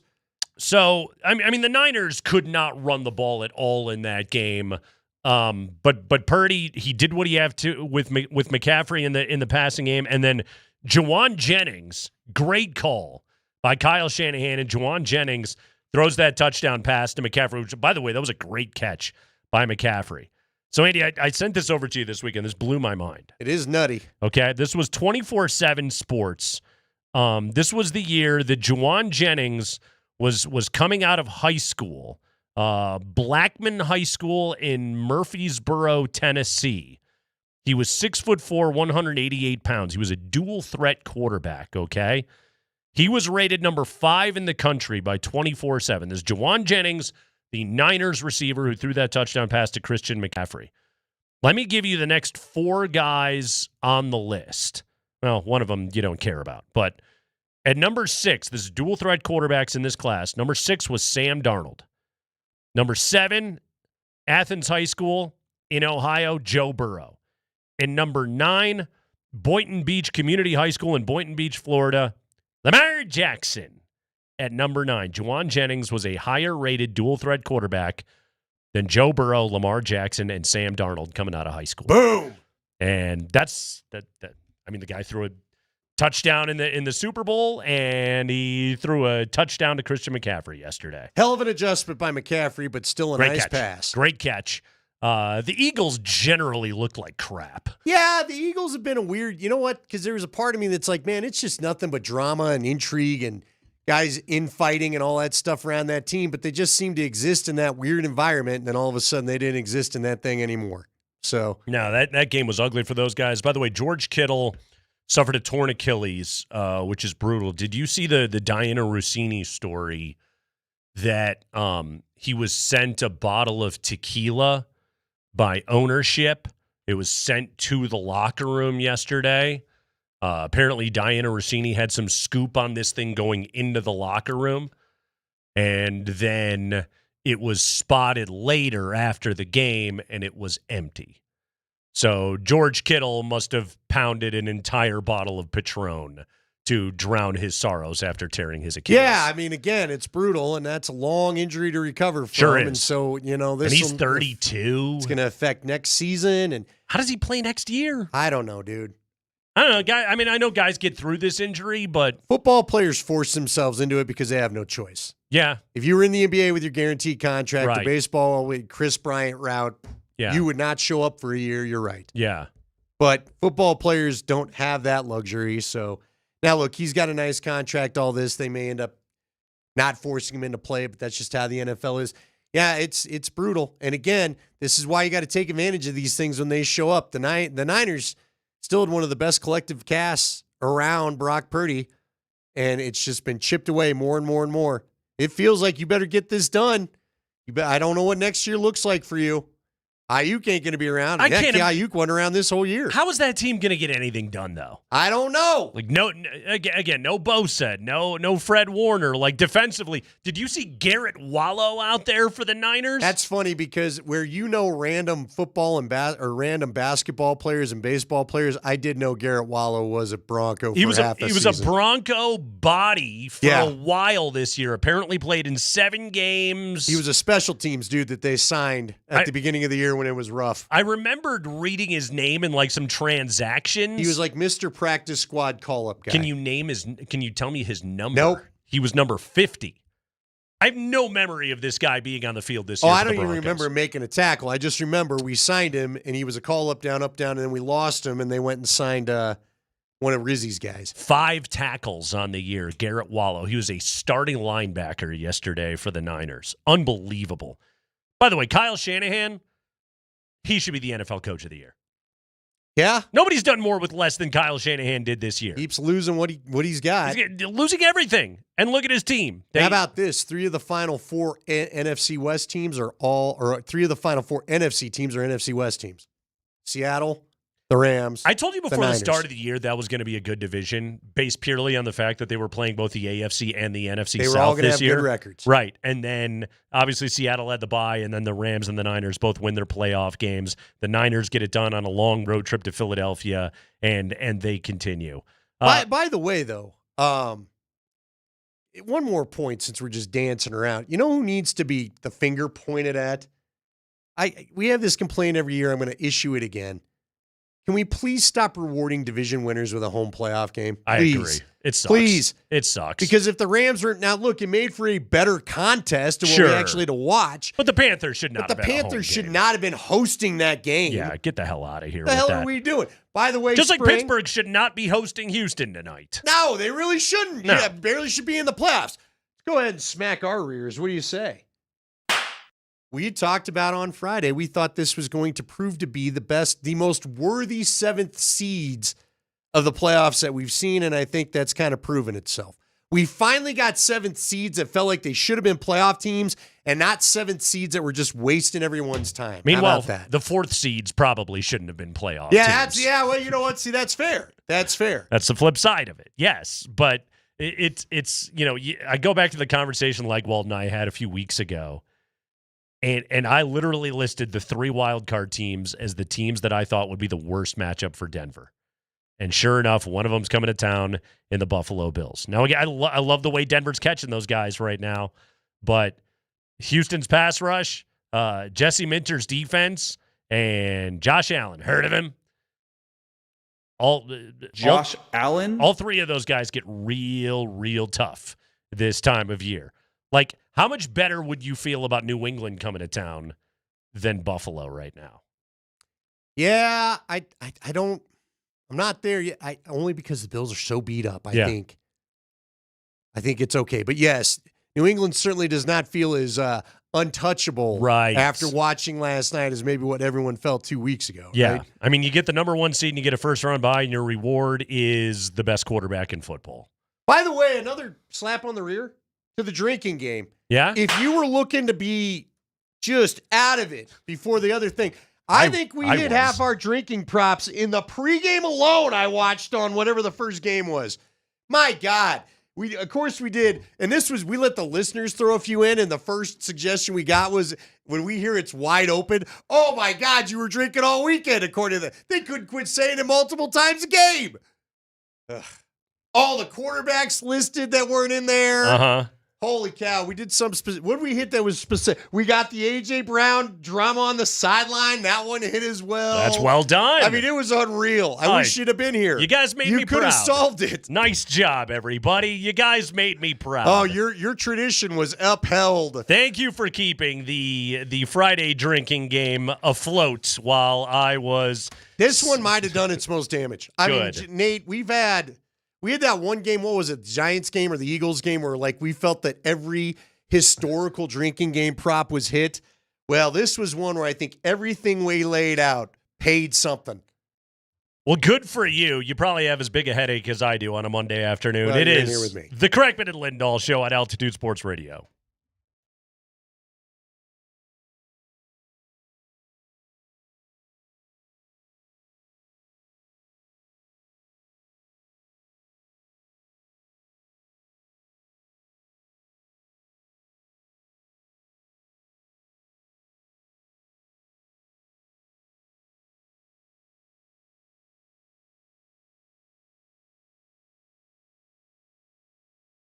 Guys, Andy Lindahl here for the Rocky Mountain Men's Clinic, and it's a new year. Have you thought about solving your erectile dysfunction? That sounds like a great little New Year's resolution to have if maybe that's something you've been trying to deal with for a while.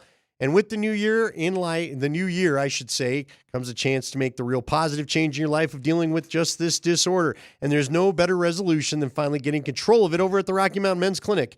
Don't let the first time you failed to perform be the one that you laughed off and never think about again. Let that be the one that motivates you to get in there and get this fixed. You don't want a mediocre sex life. Who does? You want it all to be great. You want everything in life to be great. And believe me, over at the Rocky Mountain Men's Clinic, they can help you out. They got treatments that work when the pills and herbals fail. So if you feel like you've tried everything, go and make sure that make sure they don't have something that you haven't tried. Because believe me, they've got other options for you. And the treatments that they have, some have success rates well over 90%, and some can have you lasting an hour or more. Schedule your consult today with the Rocky Mountain Men's Clinic. Your initial visit, $99, includes medical consult with a Colorado licensed medical provider. You'll have a T and a PSA test, and if you're medically advised, you get a test dose. And if the test dose doesn't have you feeling your old self in the office, well, then your visit's free.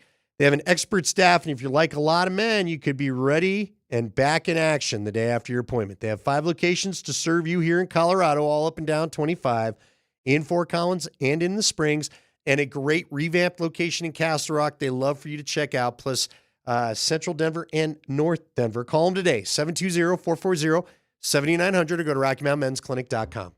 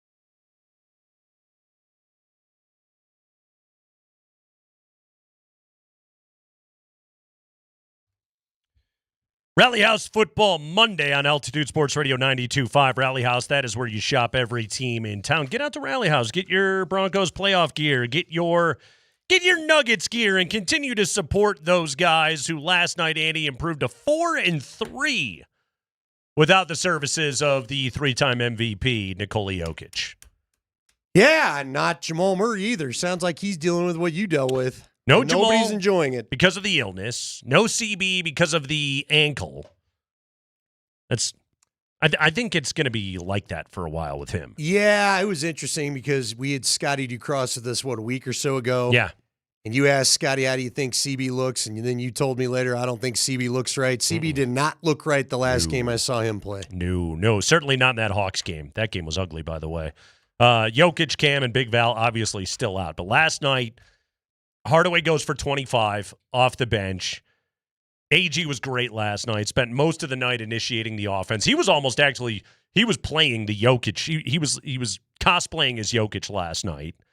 He played 31 minutes because they were trying to, basically parallel him with Giannis last night. They crowded the paint on the guy. Giannis's numbers, by the way, he deserved better than what his teammates gave him. He was plus 16 last night in a game they lost by 4. Wow, He's got to be looking around going, what the hell is going on in this place? He's out of there, right? They're saying end of the year, he's out of there? Phenomenal win last night by Denver. It really was, Andy. And it was a hang on. It was a survive.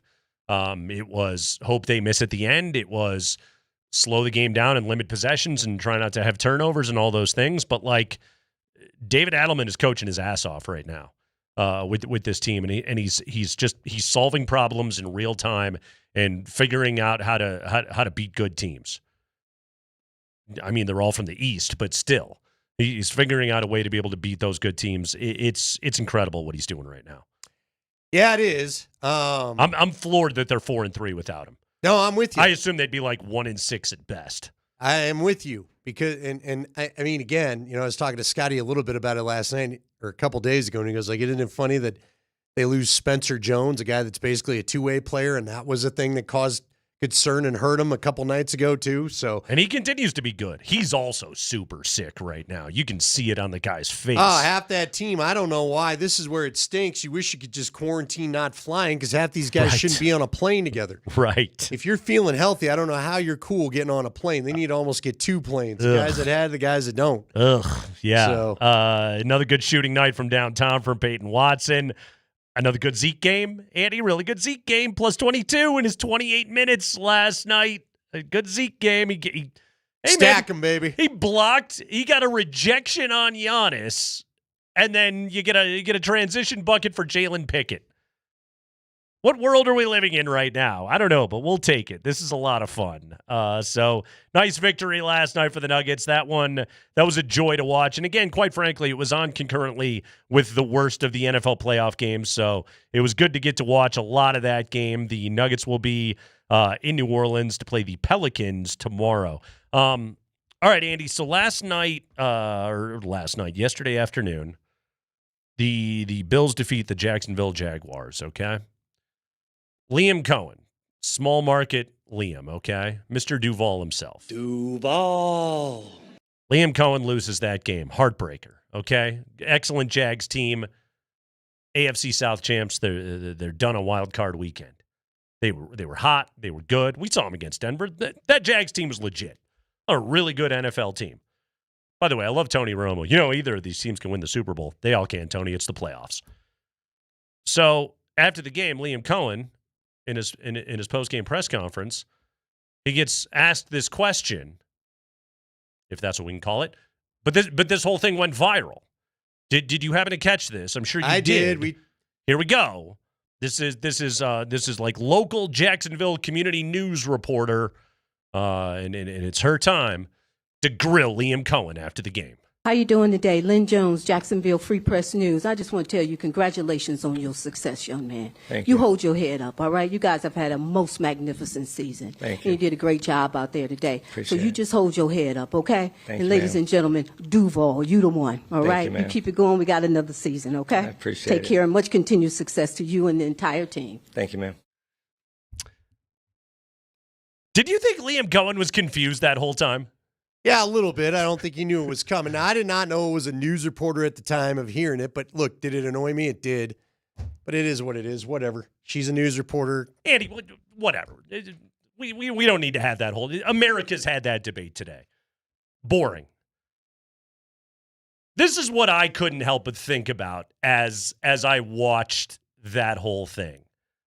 Was what if Jeff Legwold, after a Broncos game, just went in and said that to Sean Payton? We asked Leggy, had he ever done what Brett did, as a matter of fact, and then we begged Leggy. Is it Bones? To do the Bones thing to Sean Payton, and how would that go?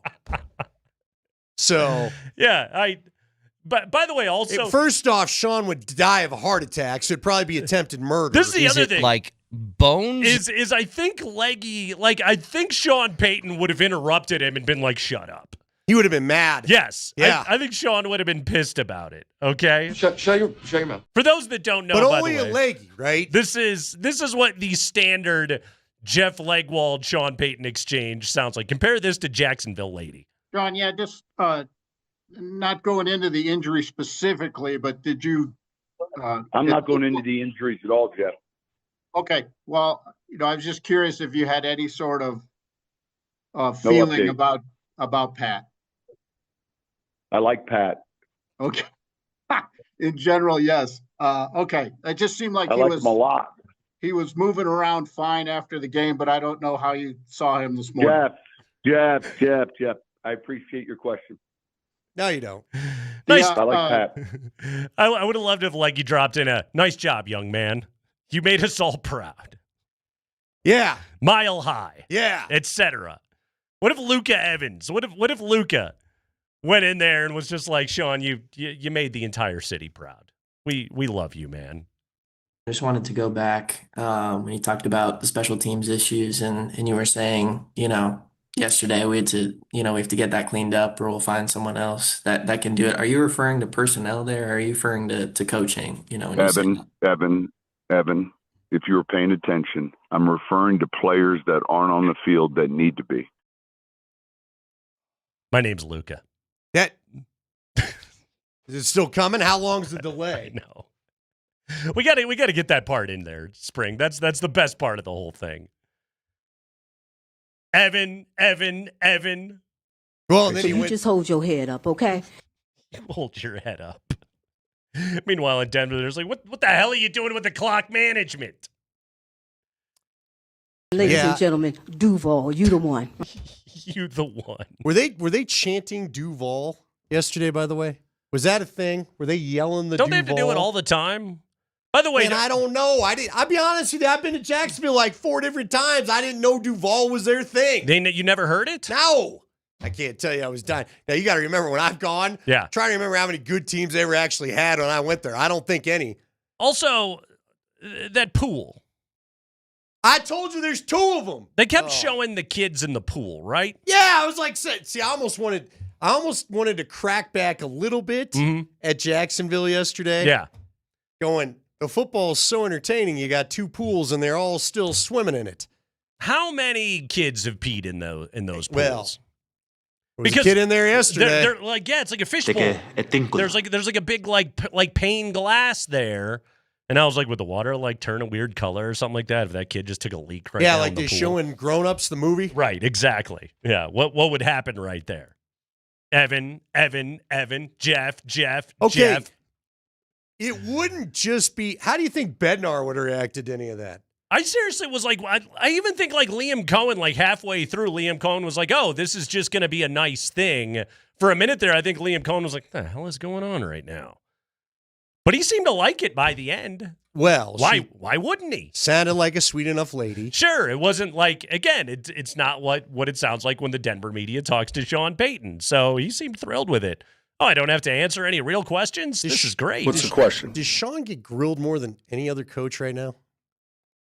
Yeah, I mean, I would. Because what are you going to grill Adelman and Bednar about at this point? Oh, in town? Well, yeah. Oh, without a doubt, yeah. I mean, both teams are pretty much awesome, and you just said it. Adelman's doing things none of us expected. Right, exactly. Without half his roster. Yeah. And nobody covers Rockies games. Yeah. I mean, all the guys that used to get paid to try to cover the Rockies and get you some, they ain't there anymore. Right. Saunders is trying to do it, but even he's got to still be able to get access here and there. Nice job, young man. That was one of those. The first time I watched that clip, I was just like, where's this going? What the hell is happening right now? Oh, she's like some fan lady that just got into the press conference.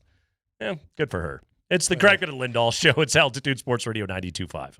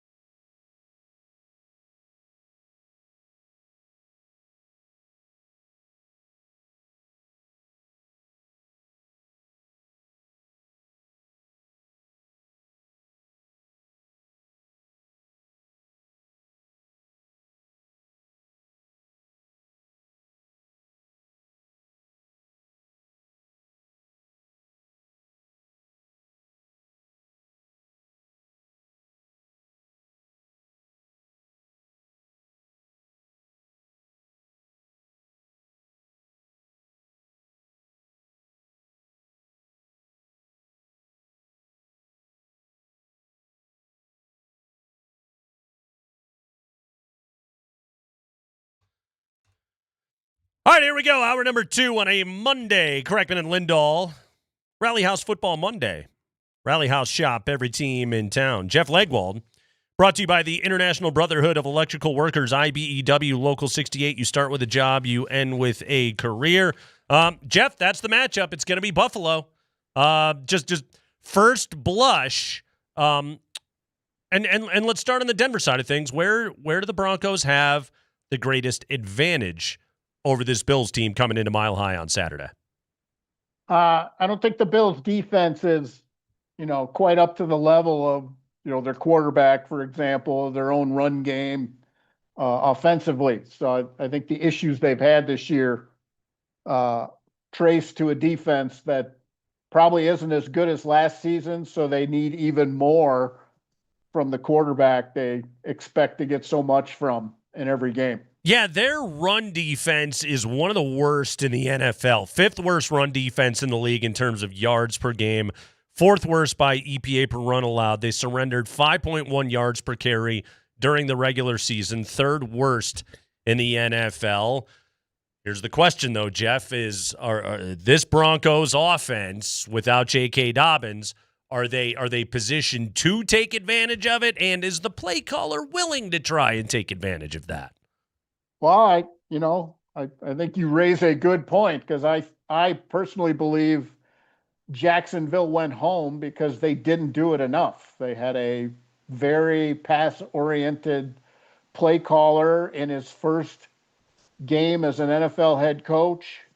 And I can't get past this, that in the second quarter, Tootin has 3 carries on 3 consecutive plays. It's a hell of a drive.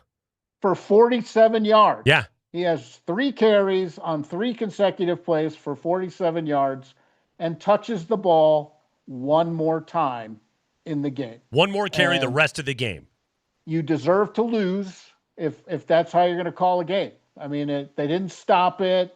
You got away from it because you chose to go tour your play sheet. And if Sean Payton does that, they will surrender home field advantage, and they will give up a very good opportunity to play in the big game. Okay, so then who can be the X factor in the Denver run game? R.J. Harvey has been inconsistent at best. Like, is there a world where Sean Payton would give the ball to Jaleel McLaughlin anywhere between 8 to 12 times on the ground? Well, I think one thing in favor of that is Buffalo's metrics outside the tackles are horrific in run defense. So if they're looking at the metrics, at Dove Valley, and which they look at everything, and you're going to see that, and it's going to show up on the game video over and over again. So pressing the issue to the outside has worked well for teams who are willing to do it. I think the danger that happens is if you're not good on early downs against the Bills, even as bad as their run defense has been, if you're not good on early downs, you give them the chance to do what they do best on defense, which is disguise coverage with their safeties. And if you talk to defensive coaches and ask them about Bo Nix, they will tell you they think he has the most difficult time with disguise coverage with the safeties. So I don't think Sean Payton or the Broncos should want to play with the one strength the Bills have on defense, and that is if you give them the down and distance to play the mix and match game at safety and disguise things, you want to make them play straight up, have to bring the safety down to defend the run and give your quarterback much better looks out of the play action. If you allow them to keep their safeties deep and rotate and flip-flop and all those things, you're playing right into the one thing they do well. Jeff, do you like this matchup? Of all the matchups they could have had, do you like this matchup? I know I'm old. I'm an old person, but I always think when you're in the playoffs, you want to play the defenses that are not as physical, and they have good players and they've played good defense in the past, but I think they've struggled with injury this year and it just has not come together. I don't think they have the physicality on that side of the ball they had last year when the Broncos went to Buffalo. And, in the AFC, I certainly think Houston has a tremendous defense. And, in New England put on a master class in coverage last night. I know guys who've been quarterback coaches in the league for 20 years who said they had a hard time deciphering what the Patriots were in at the snap, and that's big time stuff. So I think this matchup is favorable to the Broncos if they just handle their business. But it's a pressure situation, and you saw in Jacksonville yesterday a sort of a better team lost to a better quarterback because they didn't handle their business at home. Jeff Legwold with us on a Monday afternoon. Jeff Legwold brought to you by the International Brotherhood of Electrical Workers, IBEW Local 68. Start with a job, end with a career. Jeff, we talked about the importance of the run game for Denver against this Buffalo defense. But also, let's talk a little bit about aggressiveness, about pushing the ball down the field against a Buffalo team that, look, is as great as Denver's defense is, the Bills will come in and score points because that's what you do when you have got a quarterback like that. Bo Nix in a more aggressive sort of game plan coming into this against the Bills. Number one, will Sean call it that way? And number two, do you like Bo in that situation? I like it if they sort of cook the hors d'oeuvres before the main dish. If you run the ball early and you force McDermott to push a safety down toward the line of scrimmage, then you be aggressive. And you're going to win those matchups against this defense. It's all if you let him play those safeties deep, it will be a problem for Bo Nix. And they won't be able to be aggressive because it's just not what he's already shown against the Chargers and the Chiefs coming down the stretch. He will play to what's in front of him, and if, but that said, if dink and dunk wins you the game, then dink and dunk all day long and win the game. But I'm saying to be aggressive just to prove you're going to do it does not make sense if both safeties are off the ball. You got to get one of those safeties to come down into the intermediate area, into the box, and then you can go for it. All right, Jeff. Who's going to have the most pressure coming up on Sunday? Is Josh Allen, does the pressure mount because of how many failed times and the playoff field that everybody keeps talking about is excluding three of his, guys that have been in the way? Or is it going to be Bo Nix and the Broncos because they've got the number one seed? Well, certainly, Andy, you always have a lot of pressure when you got the one because that's, the opportunity is right there for you. And if you have the one, you've spent an awful lot of time during the season talking about how important the one is. So, I mean, that sort of brings a pressure all its own. But, in the big picture, I would say, and John Elway lived this life, there's nothing worse in terms of, people you don't know criticizing your work.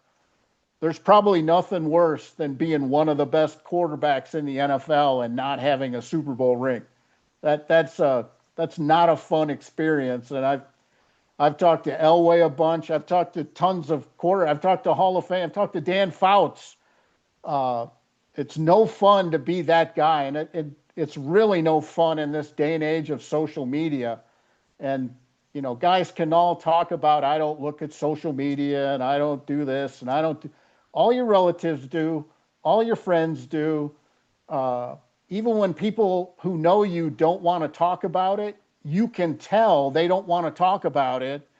So it's not a fun thing. So I would guess, or I would think Josh Allen feels a certain amount of vocational pressure that comes with being, if you don't win it this year, people are talking about, well, you didn't win it in a year when Mahomes and Lamar Jackson and Joe Burrow weren't in the playoff field, and you're going to have to sort of live in that lane, and that's just not fun.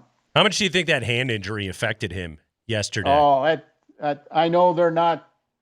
I would guess today was zero fun in the training room for Josh Allen. Yeah. I mean, McDermott sort of admitted he's sore and, a lot of generalities, but there is no way he had an awesome morning.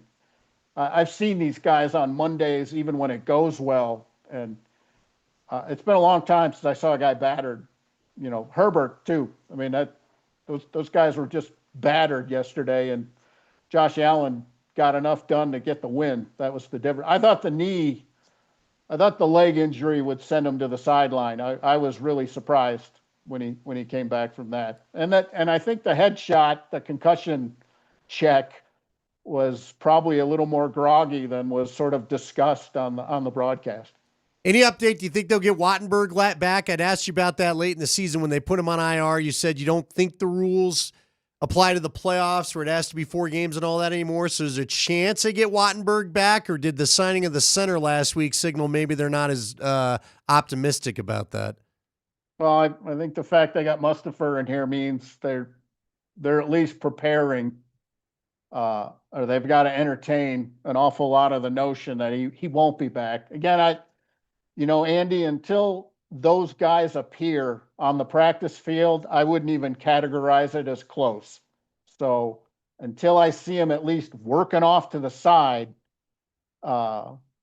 during practice, I'm not sure we're even in the conversation of, getting right there to get back yet. But again, it's been a few days since we'll be out there. We'll see what's up this week.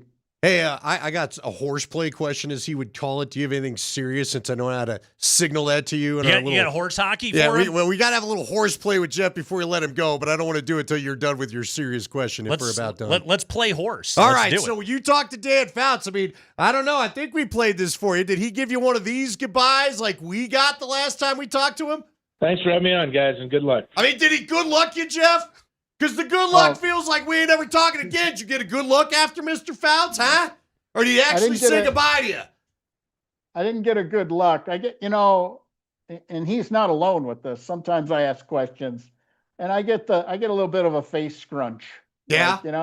Like, Legwold, I'm going to go find some Tylenol.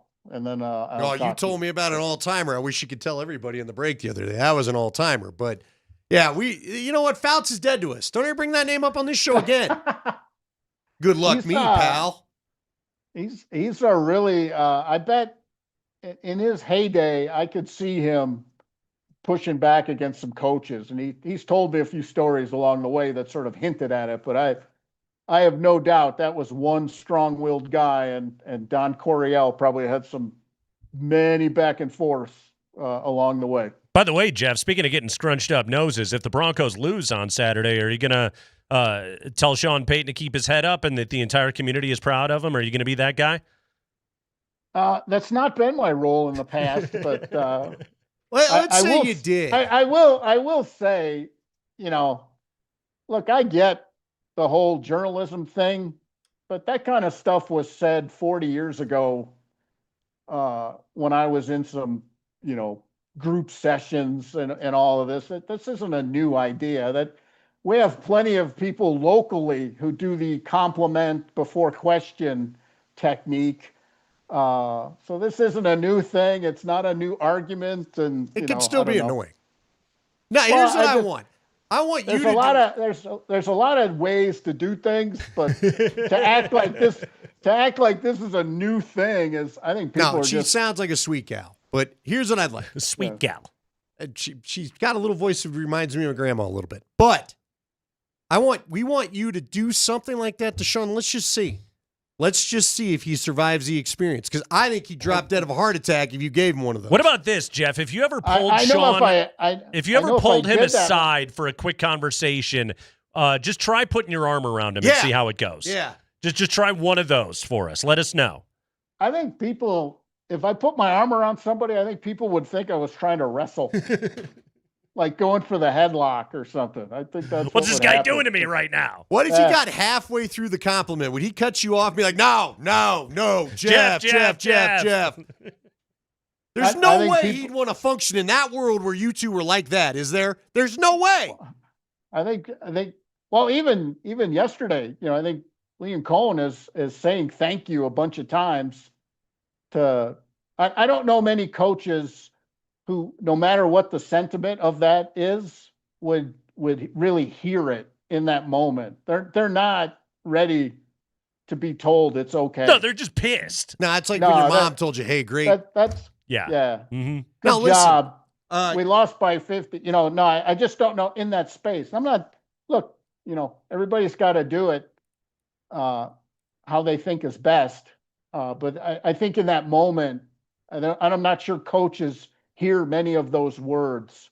Listen, in that moment, you're Sean's Joker. Just know that every Batman's got to have a Joker, and in his world, you're the Joker. So don't be getting all friendly. No, I'm all lurking. That's the thing. Yeah. I don't always, jump up out of the water, but I'm always there. So are you the Penguin? Are you the Riddler? What of the cavalcade of Batman bad guys do you see yourself as? Mr. Freeze? Who else is in the damn movie? Nice to meet Bane? you. Are you Bane? Yeah, I don't know, man. Hello, Sean. Are you talking like old school Adam West Batman or the Cesar Romero Christopher Joker? Nolan? We can't go any farther back than the Michael Keaton. That's as far back as we go. Come on, no Burgess Meredith Penguin for you right there. Yeah, I mean, Throw in the towel rock. All right, Jeff Legwold, we're goofing around. We appreciate it, man. Thank you. Happy Monday, fellas. All right. Jeff Legwold is brought to you by the International Brotherhood of Electrical Workers, IBEW Local 68. Start with a job, you end with a career. Andy, along those lines, okay, I remember 07, the wild card game, okay? The Rockies that come back and Holiday hasn't touched the plate and all that good stuff. You were in that clubhouse after that game, right? Oh, yeah. Yeah, we were both in there. We were on the field after, too. Yeah, we were working for different media outlets at the time. But we were part of the same scrum crew. Yeah, we were both in that clubhouse. I remember watching a very emotional Montfort walk up to a local media guy, and I swear to God, he embraced him. And he basically, tearfully was like, "You're the only one that ever believed in us." And I remember watching that and just going, I wonder how that guy feels about this right now. Yeah. I wonder if this moment feels good for him, getting hugged by a very weepy and probably a little toasted Montfort brother right now. It was really something to behold. Yeah. But to Leggy's point, I've seen stuff like that before. Yeah, man, it happens all the time. I just wish it hadn't gone national. I don't care that she did it so much. I just wish we ought to draw attention to it. One of the other things, too, Andy, is when the playoffs happen, you get people parachute in, and it's like everyone's there with a different agenda. Well, the local news people show up. It's a different scene. And see, that's a great call. Look, again, people have been asking me why do you care in the past? Because, again, this is not the first time, and it's just the first time Adam Schefter's tweet about it, so it became national. Yeah. I'll make it as quick as possible. Bottom line, it changes things for you on the daily, like you said. Tim Tebow got a jersey stolen, then we all had to jump through 9,000 more hoops to get Tim Tebow when it once was easy, all because you had to take his jersey. And then you had to get his autograph when we're not allowed to ask for any autographs of any kind in any setting like that. Very big no-no. In any of the sports. Yeah, very big no-no. So when stupid things like this, it just affects the job, and you feel bad for the people it's going to affect. That's all. There's 4 other people that cover the Jags. That's They'll be true. okay. Hey, good call. Yeah. Small market. Hey, small market. Kreckman and Lindahl. Send the news. We'll take a break. When we come back, Andy, the biggest thing the Broncos have to do to win on Saturday against the Bills, I'll tell you what that is next.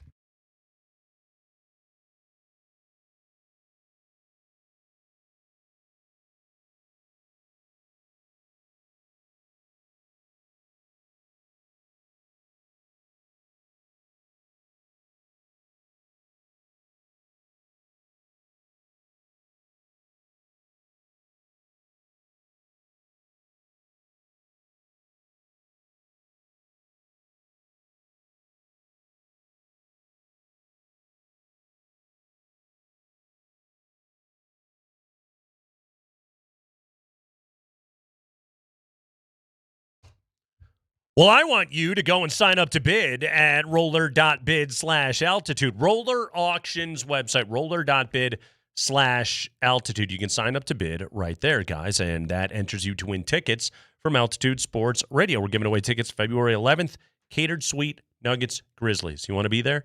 You want to be there to see NBA Western Conference Player of the Week, Peyton Watson, live and in person? You can be there. Just go to roller.bid/altitude and get yourself signed up. Plus, when you sign up to bid at roller.bid/altitude, you get the email directly into your inbox every single day telling you what the latest auctions available to bid are.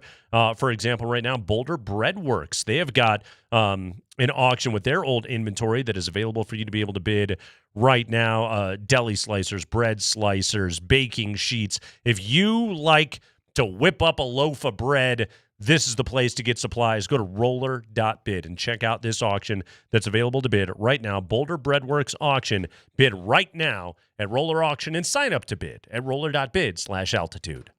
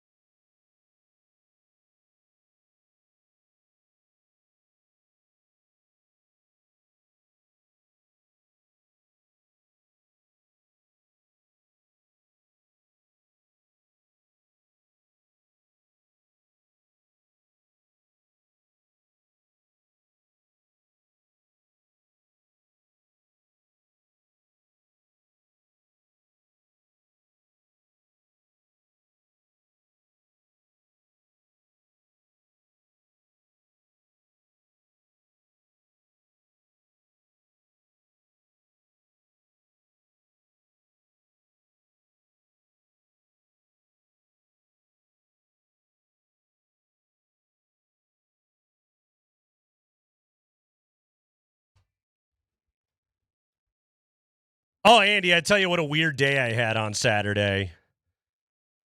In the midst of my fever-based hallucinations, I had to find out that one of my musical heroes also died on Saturday afternoon. I'm sorry.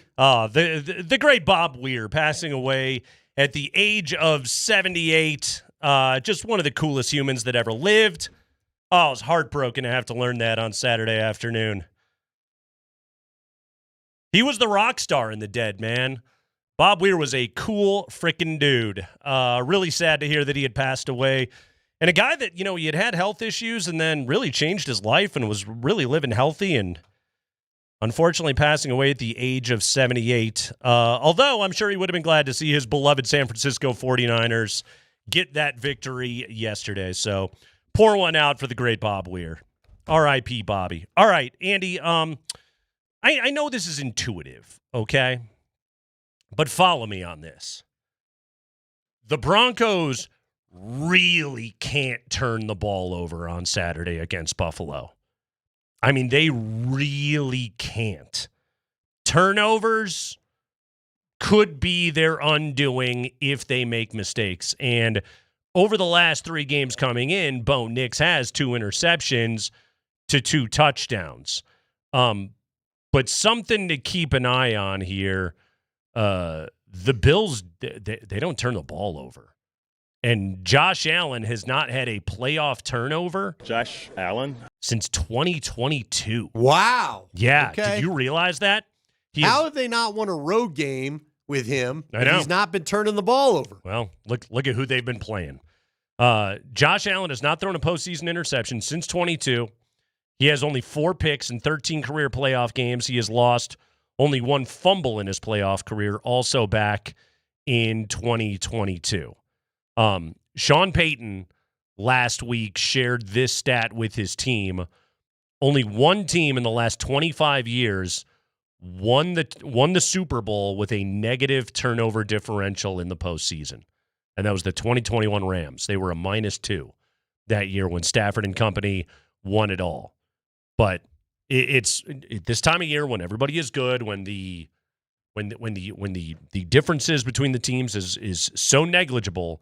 Those are the little things that do it. And again, like, why have the Bills won as many games as they have? They don't really cough it up and don't turn it over.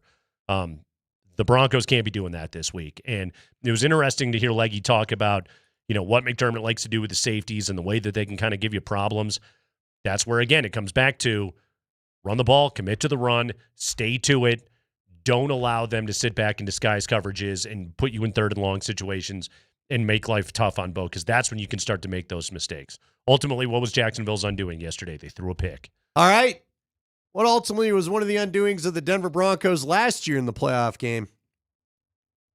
You didn't run the ball. Nope. Remember that? Didn't. Heard all about Bidet this, Bidet that. Bidet's going to be a big deal, and Tony Romo couldn't quit talking about Bidet. And then finally halfway through, or was it Estime? One of them was supposed to be the big guy that's going to get all involved. Estime didn't play in that game. Oh, that's right. He was inactive. Bidet was going to be the guy. Right, and Tyler Bidet got healthy, and they put him in there, and well, guess what? And it was interesting, too, to talk about Leggy, the metrics defending the run outside the tackles for Buffalo. That was the same story in that playoff game last year.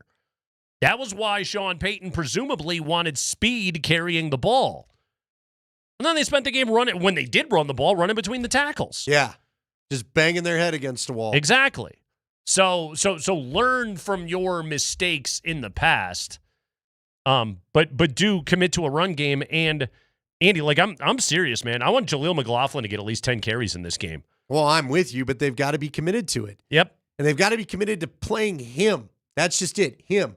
Not a run here or there. Again, it's so funny because what was the name that he say of that running back that they had that was in there and got 3 straight carries and then didn't see it till one more time till the end of the game? That was Bashal Tutin. Tutin. Yes, who was injured when the Jags came here to play the Broncos. He did not play that day, but he had himself a very nice rookie season. Well, whenever I hear Tutin, I think Rich. Yeah. Well, I think of somebody that's passing gas, but yes. Not Rootin' Tootin'. You could also do that as well. Rootin' Tootin' Fresh and Fruitin'.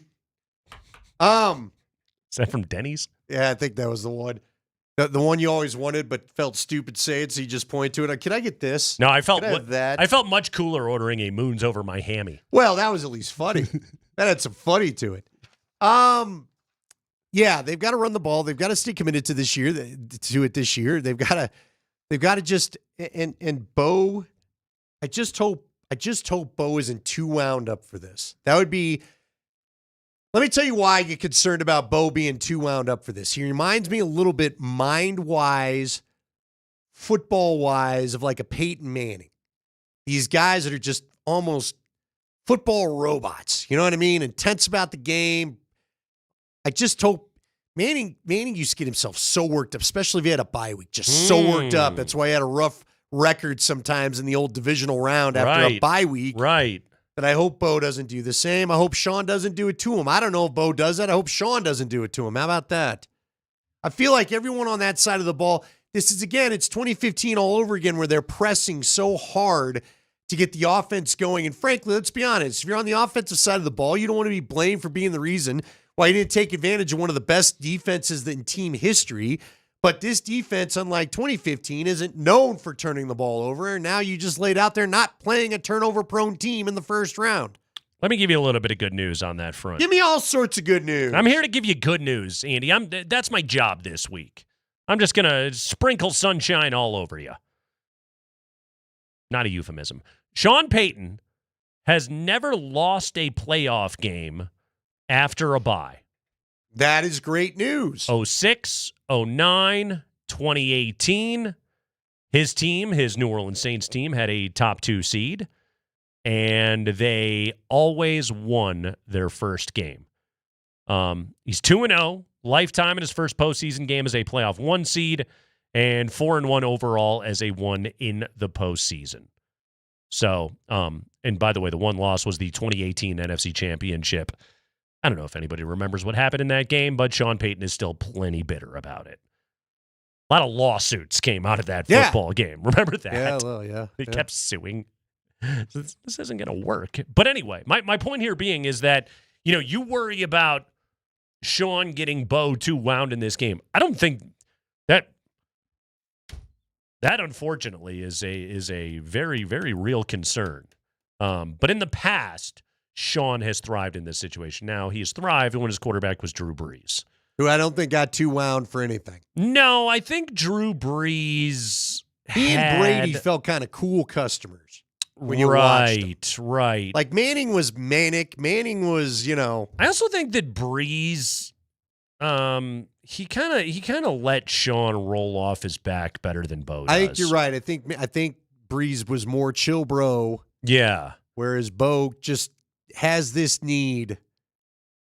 He can take it to a point that Bo's going to let him know his little thoughts, cantankerous, right? Yeah, and now listen, we saw the same thing against I think yesterday or 2 days ago with McVay and Stafford. You caught a couple of those. Mm-hmm. So again, I want to make it very clear it's not unusual, but different guys handle things different ways.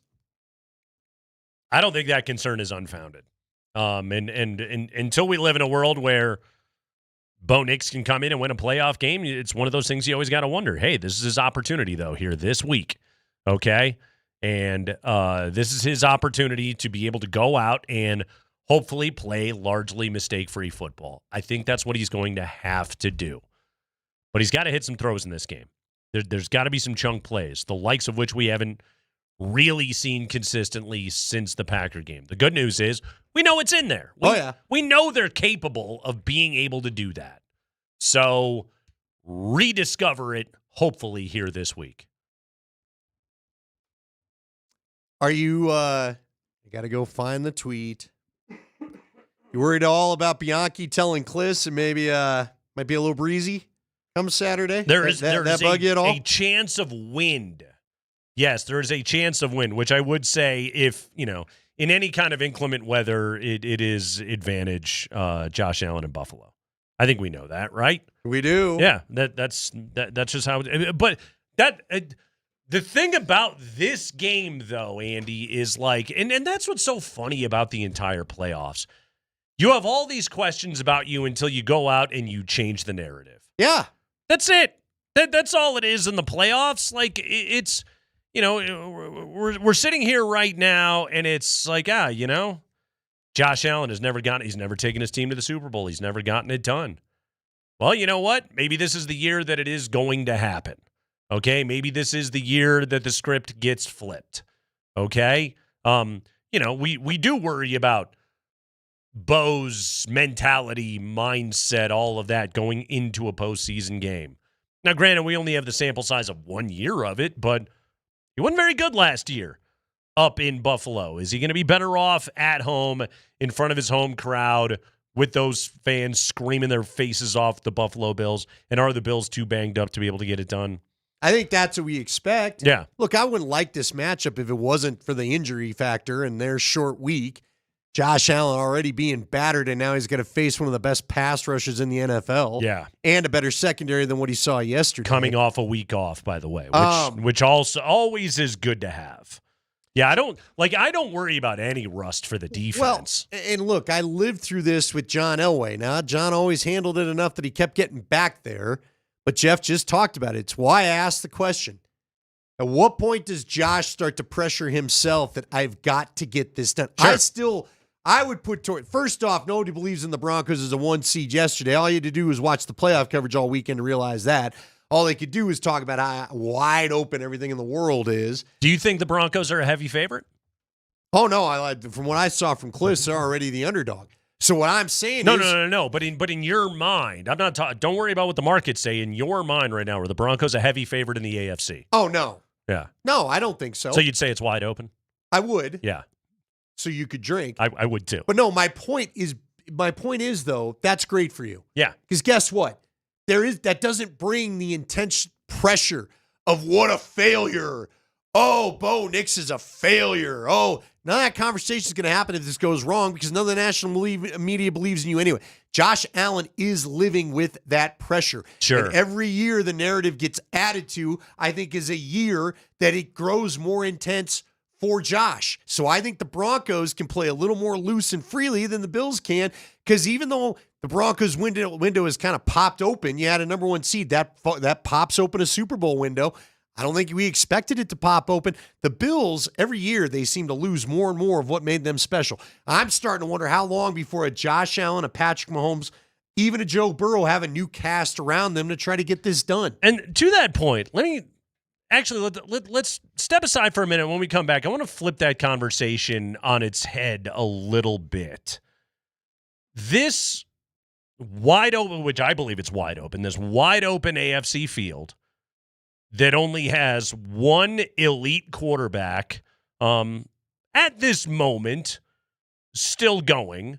I think Drake May is a couple of years away from really getting called elite. I think C.J. Stroud is a couple of years away from being called elite. I think Aaron Rodgers is a couple of years away from being called elite. It's just in a different direction. With Josh Allen, the one truly great quarterback that is left here in this AFC race, what does that say about what he should get done this year or what the Broncos can do?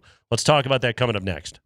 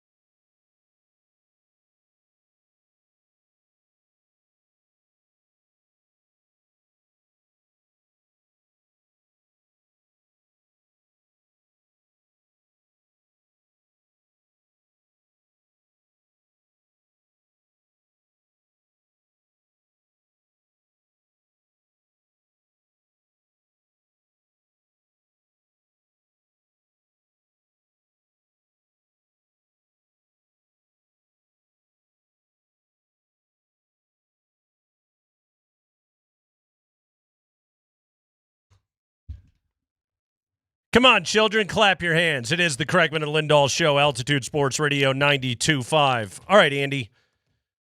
The Bills have a pretty crappy defense, particularly against the run. Some of the numbers on this. Bottom 5 run defense in the league, giving up 137 yards a game on the ground. 4th worst by EPA per run allowed. 5 yards per carry, 5.1 yards per carry, technically. I know how you love that. Per carry during the regular season, which was 3rd worst in the NFL. You look at the numbers from yesterday. The Jags averaged 6.7 yards per carry. Can't lose that game. You can't lose that game when you're running the ball that way. And yet they did. All right? So the Bills this year are, they're not particularly great. And that's why, they were a 12-5 team, and that's why they didn't win the AFC East. That's why they came in as a wild card. That's why they're playing all their games on the road right now. And there is a narrative that is out there of like, all right, Josh Allen, you're one of the big 4, okay, in the Mount Rushmore of current NFL quarterbacks with Mahomes and Lamar and Burrow and Allen, okay? Are they actually the 4 best quarterbacks in the league right now? Certainly debatable, but we know what those guys' credentials are. Those are the guys that typically are slugging it out to win the AFC. This year, Josh is the only one left. So the logic becomes, ergo, that, well, Josh has got to get it done now. He's got to get it done because those guys aren't there. Here's my question. If you're Buffalo, would you rather have a playoff field where you have this team and the other guys aren't there, or would you rather have a playoff field where maybe the rest of the elite quarterbacks are there, but you have a more complete team? Like you have a better defense to be able to lean on, and you don't have to be Superman as much. Like what's the better way to go into the postseason if you're Josh Allen in Buffalo?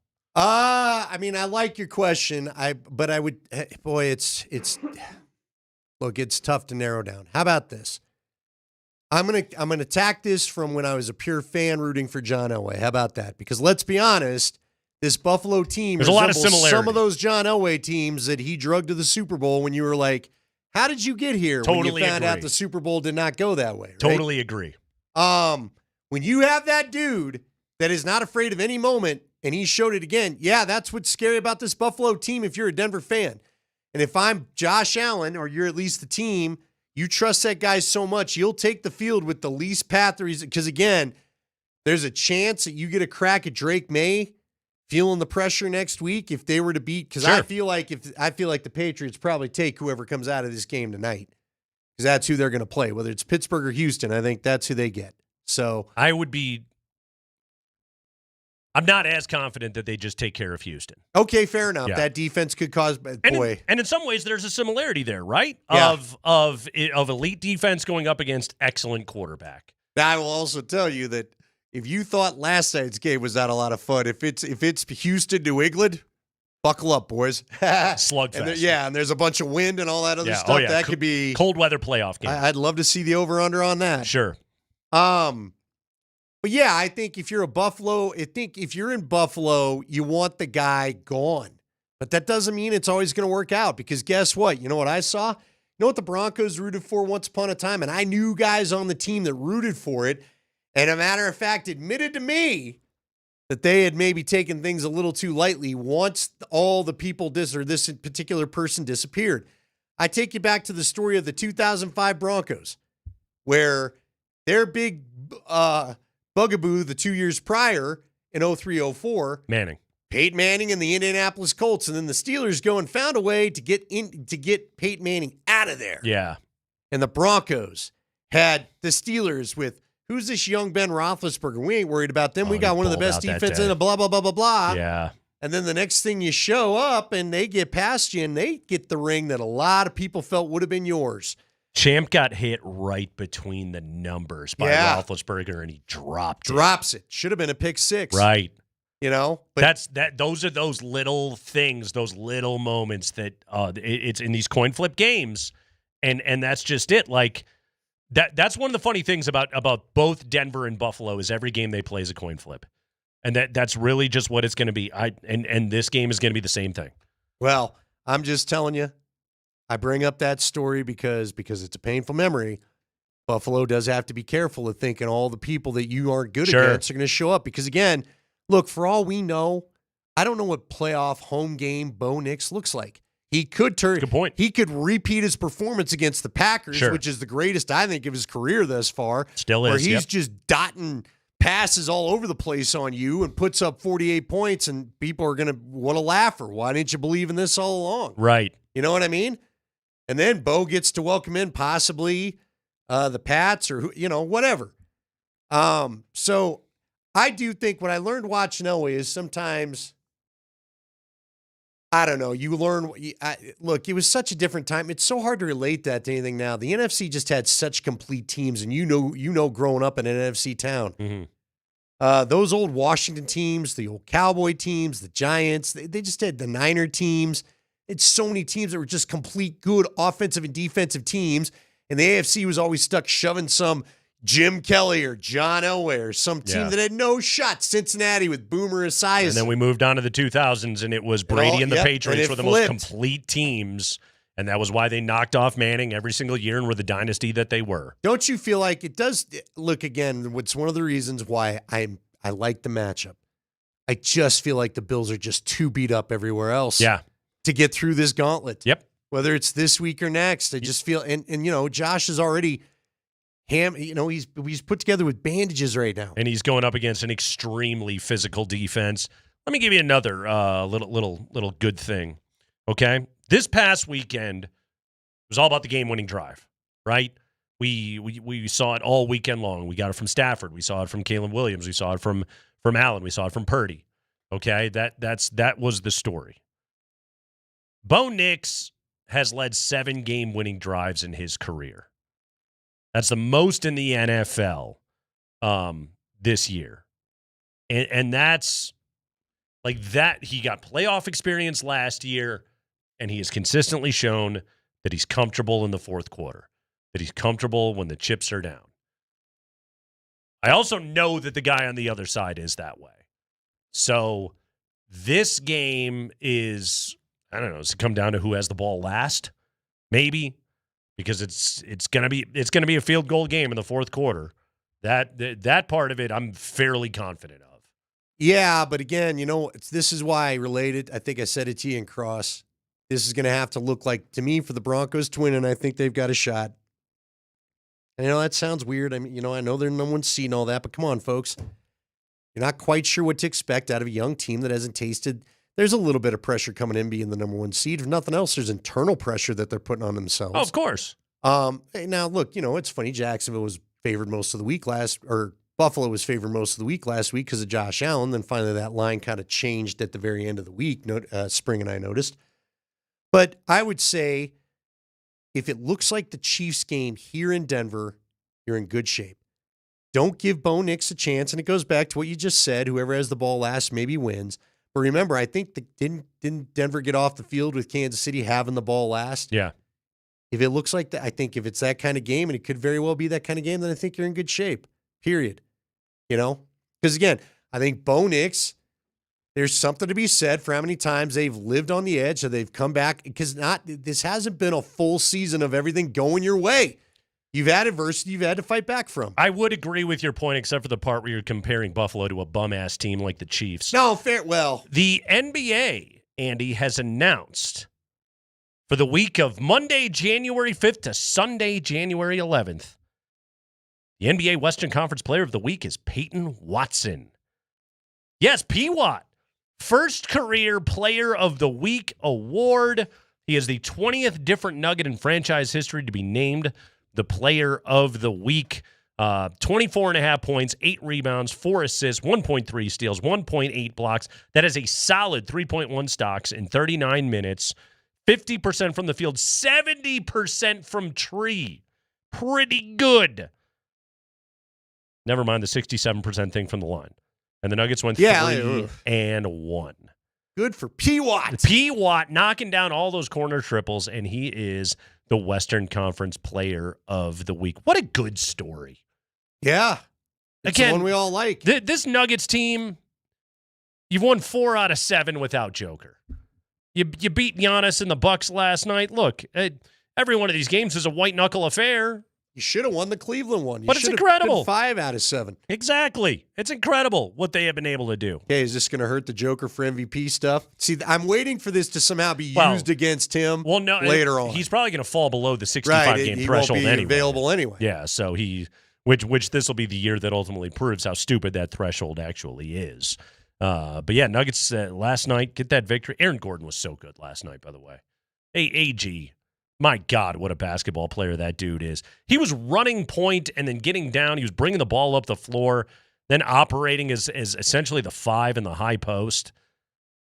Aaron Gordon is just, the man's incredible. I don't know how he continues to do it. He gets better every single year that he plays. Nuggets are on the road at New Orleans tomorrow. Who's going to be healthy? I don't know. I really don't know because they've got whatever we got going on at this station is going through that team. Here's the good news, though, Andy, is they've got the NBA Western Conference Player of the Week. So they're going to be just fine. P. Watt's going to be out there, and he's going to be great. We got the 5 biggest stories of the day from around the NFL. We have got Bills injury updates. Plus, we're looking ahead to Monday Night Football tonight, final wild card game, Houston in Pittsburgh. That's next on Altitude Sports Radio 92.5.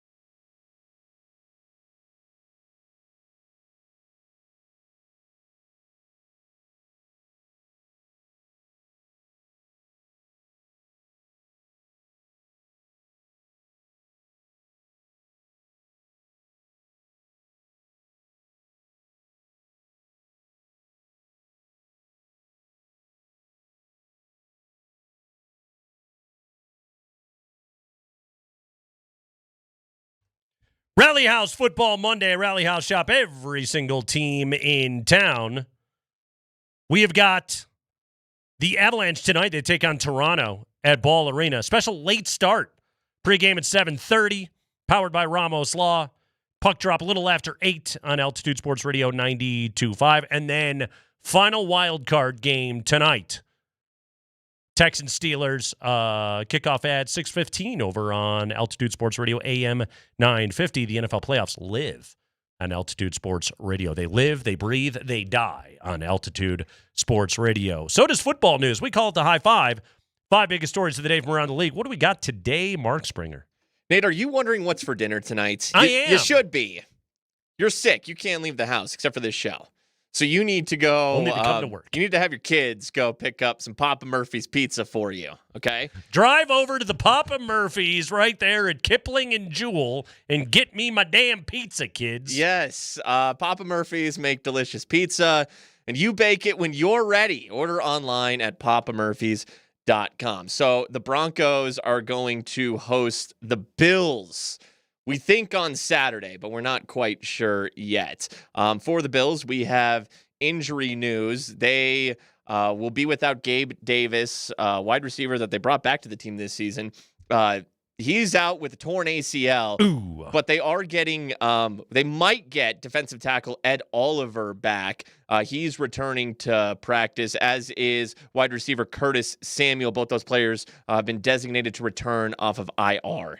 Khalil Shakir had 12 catches yesterday for 82 yards, really mostly the possession guy, but the 12 catches came on 12 targets. Brandon Cooks, he had the big 36-yarder. That was a hell of a throw by Josh Allen at the end of that game yesterday. Keon Coleman has not really developed into all that much of a threat, so losing Gabe Davis is significant for this team. As we know, Buffalo has 2 very good tight ends in Dawson Knox and Dalton Kincaid, and they got one of the better run games in the entire NFL, and of course they've got that guy, Josh Allen. By the way, did we discuss what the over-under is on Josh Allen drops this week on the show? Josh Allen? Where do you want to set it? Who's going to be the bookmaker? I think I've already played it 5-6 times. 5-6 times today? And it almost feels like you're undershooting it today, Spring. Josh Allen? Is that the Chase Daniel version? It is. Yeah. Okay, who else we got? Josh Allen. That's Nance. No. The Broncos! That guy. Uh-huh. Josh Allen. That a Spiro Ditas right there? Yeah, I know we have a Spiro. Yeah, that's the Spiro, I believe. Friend of the program, Spiro Ditas. Yeah, it's I mean it's going to be up in the 50s, right? Easily. Here's the question: kickoff temperature or Josh Allen drops this week on KNL? Josh Allen drops. Okay. Easily. Okay. We can get to 50. All 10 right. a day. It's up to you, Spring. Really, it comes down to. Usually, first mention in the segment, I'll hit it, and then the rest of the segment, I let it go. Should I just go all out? No, I don't know. It's we want you to play as though. Yeah, you. Here's the thing: here's what we need to do. It's an art, not a science, when it comes to the use of the drop. Really, to keep this ethical and pure for everybody, which we're all about. An untainted sample or contest. Usually we are tainted. He can't know what the number is, so he just does what comes natural to him. Okay. So he's not tainting the pool. Okay. Stop. Like the one in Jacksonville. Stop tainting the pool, Spring. I'm not Chauncey Billupsing this thing. Yeah. Terry Rozier'ing this thing. Those were some tainted pools. I can't have you like creating a dinosaur that needs what is it? A protein only you have or something. I like the term tainted pools. I don't know, for whatever reason that tickles me. Well, because you saw the kid and the fat guy swimming in one yesterday at Jacksonville. And you were waiting for the kid to taint the pool while they were showing it on camera. About the one time he's just by himself playing a game that was just, he was like in his own world playing a kid game. No attention to the football. No. Because he's in a damn pool. Anyway, Ed Oliver, back at practice. Go ahead, Spring. High five. All right, we have more injury news. Is it like bones? No bones. No bones. No bones. That's good. Gabe Davis wasn't bones, nor is Patriots cornerback Christian Gonzalez. He is in concussion protocol after the Patriots win over the Chargers last night. So not great news for New England, who will host the winner of tonight's Steelers-Texans game. Christian Gonzalez, by the way, he gets a lot of commercial time, I've noticed, for the former Buff. Didn't finish as a Buff, but, started as a Buff, so that is... I remember, though, Gary always said that kid's going to be something special. He's a player. Mm-hmm, he knew. That's a really good player. Drake May last night threw for 268 and a tutty. He also had a pick, ran for 66 yards in that game. Really was able to take advantage occasionally of what was going on with that Charger defense yesterday. Although, man, that group is good. That Charger defense is really, really good. That's what's funny about it is, the Chargers can't not Charger. What are I could see a world where they get through next season fully healthy on their O-line, and yet defensively they'll just be without 7 starters. Yeah. Because that's how it always goes something for the Chargers. Yes. Plus, I'm assuming that Jesse Minter's not going to be there anymore. What's going on with Matt Stafford's finger? Everyone's always getting whacked on the finger this weekend. Is it bones? High five. It's right adjacent to a bone. I'll say that. Because Matt Stafford has an index finger sprain. That thing got bent all the way back. Yeah, so no broken finger bone for Matthew Stafford. So it's not like bones. But as the Rams get set to go to Chicago and take on the Bears this weekend in cold conditions for the LA team and a hurt Stafford finger, Matt Stafford talked about his injury. Yeah, I got a finger bent back. They saw it on the on the TV on the sideline or whatever. I didn't obviously know exactly what had happened. It wasn't pleasant. Wasn't great. We'll see what it is. Was obviously able to finish the game and throw it decent. Once the ball snapped, the adrenaline's pretty good. So we'll hopefully just keep it going. Yeah, but the ball is not snapped and the adrenaline's gone. That thing's got to be throbbing like your main heartbeat right now, doesn't it? And it's really cold in Chicago. Yeah. Yeah. It's going to be windy and it's going to be miserable. Yeah, I got a finger. Sean Payton has 2 of those, actually. Stafford. I have 2 middle fingers. Thank you, Sean. 24 of 42, 304. He had 3 tutties in that victory against the Panthers. He had a very uncharacteristic interception that he threw in that game, and the Bears defense, Andy, they're nothing special, but they will turn you over. That wind is special. It sure is. You're going to want to be able to throw in that wind. Brandon McManus, ask him about it. Oh, our guy's out of a job, isn't he? Yeah, that's a tough. You miss a PAT, you miss a 44-yard field goal. The real That's a killer. Yeah. I mean, you could have been in field goal range, dude. You were in field goal range. You could at least tie that sucker up. That throw that Caleb Williams made, where he basically just lost his feet after he threw it on a 4th and 8 to find Roma Dunze. Yeah, shows you that's what you call arm talent right there. You know when they use the phrase arm talent during the draft? Talking about. That's the arm talent. I'm gonna say it again, especially as we get ready to approach draft season. All of this is why we take 3 years to evaluate any position, but especially quarterback. Yeah. It's also why quarterbacks need good coaching. Right. Because the flu, which I dealt with, and the guy who Dallas fired him, by the way, right? He's out of there. Eberflus. Oh, yeah. Yeah, and Shane Waldron and all that nonsense. Ben Johnson, that guy's legit. He's lived up to all the hype, and surprise, surprise, they have one of the best offenses in the league. By the way, people are upset about the handshake or whatever. Don't you kind of like that it's spicy in some of these rivalries? That's again? awesome. I do like that. That's how it should be. It is. Yeah. Let's have a little hate. What's have a little fun. What's so funny about it is like in his introductory press conference, Ben Johnson called out LaFleur, and then a couple of weeks later, some reporter saw LaFleur. I was like, I didn't know you and Ben Johnson were bros, and LaFleur's like, we're not. I don't know where that came from. And now they just seem to legitimately hate each other. Well, I read something that said the coach just to the side of LaFleur was purposely placed there the last 2 handshakes so that he would not do the go in for the bro hug. The bro hug? Okay. Well, again, it was Ben Johnson, and I think it's great. He popped off about how I owned LaFleur and the Packers, so you won't be owning Chicago anymore. I think he said, what was it? It was, I'm looking forward to beating Matt LaFleur 2 times a year. And he beat him 2 times this year. Yeah, Andy, I can tell you this as somebody that grew up there. Ben Johnson's a Chicago legend already. Oh, the shock Already. and awe on the face. How about they're all turning around loving Caleb Williams now, huh? Yeah. They haven't seen a quarterback like that, I don't know, ever. Oh, Andy, Nobody remembers Sid Luckman. I watched all of them, okay? Caleb Williams is already the best quarterback in Bears history. He already is, and he's not even that good yet. Yeah, he's still got some stuff they got to work on. He absolutely does, but that guy can make throws right now that no quarterback in the history of that dead-ass franchise could make. Can I also ask you this? Did you not know? I'm telling you, and listen, I'll remind everybody, I was rooting Packers because I like them. I knew at the half, this game ain't over. Nope. And all they were just lauding about, oh, he's just owning them tonight. Oh, what a masterclass by LaFleur. Oh, my. And I'm like, this game's not over. This looked like the Denver game where all of a sudden they came out and didn't know what to do. Well, and like, again, like you get a big lead. Like, what was Jordan Love's undoing against Denver? It was that he couldn't resist chucking it deep and attacking Surtain, and he paid for it, and he lost the game for it. You have a 3-score lead in the fourth quarter. You're not running Josh Jacobs a ton? Where is your run game and where is your ball control passing game, playing angles, getting the ball out? Like, I know you don't have Tucker Kraft, but, like, just chucking the ball 20 yards down the field, that is not sound strategy. I know it's what your quarterback does well, but, like, you got to develop a changeup, man.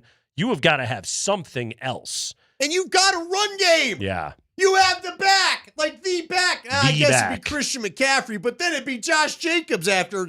He's up there with Saquon. Yeah. Dude, give me any of those backs. I wish the Broncos had one of those backs this weekend. You're not going to use him? Andy, I know you've made this point to me before, and I've shot you down for it, but, like, after you watch that game, you're like, if you're a Packer fan, I get why you might want to run LaFleur out of town. I mentioned it to Jeff. We went to lunch today. Jeff's like, you're not going to do better. No, you're not. I know That's you're not wrong, but you're really not with that guy. He is a hell of a football coach, but, like, to have blown the Denver game the way that he did, to have blown the Chicago game the way that both Chicago games, that's some pretty inexcusable stuff right there. Even without Micah Parsons, that's just bad coaching. By the way, did you happen to did you watch the film breakdown on the last touchdown to DJ Moore and what he did? So Ben Johnson, it was the fake screen. Oh, and then DJ Moore released on it, but they lined up Cole Kmet, the tight end, at right tackle, and then took the right tackle and lined him up wide to the other side. Washington had scored a touchdown like that against the Bears earlier this year, and Ben Johnson just fully copied that play. Stole it. Nothing wrong with that. And then used it to score the game-winning touchdown.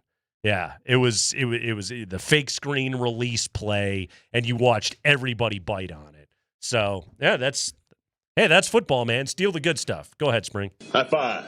Real quick, I'll note that because this was the next story. You guys already talked about Matt LaFleur, but he's going to meet with Packers brass to discuss an extension. Gutekunst? Yeah, this is the last year on his deal coming up, the 2026 season. Speaking of extensions, really quick, and I don't mean to interrupt, but I want to throw this out. Did you guys happen to see John Harbaugh has a 3-year extension with Baltimore that hasn't kicked in yet? Oh, my gosh, yeah. no. Uh-huh. So they owe him money, too? So signed it last year. Uh-huh. Holy cow.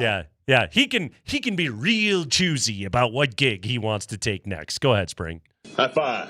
And finally, according to Bob Condotta of the Seattle Times, the Seahawks, who will host the Niners this weekend in the second round, the Seahawks recently sent an email to certain season ticket holders who are in the habit of reselling their seats. The email says, quote, "Our records indicate that your seats for the upcoming divisional round playoff game are currently posted for resale. As communicated before, the 2025 season, 2026 renewal eligibility may be impacted if it is determined that your season tickets, including any playoff games, were used primarily for resale purposes." Stop trying to profit off of us. I don't mind it. Nah, look. You want your people in the building. I get it. I do too. Yeah. I also am sympathetic for those that probably are like, man, I couldn't afford this year.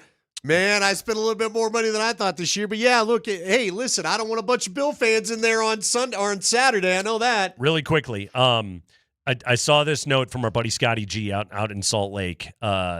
Utah State was playing at Boise in college basketball this weekend. Apparently, Boise students they're not back on campus yet. And so at Boise State, they did a thing where they're like, we will give away tickets to students. They're free to get in. And it didn't have to just be Boise State. It was if you have any student ID, you get in for free. Well, what happened was all the Utah State's got a great crowd section. They just loaded it up with the requests. All the Utah State kids were like, cool, I got a student ID. Give me a ticket. I'll road trip to Boise and go to the game. And then Boise had to like course correct down and be like, you have to be a student in Idaho. So they like told these Utah State kids, nope, screw you. You don't get the free tickets. They all ended up buying tickets and road tripping anyway. You know what would have been hilarious? And then they won by like 30. I think it would have been great if a bunch of the Idaho Vandal students then showed up and be like, all right, we'll root for the other team. We'll we hate you guys. Exactly. How many times you want to not get your specific wording right? Exactly. Just let me know. Yes, exactly. It's Kreckman and Lindahl. It's a Monday afternoon. Broncos Bills. Oh man, we got a major show announcement to give everybody when we come back. You will want to hear this. It has something to do with our Friday show coming up. This is something you need to hear next.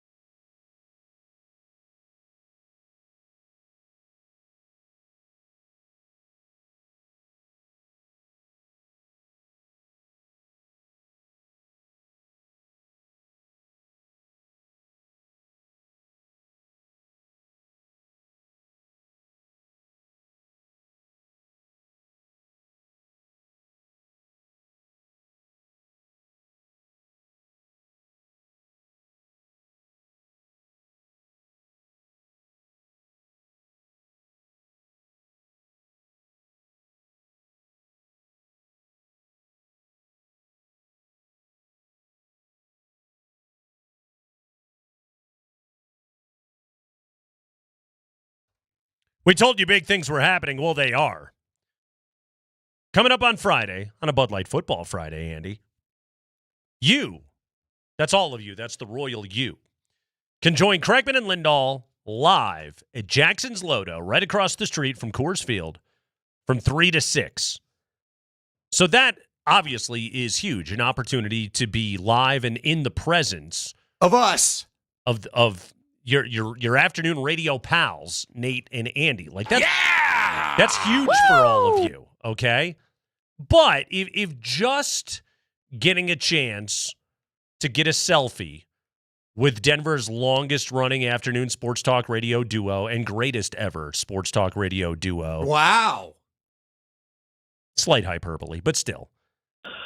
Everything is always the greatest ever these days, so I'll run with it. Why It is. not? It's all the greatest ever. This the is greatest ever wild card weekend we've ever seen. Absolutely. No, clearly we were named by the Smithsonian as the greatest radio show ever. Don't look it up. But you can enter to win 2 tickets to the Broncos Bills divisional round playoff game and 2 VIP passes to the Bud Light tailgate. All right. That's a good tailgate, Andy. They got Bud Light. You need to get into the game? Yeah. We got you. You want to go? You want to win tickets to the game? But you got to be there. You got to be there on Friday, Jackson's Lodo from 3 to 6. Enter to win 2 tickets, Broncos Bills game, and 2 VIP passes to the Bud Light tailgate. And by the way, plan to stay the whole show because you got to be present to take your tickets and vamos. So go hang out at Jackson's on Sorry, Miss Jackson. Friday afternoon. Yeah. Hang out with us. Please. By the way, you can also enter to win a Steve Atwater helmet. That's pretty good. Maybe I'll wear my Steve Atwater jersey. We'll see. Maybe you'll wear the Steve Atwater helmet. We don't even know. Maybe I'll do it all. Now, that thing's in a case. I don't think I can get to it.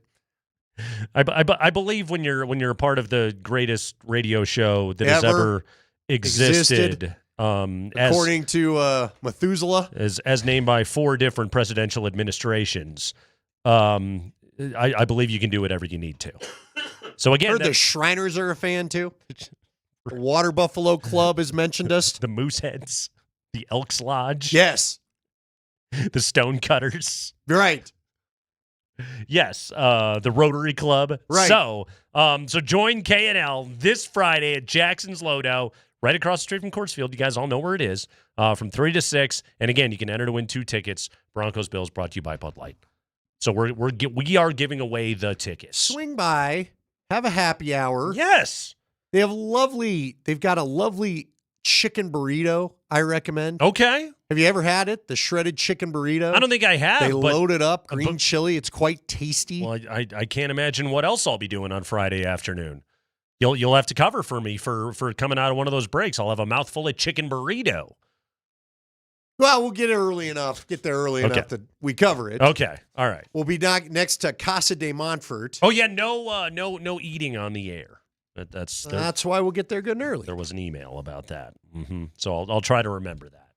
Even what if it's for a show bit about the chicken burrito?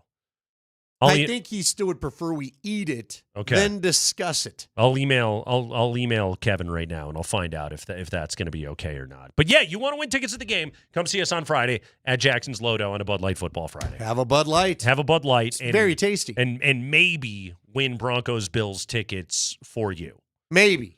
And a friend. But I'll tell you what, if you don't go, you're not winning Broncos Bills tickets for you. I can tell you that. And if you don't go, we don't like you and we don't want to know you. Well, we do.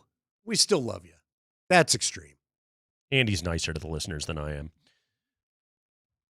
3rd downs, Andy. Yeah. 3rd downs. The Bills, they're good on 3rd down. Okay. I don't know if you know this or not. But yeah, they were 4 of 5 on 3rd down conversions of 4 yards or fewer against the Jags. They're very good in short yardage situations. That tends to happen when you've got Josh Allen and James Cook on your team, right? Very good. Josh Allen. Mm-hmm.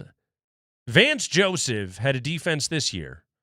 Denver was 8th and 3rd in short efficiency. Opponents converting 51% of attempts when needing 4 yards or fewer.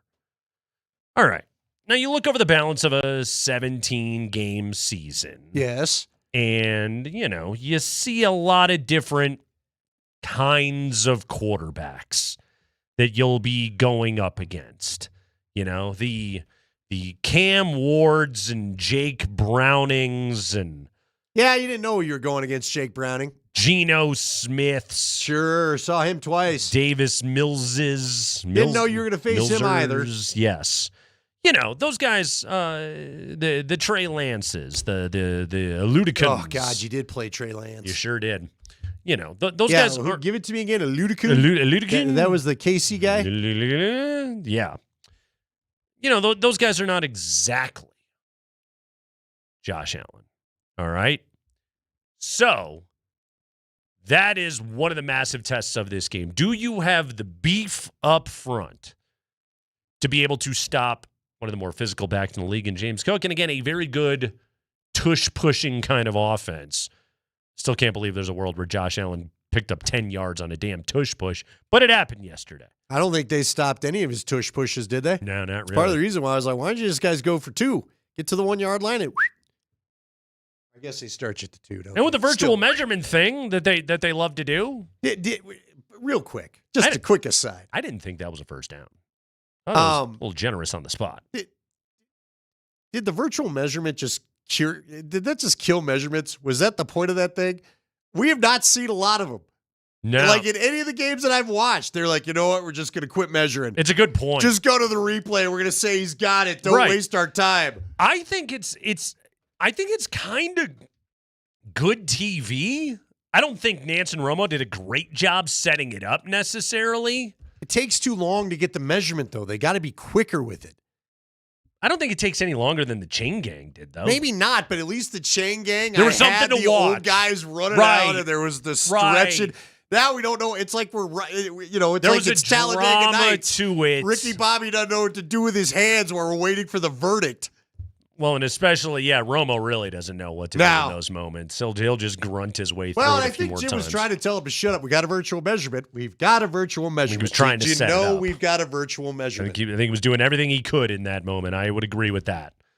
You got to be able to stop these guys in 3rd and short, 4th and short situations, and you are going up against the guy that's probably better in the league than anybody else. That's okay. Like when I'm looking at this front 7, I know how good they are. Like I fully anticipate Zach Allen to have a good game. I fully anticipate Nick. And by the way, Nick Bonito, not an All-Pro, 1st or 2nd team. How about that? Yeah. What the heck happened there? Yeah. Forgot about him second half of the year or what? I guess. I mean, Micah Parsons got the All-Pro nod and Bonito didn't. Which I'll be honest, I was a little bit surprised by that. That one took me back a little bit. But yeah, 1st team defense, the edge rushers, Myles Garrett, really can't argue that. Will Anderson, pretty damn good. And Micah Parsons in Green Bay, even with the injuries. And then the 2nd team edge rushers, Brian Burns, he was, 16 sacks, I think? Daniil Hunter in Houston and Aiden Hutchinson in Detroit. Nick Bonito did not make All-Pro this year. I was pretty surprised by Garrett Bowles, 1st team All-Pro this year at left tackle. Quinn Miners, 1st team All-Pro this year at right guard. Zach Allen, interior lineman. And then Devin Key as a special teamer.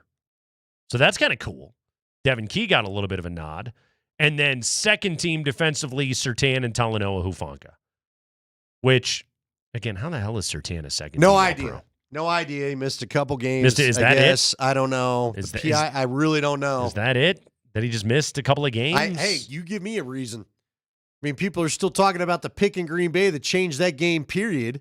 Derek Stingley and Quinyon Mitchell were the 1st teams, and Cooper DeJean as the slot. Like, look, I'm not kicking Derek Stingley or Quinyon Mitchell out of bed. Don't get me wrong, but we know who the best corner in football is. He is. What are we doing here, guys? Good to see Hufanga get a 2nd team All-Pro nod. That was very deserved.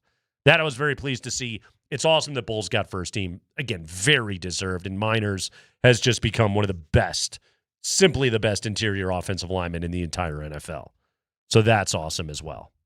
By the way, for Buffalo, they're all pros. James Cook, first team all-pro running back. Second team all-pro running back. Bijan was first team. Ray Davis, their kick returner, is a first team all-pro as well. So that's all the Bills got in terms of the all-pro teams. So they have 2, the Broncos have 6. So based on that alone, Denver should win the game, right? Sure. 6 all-pros to 2?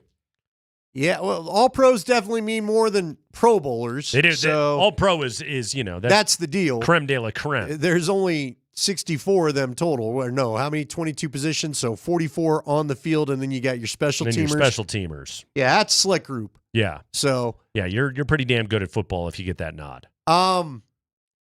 Yeah, look, I think Denver does have the better football team right now. Yeah, but again, I would agree. The Josh Allen factor, I brought it up in the earlier conversation. John Elway sometimes took down better football teams because he was just that good.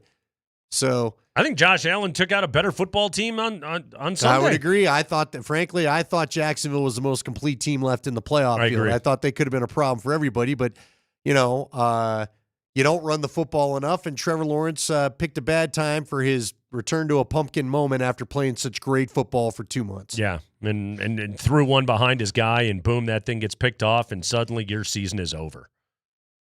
I mean, didn't we all assume, by the way, that game was going to overtime, though? I really thought there's no way they don't at least kick a field goal, which is why I thought maybe, despite the risk, they should have just pushed for the 2-pointer. Yeah, really, really surprising stuff right there. But yeah, the Broncos now get the Bills this week. They get a rematch from last year where they were blown out 31-7 on the road in Buffalo. Sean Payton said after that game, we got to figure out a way to be able to play these games at home. Now, I would say last year you were not a home field advantage away from being able to beat the Bills. This year, given the way that you win football games, and given their health status, including of their quarterback, Denver has won 13 of its last 14 games at Mile High. The most recent loss obviously being the Jacksonville game, who the Bills just beat on the road. It should be noted. But still, This is the golden opportunity here for the Broncos. This is what they were able to gain. Andy, I think they should be able to win this game. I think based on back-to-back road games, short week road games for Buffalo, banged up team coming Long into travel. Denver, a lot of travel, the noise and the physicality of the Bronco front seven, Denver should be able to win this game. I think it's going to be close. I think it's going to be a field goal game at most. I think the point spread is just about right. It was so funny, too, seeing the way I think it was like 1.5 one way on FanDuel and 1.5 the other way on DraftKings.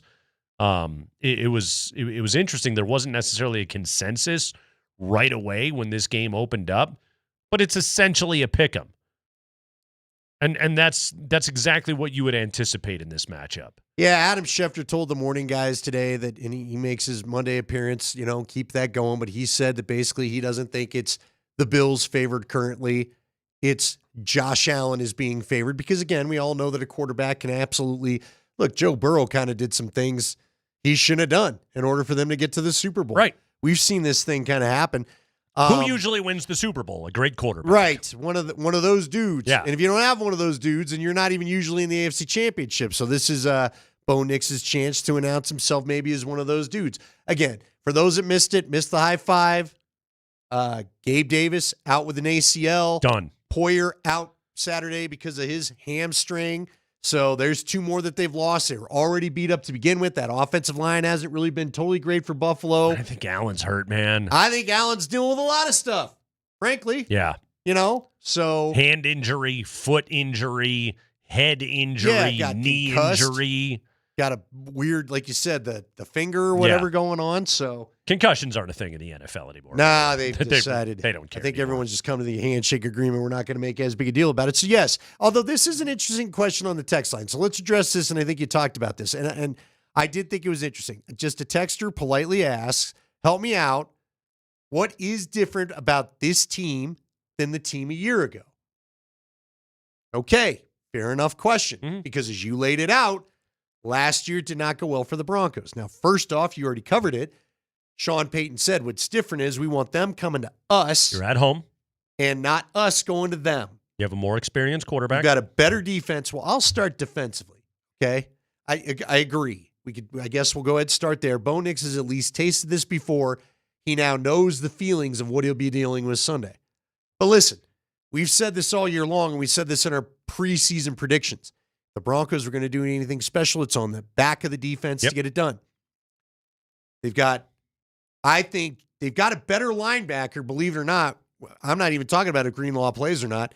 Justin Sternad is a better linebacker and has been an X factor for this Bronco defense since about midpoint, maybe a little bit beyond the season. Their pass rush He is was better. not as good as he was a year ago. Their pass rush is better now than it was last year, and last year it was the best pass rush in the NFL. Absolutely. And it only got better. You've got guys coming around. I think everybody knows their roles better. You've got now all-pro safety, second-team all-pro safety in Talanoa Hufanga. Drake Greenlaw is supposed to be back for this game. I think that you've got an X factor. I know that a lot of people have asked about why did you draft Jahdae Barron? You know what? I'm hoping you find out a little bit if he plays a little safety coming up on Saturday. This is a good game for it. I think you've got more depth at that position. I think you're healthier than you were a year ago. I agree. Unfortunately, not at the running back position. And I think, again, I just think this is a game where this team has a confidence at home. And I do think that this team has a belief that I don't think they had a year ago, that even when things are bad, they can still overcome it. I think another factor in this is there is a coaching factor with Sean Payton, that he has another year of knowing his personnel as well as he does. Sean, to me, his single greatest accomplishment this year was learning how to not lose games with this team. Like, it sounds stupid, but how to not lose, okay? How to simply finish with more points than the other guys. And he did it over and over and over again to the point where sometimes it was ugly and sometimes you booed the team and banged your head against the wall and all those kind of things. Sean doesn't care about any of that crap. It does not matter to him. He is simply there to get out of a game by having made fewer mistakes than the other guys and being able to get it done. This is obviously going to be his greatest challenge because he's going up against a team that honestly makes fewer mistakes, just like his team. This team is very good at being able to win those kind of close games. Sean's got to be a little bit better on Saturday. Let's see if he can do it. Got to stick to the run game. By the way, speaking of Saturday, I'm glad you mentioned Saturday. I will be hosting a watch party at number 38. You know where that is? It's in Rhino. Number 38. Get on down and watch the game with me.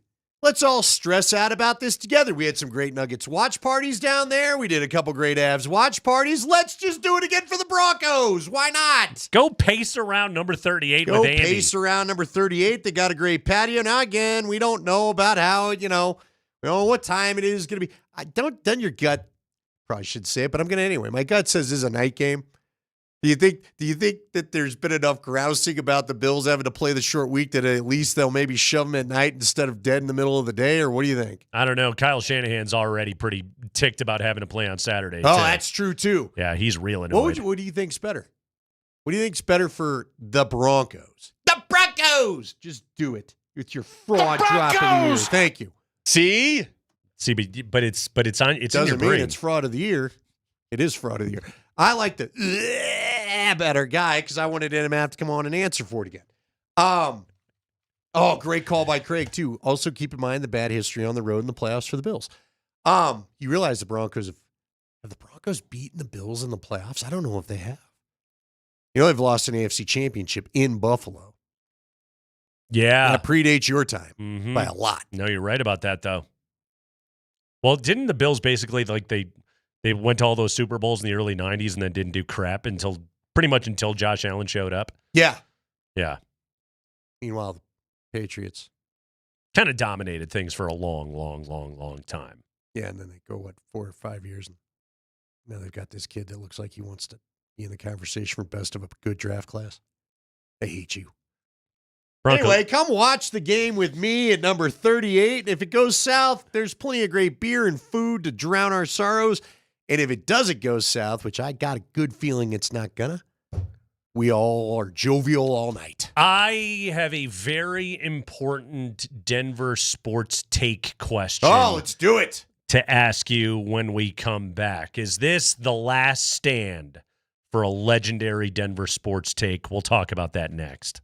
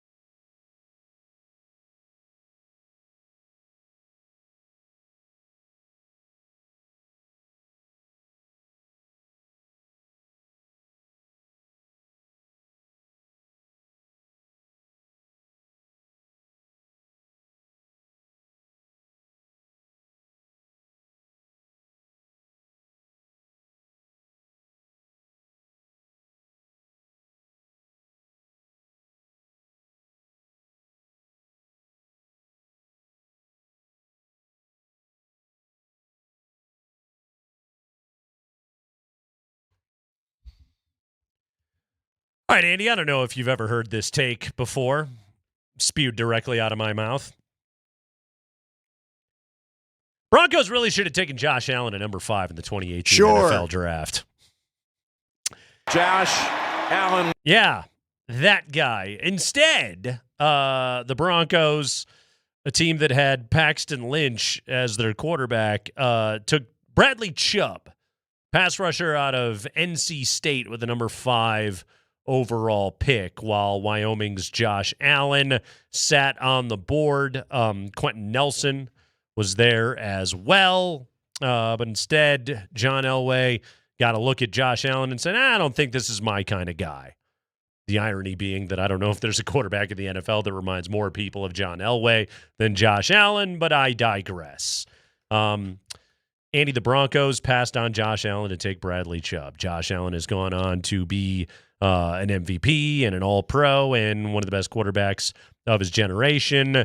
And Bradley Chubb is, well, he's Bradley Chubb. He's now on the Miami Dolphins, and he's fine. He's probably going to get released. Yeah. They're trying to figure out what to do with those contracts. They were talking about that over the weekend. Never exactly special. He was hurt the entire time here in Denver. So I ask you this. Josh Allen has had his way with Denver numerous times throughout his career. Ironically, Russell Wilson and company went up there and beat him. Remember, that was the that was the game when they fired their offensive coordinator right after. It was that whole thing. But Denver got away. What did they do? They had something weird on the last kick that gave them 2 shots at the game-winning kick. I can't remember what the Bills got. What did 12 on the field? Something dumb like that. I think it was 12 men on the field by the Bills, if I'm remembering it correctly. And yeah, Sean Payton, and that was the game of the Cortland Sutton catch. Yes. Oh, that catch was so sick. Unbelievable. Yeah. Put it in the Louvre type stuff. Oh, so good.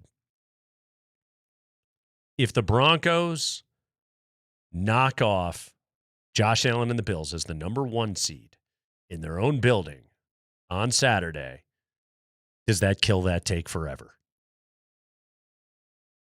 No. Is it the death of a take? I don't know, man. See, here's my problem with the take. It's right. Well, but you don't know that history repeats itself. I'm not saying, looking back at it, yeah. I mean, I'll take my chances. Sure. But you also, who's to say you couldn't have developed Sam Darnold and got him to his place quicker than him going off to the stupid Jets or whatever it was? Because, again, that's one of the guys they liked as well. I don't know if the take dies. Well, they would have had to trade up to get Darnold. Yeah, that's fair enough. That's Darnold was gone. Allen was on the board. I'll give you that. That's a great point. Yes. And look, if you want to believe John, and I know some people don't, like he's giving me some insight where I think there's something to this.